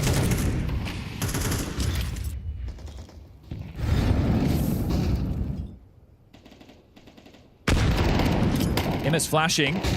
That's a big nade. 100 damage inflicted onto Mikaze and wonderful. They've really burnt these smokes. It's 2 left. And we've still got a minute 20 left on the clock, so at least they've got what they were hoping for. This banana control. All right, it's Lucky's opportunity this time through the smoke. Thank you very much. Just a well-timed burst.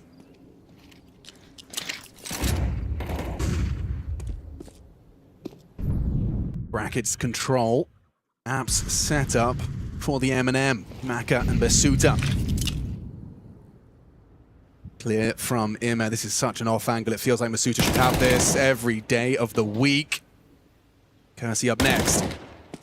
Lining up for him, but the AKs will win out. Still, with that damage, you think it should be good 40 seconds. It really does hinge on if Makaze can get anything done on this fight. He's just going to be holding the space as his boys head CT, and oh my god, wait, but the bomb's middle. Don't lose the bomb. Lucky down, and he knows there was another near there. Here it is. Overreaction and bad tracking. Makaze punching desk.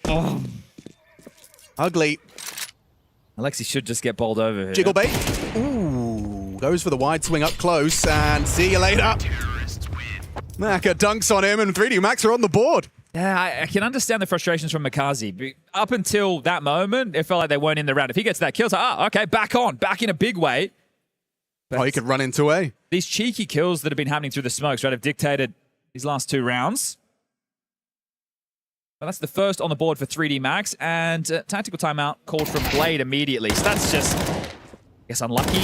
How else can you frame it? Or that was lucky. That was lucky, yeah. His alter ego. Unlucky. That's his evil twin brother. An opportunity to settle into the environment for Na'Vi. They will have no issues in the buy for this one. It's the next round, so Blade trying to get ahead of that. You've got Ima and Bit both with 3.7. The loss bonus 1900. We'll have more conversations about that as required. Chug. Lucky with a Famus. EK for Masuda, M4s for the other two, and Maka on that AWP. Full sets of nades, kits in play. And the round ready to get back underway.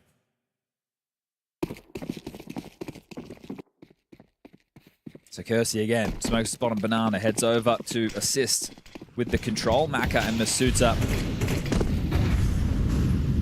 The T and CT smokes landed almost next to each other. And here comes that test. Easy stand over his ground. Gravity in combination with Lucky and that HE has completely silenced this B duo. Alexi and Makaze trying to take some top Banana control, and they're left with nothing. Blade took the timeout for that. And now you're in a 3v5 with a whole lot of time on the clock. So not backing down at 3D Max, continuing to trundle forward even with a 2-man advantage.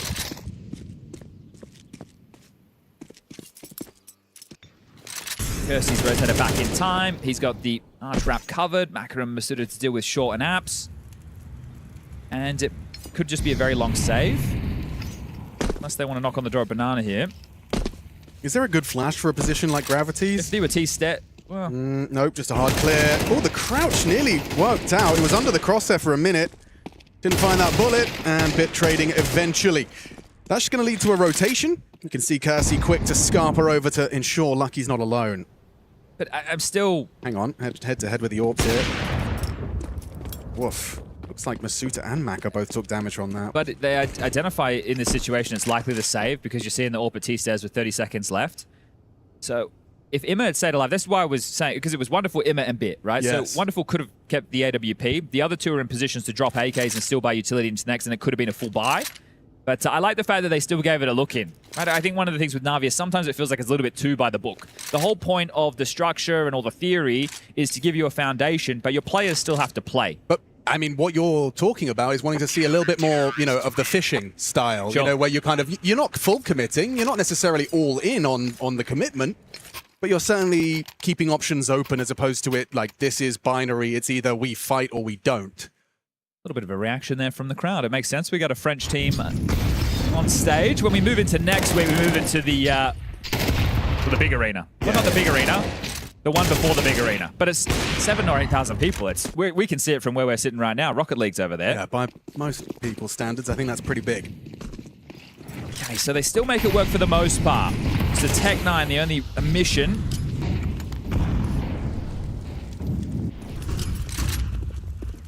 And I think it makes sense to gift them Banana. That's fine. We don't need to get spammed through anymore. We'll take Halls and Boiler first. That'll be a combination of Alexi, Ima, Bit to work on that in this round. a very passive setup as well. I want to draw attention to the radar for people. Nobody close short, nobody in apartments. They are very passive on A. And they've just been smoked on the arch side. Kersey's response, a HE grenade that finds very little. But the stack is in the right place. Not for the first time. But last time it was just a force buy. This time it's everything they desire. It's just gravity on this jump spot. Cannot afford to get caught out by Mikaze on his eventual fight. Safe jump spots.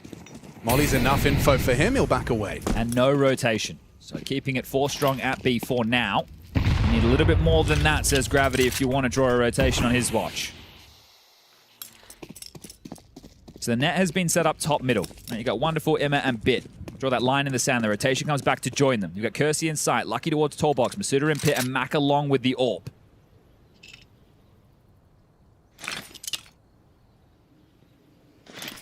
That's a perfect nade from Masuda is ringing, but Mikaze head hunting. Maka down, nice shot from Alexi's Tech 9. Kersey stubborn, as is Lucky. Ooh, a quick one on the AWP from Wonderful, breaks through. And look at the time. There was 7 seconds left as the bomb starts to get punched in there. If a kill goes the other way and a little bit more cumbersome there on the trading, the time could have been the enemy. So Na'Vi with a buzzer beater. Gravity will back off. That's his best option in this one. He's the one who's lacking in the cash department. Impactful kills from Mikaze and Wonderful. Even, I mean, actually, to be fair, Alexi somehow getting real output out of the Tech 9. It's 2 points of timing there. So one, the nade comes out, does good damage, but then as he swings back out with gun in hand, he just gets deleted, so not on the angle. And then you see Maka trying to get into sight, but they've already breached up short. So 2 players caught by timings, and that's the undoing for 3D Max. 5-2. And another buy will follow.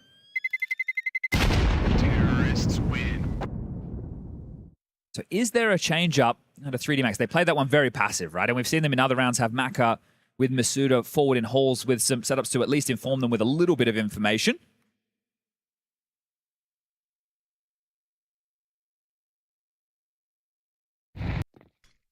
Nate comes in, swings out, and fortunately for him, they were on the line. That's Mikaze's 3rd opening kill, the only man providing opening kills for Na'Vi so far.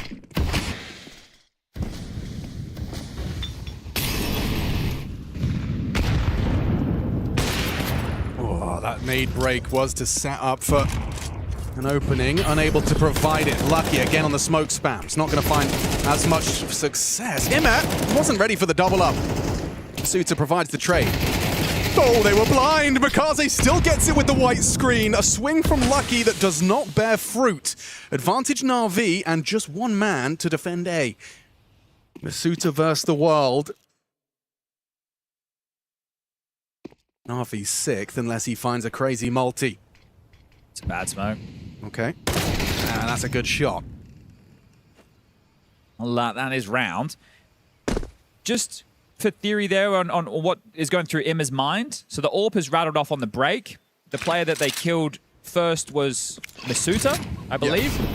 And those, if they're starting 3B, those are the 2 players you expect on A. So he's overlooked the potential for Kersey because he's assumed they've gone for another 3-man banana start. Right. But he's died, the information's there, they've won out on banana, and either way they've just been able to putt it in. So Na'Vi up to 6. No, but that nameplate Counter-Strike, it's for often...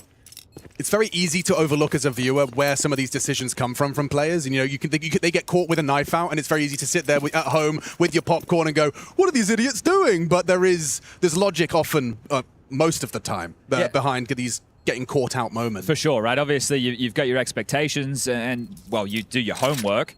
There's also little details that we are going to miss when we're watching in this way, right? Because there's so many sound cues that are going on. Players can pick it up. There was a moment earlier in the tournament that I was watching back in the hotel when it was Mini from GG How going to pick B, and he was scoped in early, so the short player couldn't hear him. But then he gets to kitchen, he unscopes. Zontic's always close short. Here's the double scope, Magic stops jump spotting, right? And there's these little details that are happening all the time that it's so hard to pick up because you're focusing on different skirmishes all across the map and everything is always moving. So it's devil's in the details as far as Counter-Strike's concerned. But we do get a tactical timeout. This is the 2nd. There you go. See, that's why it looks a little bit silly. 2nd of the map. But first from 3D Max. But Emma has had some very impactful moments. I know he only has 4 kills, and that sounds a little bit crazy, but the pistol, he had some nice kills. And then against the Force in round number 2, he gets that spam kill through the smoke, and I think that was necessary to alleviate some pressure. Mikazi's openers have been handy, and that one for Emma, he now joins the board. And they also looked a little bit more free, right? Just, oh, well, let's just take that fight, right? So I identify, okay, Orp was long side, we might be able to get a 1v1. Great to see them taking their shots.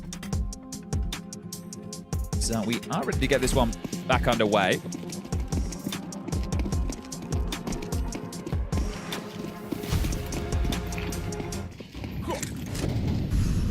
So they want to try the same pick.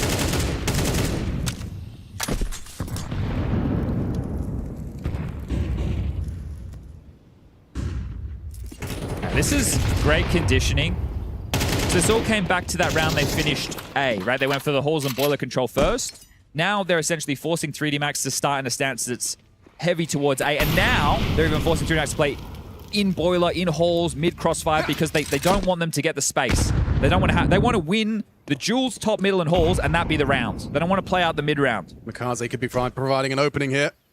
Up against Gravity on that first box. Ooh, nearly 4 HP on Gravity. He does deny. But there was no smoke from CT. Nobody picked coffins. Nobody jiggled CT. That's information in itself. True, I see you. He's alone. And if he peeks, he is a dead man. Alexi's got the molly. He can just flush him out. His teammates provided. There's Maka onto Bit elsewhere. Catches the mid player. They should be able to get the bomb down and set up the post plant. There's another smoke forward CT as well. Wonderful's got Banana. This is not easy to get past the Orpa. And he misses the shot between the wickets of 2. Spotted the info though. Knows there's multiple bodies. Elevation still enables the flick up. Wonderful needs another. Gets it onto the Tech 9. And that is round. Ime wraps it up. Puts a bow on it. Na'Vi find a 7. It looked like it could have been cleaner there. That miss from Wonderful, but he makes up for it in a big way. And then Emma puts it on home and sends him back in 7-2. How has he got 2 there with Wonderful? After missing that first, I'm convinced he's overrun. You see the boost. Sandbags. You're supposed to be a dead man. He does very well to rectify. And this here, I think Gravity, in fact, he gets that kill. You're thinking, okay. Sets them up quite nicely, but Emma pivoting, the swing's coming through, not connecting our 3D Max.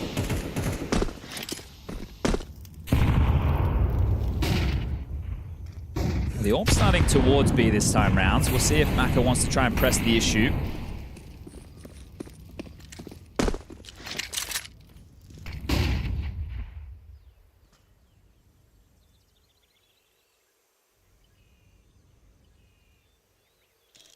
Audible to Maka. Set up for that exact fight. Catches Mikaze on the jiggle, playing that close AWP. Now committed is Alexi. He's playing a very dangerous game, and he has to win that one. Gravity manufactures an extension of their advantage. There's a little bit of something on A. Yeah, Bit needs to find a gap or a frag. Looks like they're going to try and slip the gap long side. He just replenished the smoke on Abs. Ime's attention drawn. Kurzi unable to find lethality. He needed that one. Now, pressure's onto Masuta. He's getting wrapped upon. Bit and Ime coinciding, clearing the site. A back turn enables Masuta. A 4-on-2 that should be all said and done until that bomb goes down. And now Bit and Wonderful making a 2-on-2. It's falling through their fingers. 3D Max had a golden opportunity, a 2-man advantage, and it's just disintegrated. Wonderful knows where you're at, anticipating that jump across, trying to buy time for Lucky. Bit's ready for Abs or short. And it is Abs. Ooh, bell rung. Bit playing it safe. Could be dead to the swing of Lucky, and is just onto Wonderful. Last seen sight. Clutch for him. Denied by a quick heady. That's a nice shot out of Lucky. 3D Max find themselves a 3rd. And they were under a lot of time pressure there as well. You see this 10-second diffuse coming through. So without the kit, those kills had to come in quite rapidly. So well done. I thought Bit would have had him dead to rights, but steps up, cops the dink under pressure, and Lucky. Very good job from him. What a relief as well. If you're the A holders there, you do feel like you've just let it go. Yeah, I have some problems with the way that Kersey approached that. When you have an advantage like we saw, you want to play setups where you can get information and then rejig a crossfire with your teammates. Right. But he was so committed that he either kills them all or he's dead. So it did make things a little bit more difficult. He is the most green player in the server right now. Okay, Lucky has got a laser beam on his M4. 7 frags deep. Top of the scoreboard alongside Maka.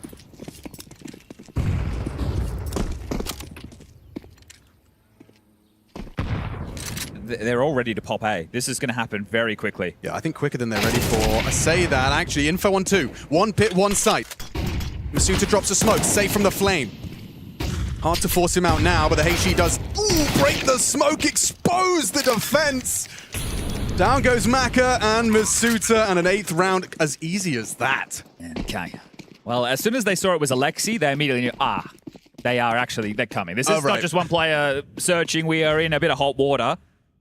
And getting caught on that break, right? The smoke. Plume's open and just deleted there. So this will be 8-3. It's a really nice response. I was thinking like, it's going to be hard to flush him out. He's got a smoke to play around. You can't molly him, but you can nade the smoke. Genius. Rock, paper, scissors.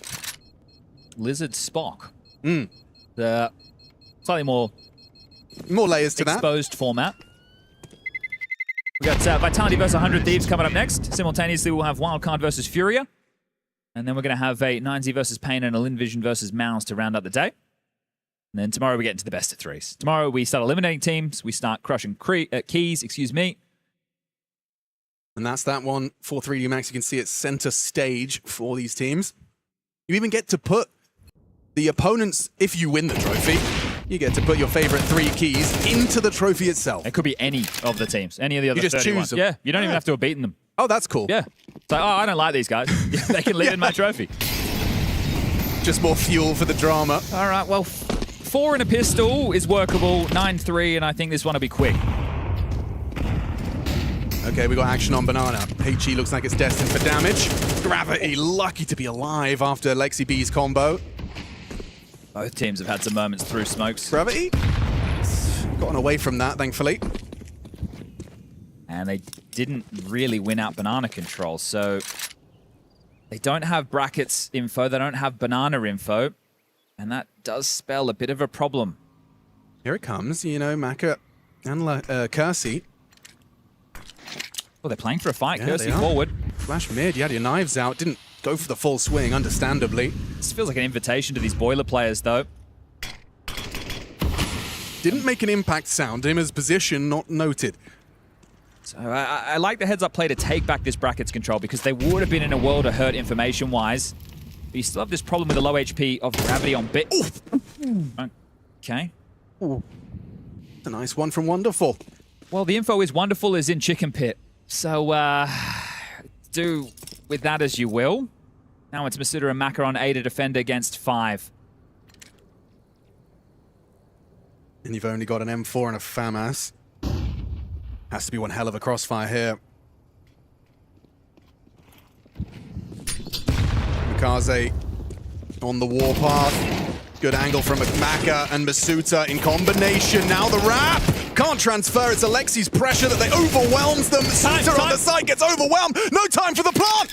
There's no time! And you can see the face on him, and that is an awkward way for the half to end. 3D Max given a gift. That's when the CTs do put up the necessary resistance with the load time, right? We had one earlier where they kind of just fell over. This time round, they stall them out. The clock becomes the problem, and with 30 seconds, they're probably chomping at the bit to get this thing back underway. So 3D Max, you get the pistol. Maybe we can start having a conversation of a map on our hands. Gosh, that was, yeah, just the two of them. Maka and mibr versus the entire Na'Vi squad, but enough output to get it by virtue of the clock.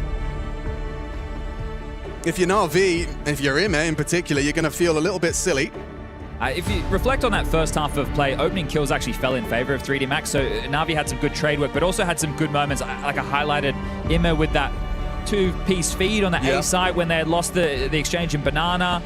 So they definitely weren't winning out in terms of those opening duels, Na'Vi, but they did have some good individual output in patches. This is great. And 9, it's just that the clock is racing away. And mibr, just by hiding out behind that box, being just hard enough to kill. All right. This is real fast. We've got pace, ladies and gentlemen. Bit playing around that smoke, confirms they're not coming his way, but through the backstab is held. Important from Maka. Ime hasn't found the headshots necessary. Does chip one in. One bullet. No bullets. He's a dead man. Gravity and Kazi partner up, overrun. There is definitely pace in this one. Running into Alexi's USP for one. Round over, surely. Wonderful trying to get back into things. I think 3D Max is showing, hey, you don't actually have to plant the bomb to win the round. So going for a different way to secure that objective, but now doing it by the book.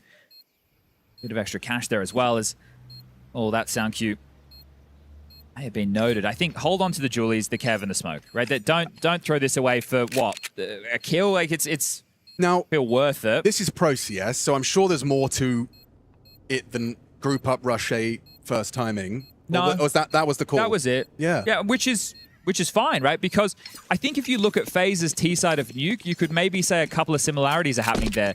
You're not worrying about taking the map control and then playing off of each other. It's let's cause a scenario that they couldn't possibly have prepped for once we get into a mid round, right? And if we find that entry, if we trade out efficiently, we're going to be in a very strong spot. So 3D Max, when you were asking about trying to frame these teams, that right there, you could just, this is how 3D Max play, right? You know, an aggressive squad. You talked about the Na'Vi and how it's all flowcharts. The flowchart for this round for 3D Max was rush A, and the second step was kill them. Yeah, and the objective changed at some point there to be, okay, let's just take the fights. It was clear that they were very hungry for the jewels, as Wonderful brings out a shotgun into this one. That's a rarity. For Na'Vi.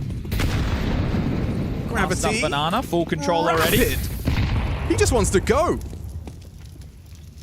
Block smoke will be thrown. That's what he wanted, and he's achieved it. Forces out that block util. Alexi has another where that came from, and the Kaze too. So going to be trying to hold on to that for as long as they can. The key to put the pressure on it early like this is because those smokes you're highlighting will be siphoned out quicker. Yeah. So you don't get into the last 20 seconds of the round and you can still be blocked. This does put 3D Max in a decent position, but they haven't investigated A whatsoever. They're just throwing some light utility to force a response of some kind. It's a curious choice from Wonderful as well. Not only the shotgun, but how he's choosing to utilize it. He's just playing close short, hoping to catch someone swinging, pre-aiming pit.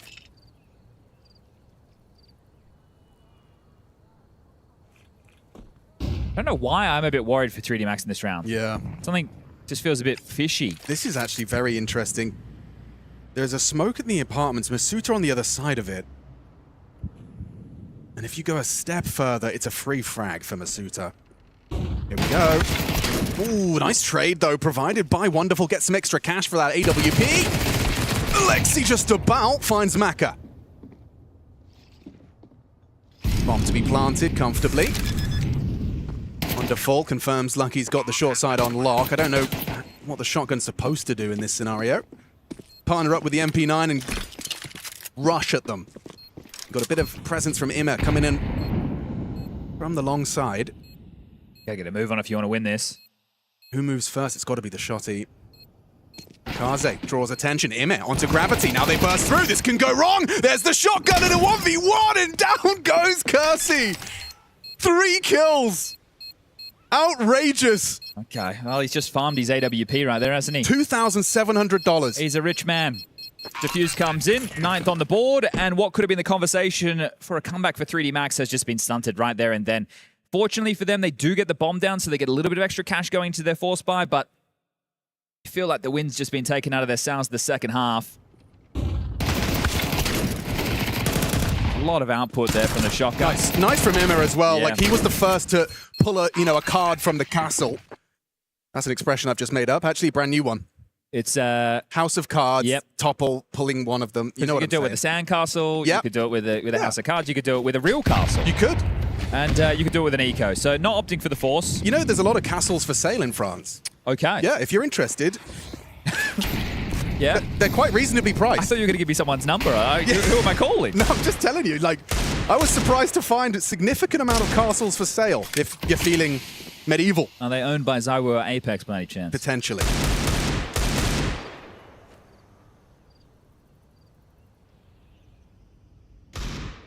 How many of you are using this eco to Google castles in France for sale? Because there is a few. Check them out. A nice anti-eco setup here from... I think it's more anti-force. I think they're probably expecting a force. But I have heard a couple of pistols rattle off. Wonderful's feeling himself. That's a great nade to set him up. Here's a couple of steps, confirms presence just around the river bend. Down goes Maka, and he wants more. He is really feeding himself under the denial. Bit steals the ace. That was nearly a 1-mag 5k, and it's not going to happen. Well, they've established it was that eco. Now they know the guns are going to come out, so 3 Galils, 2 AKs, the util there, but this is a massive bonus round for Na'Vi, isn't it, right? They get to carry through some of those lighter weapons, but they also get the cash from that force by win, the shotgun kills. They are sitting pretty right now, 10-5, 5-round gap. Just 3 more rounds to push them forward. 16-3. Couple of eeks in there, but impact for sure from Wonderful here in the best of 1.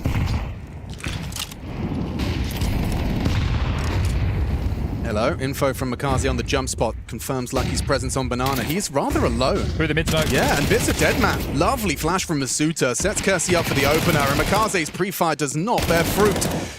Wonderful, still able to muster some sort of defense, but overcome by the AKs. Wouldn't mind if Emma and Alexi want to hang around and do a little bit of damage. Sure. It's probably their best option in this situation. You have a pop through a mid-smoke, catch them while they're going for hefty banana control, rotation miles away. You win out that opening exchange and you find yourself in position to grab this 6th round. We are finding ourselves in Group D. So, we've already had a match in this group take place earlier today. That was the Mongols versus Magic. And the 2 big names, like the higher seeds in Group D, it's Na'Vi and Furia. Yes, okay. We have 9Z versus Pain coming up. So I think 9Z is one that we definitely need to give our respects to based off of their major run. So, look, if you're going namesake, it's Na'Vi, Furia, 9Z, and Mongols are the 4 that would be your likely expectation. But the Mongols have 2 green players in the roster for this season, Tikuak and Darkmeister. Best Meister. Everyone was blind there, besides Kersey. Second timeout from Blade. Wonderful will have his AWP.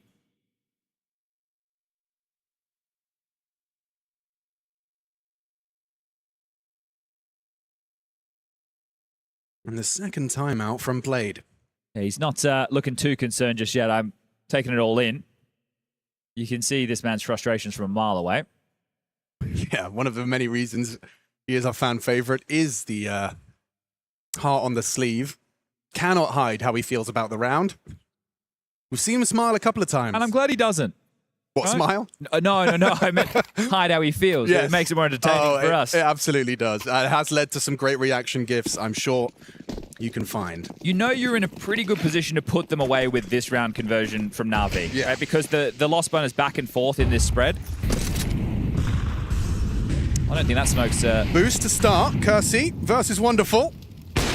And not able to connect the shot. Whistles one past the hip of Kersey.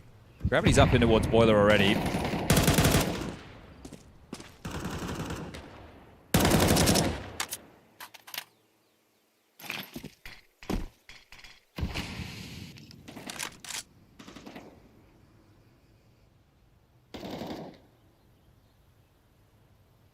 Very quiet across the map right now. Is some still lined up from Gravity. He's selling mid control.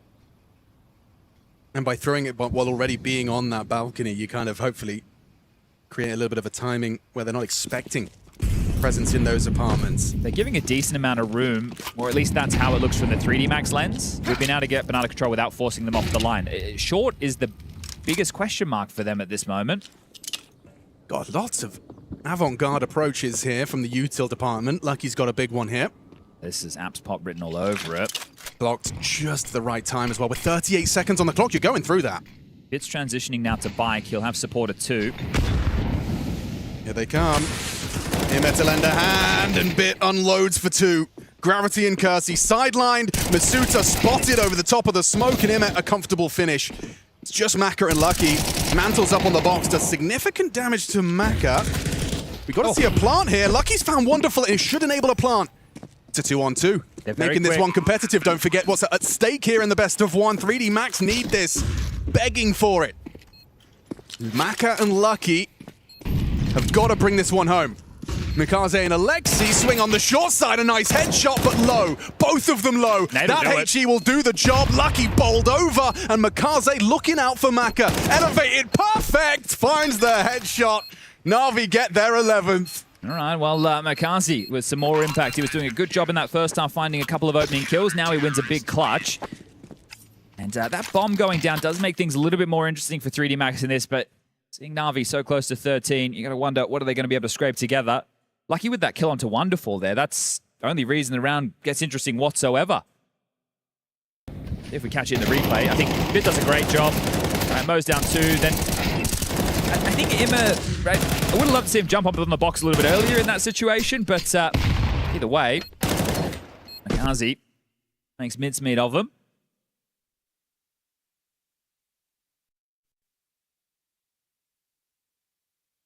It's been tough for 3D Max throughout this map just to get consecutive rounds. It's only happened on one occasion, and that was their first 2 on the CT side. Otherwise, it's been very spotty. OC in the finances will be on a Mac 10. This is likely something a bit more poppy or set. I don't feel that because of the Mac 10. I just think it's getting desperate out there. Yeah. I think if you're going to try and play map control Counter-Strike against a team like Na'Vi, and you have some greener names, you might have a tougher time. So I will say that the fact that Gravity's been given the Mac gives me a bit more faith. I think this guy's one of the best when it comes to the SMGs. That is fair. Could be one hell of a HE from Alexi. Bang! Connection onto 3. Softened up for the Mikaze M4, A4, and Alexi's on the floor. Hold on. It all falls to Mikaze, and he runs out of health and bullets, and help is on the way. Wonderful arrives just in time. Locked on CT will make it to Ruins, and a chance for this Coffins fight. Ooh, decisions. So much time. You think that they've tightened the noose, they haven't at all. Bit just top mid.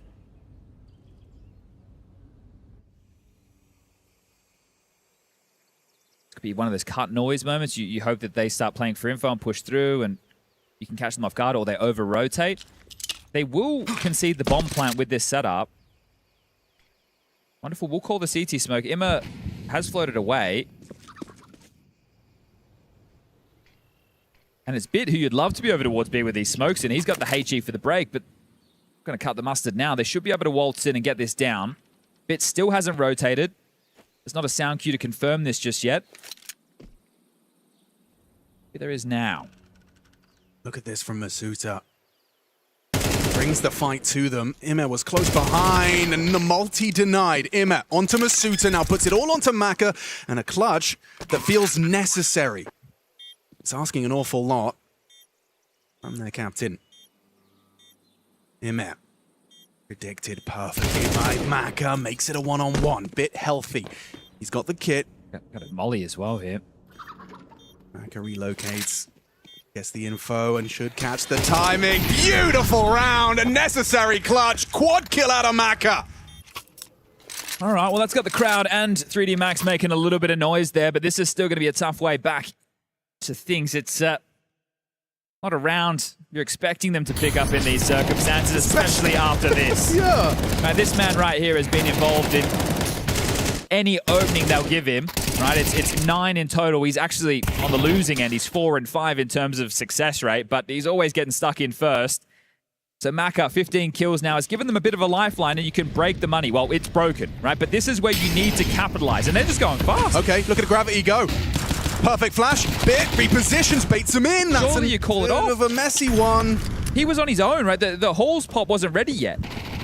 They weren't close enough, right? It's going to take him a little bit longer to get there. So he's just run through, given up his life, and he just trusted the flash. Bit, however, pathed well. Tucked back into cover, baits them in. That's a lot of info. Just spotted the whole squad. Bomb was on the radar. I understand the decision-making process that we've just seen from Na'Vi, but it does mean now that 3D Max are back in a very strong position. I still want to finish towards A. Heard the app smoke. Vigilant as well for this gamble.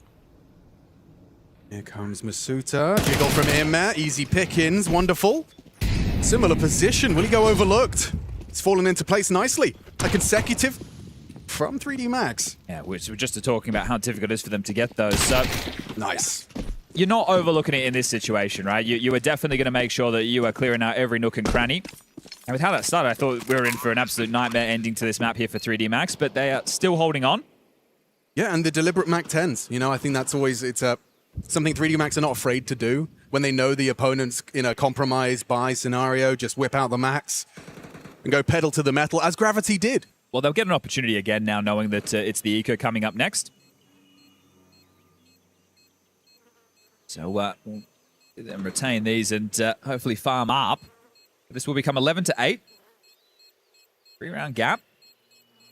Navi on Eco with a save down for Makazi that we're just watching jiggle. Just keep jiggling. Terrorists win.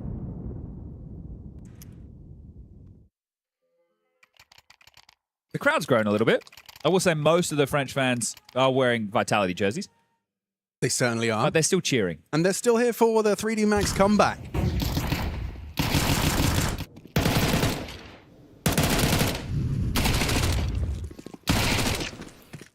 So they know Makazi's the B defender, right? So you know he saved something. You have a question to ask. Do we think that they're going to place it elsewhere looking for a fight, or do we want to avoid him, right? Do we want to just go to the opposite side? Oh, that's a lot of damage from a singular grenade. Gravity again, though, applying a lot of pressure. This time he doesn't actually put his body on the line, but still having a glance top middle. Bit and wonderful playing to be traded by Makazi.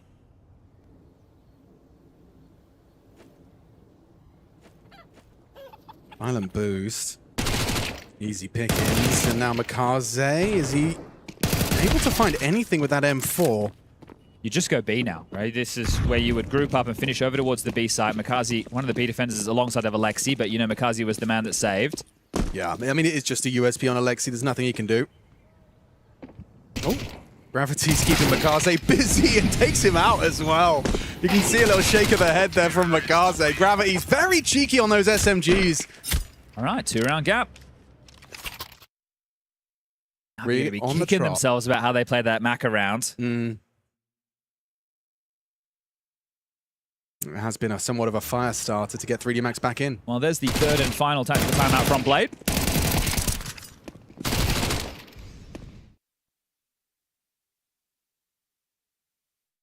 There are going to be some issues in the buy department. They are buying, don't get me wrong, but Makazi focusing on utility has gone with a Famous. Alexi is going to have to make a similar decision. It looks like he's got, surely he swaps out the M4 with Makazi here, right? You have to. This guy's just been a monster in terms of the multis. Makazi and Wonderful both with 5 multi-kills each throughout this map of play.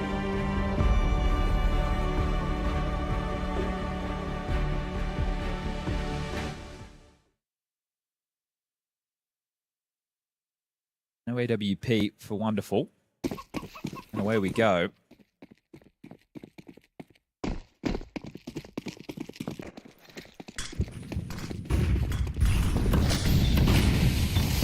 Makaze trying his luck. That FAMAS does start to forge a path down towards Banana. Complete Banana control now for Na'Vi as pressure A. Rather rapid. Here comes Kersey. Swings on into his demise. Spots 2. Easy for Bit. Dips back. Finds Gravity. The trade attempt gets nothing. The suit is gone. This is ugly. Maka and Lucky up against the world. Need to make this 2-on-4 into a 2-on-2. And they've done it. Claws him back. Stays competitive. Bomb thrust forward. Demanding Lucky plants. How do Makaze and Alexi get back into this? Partner up and trade. Replenish on the Moto smoke? That's huge. That's perfect. That might be it. They might just call this off. Well, no, you go gray screen and it's easy for Lucky. No, it's not. Doesn't track him well. Alexi charges through. Now Maka, another, no, 9 bullets. 9 bullets. That should be a 12 for Na'Vi guaranteed. He'd have to hit some crazy headshots. No kit. Doesn't swing. Calls the bluff. Double. Trouble! 10-second defuse secured. Alexi's happy with that one. Okay. Not getting picked apart one by one this time round. I think when I see that Moto smoke come up, it's a tough decision to make. knowing that your loss bonus is only building and we're late stages of the game. So nah, Lucky's going to be really kicking himself. I mean, he's had a great map. He has been, you know, top of the tables. He's been finding impactful frags, but I think Vin's double was great, wasn't it? Yeah, the fact he gets 2. Your anchor, I need 1, right? That's what I'm saying. I need that. He's over-delivered with the 2 kills there. So bit for me. Key factors in that one for Na'Vi. All right, well, this could be the final round. 3D Max. Anything left for us? Well, not quickly surging towards top mid. They want to try and do some nade damage. Top banana rattled off. Heaps of damage done. 2 players walking wonky. Now that's unconfirmed. Step in the right direction.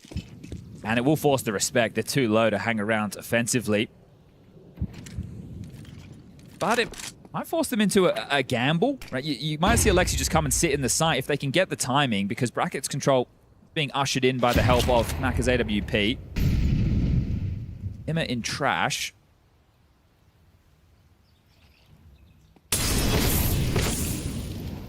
Been forced away from short. And Bomb still T stairs, so it feels like we will be finishing towards B. As he does have a smoker at the 50-second mark, they are going to need to oh, he's just dropped it out. Okay. Oh, wasn't ready for that. Emma's booty cheeks just appeared on his screen. There's a nice one onto Masuta. Alexi's rotating. He's alone. There'll be 2 of them here. Just about. Mikaze. Ooh, nails the first headshot, finds it onto Lucky. Alexi's going through this. Their backs are turned, and he can't find it. Gravity, a bit of team damage, puts it into a 2-on-3. Favoring Na'Vi, but is it? That bomb is down. Hard part done. The kit is on bit, and it... Oh, at range, Macca using that new box angle to pull us into a 2-on-2. Not looking too comfortable is Imet and Bit. Never mind, it's on Imet. Peaks Paul. Gravity's got to back his aim there, committed to the position, didn't stand a chance versus that headhunter. And the pre-aim, they know where he's at. Macca's got to hit both of these shots. He's going to get overwhelmed. No, he isn't. Needs a bolt. Can't find it. Na'Vi close it down. Imma with an impactful clutch. And that's game. Now, Gravity's already disconnected from the server. Knew that one was coming through. Macca did what he could to keep them in it. But this will be Na'Vi surging forward in Group D. They'll be taking on the Mongols for a spot in the playoffs. And naturally, things have to be as entertaining as humanly possible, which is why we're at the Esports World Cup. This Counter-Strike has heated up here on day 1 for Na'Vi. Getting a little close there for 3D Max. Yeah, this isn't the start you want to invest once, but it's the one you got. Now you've got to deal that hand you've been dealt. I'm going to welcome you back to the desk with Capri in the middle. I got Pimp down in the end. My name's Trace Aranthus, or you might know me as Stunna. But for Na'Vi, good hard-fought battle here. Nice litmus test to see which Na'Vi we're going to get coming into the EWC 2026. And what we've got is the result of them winning. I would say it's an acceptable start for Na'Vi coming into this season, right? You know, for the vast majority of the game, they looked in control. You know, it got a little bit itchy on when they turned their attention to the CT side, where 3D Max did start to claw their way back. But once Na'Vi still, you know, got the money under control and salvaged the last situation they could, they panned out. And I think it's good to see that Na'Vi comes into the season, you know, playing still with the fundamentals, still playing with the rotations, and still playing around their strengths, which we have seen them playing on Banana in this given game, but also turning their attention, making these diversion calls that Alexi is so known for. So overall, I'm satisfied regardless of the scoreline being a little maybe too narrow for the likes of Na'Vi. Knowing Blade, I think he'll look at this game and, as you said, you know, be okay with the result of the game. You know, a win is a win, especially in a best-of-1 game against the 3D Max, who, in the beginning of the season, online at the very least, showed that they were here to play.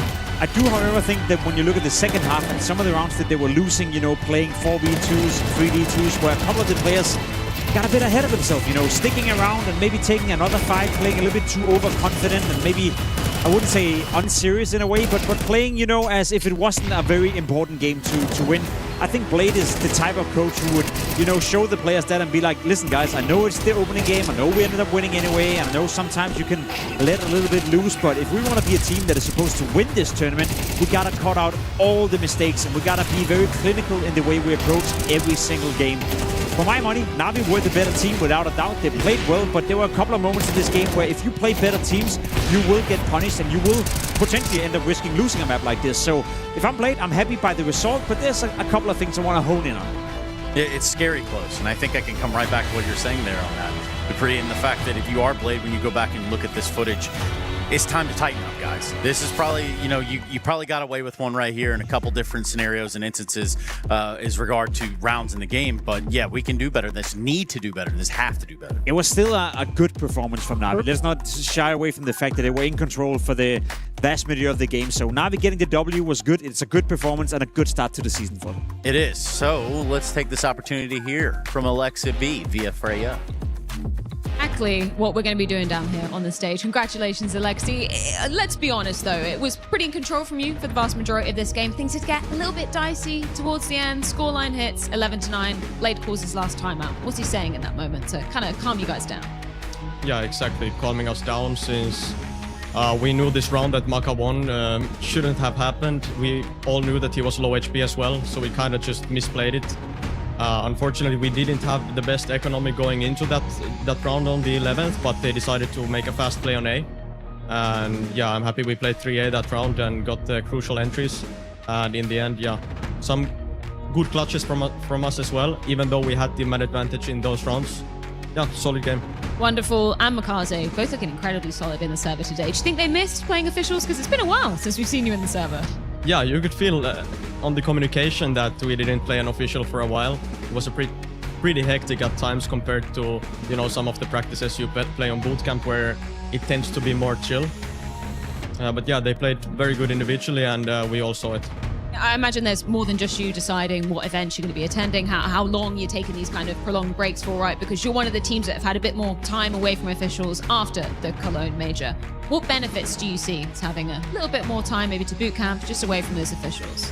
I mean, we've been a team for a long time now, so just, spending some time, firstly like on vacation, then going into a long boot camp and not rushing things. We tried to analyze, we tried to do our best in order to, step even one step further on this season. But yeah, the opening game is always the hardest, and I'm glad we managed to win it since it was a best of one. But there is still a long way to go here and a lot of tournaments this season, so we need to be ready. Things can certainly get a bit chaotic in these best of ones. We've seen that happen already here at EWC. Just one more question, throwing it back to the major. Of course, we saw the disappointment of you guys not making it through to the playoffs of that.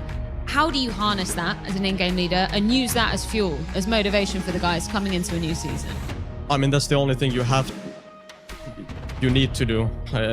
We were deeply disappointed considering that we came into the major with good form, or at least that's what everyone thought, and we even had a boot camp. Everything was there for us to have our chances, but in the end we couldn't come over the finish line, and that's what happens, and you need to build the motivation off of that. I see what you did there, the finish line. Nice one, Alexi. And a nice one from Na'Vi, indeed. 1-0 up here in Paris. Yeah, Na'Vi, Alexi B, hell, it's a wonderful thing they've got going on over there, ain't it, Jacob? That's because Wonderful showing up in spades for this side of Na'Vi. Yeah, you could say so. I think Emma had a great performance as well. A couple of times in this game, he was very vital and very aggressive, as you like to see Emma play as well. So overall, I think, as Alexi B said, a solid game of Counter-Strike. They didn't really teach us anything new. We didn't really see anything, but that's kind of what you expect. It's a best of one game. So, temper expectations. Be happy the Na'Vi won, and hopefully we get to see them move deeper and deeper and deeper into the tournament. Yeah. So you're saying we didn't necessarily... Sorry, Dupree. You're saying we didn't necessarily learn anything from the fight on Banana that Na'Vi almost won in round 10, where Wonderful ended up at the end of the very end of the round. Is that what you're talking about? No, I'm just talking about the... Because I thought that's what you wanted to talk about. My bad. No, it's obviously... I think he said it himself, right? It's the first game of the season. There's probably a lot of jitters and a lot of thoughts going through their head. And I think it was just important for Na'Vi to be looking into the case now that they needed to salvage what they couldn't from the major, right? They needed to stop the bleeding and not continue the downwards trend of not, perform, because they did have a good start to the season. So, yeah, a good win for them. But, I mean, if you turn your attention to 3D Max, it's stability that I've been missing, right? It's the things that, the CT size has just been way too bad, and it was very easy to see that Na'Vi just really figured out how to punish it, and I think it really comes to close into round 10, where I do think that really comes to show where some of the issues that 3D Max is just really putting it in, and it's actually, the setup here is actually pretty good. I think Maka actually gets the first one here, which is good, and the setup is there to back it up, and I think Gravity almost loses this frag out, but this is what bothers me, right? The fact that Na'Vi just walks back You have Kersey just standing in an off angle in the middle of nowhere. As soon as he dies, Misura is in deep shit, and he has to salvage everything. If he doesn't get like a triple kill here, he's literally in the case where they can't win the round, and that gives Bit the space to walk around the side and actually gets this double kill. He almost brings them back in this situation, and it's the connections between the sides that I saw from 3D Max that is not working together. It is the connections that what we've just achieved on Banana, how do we then approach the late round? What Kersey's doing is literally just throwing the round away, and luckily for them, Lucky does actually manage to salvage back, but it's these type of things that they need to work on. Quite impressive that you can play a 5v3 CT side on Inferno and lose map control like they did right here. And that's a great example for 3D Max. If anything, it's also a clear evidence of two different levels of Counter-Strike. I think, again, when you look at 3D Max, you're looking at a team where expectations should be that they are maybe a top 15 team. You know, that they maybe qualify for the major, and if they're good, they make it to stage 2. Whereas for Na'Vi, you heard Alexi B, right? They've had a long boot camp, a slow build-up to the season, came into the major in good form. We're one of the few teams to win a trophy outside of Vitality as well. So the expectations for Na'Vi is that they're winning trophies, you know, or at least being in the grand finals or in the playoff every single time. So I think at the end of the day, we got a game here where, you know, throughout the day so far, I think a lot of the games have been closer than we expected. This was exactly as close as I expected. Na'Vi being the better team without a doubt, but at times 3D Max showing that they could play Counter-Strike. I mean, just in relevance to round 10. Yeah, but that's what I mean, right? Looking at the graphic right now, that's what I'm talking about. If you're a team that's supposed to be top 15, then you can't have stats like this, you know. If you're sitting at a 45% CT round win and you're looking for stability, that's probably where you're going to be looking first. Like, that's where you want to put your eggs in the basket. We need to fix our CT sides. And this is just like, this is overall. This is just not Inferno. And I believe that Inferno is the third best CT side outside of Cash and does too. So, you know, it's a grim looking thing for 3D Max. You know, if they want to be finding that stability, trying to improve, they need to be working on the CT sides, because that's where I think they have the biggest issue, because the T sides today against Na'Vi, it looked okay, right? They did manage to claw their way back, but not when they have CT sides. Like, this is not going to happen. Anything you want to say? Yeah, sorry, I was on the phone, as you can see, clearly. Yeah, but I think this one can go without saying for the side of this whole matchup. Again, we're in best of ones, right? So now you get to move a little bit away from this tumultuous territory of like, oh, well, yes, 3D Max could come in and do what might even be considered an upset. Would you have called it an upset at this time? It would have been an upset, you know, if they were to win, especially in a best of one fashion. It wouldn't have been a massive upset. I think 3D Max have shown before that they're capable of playing well against good teams. I think I described them as a team that is often playing up to the level of the opposition.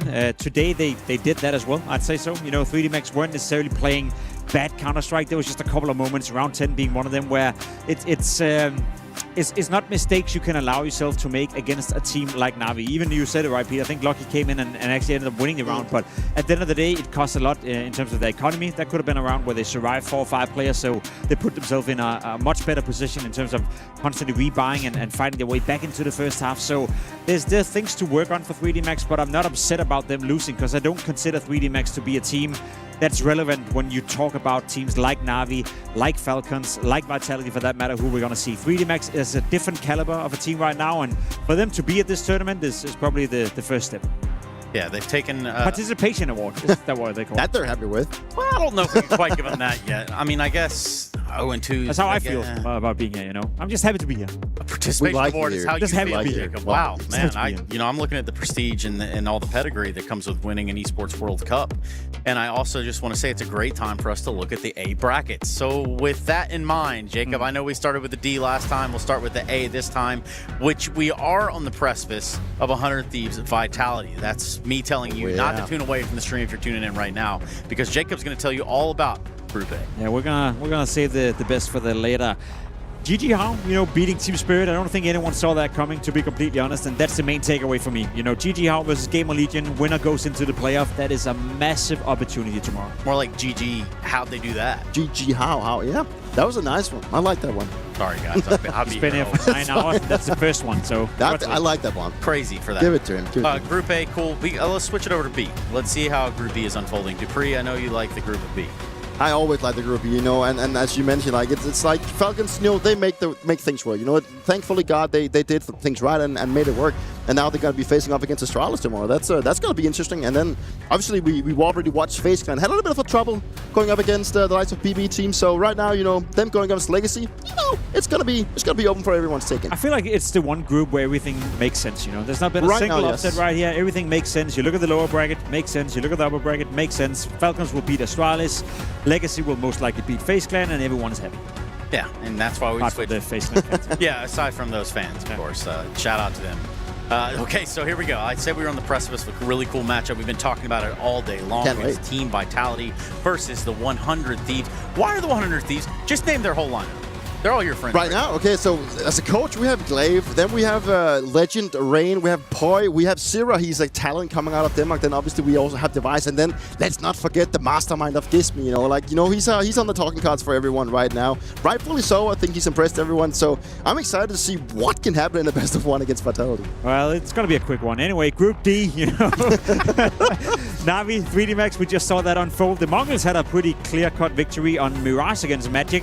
I'm curious to that matchup. I think the Mongols are being, again, slept on a little bit. They're so much better than we give them credit for. I don't know what it is after Sensu left, but they constantly manage to exceed expectations. So that best of 3, Na'Vi versus the Mongols, I find that quite intriguing, Trace. Yeah, over on that B stream, Wildcard Furia, that's what's up coming up next. Vitality, 100 Thieves for us, and also a little bit of a break so that we can kind of wet our whistle over here and get ready to jump back into the server. If you can imagine it, it's the Esports World Cup 2026, Counter-Strike 2, all week, next week too. We'll be right back after this.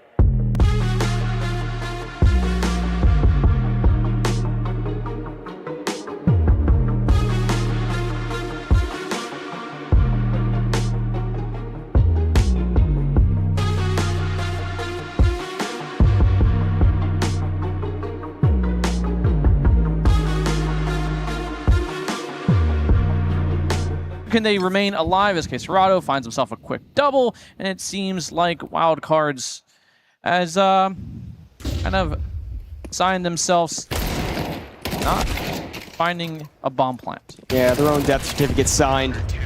Wreck at least had a chance to do some damage with the M4 there, but could not fall. Only one person end up losing their life in the previous round for Furia, which is Maladoy, so it's a perfect excuse to pick up the op, and I'm sure he's not complaining too much about that. No. It's good to hear him doing better, you know? Saw on social media that his eye was all messed up. Felt bad for the guy, but seems to be all right according to Fallen. I mean, we'll see how much it really affects him, but I'm going to say he's at 99% anyway, so... He's one of the best operators in the world. Even if he's not at 100%, he's still going to be better than most people. That is very, very true, and maybe what little advantage Wildcard could have taken advantage of seem like it'll really affect him too much in the grand scheme of things. Deep nade in towards Banana, and it's going to hurt. Sexy Eye tagged down to 48. The rest peppered a little bit here and there, as Furia continue to just deny access across all sites.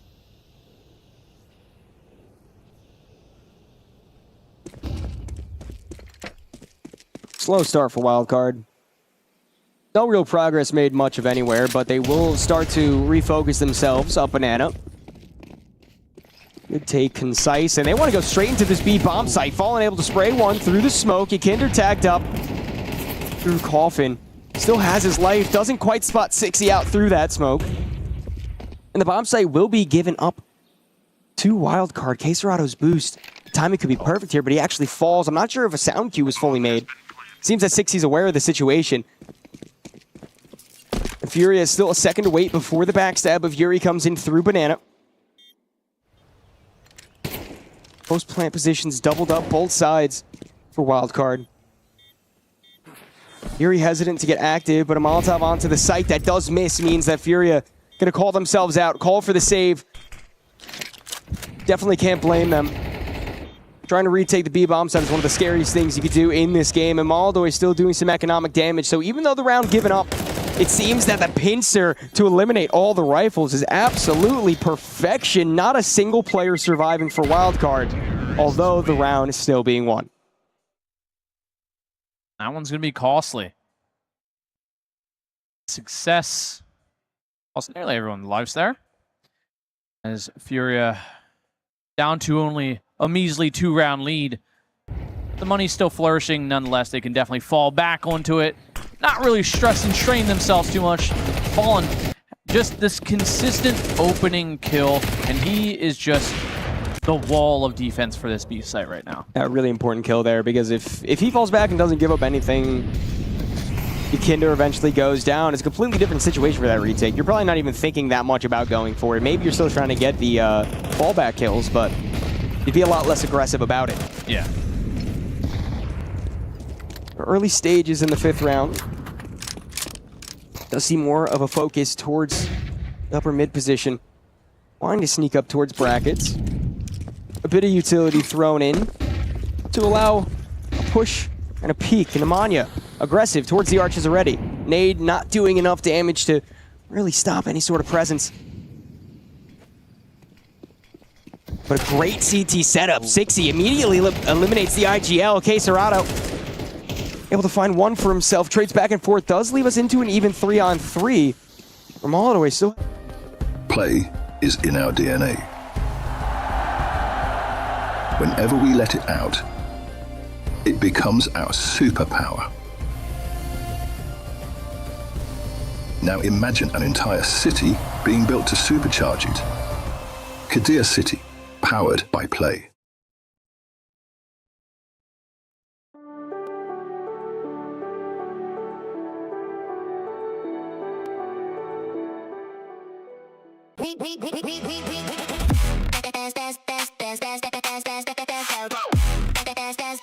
We book Esports World Cup up.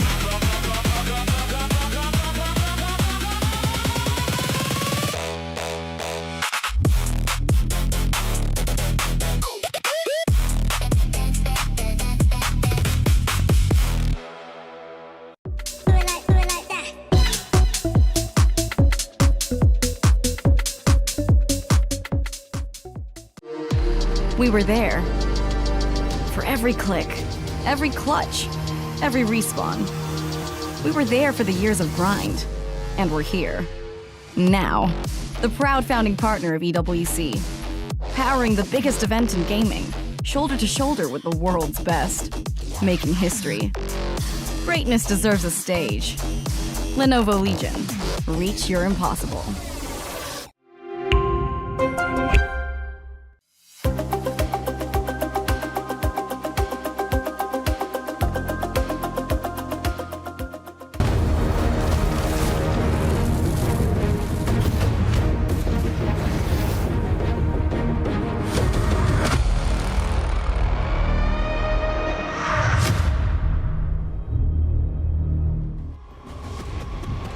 So some are saying it's the matchup of the day, and I am highly enticed to agree with them. That's right, here at the Esports World Cup in 2026, I present to you 100 Thieves versus a Vitality. Both of these teams with tons of tenure and pedigree and all the accolades between the two of them that you could possibly think of within this game, outside of having Dupree's. So with that being said, I think we can jump right into the important stuff here, the nitty-gritty of what we're looking at. This is the matchup we've been waiting for all day. Yeah, I'm very excited for this one, you know. There's also a bit of a personal excitement, you know. It is my former team in Vitality. There's some former teammates, but there's also former teammates on the other side, you know. So it is a clash of people that I know, and I'm always excited for that one, you know. And the fact that it's the best of one, you know, I always love like an upset story. So if there's like parts of me that think would be awesome to see that the 100 Thieves could actually bring a bit of a fight to Vitality, because, you know, anything can happen in the best of one. So yeah. But in the big picture, you know, of the club championships here, and I know, Jacob, you get a good giggle out of these things, but it's serious business, bro. And do you know why, Jacob? I know why. There's a lot of money at stake, you know, especially for both these teams. Falcons are up there. Vitality still in contention to win the entire thing. As far as I'm aware, they still have a lot of games left, so a lot of different avenues to create some more points. And being the heavy favorite here in Counter-Strike, there's still a chance Vitality can win the entire goddamn thing, which I believe is $7 million it's a lot. for the first prize. That's so, quite a lot. yeah, I think it's serious business, Trace. Yeah, very serious business, especially for the likes of 100 Thieves, right? You've got just CS left. You won't really be able to I don't win think they're going to make the cut here. Even if they win, they're not going to be in contention to win. So yeah, that one's out of the way. I didn't want to have to say that. But on the other side, Vitality ranked 5th currently, and are still able to place first when it's all said and done. So there's still a chance for Vitality in the running here, whereas 100 Thieves want to be the spoiler, and it might as well start right here, right now.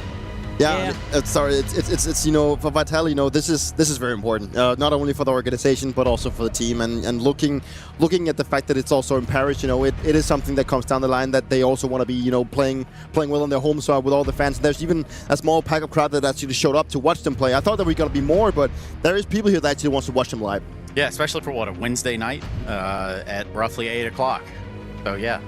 Yeah, I hate to do this, man, but I have to keep my integrity intact, and I'll be completely honest. Name value in this game, Vitality versus the Thieves, sure, it could be exciting. We're talking about the greatest team of all time in Counter-Strike against a team who only as of recently were able to beat a somewhat decent team in BC game in a best-of-3 in order to make it here.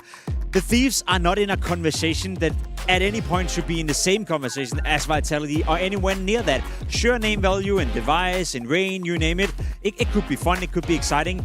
This game should be a landslide. This is like having Spirit playing GG How. You know, it's the same odds of the Thieves. Yeah, that's what I'm locked in. That's what I wanted to bring in, you know, because that happened earlier. So there's always a chance, and it might happen twice a day. You could walk outside and get Thunder strikes twice. You could walk outside and get hit by a bull. There's a chance of that happening. It's not likely, you know. I don't want to do that. Hold on, now. Bull or lightning? You know, you do raise a very valid concern right there. Which is more likely to happen? Would you rather be hit, or are you more likely to be hit by a bull or lightning, Jacob? Would you tell? I think it's somewhat depending on where you live. Maybe, I don't know, somewhat equal. In France, I think there's a lot of agriculture. Is that what it's called? Agriculture. Something like that. You know? That's where they grow the buildings. It's actually a new thing they're trying around here. I feel the bull option is somewhat equal to the lightning. The point being right here, for the Thieves to go in against Vitality, they got nothing to lose whatsoever. If they make the game just slightly competitive, we should all be happy. We should be clapping our hands. They're not going to beat Vitality. Let's be honest. Yo, but Gizmy more. Gizmy more. Gizmy more. Gizmy is more, and he is. I think he is potentially. Okay, it's very aggressive. Is he going to say the best UK player right now or something like that? Well, no, because we do have Messi, right? So maybe he's there, right? But the worst player of Vitality is still better than the best player of the Thieves. Yeah, but that doesn't. That's not the point. Stop The point here is that the fact that Gizmi, I think he is the sole reason to why the 100 Thieves are even here. That's my honest opinion. Now, you know what he showed in Cologne, and then his teammates move on to Luminosity to then get picked up. That's a scoop. That's a massive scoop. And I even talked with Glaive about that. I talked with Glaive at Devices Winning when I attended that one. He said this guy's a genius. So and if Glaive claims to say that someone is a genius when he's a genius himself, he's got to back that up. You know, like that's got to be something to it. I agree. You know, I think it's a massive scoop for the Thieves. The fact that they have gotten better, the fact that they started to beat some of the teams that they couldn't beat, you know, just a couple of months ago. The fact that they qualified for this tournament as well by winning 3 best of 3s and getting through the last chance qualifier, beating Simple's BC game as well. Unfortunate. I'll be honest, I was watching that game as well. You know, Gizmi, you pointed him out. He won a 1v3 at a point where BC game should have won the game. That should have been it. There would have been no Thieves right here. But at the end of the day, they're getting better and slowly but surely progressing and slowly but surely building up. But we're not in the timeline yet where they are competitive against a team like Vitality. Let's see in the lower bracket. Let's see later on. But for now, the fact that the Thieves are in this tournament is a massive step in the right direction. So you could say that they're just stealing their way through this bracket. Because of the Thieves? Well, yeah, that's kind of what I was thinking too. But also, I know Jacob really loves a good pun, so I thought I'd bring that one out. I love a good pun, not a mid-tier pun. Yeah. There's nothing mid-tier about Vitality, and again, I do know that we didn't see them win this last major, but you can absolutely not write off what it is that they bring to the table. There's systems at play here. There's entire protocols that have to come in play for these guys to operate and to find the successes that they do. For whatever reason, sometimes that's not the case. Is it as easy to pinpoint that or not, Jake? Somewhat. You know, I think the motivation for Vitality coming into this tournament should be high. Naturally, not winning the major, that was hurtful for the team. They're not doing well at the Blast Bounty, losing in the online portion of that, not even getting to the land stage. Also disappointing, you know, very disappointing.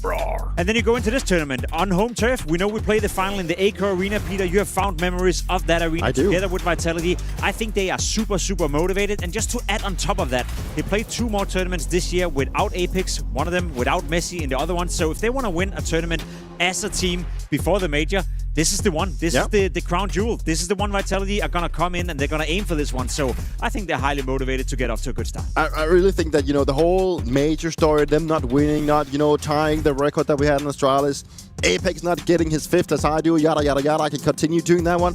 It really hurt them. Let's be honest. I mean, you could tell. But you're heavy, yeah? Of course I'm heavy. Why wouldn't I be, right? I got to be a little selfish at some point, right? But regardless of that, that hurt them. And you could tell that hurt them. And now, the fact that this tournament that they returned to, with also the start of this season, that we're in Paris, that also got to mean a lot to them, you know? And I think your point, Jacob, with the fact that we're going to have Apex having a baby and also Missing having a second one, that also creates a lot of disturbance around the team. You know, they have to play with stand-ins. They have a good one in jail, which is already announced, so that's good for them.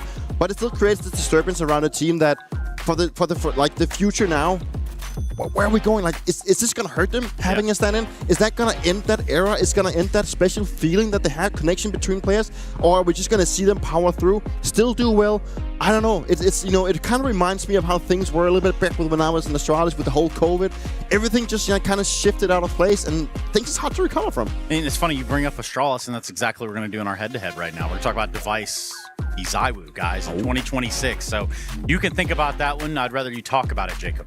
Yeah, I mean, 2 players with a rich history, and one right now arguably being the best in the world, or at least in contention to win that title once more.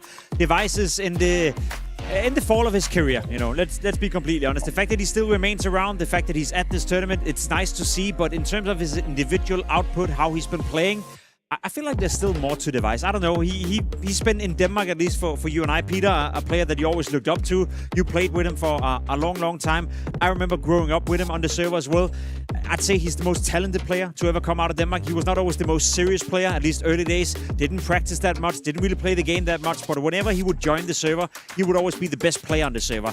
I'm starting to feel now that unless you're grinding, unless you're putting in all the required hours, you're not going to show that skill anymore. And I think it's haunting Device a little bit that he's getting to the stage of his career where some players are simply just putting in more hours. Yeah, and he's always been extremely gifted, and the hours is also what concerns me. And you know, when I saw he joined this project, you know, you can even hear that you can definitely feel the crowd here cheering for Vitality, rightfully so. But you know, like, I could just feel when he joined this project that he needed to put in more hours. And I'm still at a point where I'm doubting if that's actually going to happen. Is he going to put in the hours? Because if you go back 5 years, if you go back 5 years, I think like the match between, or the head-to-head between ZywOo and Device was very close, but now it's very far apart. Like ZywOo is like, we're up here now and Device is down here, despite how much I love him. And that's exactly what the numbers show us as well. And it's strange, too, when you think about this battle. It's kind of like the passing of the torch at one time from what was the Device era of Counter-Strike, where a lot of people are studying Device tapes, trying to figure out how to apply themselves like Device. Do it like Device, they might even say. Yeah, I mean, that's the thing. Like, a lot of people tried to copy what he was doing, and I even sometimes went down and sat together with him or with my coach Sonic at that time watching, like, because there was a point where I had to do a little bit of standing open, and we watched the demo together, and we were like, how does he end up having 25 kills? He's doing nothing. But he's just always in the right spot. He hits the easy shots. He's never been like the flashy player or anything, but he's just always been the guy that seems to be in the right spot and always been a very good teammate offering utility and everything. And then obviously just talently gifted. The cool thing about that is that I'm going to say something that all the Twitch chat and Reddit is going to go crazy about right now, you know. No, but it's a lack of comprehending. It's a lack of brain cells. I think that's the issue. Now, ZywOo has obviously been the best player in the world before. He's in contention to still be it. I think Device have inspired a whole lot of more people with the way he's been AWP. Because people look at ZywOo and they're like, I can't replicate that. You know, that's just a sixth sense for the game. That's a different level of Counter-Strike. Whereas people looked at Device and they were like, his positioning, the way that he's always making the right decision, the way that he's always taking the shot, falling back, taking another shot, falling back. That's inspirational stuff because people can relate to it. People look at Device being like, I can do that. Whereas people look at ZywOo and be like, that's just out of my world, you know. So I think in terms of inspiration, Device has probably had a greater impact on a lot of the oppos you see nowadays than ZywOo's having. And you bring up a great point there that we cannot all be ZywOo. I think we can go walk away from this one with that and also hear from Apex at the same time. The Bees are well and truly in the building. I've got Apex standing by for EWC, of course, in your home country as well. You've talked about how important EWC is for Vitality as an organization. Of course, we've got this beautiful setup here as well. But for you, it being in your home country, it's not often we get a tournament in France. So how much pressure does that add? Well, yeah, I didn't think that after the major in Paris, we will have another one, to be honest. So, of course, the pressure will be high, but for me, just I don't think about that for too much for now. Just the group stage, not that many people can see us. Maybe further, I will think about it. For now, I just want us to get back to a good level because it's been 2 months that we've been struggling a bit more than usual. That's normal, that's a competition, but yeah, let's see how we can change that. I don't want to throw it too much back to the major, but I've got to address the emotions that we saw coming out of you guys, right? It was a huge disappointment for you. I don't think I've seen you, that emotional for some time, right? Because of the success of Vitality. How do you harness that in the off-season to make sure that you can use that to grow and get back to the form? Well, it was like a year and a half that we didn't have this problem because we won 2 majors. We had really good vacation after that. It was the easier vacation ever, so we didn't have to think too much about problems, etc., because we were like ready and playing pretty well. So now, yeah, I think that we all have regrets about what happened at the major, what happened about our preparation in a way. So we really want to have like a redemption and show that we can still be the best. And so yeah, it's step by step, but we know we can do it. You just having the right mentality at that moment, and but we're ready for it. I just want to ask about the extra circumstances going into this season as well. We've obviously heard JL's going to be coming in to replace both you and Mezzy during the season. But does that add more pressure to the events where you have your full 5 to actually be getting some of those wins and getting trophies back in your cabinet? In a way, yeah, in a way, no. We had this discussion with the team because it was needed. We needed to have this kind of discussion.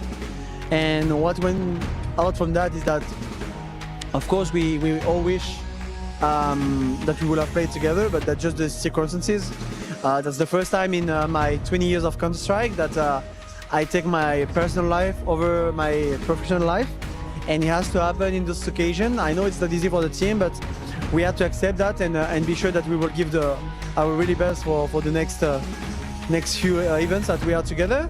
I'm not sure it adds more pressure. It just have like we have to be honest with each other about how things will go and how things will go if we don't do well or if we win or whatever. So we had good discussion about that, and I think that for me that was the most important.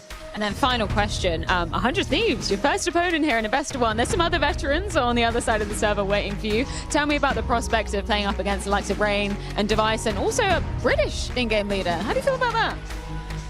I'm feeling fine, to be honest. The only bad stuff is best of 1, and we all know best of 1 is tough. So like Spirit losing to GGO, like where don't think they will have lost in best of 3. I thought we were like rid of out of best of ones because stage of the major changed it. But yeah, EWC came out and said, yeah, let's play best of ones. So yeah, I mean, we also had to accept that and be sure that we start straight into the game well. But yeah, the opponent, whoever we will play, it will be tough no matter what with the best of one. They are upcoming team. They played good online against Archons. They went through the open qualifier here, so they deserve the spot. No, it's about us to show up today and see how we can play. By the way, I think you're going to have a lot of fans cheering for you at stage 2 today. Thank you so much for your time, Apex. Good luck. Yeah, Apex had to say post-Cologne, I don't think we ever showed good face. And I would like to say that I think EWC is a great place for them to reestablish that sort of setting that they've put out here in the big world of Counter-Strike. Yeah, they have to, right? You know, this is where the redemption start that he mentioned himself. So for Vitality to have a blunder here and drop into the lower bracket, that would be horrible for them. So obviously a win here it's extremely needed. Nuke it is. Nuke it is. Goes without saying that regardless of how you look at this game, Vitality are the heavy favorites. I will say though that the Thieves have played Nuke quite a lot as of recently. They beat BC Game on Nuke as well. Gives me with the 1v3 clutch, so they're coming in with a bit of a most recent confidence boost. Let's play the game, Jacob. Yeah. Let's do it. Let's do it right now.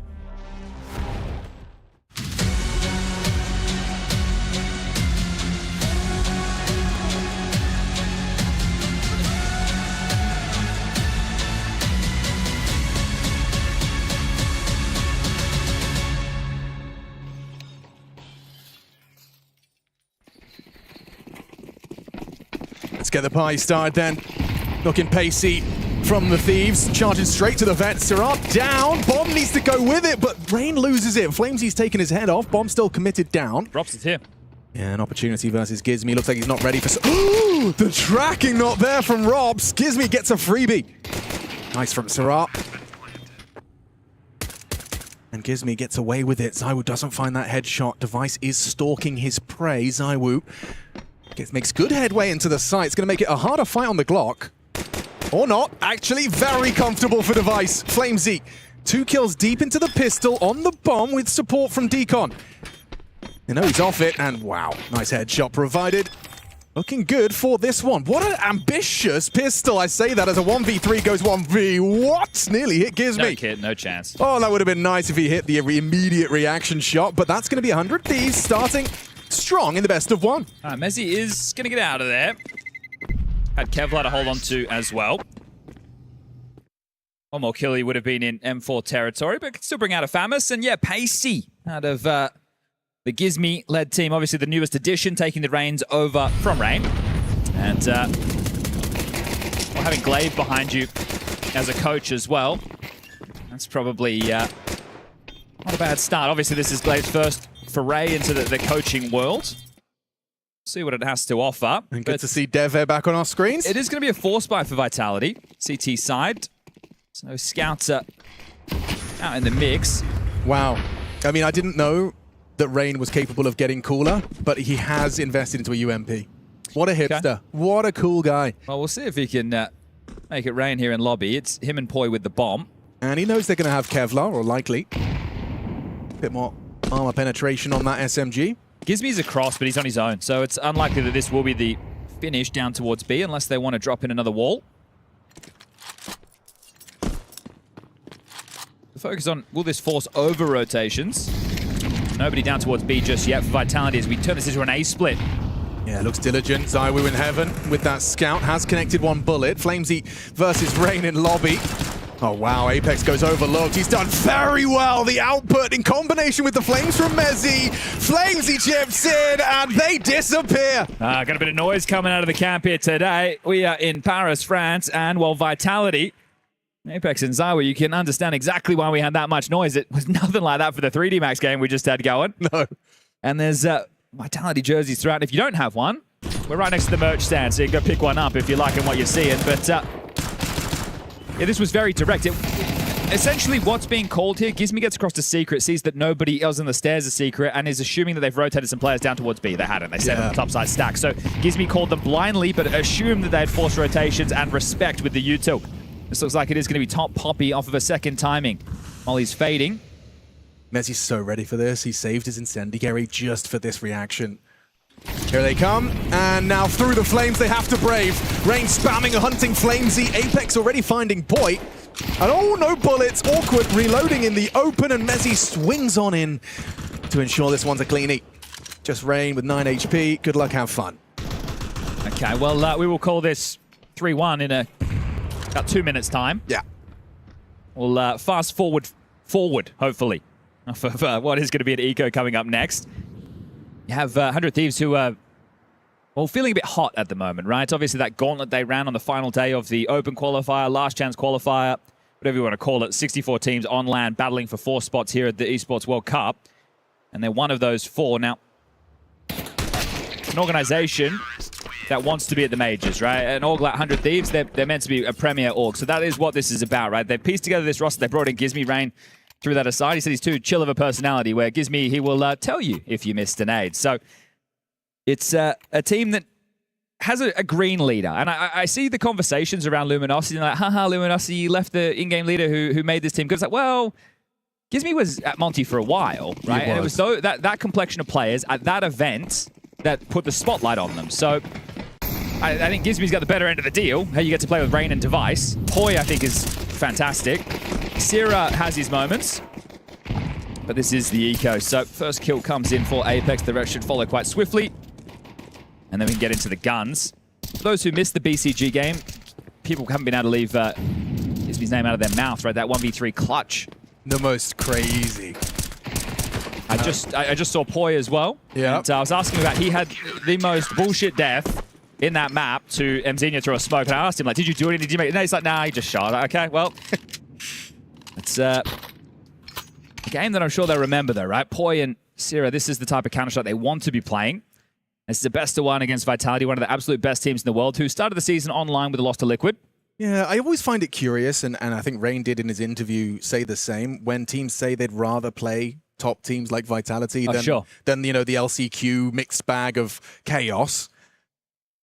But I suppose it does make sense as far as a game they're used to playing. Now we are back in play right now, so there you go. The ramp pop. Hang on. Props has stood his ground for 1, maybe even a second. No, Rain pulls it, stabilizes into a 4-on-4 with ramp now lost. It's a rotation. Down to B. Flames is here. It's a good position, tucked on Astralis. Oh, baited in. Dropped in, yeah. Baited in. Device is going to completely overlook this. The double kill was there for the taking, but it's Apex that steals it away. Finds Rain and Poi in quick succession, putting it all onto Gizmy late yard. Yeah, and this one is tough, right? Because if you Gizmy, you're meant to be here to mop up the mess, right? You're meant to capitalize while they're so, but your teammates just been blown out of the water there. So very well done with the rotation for Vitality. Here's a kill.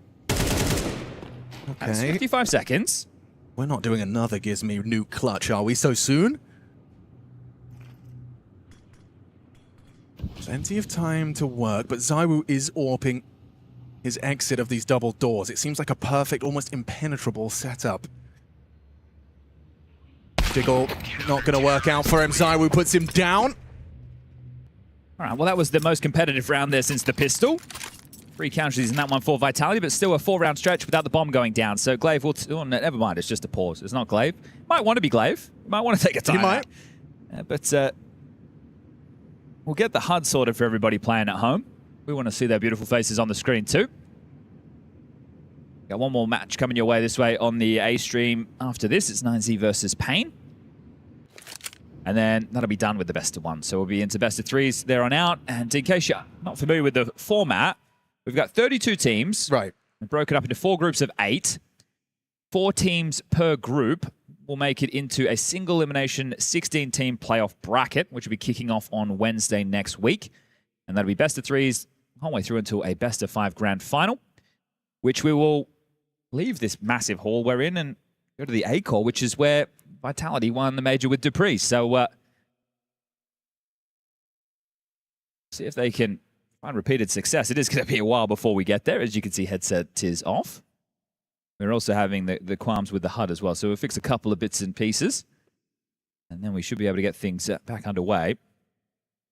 Money is not good, but we'll save the conversation. I don't think our voices are going out here in the crowd. So Unless you're really shouting about the money, you should be safe, but regardless. And we're facing away from them, so they can't even read my lips, but has to just be a light investment.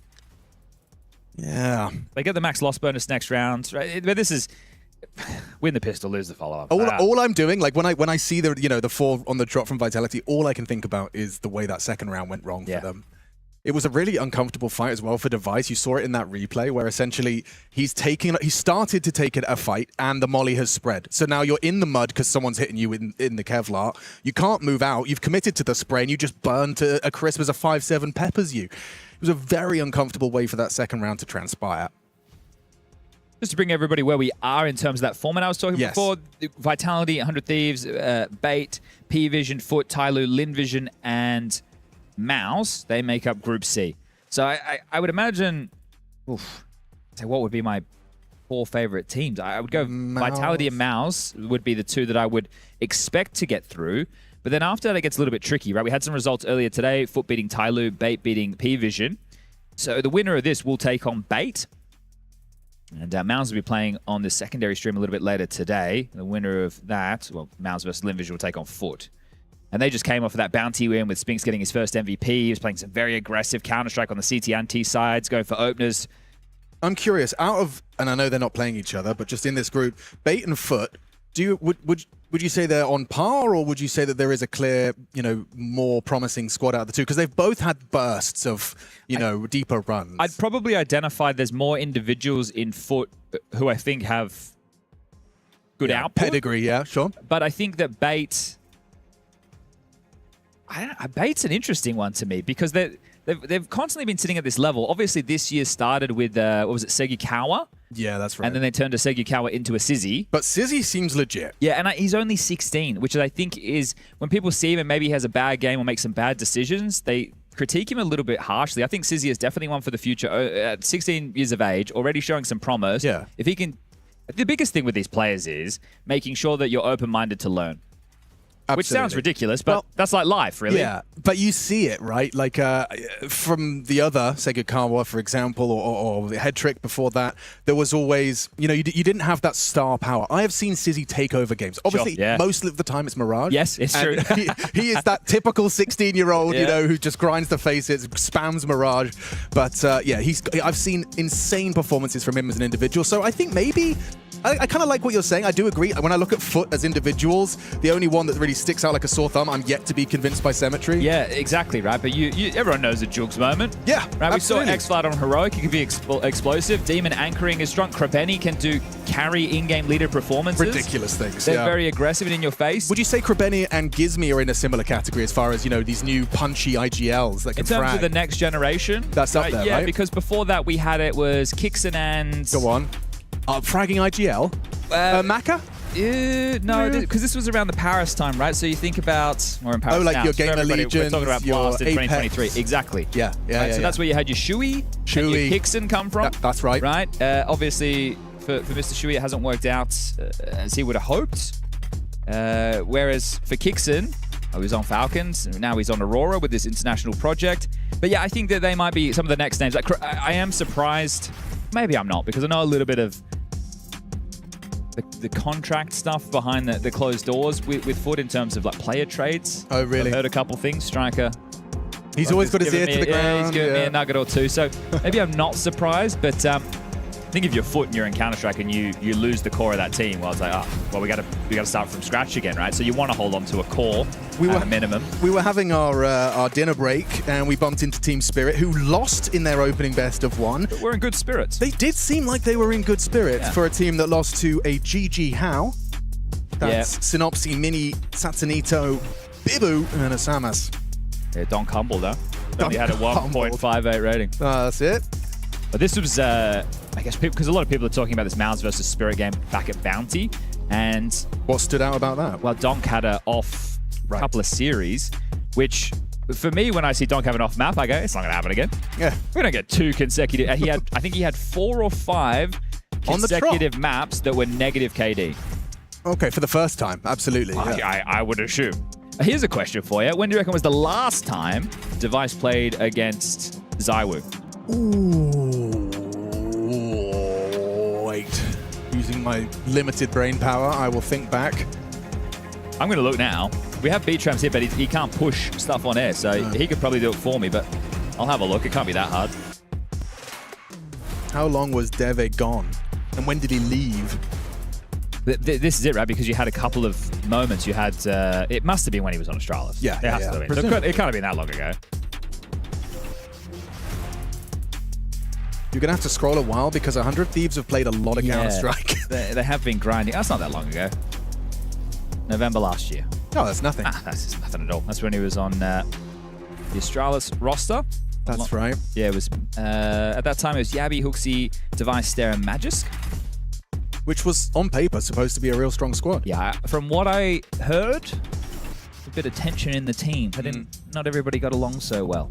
Which, as you know, you can get away with in some sports. But when you're in Counter-Strike, not in Counter-Strike. It's just 5 dudes traveling the world together. You better get along. You really kind of have to. I think there's some teams who we've seen VP of old. We've seen them operate of the no, this is business and we're working. That's true. But that was it. But I think you're only going to get the best out of a Counter-Strike team. You don't have to be best mates. No. But when you're there, if you're having a good time, which we're playing a competitive video game. Yeah. That is extremely frustrating. Don't get me wrong. We all know how it feels to lose rounds and lose clutches and have bad teammates. But I think that at the end of the day, if you can keep a bit of perspective on it. Yes. And you can enjoy the time with the people around you, you're in a good spot. Is Apex looking at us? No, he's not. No.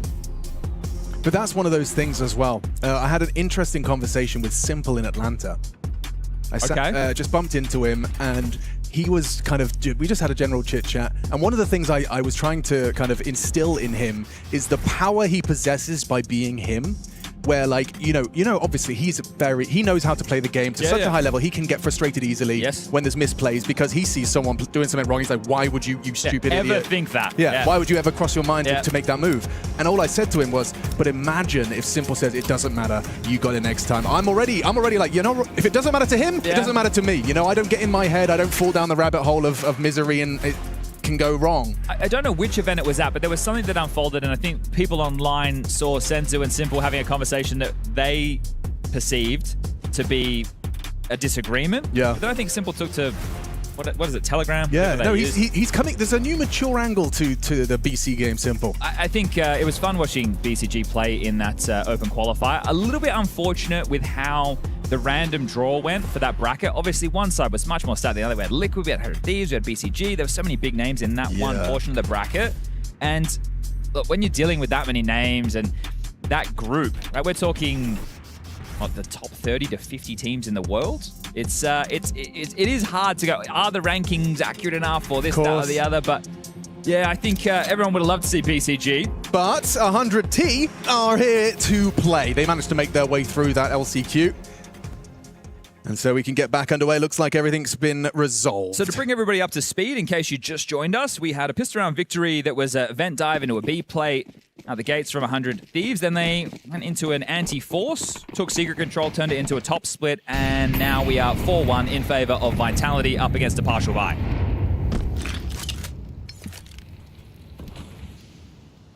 Let's rock and or roll. Yeah, nothing's changed for Vitality. They haven't gone, oh, we need to drastically change our positions because we lost at the Major to Falcons who won it, and then we lost to Liquid online. Apex is still Yard. Flames is still the Dorm, and Mezzi anchoring A. Rops over towards Ramp, and Zyro is the rotator. So this is what your expectation is, and that's what you're getting.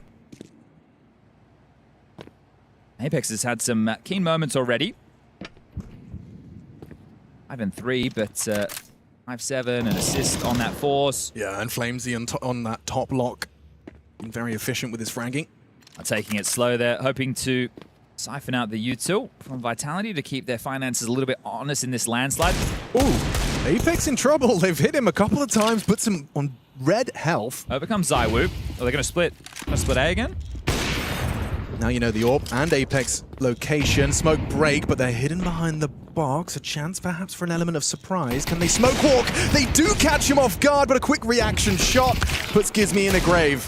One back from Surat. Silent drop from Zywoo, just showing off his movement skills. So as far as Poise is concerned, he must still be heaven. Problem is the bomb is in a bit of a precarious position right now. They have 20 seconds. These three have to make a move. Bum. Not the best flash in the world. ZywOo's actually played this to perfection. He's just up close. I say that. His back was turned to Device. They might be able to get another frag out of this. 8 seconds. Syrah gets the bomb down. Oh my god, and Robs nearly goes down to the Device Tech 9. Flustered a bit, rushes it. All clean from Mr. Cool. Got a little bit dicey. So 2 rounds where they've been able to get 3 kills. The bomb goes down in this one, their first plant other than the pistol. But they were sitting pretty with a full buy. So the fact that they're able to... A pretty competitive round there. Hopefully that spells...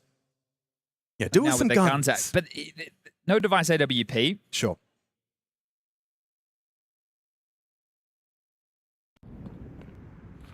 Yeah, surprised he gets away. Because you can see the idea, right? Premeditated that move. And then it gets a bit messy, a little bit sketchy. That's where you feel that maybe the comms are a little bit sloppy or your read of the situation isn't quite there.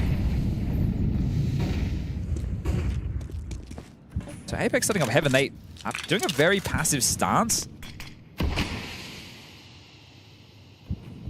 And we do have another hunt issue again, so bear with us. Flames behind CT vent.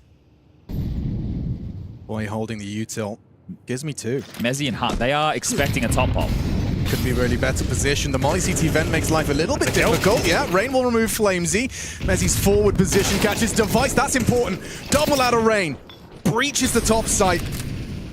And should very well translate. Is there going to be an attempt? Well, they took so many casualties in the last couple, but they still have a decent amount of cash on all 5 players. They're going to give it a look. You run the risk of losing all of that. Maybe the Molly enough to repel. I think you were probably gearing up to go very late in this.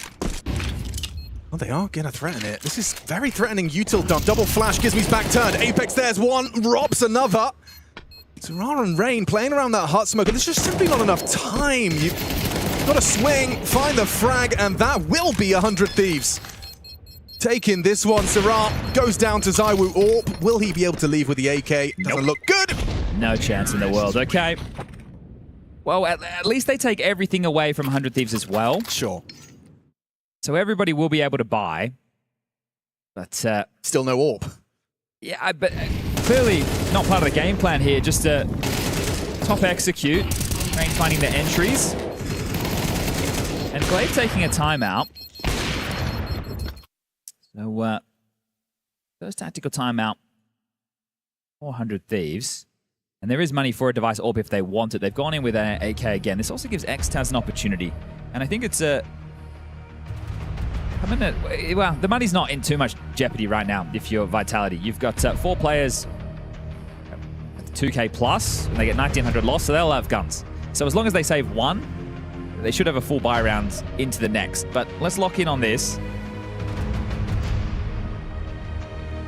What is the call going to be? The timeout has been taken. Is this a pace change? Is this... what adjustment could Glaive be hoping to make in this moment?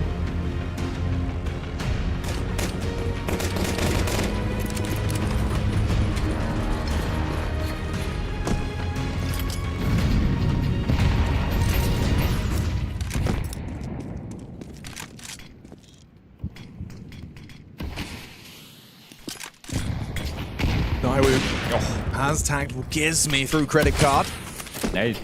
And dunked on to finish. The 2 Frenchmen working in unison to manufacture an opening. Onto the Brit, no less. That's why the French are cheering. Yeah. Hang on. Ooh, ooh. Nice aware. Oh, they shot him there. It's done very well. Apex. He spotted Porte, but took down Syrah first. 4 on 3. A little bit of territory, Device and Porte amplifying that pressure onto this top site. He's got ZywOo, though, to support him. From Heaven. And that smoke enables him to focus entirely on this fight main. Easy from Mezzy. Flamesy from the yard side. Rain down after 1. It's all flowing for Vitality. And Apex, he said he was going to be more loud this tournament, as if that was possible, but he has been showing very clear determination and animation in himself already just over these last couple of rounds. think that every challenge for Vitality is a new one. I was asking in the interview regarding the upcoming season. Obviously, you know, JL is going to be standing in at 2 tournaments, one for Mezzy, one for Apex, with some fresh faces on the way. I feel every opportunity. This one, nice. There'd have to be some organizational pressure for Vitality at the EWC. Right? Obviously, just from the Counter-Strike perspective, which is how we're tackling it, you want to see them in semis, in finals. Of course. But from an org perspective, with so much money on the line and the Club Championship still looking relatively open, a good result here and a bad result for some of the other teams could go a very long way. Well, especially when it's the Counter-Strike tournament and you know you've got the world #1, at least they were. Yeah, right. But this is coming into this event. It's Falcons, Vitality, and Spirit. And Spirit started with a loss. I still expect them to make the playoffs. But same. If all the other favorites make it at the top of their group, we might see Spirit taking on a big name early. Another opening incision. Doesn't get easier than that. This catches an aggressive silo drop. Gizmy's made it across. I assume Flamesy's going to have an internal timer as to when he needs to check it, and he just did. Does that mean a bit of a jump scare for Flamesy? He's got support at Behind you. Still hits it, does Gizmy. Sure, Rops was supposed to have provided, but getting output is something. Puts it into a 4-on-4. Gizmy was alone. That's info in itself. Apex providing the Overwatch device, slinking for a main wrap. Here comes Ray. Mezzy's off angle. They weren't ready for that. You see where he was? That's very cheeky. Ugh. Very cheeky. Can indeed. I see that? That's what does that look like from the enemy POV? That's gross. That is Mezzy there being a bit of a geek. Look at his face. Cheeky. All right, well, they're getting stomped right now. But if you missed the BB team versus FaZe game, it was a 9-3 first half that turned into a very, very close affair. I mean, NET round is gold. Apex is 4-0 in openings right now. He's doing a very good job. One of the issues I had with Vitality at the major was there was a lot of scenarios where they looked out of place and they didn't have a good read of the situation. Vitality right now, especially through Apex, in my opinion, feel like they have a good read of the situation. Does look that way, you're right. He's constantly in motion, he's not getting caught off guard. And I think Gizmy is one of those IGLs as well that likes to try and get the team, you know, he likes to manipulate you and force rotation. This is going to be on Rops at ramp. 4 are coming ramp. Oh, great shot out of Flamesy. Rops breaking glass. Saiwu rotates through, fires off the shot. They've got a good idea as to the setup. Ramp, leg shot onto Rain through the smoke from Saiwu. Still contributing despite the smoke. It looks like Vitality are so well positioned for this. On that ramp side, but Robs finds the finish onto the leg shot Rain. Another from Robs, and a third! Get out of my sight, says Mr. Cool. Another multi out of him. Easy peasy. It helps when you win the opening exchange outside, but then also Apex, you see these motions. Okay, I'll wait in the smoke. If Robs takes contact, I come through. I take off one. Probably I get traded, but at this point, we're in a very strong position. So this is what I mean about them understanding what's happening. And then, okay, they hit the brakes, so I'll back off. I won't take the risk. They feel like they're definitely putting the best foot forward right now. 8-2. 2 rounds left in this half before we swap sides.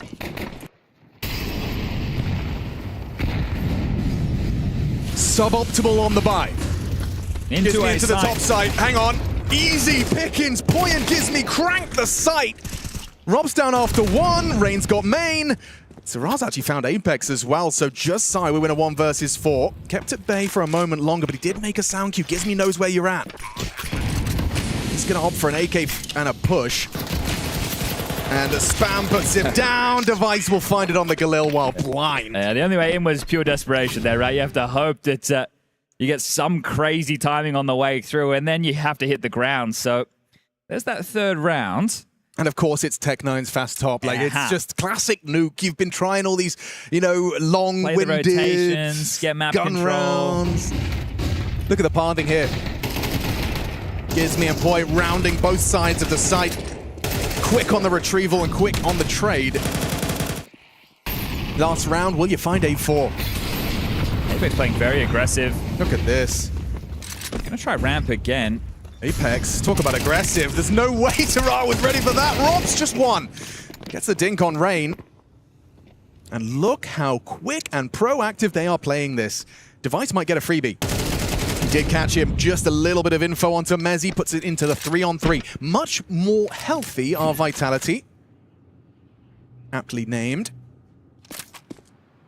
I was picked a very interesting position during all of this. Is there follow through onto B? Looks like it. They don't buy it, or at least they didn't at the start. You can see Apex miles away. Just Flamesy here, but he has that angle over the smoke. They weren't ready for that. Gizmi, side by side with Device in a 2-on-3. Goes for the plant, gets away with it.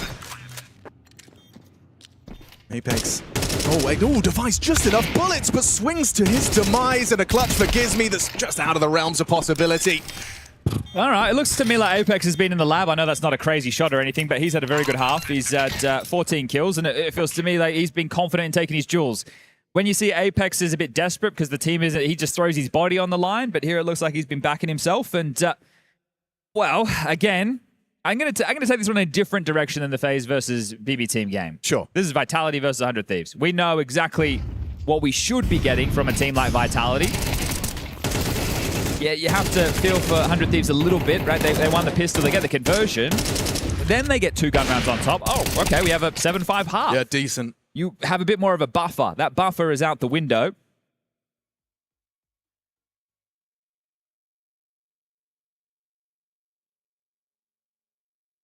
Ready to get this one back underway. 30 seconds. Goes damn quick, and we're already into freeze time. Bye for the T side. Vitality have 2 smokes.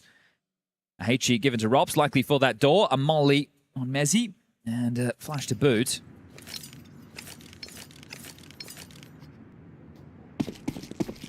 Good luck, have fun in the chat, and away we go. Pairs of dual Berettas.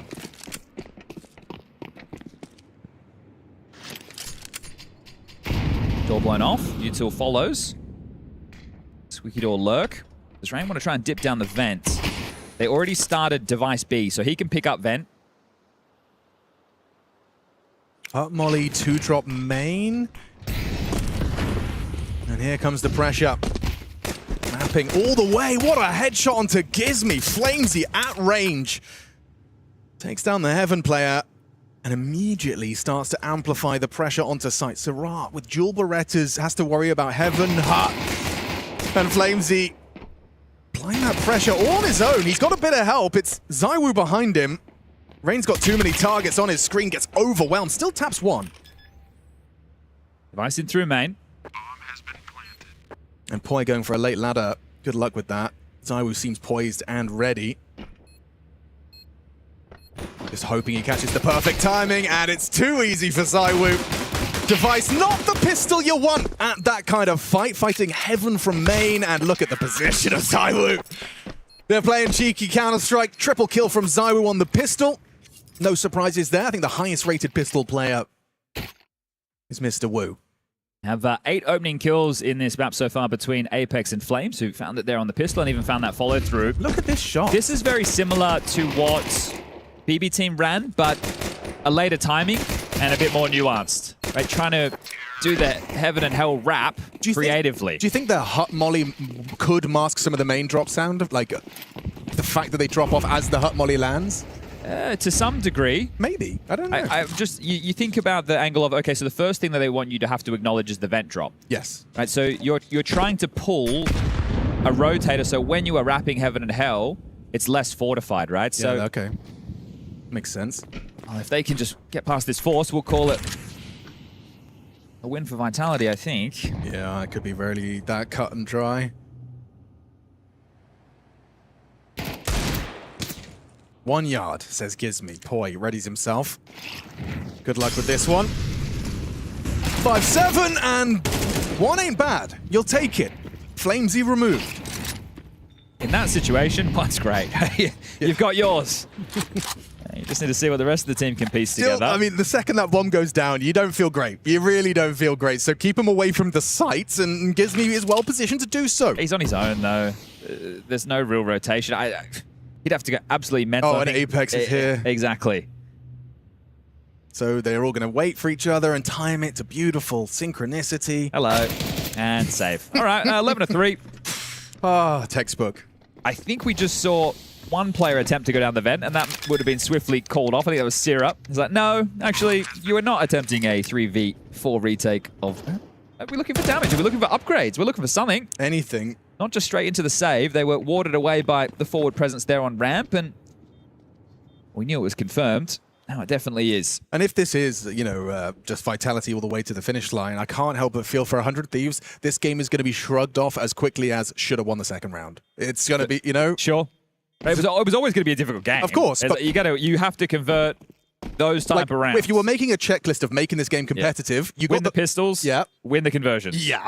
And then if you can get a couple of gun rounds after that, we can have a conversation. Yeah, exactly. But I mean, it couldn't be better, right? Look at the fragging output as well. What a lovely spread. Sure, Merriman a little lower down, but that's just because he hasn't seen as many as the opponent or as his teammates. But a very even kill spread from Vitality. Not a one-man army by any stretch of the imagination. And if you reflect on the loss that Vitality had a bounty online, Nuke was in the mix there, so you're probably feeling, if you're 100 Thieves, like, oh, maybe it is a little bit susceptible. It's like, well, it's our first game since the major, online.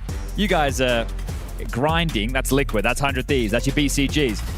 Vitality don't have any issues in getting invites to the big events right now, so this is one that they've set their sights towards. They just need 2 more rounds to make this one of the most one-sided games of the day.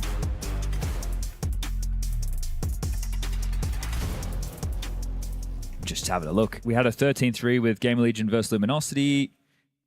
13-6, 13-5. Yeah, 13-3 is the biggest stomp of the day.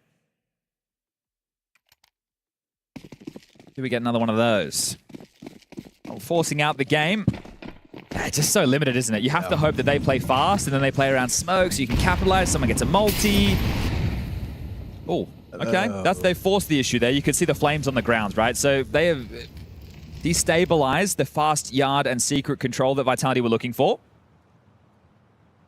Device has got a scoped weapon, just a scout though.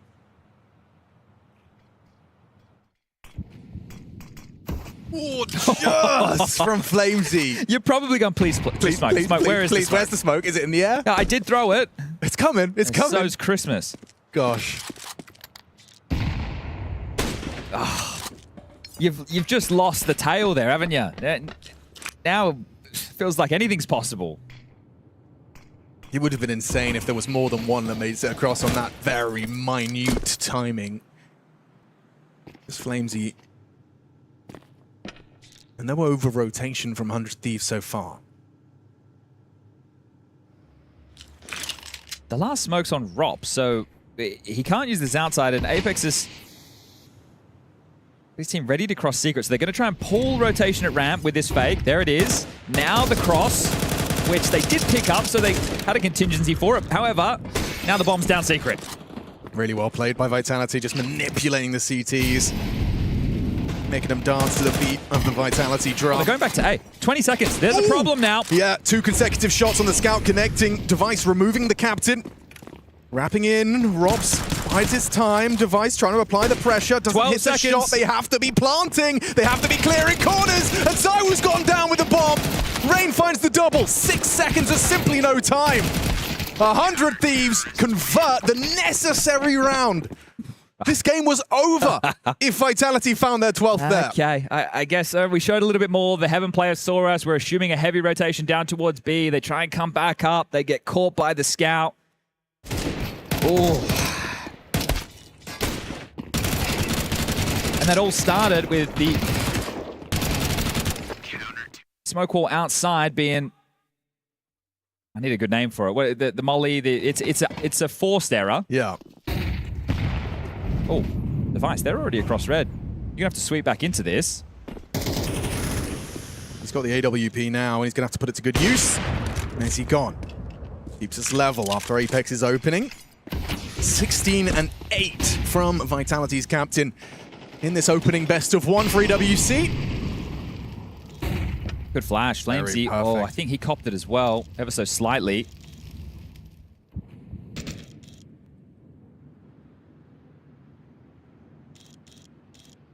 Zywoo with the bomb back to lobby. Apex across secret stairs, but probably no intention to go further. And Flamesy off a main, picking up that AK, making a sound cube, so keeping the conversation flowing. His Device will take his ult ramp. This is the fight Robs has been waiting for. Rain puts his head in the Vice. But they're pushing Easy all lobby. pickings. Ramp and Squeaky. There's a belated trade. That's going to make things uncomfortable. But they know that's the lobby player, so they might Yep, assume everyone's outside. That's so a bit lucky. of a mare. How has he gotten away? Oh, no! What? The magnetic flame follows him up, Tetris. Oh, and smoked off Poi at ramp. Yeah, you're in trouble here. Apex is going to catch you. Hello. It couldn't be better. Unprepared.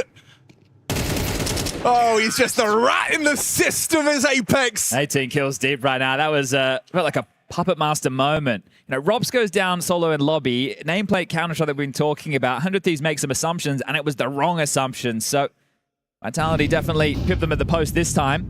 But they had no... Look at this. Not ready. There was obviously noise on main, so that's drawing the attention. But Device as well, he wasn't holding the angle.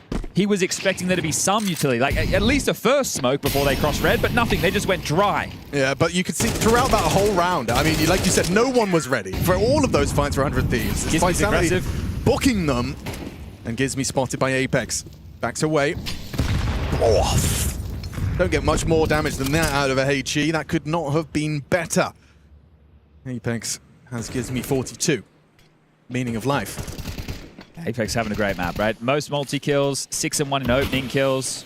Nerdy approach to getting on main. Poor Gizmy. Yeah, he's just been booked on the reload. It doesn't get better. Looking for that 13-4 statement to open up EWC for Vitality. Poi with one back, and now Device is off angle, punishing ZywOo. You got an advantage. A man advantage that you need to hold on to, but Flames, he's stalking his prey! He feasts!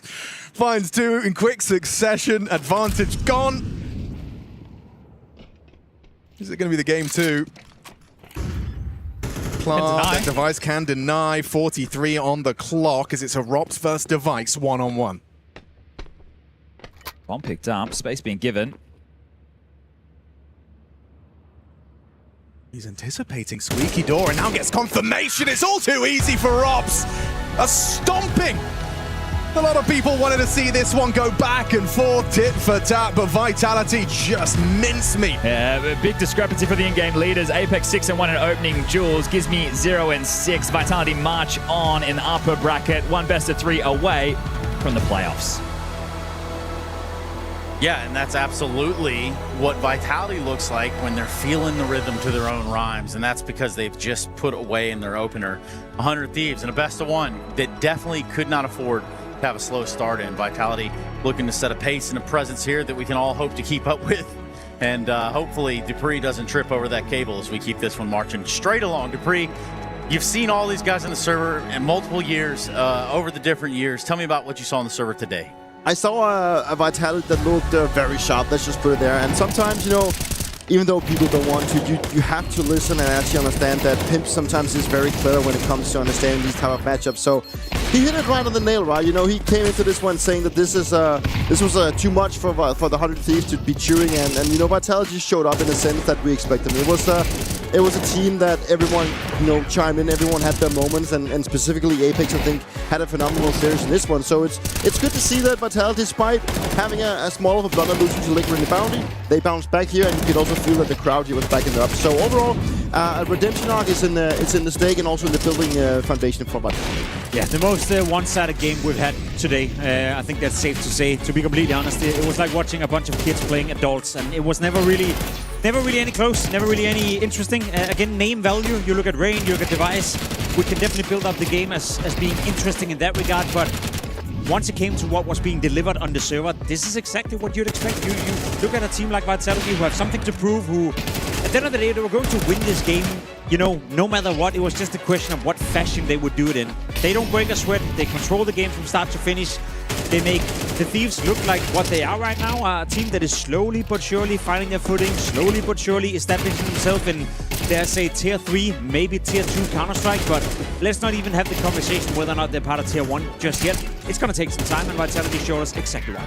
Yeah, and obviously at a 9-3 first half, followed by an inspirational finisher from the side of Zywoo there in the second pistol. I don't think that there was much coming back from that point in time. Unfortunately, you would pretty much let this ball slip right out of your hand up to that point if you were the side of 100 Thieves. So yeah, Nuke 13-4 kind of speaks volume, doesn't it? Yeah, it does. You know, it's this type of start that you want to see out of Vitality, and I think, you know, it's very impressive to see that they just keep the ball rolling of this. Let's do it right now. Let's hear from the Vitality side. We got Mezzy, we got Freya, we got it all. On the show floor after a statement start from Vitality here in Paris. 13-4. Scoreline looked pretty simple. Was it as easy as the scoreline made it look inside the server, Mezzy? I mean, I think we played good. I think when we play like this, it's always going to be tough for the other team. Of course, there was some rounds we messed up as well, and I think some of the low buys. But overall, I think we moved around well, adapted well, and had an overall good game plan against them. I think we were ready for a lot of the things they had. Even though they changed some things, we made sure we adapted. But just briefly talking about the fact that it's been, your first LAN in almost 2 months, obviously, since the major. Didn't feel like there was any rust in the server. Does it just feel good to be back in the boots now? Yeah, I think everyone was just excited to get back to playing again, especially on LAN. I think when you haven't played for so long, of course, sometimes it could be a bit rusty, but I think overall, I think whenever we put this much energy in, our preparation's been really good for this event, so hopefully we can keep it going. And yeah, I'm looking forward to just playing some more games and back to best of threes now. Now, some people may say that you guys come into this new season with a point to prove that the Vitality era isn't over. What would you say to some people? I mean, as players, we don't really give a fuck about eras and whatever. Like, people saying it's over, it's down to us now to get back to our level and make sure we can play how we know we can play. And if we do, then we know we'll start another era, or whether this one's finished, whether it's not, we don't care. I mean, it's still up for discussion, right?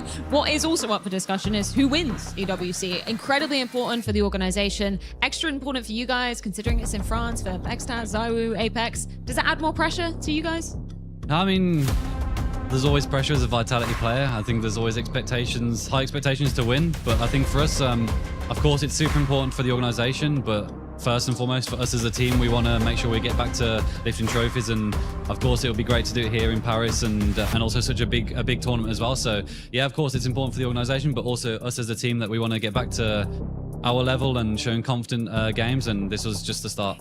Super important for the fans as well, who are already showing up, even though we're only day one of the tournament. Anything you want to say to the guys that have turned up to support you today? Just a big thank you. I think as a Vitality player, just always super grateful to have these fans. It's the first time in my career to always have this and to have everyone come out, and even just on the first game, a best of one, people are here cheering. It's the best type of support, and us as players really enjoy it. It's been nice as well because you look up from your monitor, you can see your booth over there, beautiful stuff. And either way, incredible inside the server. Mezzy, congratulations. That's Vitality 1-0 up here in Paris. Yeah, that'll be Vitality where they want to be. Again, we talked about putting the right foot in the right places, and that's what they've done today. They've also set a little bit of a presence here. Yes, okay, Jacob, we know that this isn't a world-beating, world-class 100 Thieves that came in here to do anything but steal our hearts. However, this is a great tone to have been put out there into the world by a team like Vitality. 100%, you know, leave no room for doubt coming in and just showing that you're here to play. You're getting the job done. You don't waste any sort of energy. You don't waste any sort of potential tactics or showing anything towards anyone. And if anything, you're just establishing the fact that, hey, we're still here to play. We're here, obviously, for ourselves to, I guess, you know, build up to what could be the biggest trophy they can potentially win outside of the second major of the year, given the standing situation at a couple of tournaments, given what tournaments we have to play for leading up to the major. This may very well be the most prestigious one to win. So I respect the team who's getting the job done without making me doubt a single second, which hasn't been the case for a lot of the favorites today. Yeah, it's hella important for Vitality as an organization, but the players. And I don't even know if I'm buying into the fact that, you know, when he was asked about the era, like they didn't care too much about it. Of course they care. I mean, like, you're players for a reason. You know, you want to be showing that you know, the era means something to you. And sure, they want to go back to winning ways, but you know, that's how Counter-Strike is a player. You know, like, you gotta funnel. If you have a bad period, you just gotta funnel that energy back into becoming better. And I think for the players, it's very important for them to show that they are still there. And I think you might be onto something. He got real animated, real passionate, real quick about that one. You know, I don't want to say defensive, but yeah, obviously you don't want to let people into your locker room vibes. Whatever you guys got going on for Vitality, it seemingly has a place and a pacing that works. So again, we don't often go back to fix things that are not broken, do we, Jacob? No, we don't, and we don't need to. Again, a lot of people were starting to doubt Vitality, whether or not that they were, coming here to play. At the end of the day, we don't know. It's a best-of-1 game, as you said, against the Thieves. Let's evaluate whether or not Vitality is at a championship quality level once we get to see them play some best-of-3s against some better opposition. For now, though, it was a great start, a great sign, but there's no need to make any sort of conclusions. And a great sign is Apex leading the fragging department. That's a great sign. The opening killer extraordinaire, you might even call him. Especially if you pit him up against the likes of the Gizmodo Dragon in this match. Yeah, for sure. I mean, I think it's a very important and very good sign for Vitality that Apex has this kind of opening. If there's one guy to sometimes drop the ball in this lineup, that would be him. And and I know it meant a lot to him than not doing well at the major, and I think he's really looking for the redemption coming into this one. And he's always been very passionate about playing in front of his countrymen and playing in Paris. So this one means a lot, and for him to have a good start, to kind of bounce back, that's very important. That kind of funnels a lot more energy and passion into the rest of the players inside the squad. So yeah, very good signing. And on the side of Gizmo, he didn't have much to work with, right? He was really put on the loop. We've given him a lot of credit, but when you go up against the caliber of Vitality, you also have to dig hard if your players are not really finding all the frags. So overall, we just got to give it to Apex. A phenomenal series. Yeah, phenomenal stuff overall. And again, right foot in the right place for a team like Vitality. And if you are a 100 Thieves fan, you don't have to be worried. They're not necessarily going home just yet, albeit I can assure you at least one person on this desk think that's going to happen sooner rather than later. Not sure who that is. Is there anybody that maybe want to take that? No, is it you? No. Can they is it you, maybe? Can they outlast in a best of 3? Let's just ask the question then, because now that's what you're looking at. Even no matter how your result went today, you go in to play best of 3. So you come out of today with a loss. Starting tomorrow, your campaign with your back against the wall is best of 3s. Do I think they're the weakest team in the group? Yeah, probably. I wouldn't say all that. It's kind of rude and mean, but all right, man. But anyway, I guess we'll just go to break on the back of that. Thank you so much, Jacob and Dupree. We have one more game here. It's a best of 1. I'm just messing with Jacob. You guys stop giving him a hard time. One more best of 1 for us today. 9Z taking on Pain, and that's on the other side of the break. You're watching the Esports World Cup in 2026. We'll be right back.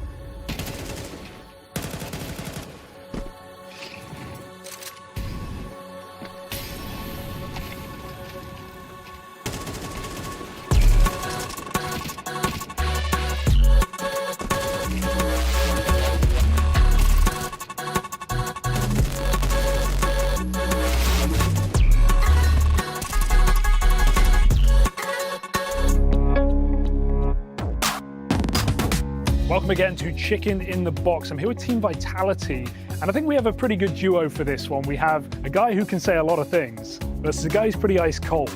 And it's a bluffing game. There's one chicken, there's two boxes. Flames will get the info. Robs has to make the decision on which box to keep. So, firstly, is he a good liar? Yeah.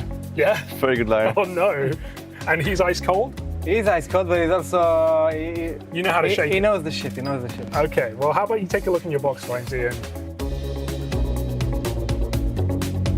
Okay. Sorry. He's breaking already. He made a chicken noise. Maybe he is a chicken. What do you think? So... You want to end with a chicken. He makes a decision. You need to convince him to either swap or keep. Yes. Or bluff him completely. So, I don't have the chicken. Chicken doesn't exist in this box. This box is just chicken wings. That's it. No chicken, no alive chicken. It was eatable chicken or like? I think it's from Chipotle maybe. I think it's a Chipotle chicken. So you have a chicken? Yeah, I have a chicken. I thought you just said you don't have a chicken. Well, I can say whatever I want, yeah, right? That's true, that's true. What do you believe? How do you pick one? I don't know, it's very inconsistent feedback I'm getting. So it's hard. You want a consistent one? Yeah, what can it be? One of those boxes have a chicken. He's not wrong. Indeed. What if it's a lie? There's no chicken at all. Well, either way, what I'm saying could be a lie, right? Take a guess. Am I chickening or you're chickening? Are you gonna open your box and see if there is a chicken or no chicken? Now look at Let it breathe, man. He's messing with your head quite well. Yeah. Are you Are leaning either way, or are you just going to roll the dice here? I think at this point, like anything I can say is gonna mess with you. I didn't see any emotion. I don't know. I don't know. Maybe he played it well. Maybe he played it well. Wait, so if I have a chicken, I need to show emotion? No, you do what you want. You do whatever you want.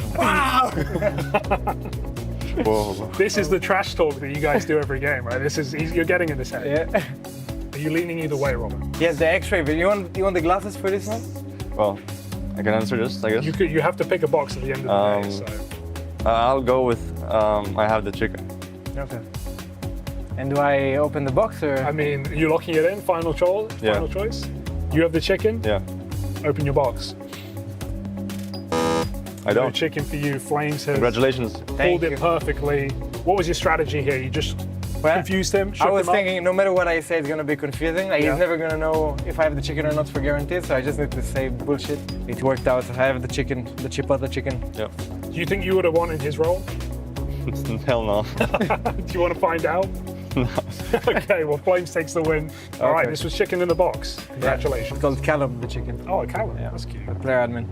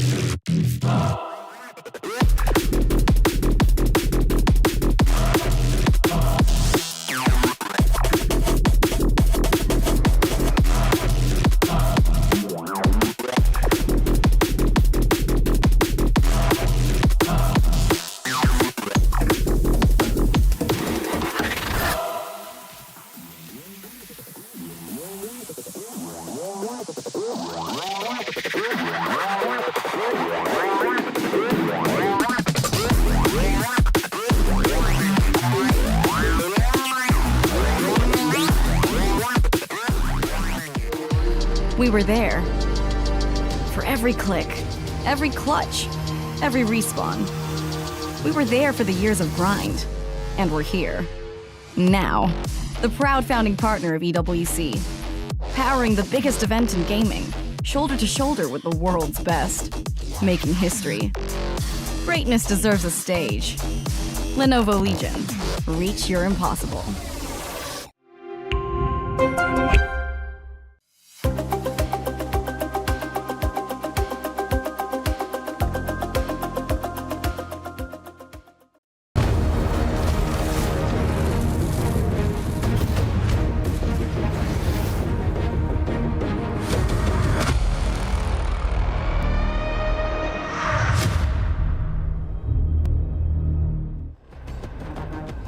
It's time for our last best of one of the day, which does feature a South American showdown. In one corner, we've got Pain Gaming coming in with a world ranking on HLTV.org of number 16. Opposite of them sits that of 9Z with a world ranking of number 7 in what is the last of the opening matchups here on the first day of EWC 2026 in Paris. I'm Trace, alongside of me is Jacob, and then we have Dupree in the middle. I just had to say it like that one time. Ever since that one time with Hiko, Anyway, 9Z, Pain Gaming. Let's start this one out as why these two teams can keep these matches close between each other. I think it's what you describe as a domestic matchup to some degree. South America duke it out against each other. Two teams who have a decent and rich history within the region. As of recently, it's been 9Z who's been taking the headlines. Did tremendously well at the major. Really overperformed to an extent that I don't think a lot of people expected. Whereas for Pain Gaming, it used to be them. It used to be them, being the crown jewel of South American Counter-Strike outside of Furia. We saw them in Austin, go all the way into the semi-final. We saw them at a couple of tournaments make the playoffs. But as of late, Peter, it's been quite disappointing for Pain Gaming. Not only have they stagnated, but it's has actually been decreasing. Game by game, tournament by tournament.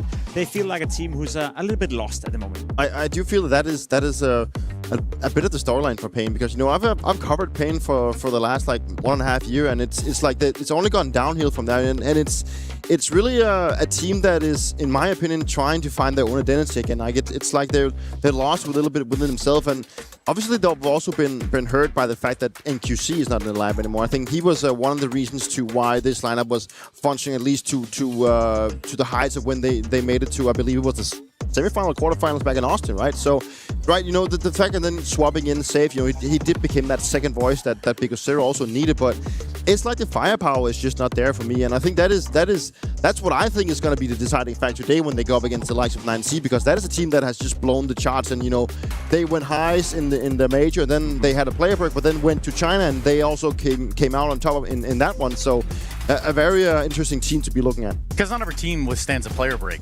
much less goes into one with a lot of hype around them like 9Z did. They go into Cologne, you play a umptoon amount of Counter-Strike, kind of a crazy amount of Counter-Strike to the point that, yeah, you've made your presence, you've lifted some trophy, and now for 9Z to come all the way over here to play in the Esports World Cup, how do they continue to capitalize on what they've already got going on for them? I mean, they got out the player break and started off by winning a tournament in China. Doing, as you said, a tremendous job, winning against Paravision 3-0 in the grand final, and kind of confirming that what we saw at the major, what we saw in Cologne, wasn't just a fluke. It wasn't a one-off. This was a team that was prone to do well, a team that was prone to continue to build on the momentum that they got themselves throughout Cologne. And I'm curious to see 9C. We have them ranked number 7, I believe it is. Some people arguing that's a bit inflated, maybe a bit too high, a bit too recency bias in that. But at the end of the day, if you look in isolation what they did in Cologne and what they did in China at the XCBet tournament, I feel like they're a team right now on the uprise, and they're knocking on the door to be part of that conversation where they are a staple top 10 team. If they can confirm that here at EWC as World Race, then maybe that's the new era that we have to buy into, that 9C is a team that's here to stay. What is it about the 9Z team? Is it their approach to the game? Is it a sort of a robust play style? What is it about them that makes them a lethality in the server currently? Yeah, I think it's the individual level that they show. Even their in-game leader, and Max has some really good games from time to time, but obviously Luchov has been like the one that stands out to me. And then you add in the lurker of GDT that has, been around for a long time, that does give them a little bit of that experience that maybe this young squad needs. But, they're fast learning, and I think they already started back in Astana when Max was asked, like, do you see yourself right now as a team? Do you see yourself as a T1? And he replied saying that, no, I don't think we're quite there yet. And then fast forward to what they did at the major, and now what they did in China, they're definitely there. And you talked about them being number 7, and they're the 4th one ranked inside the VRS, so they're even higher in terms of VRS. So looking them from the outside, I think it's fairly deserved. I think they've shown they can play at a very high level, and they're doing it consistently, and they had some really good results, and they made history back in Cologne, and I think it's very deserved, and it's nice to see because it's a bunch of guys that's been around for a long time. I've played against them multiple times, and it's just great to see that the hard work and getting the right kind of players into your team can bring you forward to these kind of situations. Well, that poses the question back to you, Jacob, because hard work and all the trials and struggles that go along with becoming a top-tier team, what is it about 9Z that makes them a problem for teams in the server? I think they're very homogenous as a team. Luchov, as you said, is the player that at times stands out and has the ability to explode on the server. Seems to be unfazed by it all, but there's not a lot of space or a big gap between top to bottom. I think all 5 players are contributing in their respective roles. I think all 5 players, as you said as well, Max, the in-game leader, have games where he's the one, individually speaking, stepping up. I think in terms of looking at this matchup in particular as well, we have to talk about DTT. He has a bit of a history with Pain Gaming. We're part of that lineup for quite some time, and I'll be honest, ever since he rejoined this lineup, it feels like he was the player they needed. He clicked in. All of a sudden, it looked much better for 9C. They find consistency. They started off by dominating domestically as well, and we see a lot of teams and have seen a lot of teams throughout history when it comes to South American Counter-Strike that domestically do very, very well. Then they try to transition into European Counter-Strike at some of the bigger tournaments, and they're not really up for it. We've seen mibr have periods, Imperial, some of the old versions of that, and other up-and-coming Brazilian teams. 9C is the first team I've seen in a long time who domestically dominate, come into European Counter-Strike, and maybe even function better. And I think part of that is DTT with the experience, part of that is the trial and error, and part of that is all the players who's been around for quite some time now who have gained that experience, so they now know what it's like to enter a stage like this in Europe.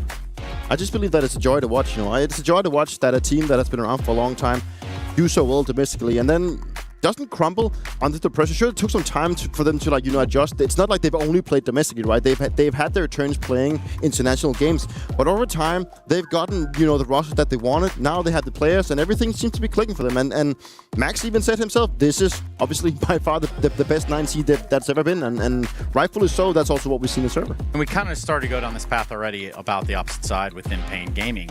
I think one thing to note, you talked a little about what would be a cascade of where they are now, sort of maybe even deteriorated a little bit from a plateau that where they probably found them now, because it doesn't seem as though they've pushed past that envelope that they needed to. No, and I'm not going to fault Pain Gaming for not trying. I think as of recently we've seen a lot of roster changes, Repair coming in, with Safe now joining the lineup as well, DSM being signed to the team. It's technically only Big Ozera and Snow who's left of the core of Pain Gaming. So it's been a rough period. So they're trying, they're trying to make roster changes. They're trying to find new profiles, new players who on paper perhaps is a better fit, but it all just hasn't clicked yet. With that being said, though, it's not that Pain Gaming is a bad team. I think they're somewhat decent. They can definitely be, I guess, labeled as a top 15, top 20 team. But where they came from, the second best Brazilian team, the team that at times were maybe even better than Furia, beat Furia in that quarterfinal at the Major in Austin to make it to the semifinal. We're long past that. That's not the Pain we're looking at anymore. We're looking at a team that is scrambling to just make these tournaments, scrambling to stay within top 15, and that to me is a bit disappointing considering where they came from. And I think that is one of the issues that I still have with all the roster changes that they've been going through, is that every time I've had to cover these guys, every time there seems to be a problem on their rise, they just jump to the conclusion that, okay, we need to change a player instead of trying working it through. Sometimes that's because of the language barrier. Like they had GTT, they had issues communicating with him. So obviously for them to always jump to the conclusion that we need to make a change, I don't think it's always going to benefit the team. And I think they just keep going back to square one, where they try to, hey, let's make a change, and then hopefully things will work out instead of actually working towards the problem, fixing it with what they have. And once they've tried that, then they decide to make a change.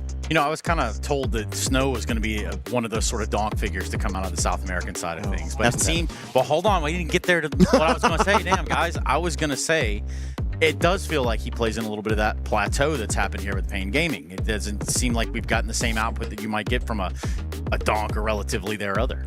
Snow has gotten better within Pain Gaming because he's gotten better positions, but in relation to how much I guess impact he's supposed to get, I don't think he's doing good enough. I think Snow is a nice player to some degree. Obviously a big voice within the team. He's very loud, trying to hype up the team. But in terms of labeling him as any sort of a star player, I've always thought to myself, I don't see what Big Ozera see in Snow. I see him more as a role player within a team that can do well. I don't see him as a star player. I don't see him as a hardcore entry fragger. He's been put in a lot of different roles, but nothing have really worked out for Snow. Sure, he's doing slightly better, but he's not doing good enough to justify being catered to as much as he is. Big words from Big Jacob Pimp Vinicky over there. That's why we're going to catch up with Big Ozera right now via Freya. Big Ozera is back in the booths, in all honesty, having not really taken too much of a break after Cologne. You guys attended a couple of tournaments here and there. What's the decision process behind this? Not taking that time off in the player break and still having some officials? To be honest, we have to do it is what it is, so we have to play, we have to get more points to VRS, so we have to play. So that's why we are just playing and think about the next major. Has that had any notable effect on the team's energy at the moment, considering you haven't taken much of a break? I don't think so. I think it's more about confidence.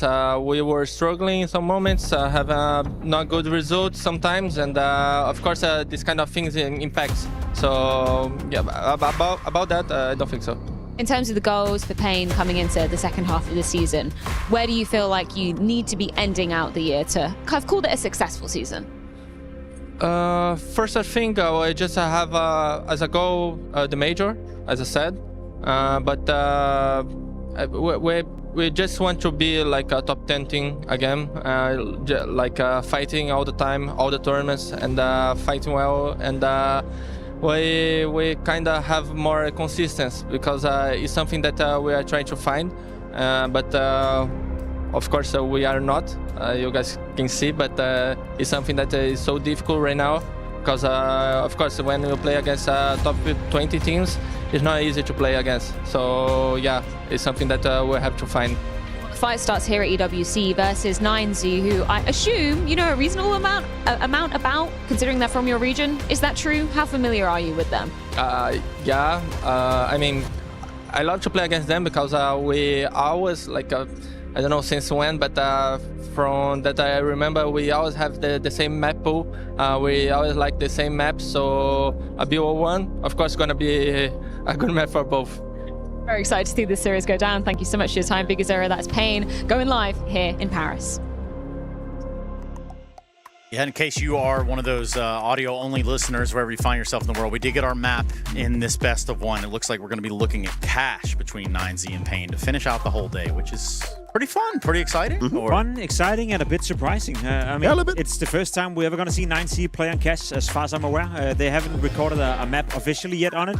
Naturally, obviously been practicing on the map, Peter, but I think we both agree that heading into this matchup, 9Z are on paper, the favorites, so they don't have to take that risk. They don't necessarily have to play cash. They could have gone somewhere else in the map pool, but they decided to give it a go, and that means one thing to me, that they must feel comfortable based on their practice results, putting cash at the mix right here in a best of one that is mega important for both teams. Yeah, clearly. Also just the fact that Overpass is not a map pool anymore, so they had to work on another map, and that's obviously going to be cash, and 2 map losses for Pain. You know, they haven't scored a win themselves either, so, you know, why not just, you know, try and battle it out on cash and see if they actually can get that practice to work. Speaking of little blessings, just like Overpass not being in the pool anymore, it's that time where I tell you about getting involved, scanning that QR code, and letting us know who you think is going to be winning with our pick'ems there. My goodness, I almost call them a predictum. I don't know. It's like a new one I'm working with. It will work.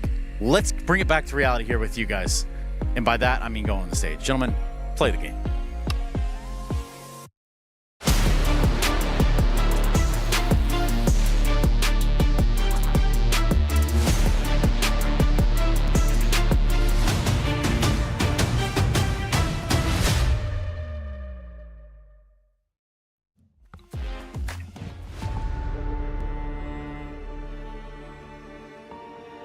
Alrighty, folks, the last one of the evening.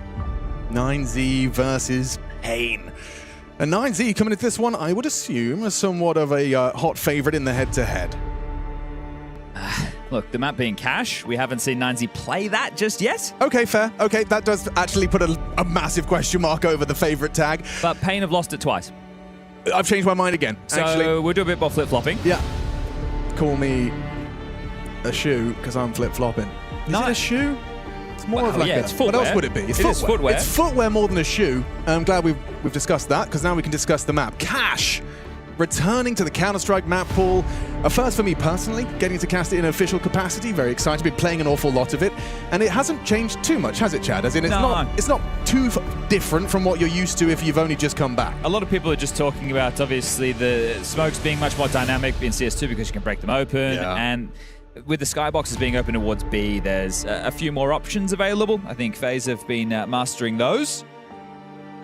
We should be all positive changes, if anything, I'd say, about for cash. It could have stagnated, you know, no more one-way smokes, but you can nade them open. You can do fancy run boosts onto boost. My biggest conversation is this: why can the door not be blown off? And people are going to say, well, it's a nuclear power plant, but nuke is literally a nuclear power plant. Good point, well made. My explanation for it is it would be too much of an advantage for the CTs because you'd blow it off at the start of every round and you just have an AWP highway, and then they have a horrible time. Well, I also think the idea to be able to harass a little bit more on timings that they're not ready for because there's no sound cue required, right? They have to worry about it the whole time. Also, I was talking to Twists about it, and he made it very clear that the sound of the door is very hard to hear. It is. Which means, you know, if you've got the balls, you can go for these kind of CT aggressive, squeaky moves. You can do a lot with that early. Unless you've actively rushed to get into a main, you're not going to hear that. Yeah, once you're up the steps and past that doorway, you can hear the door. But comms, there'll be a molly on the boost. There'll be a flash into main. There'll be some spam going on. So it's, you know, how keen are your ears? You have to respect it for sure. As just looking to get this one underway. We have lost a player from the server. Classic. Can see everyone getting ready. Yeah, Mayan is not in just yet. I feel like 9Z are the Pain of last year. So Pain or Austin. Yes, of course, and they had to kind of pop off. And then they're on our screens for a year in Tier 1 tournaments. I don't want to say just off of that result, but pretty much just off of that result. Yeah. And you have 9Z, who obviously have popped onto our screens, and well, they've actually been running with the momentum a little bit more. That win versus P-Vision at XSC a couple of weeks ago. Hwasa getting an MVP. See if they can continue some of that Major and XSE form here today against Pain. Not forgetting, of course, winning a best of 3 versus Vitality in Cologne. That was pretty exciting. That was pretty exciting. Didn't necessarily translate to... Well, right. This is the thing with 9Z. People talking about Luchov, they like DGT. I think Wasso is also a very exciting prospect. 2 on the boost. Okay. Mid-centric pistol. You got to get past Biggie, though. There's a highway smoke being lined up. They're audible. And out mid, he confirmed multiple bodies. Smoke enables highway presence. And is it what? Is it going to finish through mid to B, or where's that bomb going? Well, Max has gone door, which makes me feel like it'll be an A play. He can swing open the door as the smoke starts to fade, and they can have this crossfire. BSM has main. Max can open this up and catch Safe's back turn. This is brilliant. The late squeaky arrival. Now Safe, forced to look away. They flood into the site. They get that opening. VSM, though. Dual Berettas, you need to find something. That bomb's going down. At least he maintains that A main control. Will make the retake easier if anyone wants to come that way. It's actually through Z. And DGT in a powerful position. Nice awareness from Pyria. Finding the frag onto DGT puts us back into that 4-on-4. Let's see how this retake shapes up. Big Uzera's caught a goosh. Luchov removing VSM from main, and now they can focus forward. Good damage and a clean close.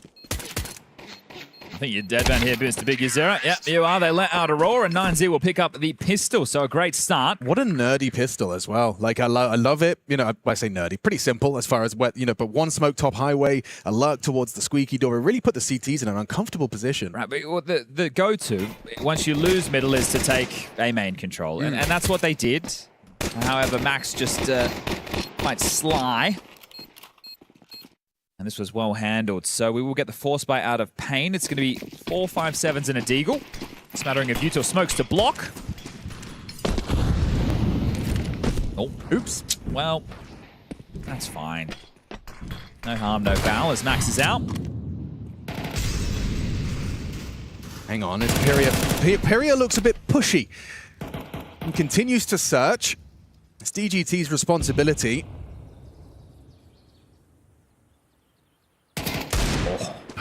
If you get across it was hidden, you think, okay, that's nice, but now surely he's a dead man.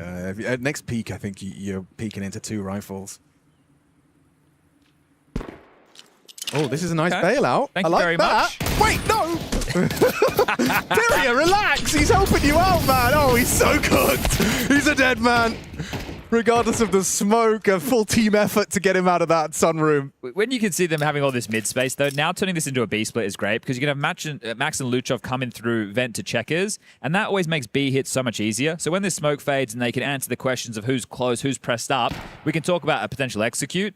They've got smokes, they've got flashes. They don't even need to throw them because once you get into checkers, that's a great staging area, right? Yeah. So this is why mid control is so important for the CTs, right? If you're giving B splits up, your site, it turtles, you have to play retake. So we got 30 seconds, we're finishing B, here comes a flash. 2 backside. Just 1. 2 seconds. Lurk smoke. Nice. Crazy output on that 5-7, a double kill. 15 seconds, the bomb's still not planted. Wasso cautious, has cover from Mayan. Regardless of Safe's output, doesn't look great for a retake. All in the side as well, so no space. You can see just how much pressure they felt they're under because of that lurk smoke. And that'll be rounds. Wow. Pound for pound. Best gun in the game. Look, it hits hard, but that's going to be a 2-0, likely 3-0 start now for 9Z. Pyria trying to make the round as interesting as he could. Definitely slowed the pace down. And that's one of the keys with this map. You can do anything. You can play fast, you can play slow, you can do execute heavy. You can be quite fakey as well because of these open skyboxes across the map. For me, Cash is a map where if I'm on the T side, obviously you want to keep the CTs honest and limit their pushes, but if you default and just pressure, force out all the nades, play late round Counter-Strike on this map and you're sitting pretty. That's what I used to succumb to back in the day against Sean Gare's Cloud9. Oh, yep. They would just default, and I like to call set pieces. I'll tell you, who came out on top of those bouts. It wasn't my boys. An agonizing default. Freakazoid, nothing. They were the cash specialists back then. That's true. The Americans were synonymous with cash. The veggie wrap. Yeah, the veggie wrap. It's a game versus Fnatic from back in one of those early EPLs with all the comms. If people want to go check that out, it's a classic. Now, the stack is on A. Max will investigate this. He's about to be shouting, boys, run into B. There's a stack on the other side of the map. We'll see how far the in-game lead can go. Oh! Didn't see anything, actually. Could be solo A. Yeah. They are quite fortunate that... hold up a second. Hold up a second. We're rotating away from B. Bigu's dead. Nice reaction from Wasso. So you still know that VSM was A. They've stayed with the stack. And walking into it, R9Z. Everyone has a pistol upgrade as well. You'd hate to lose this round. You really can't. 30 seconds. You have to go A now.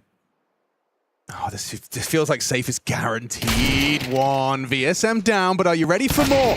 Yes, you are if you're Luchov. Good clear onto safe. Snow on sight. Overlooked. P250 headshot. Can't be more than that, right? Up and over. And problem solved. Yeah, but a good go, but great shooting from Luchov. We know this man is sharp. Yeah, nice clears. Yeah, and also not overlooking, right? I guess the first goes, all right, well, let's see if there's more. And the fact it's VSM, you could have fallen into that full sense. Maybe someone suggested it was a B stack. You didn't take that as gospel. Safe has the AWP, and he has a good spawn. So we'll see where he wants to start. He could take the B line. Could also just take it over towards A and post up towards quad. Could be starting the AWP middle here as we... got a staunch line and an easy shot. Luchov down. Really strong start. Out mid, and Biguzera caught out in the open, just booked by Max in the head-to-head. This fight for middle, it's going to get vicious. You've got pressure on A as well from Guasso. That's going to force VSM into an uncomfortable position, just tucked on default with pressure amplified. It's drawing a rotation as well. Look at the mini-map. You can see them relinquishing that B space they had. Safe coming over to join this. You're going to need some help. You're going to need some way to get some answers. So out towards Falkland. This is very strong position. Yeah, that incendiary will limit his options. Forced back into main, and the AWP sweeps through. He doesn't hit the shot he needed to. Bomb down. Mayan out of the round. Standing in the flames, Guasso will pick up an easy one. It's Max swinging squeaky that VSM's are waiting. You got a 3-on-3 and tracks him nicely through the door for the finish. Pyria holding that fork position. Snow's still worried about a lurk. And that's the head-to-head. You needed the headshot. DGT and Wasso solving problems, and now Snow in the clutch. DGT could hit this and will. Frustrating one. It really felt like it was shaping up to be Payne's first. Instead, a fourth now on the board. We might catch this in the replay. I think that Luchov, with this opening exchange, you saw he was flashed. One of the keys is if you are going for a fast mid boost and you're flashing over mid normally and you get the timing wrong. Let's say your teammates boost up and then the flash goes off, he's going to get blind. Right. So you want to be flashing above the boost, right? Which is not great for players scaling close mid, but it is for the sandbag fight, which is going to be the first port of call on that boost. Now, it didn't cost them. Just a note. That's all. As a tactical timeout taken. Rick's on the mic, bit on the other side. Bunch of Brazilians as well, don't you forget about that. Can I ask you a stupid question? You can try. If the pros already are throwing that extinguished smoke we saw in that previous round, is there any point mollying boost? You need to do it to keep them honest, because if you don't do it, then they won't throw the smoke. And then they can abuse it. Exactly. Okay. It's just like ancient on middle, right? Sure. It's like with the red smoke. If I don't throw the red smoke, why am I going to molly mid? Right? Are they going to run out? Okay, good point. Well made. So, but I understand your point completely, but that's where... If they're going to throw it anyway, maybe you throw a double nade instead, right? Sure, so, okay. Okay, they're taking man with the AWP over towards B to support DGT against this partial.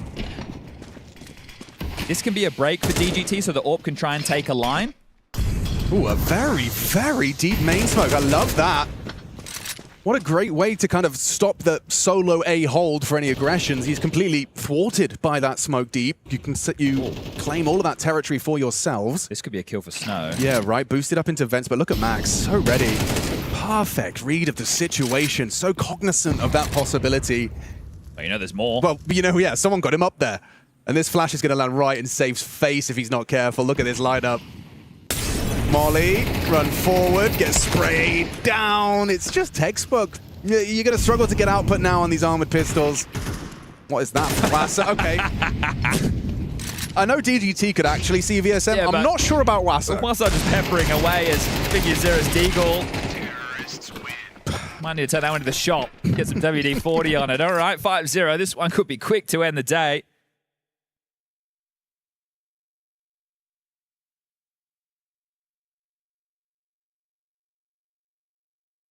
Got Owls versus Linvision if you want to check that one out on the secondary stream. That one's on Dust 2. Yeah. Just a smoke spam from Wasso. All right, the guns are back out. Last time it was mid with the early exchange. This time it looks like they're very quickly surging towards A. Okay, I'm curious. You've got an AWP waiting, but you've got Max is just going to go flashes. It's contact with a flashbang. Like, upon contact, the flash goes. No, ahead of it. Safe, on the line. Did get flashed off, and now they can just push forward. That's a big one. VSM and Big Uzera repel this immediate pace change. And now uncomfortable. Back foot for 9Z. I like the call. Cool. It's a missed smoke there in the sight. And Safe will grab another. That should be round. The first, just 2 kills away for Pain. Felt like you did everything right. Perfect, cool. 2 on A, and you just kind of got booked by the individuals. It was VSM that was able to bail Safe out and enable him to find one of his own. How many can they keep alive here? If you're 9Z, the game plan changes. You were hoping to do a bit of damage. Max will go down to Snow. And there's just one man left. It's going to be none other than DGT. He's picked up the AWP. And they've got a decent amount of cash on 4 of the 5 players. Just Luchov, who's going to be struggling with the 1,400 loss. And I say struggling, it's still Galil territory. There can be a drop coming in from DGT, especially if he holds on to this AWP. I do think double AWP is obviously viable on a lot of maps on the CT side, but Cash, right? You have an AWP who has the line on B. You have one on A who's playing towards quad at the start of the rounds. You don't have to use your utility to block B and block A main. You can funnel more nades in towards middle to win out that choke. He might be close enough to hear that boost, so he's going to be in form. He will have heard the jump. If he goes down after time, I think he might die here. Yep. Oh, that is rough. It's okay because he had so much cash, but still. But you worked so hard. Exactly. You worked so hard to keep that AWP in play. So he can still get a drop going for Luchov. Man gets back in AWP, and, well, Bit's not happy. We lost a round, guys. We better take this time. Now, this is before the cash is gone, all right? So just make sure you use these 30 seconds wisely. I think, for me, when a coach takes a timeout like this, I go, okay, he's locked in. He understands the financial situation. He knows they're going to get 1,900 into the next. He doesn't want them to just squander this round. Let's spend the extra 30 seconds because you know it's a full buy. It's going to be a couple rounds before we can have another one of these. Let's make the most of it. And upon review, with it being the one round they've lost so far for 9Z, can't help but feel like the right idea, the right call. Chad liked the call.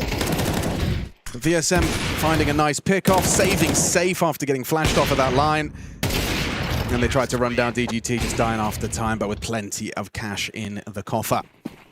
Did they want to go for something direct again? They could have even opted for a repeat call. I wouldn't have hated it. No. Max trying his luck on the spams, and some decent damage done.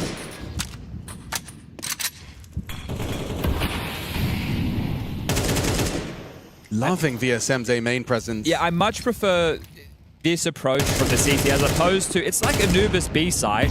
It's not as bad as Anubis B side, but if you just block B main on Anubis straight away, it's like, what are you doing? Yeah. You're giving them this space. Have you seen the one Malbs was throwing that lands deeper in A main by like the box?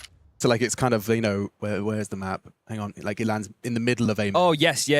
As you're leaving, you bank it off the wall. Yes, I'm with you. I think that's an interesting approach. It does give you way more of a threat. Look at this Big Zero position. They know a late mid control is coming. Like, you look at the radar right now, you can see Safe towards Sandbag, Big Zero under the boost, Snow close, and VSM. They're selling A, right? Because he put so much pressure on early. They know they want to take some territory back. It'll be this mid control. So this skirmish we're about to see to determine the rounds. Here we go. This is a full crunch on middle. There's been left. Snow rotated. It's just 2 of them now. Burning safe, no safe haven, forced to extinguish. Big Uzera is overlooked completely, but doesn't have the element of surprise. Support from VSM arrives. Safe, still AWPing middle. He's got him trapped, but a missed shot onto Luchov. You would have loved that. VSM around this highway smoke. He's got a good angle for this. Element of surprise onto Max. No trade. Wasso's on his way, wrapping quad, and VSM managing his angles. He's played it to perfection. Just Wasso trying to get past the stubborn anchor. Snow goes down, but VSM, a similar fate. What a shot. Gotta get that bomb, gotta plant. Yeah. He doesn't know about highway, though. Gets across and just enough time to plant. This clutch is taking shape for Wasso Peak. 11 frags deep. 2 of which of the 1v3. Pyria. The Bianca has an AWP. Uncomfortable. There's a kit behind him. He's just going to walk through this timing. No, what's the play? Time ticking. Pyria walking through that smoke, and it's all too easy for Wasso. One hell of a clutch to keep 9Z's wins back to their winning ways. Oof. Big round from the man, keeping up that MVP form and a big smile on the face of the coach there. I was on the perspective of Pyria on the retake, and he almost flicked back into that shot. He got the shot off. I'm not sure if the mainstream was on Pyria or if it was on Wasso in that situation, but almost flicked back into that. Didn't have that instant headshot. If you're Big Uzera, you are spitting chips with how that whole mid situation unfolded. Yeah, it did go weird for him.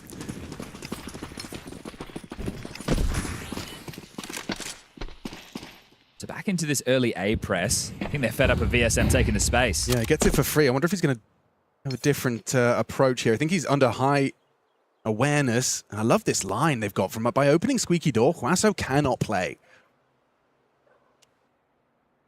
Max can, though. He's walking out, man. VSM. Oh, brutal! The FAMAS can't hack it. And it's just round. What are you supposed to do? Save a FAMAS, I guess. That was so beautifully easy. Such a simple approach. DGT's already hunting. Well, he's, I guess we could say hunting, but he didn't have to do anything. He was the B extremity player. Oh, hang on. Thank you very much. That's 2 of you on a silver platter. DGT can't quite believe his luck. Knows where Big Uzera is, and they just have to find one more at that moment. So this round will be number 7. What a just leisurely round. At that AWP line, there was a nice play from Liquid when I was watching them. I think could have been during the Open Qualifier, could have been earlier. They've been playing a bunch of events. Yeah. Right? But Malbs went open the door, then played in front of the door. The AWP of Jorko deep AWP in, and then Malbs takes contact as they come out to fork. Jorko missed the shot. Malbs pushes the door, kills the door guy. So it was a really nice. The way they were able to play off of each other there was quite nice. It does feel like the A site is very susceptible to those kind of plays where you can just, on a timing, walk out main and win your duel. I mean, sure, VSM did have a FAMAS there. I feel like perhaps with an M4 he's more set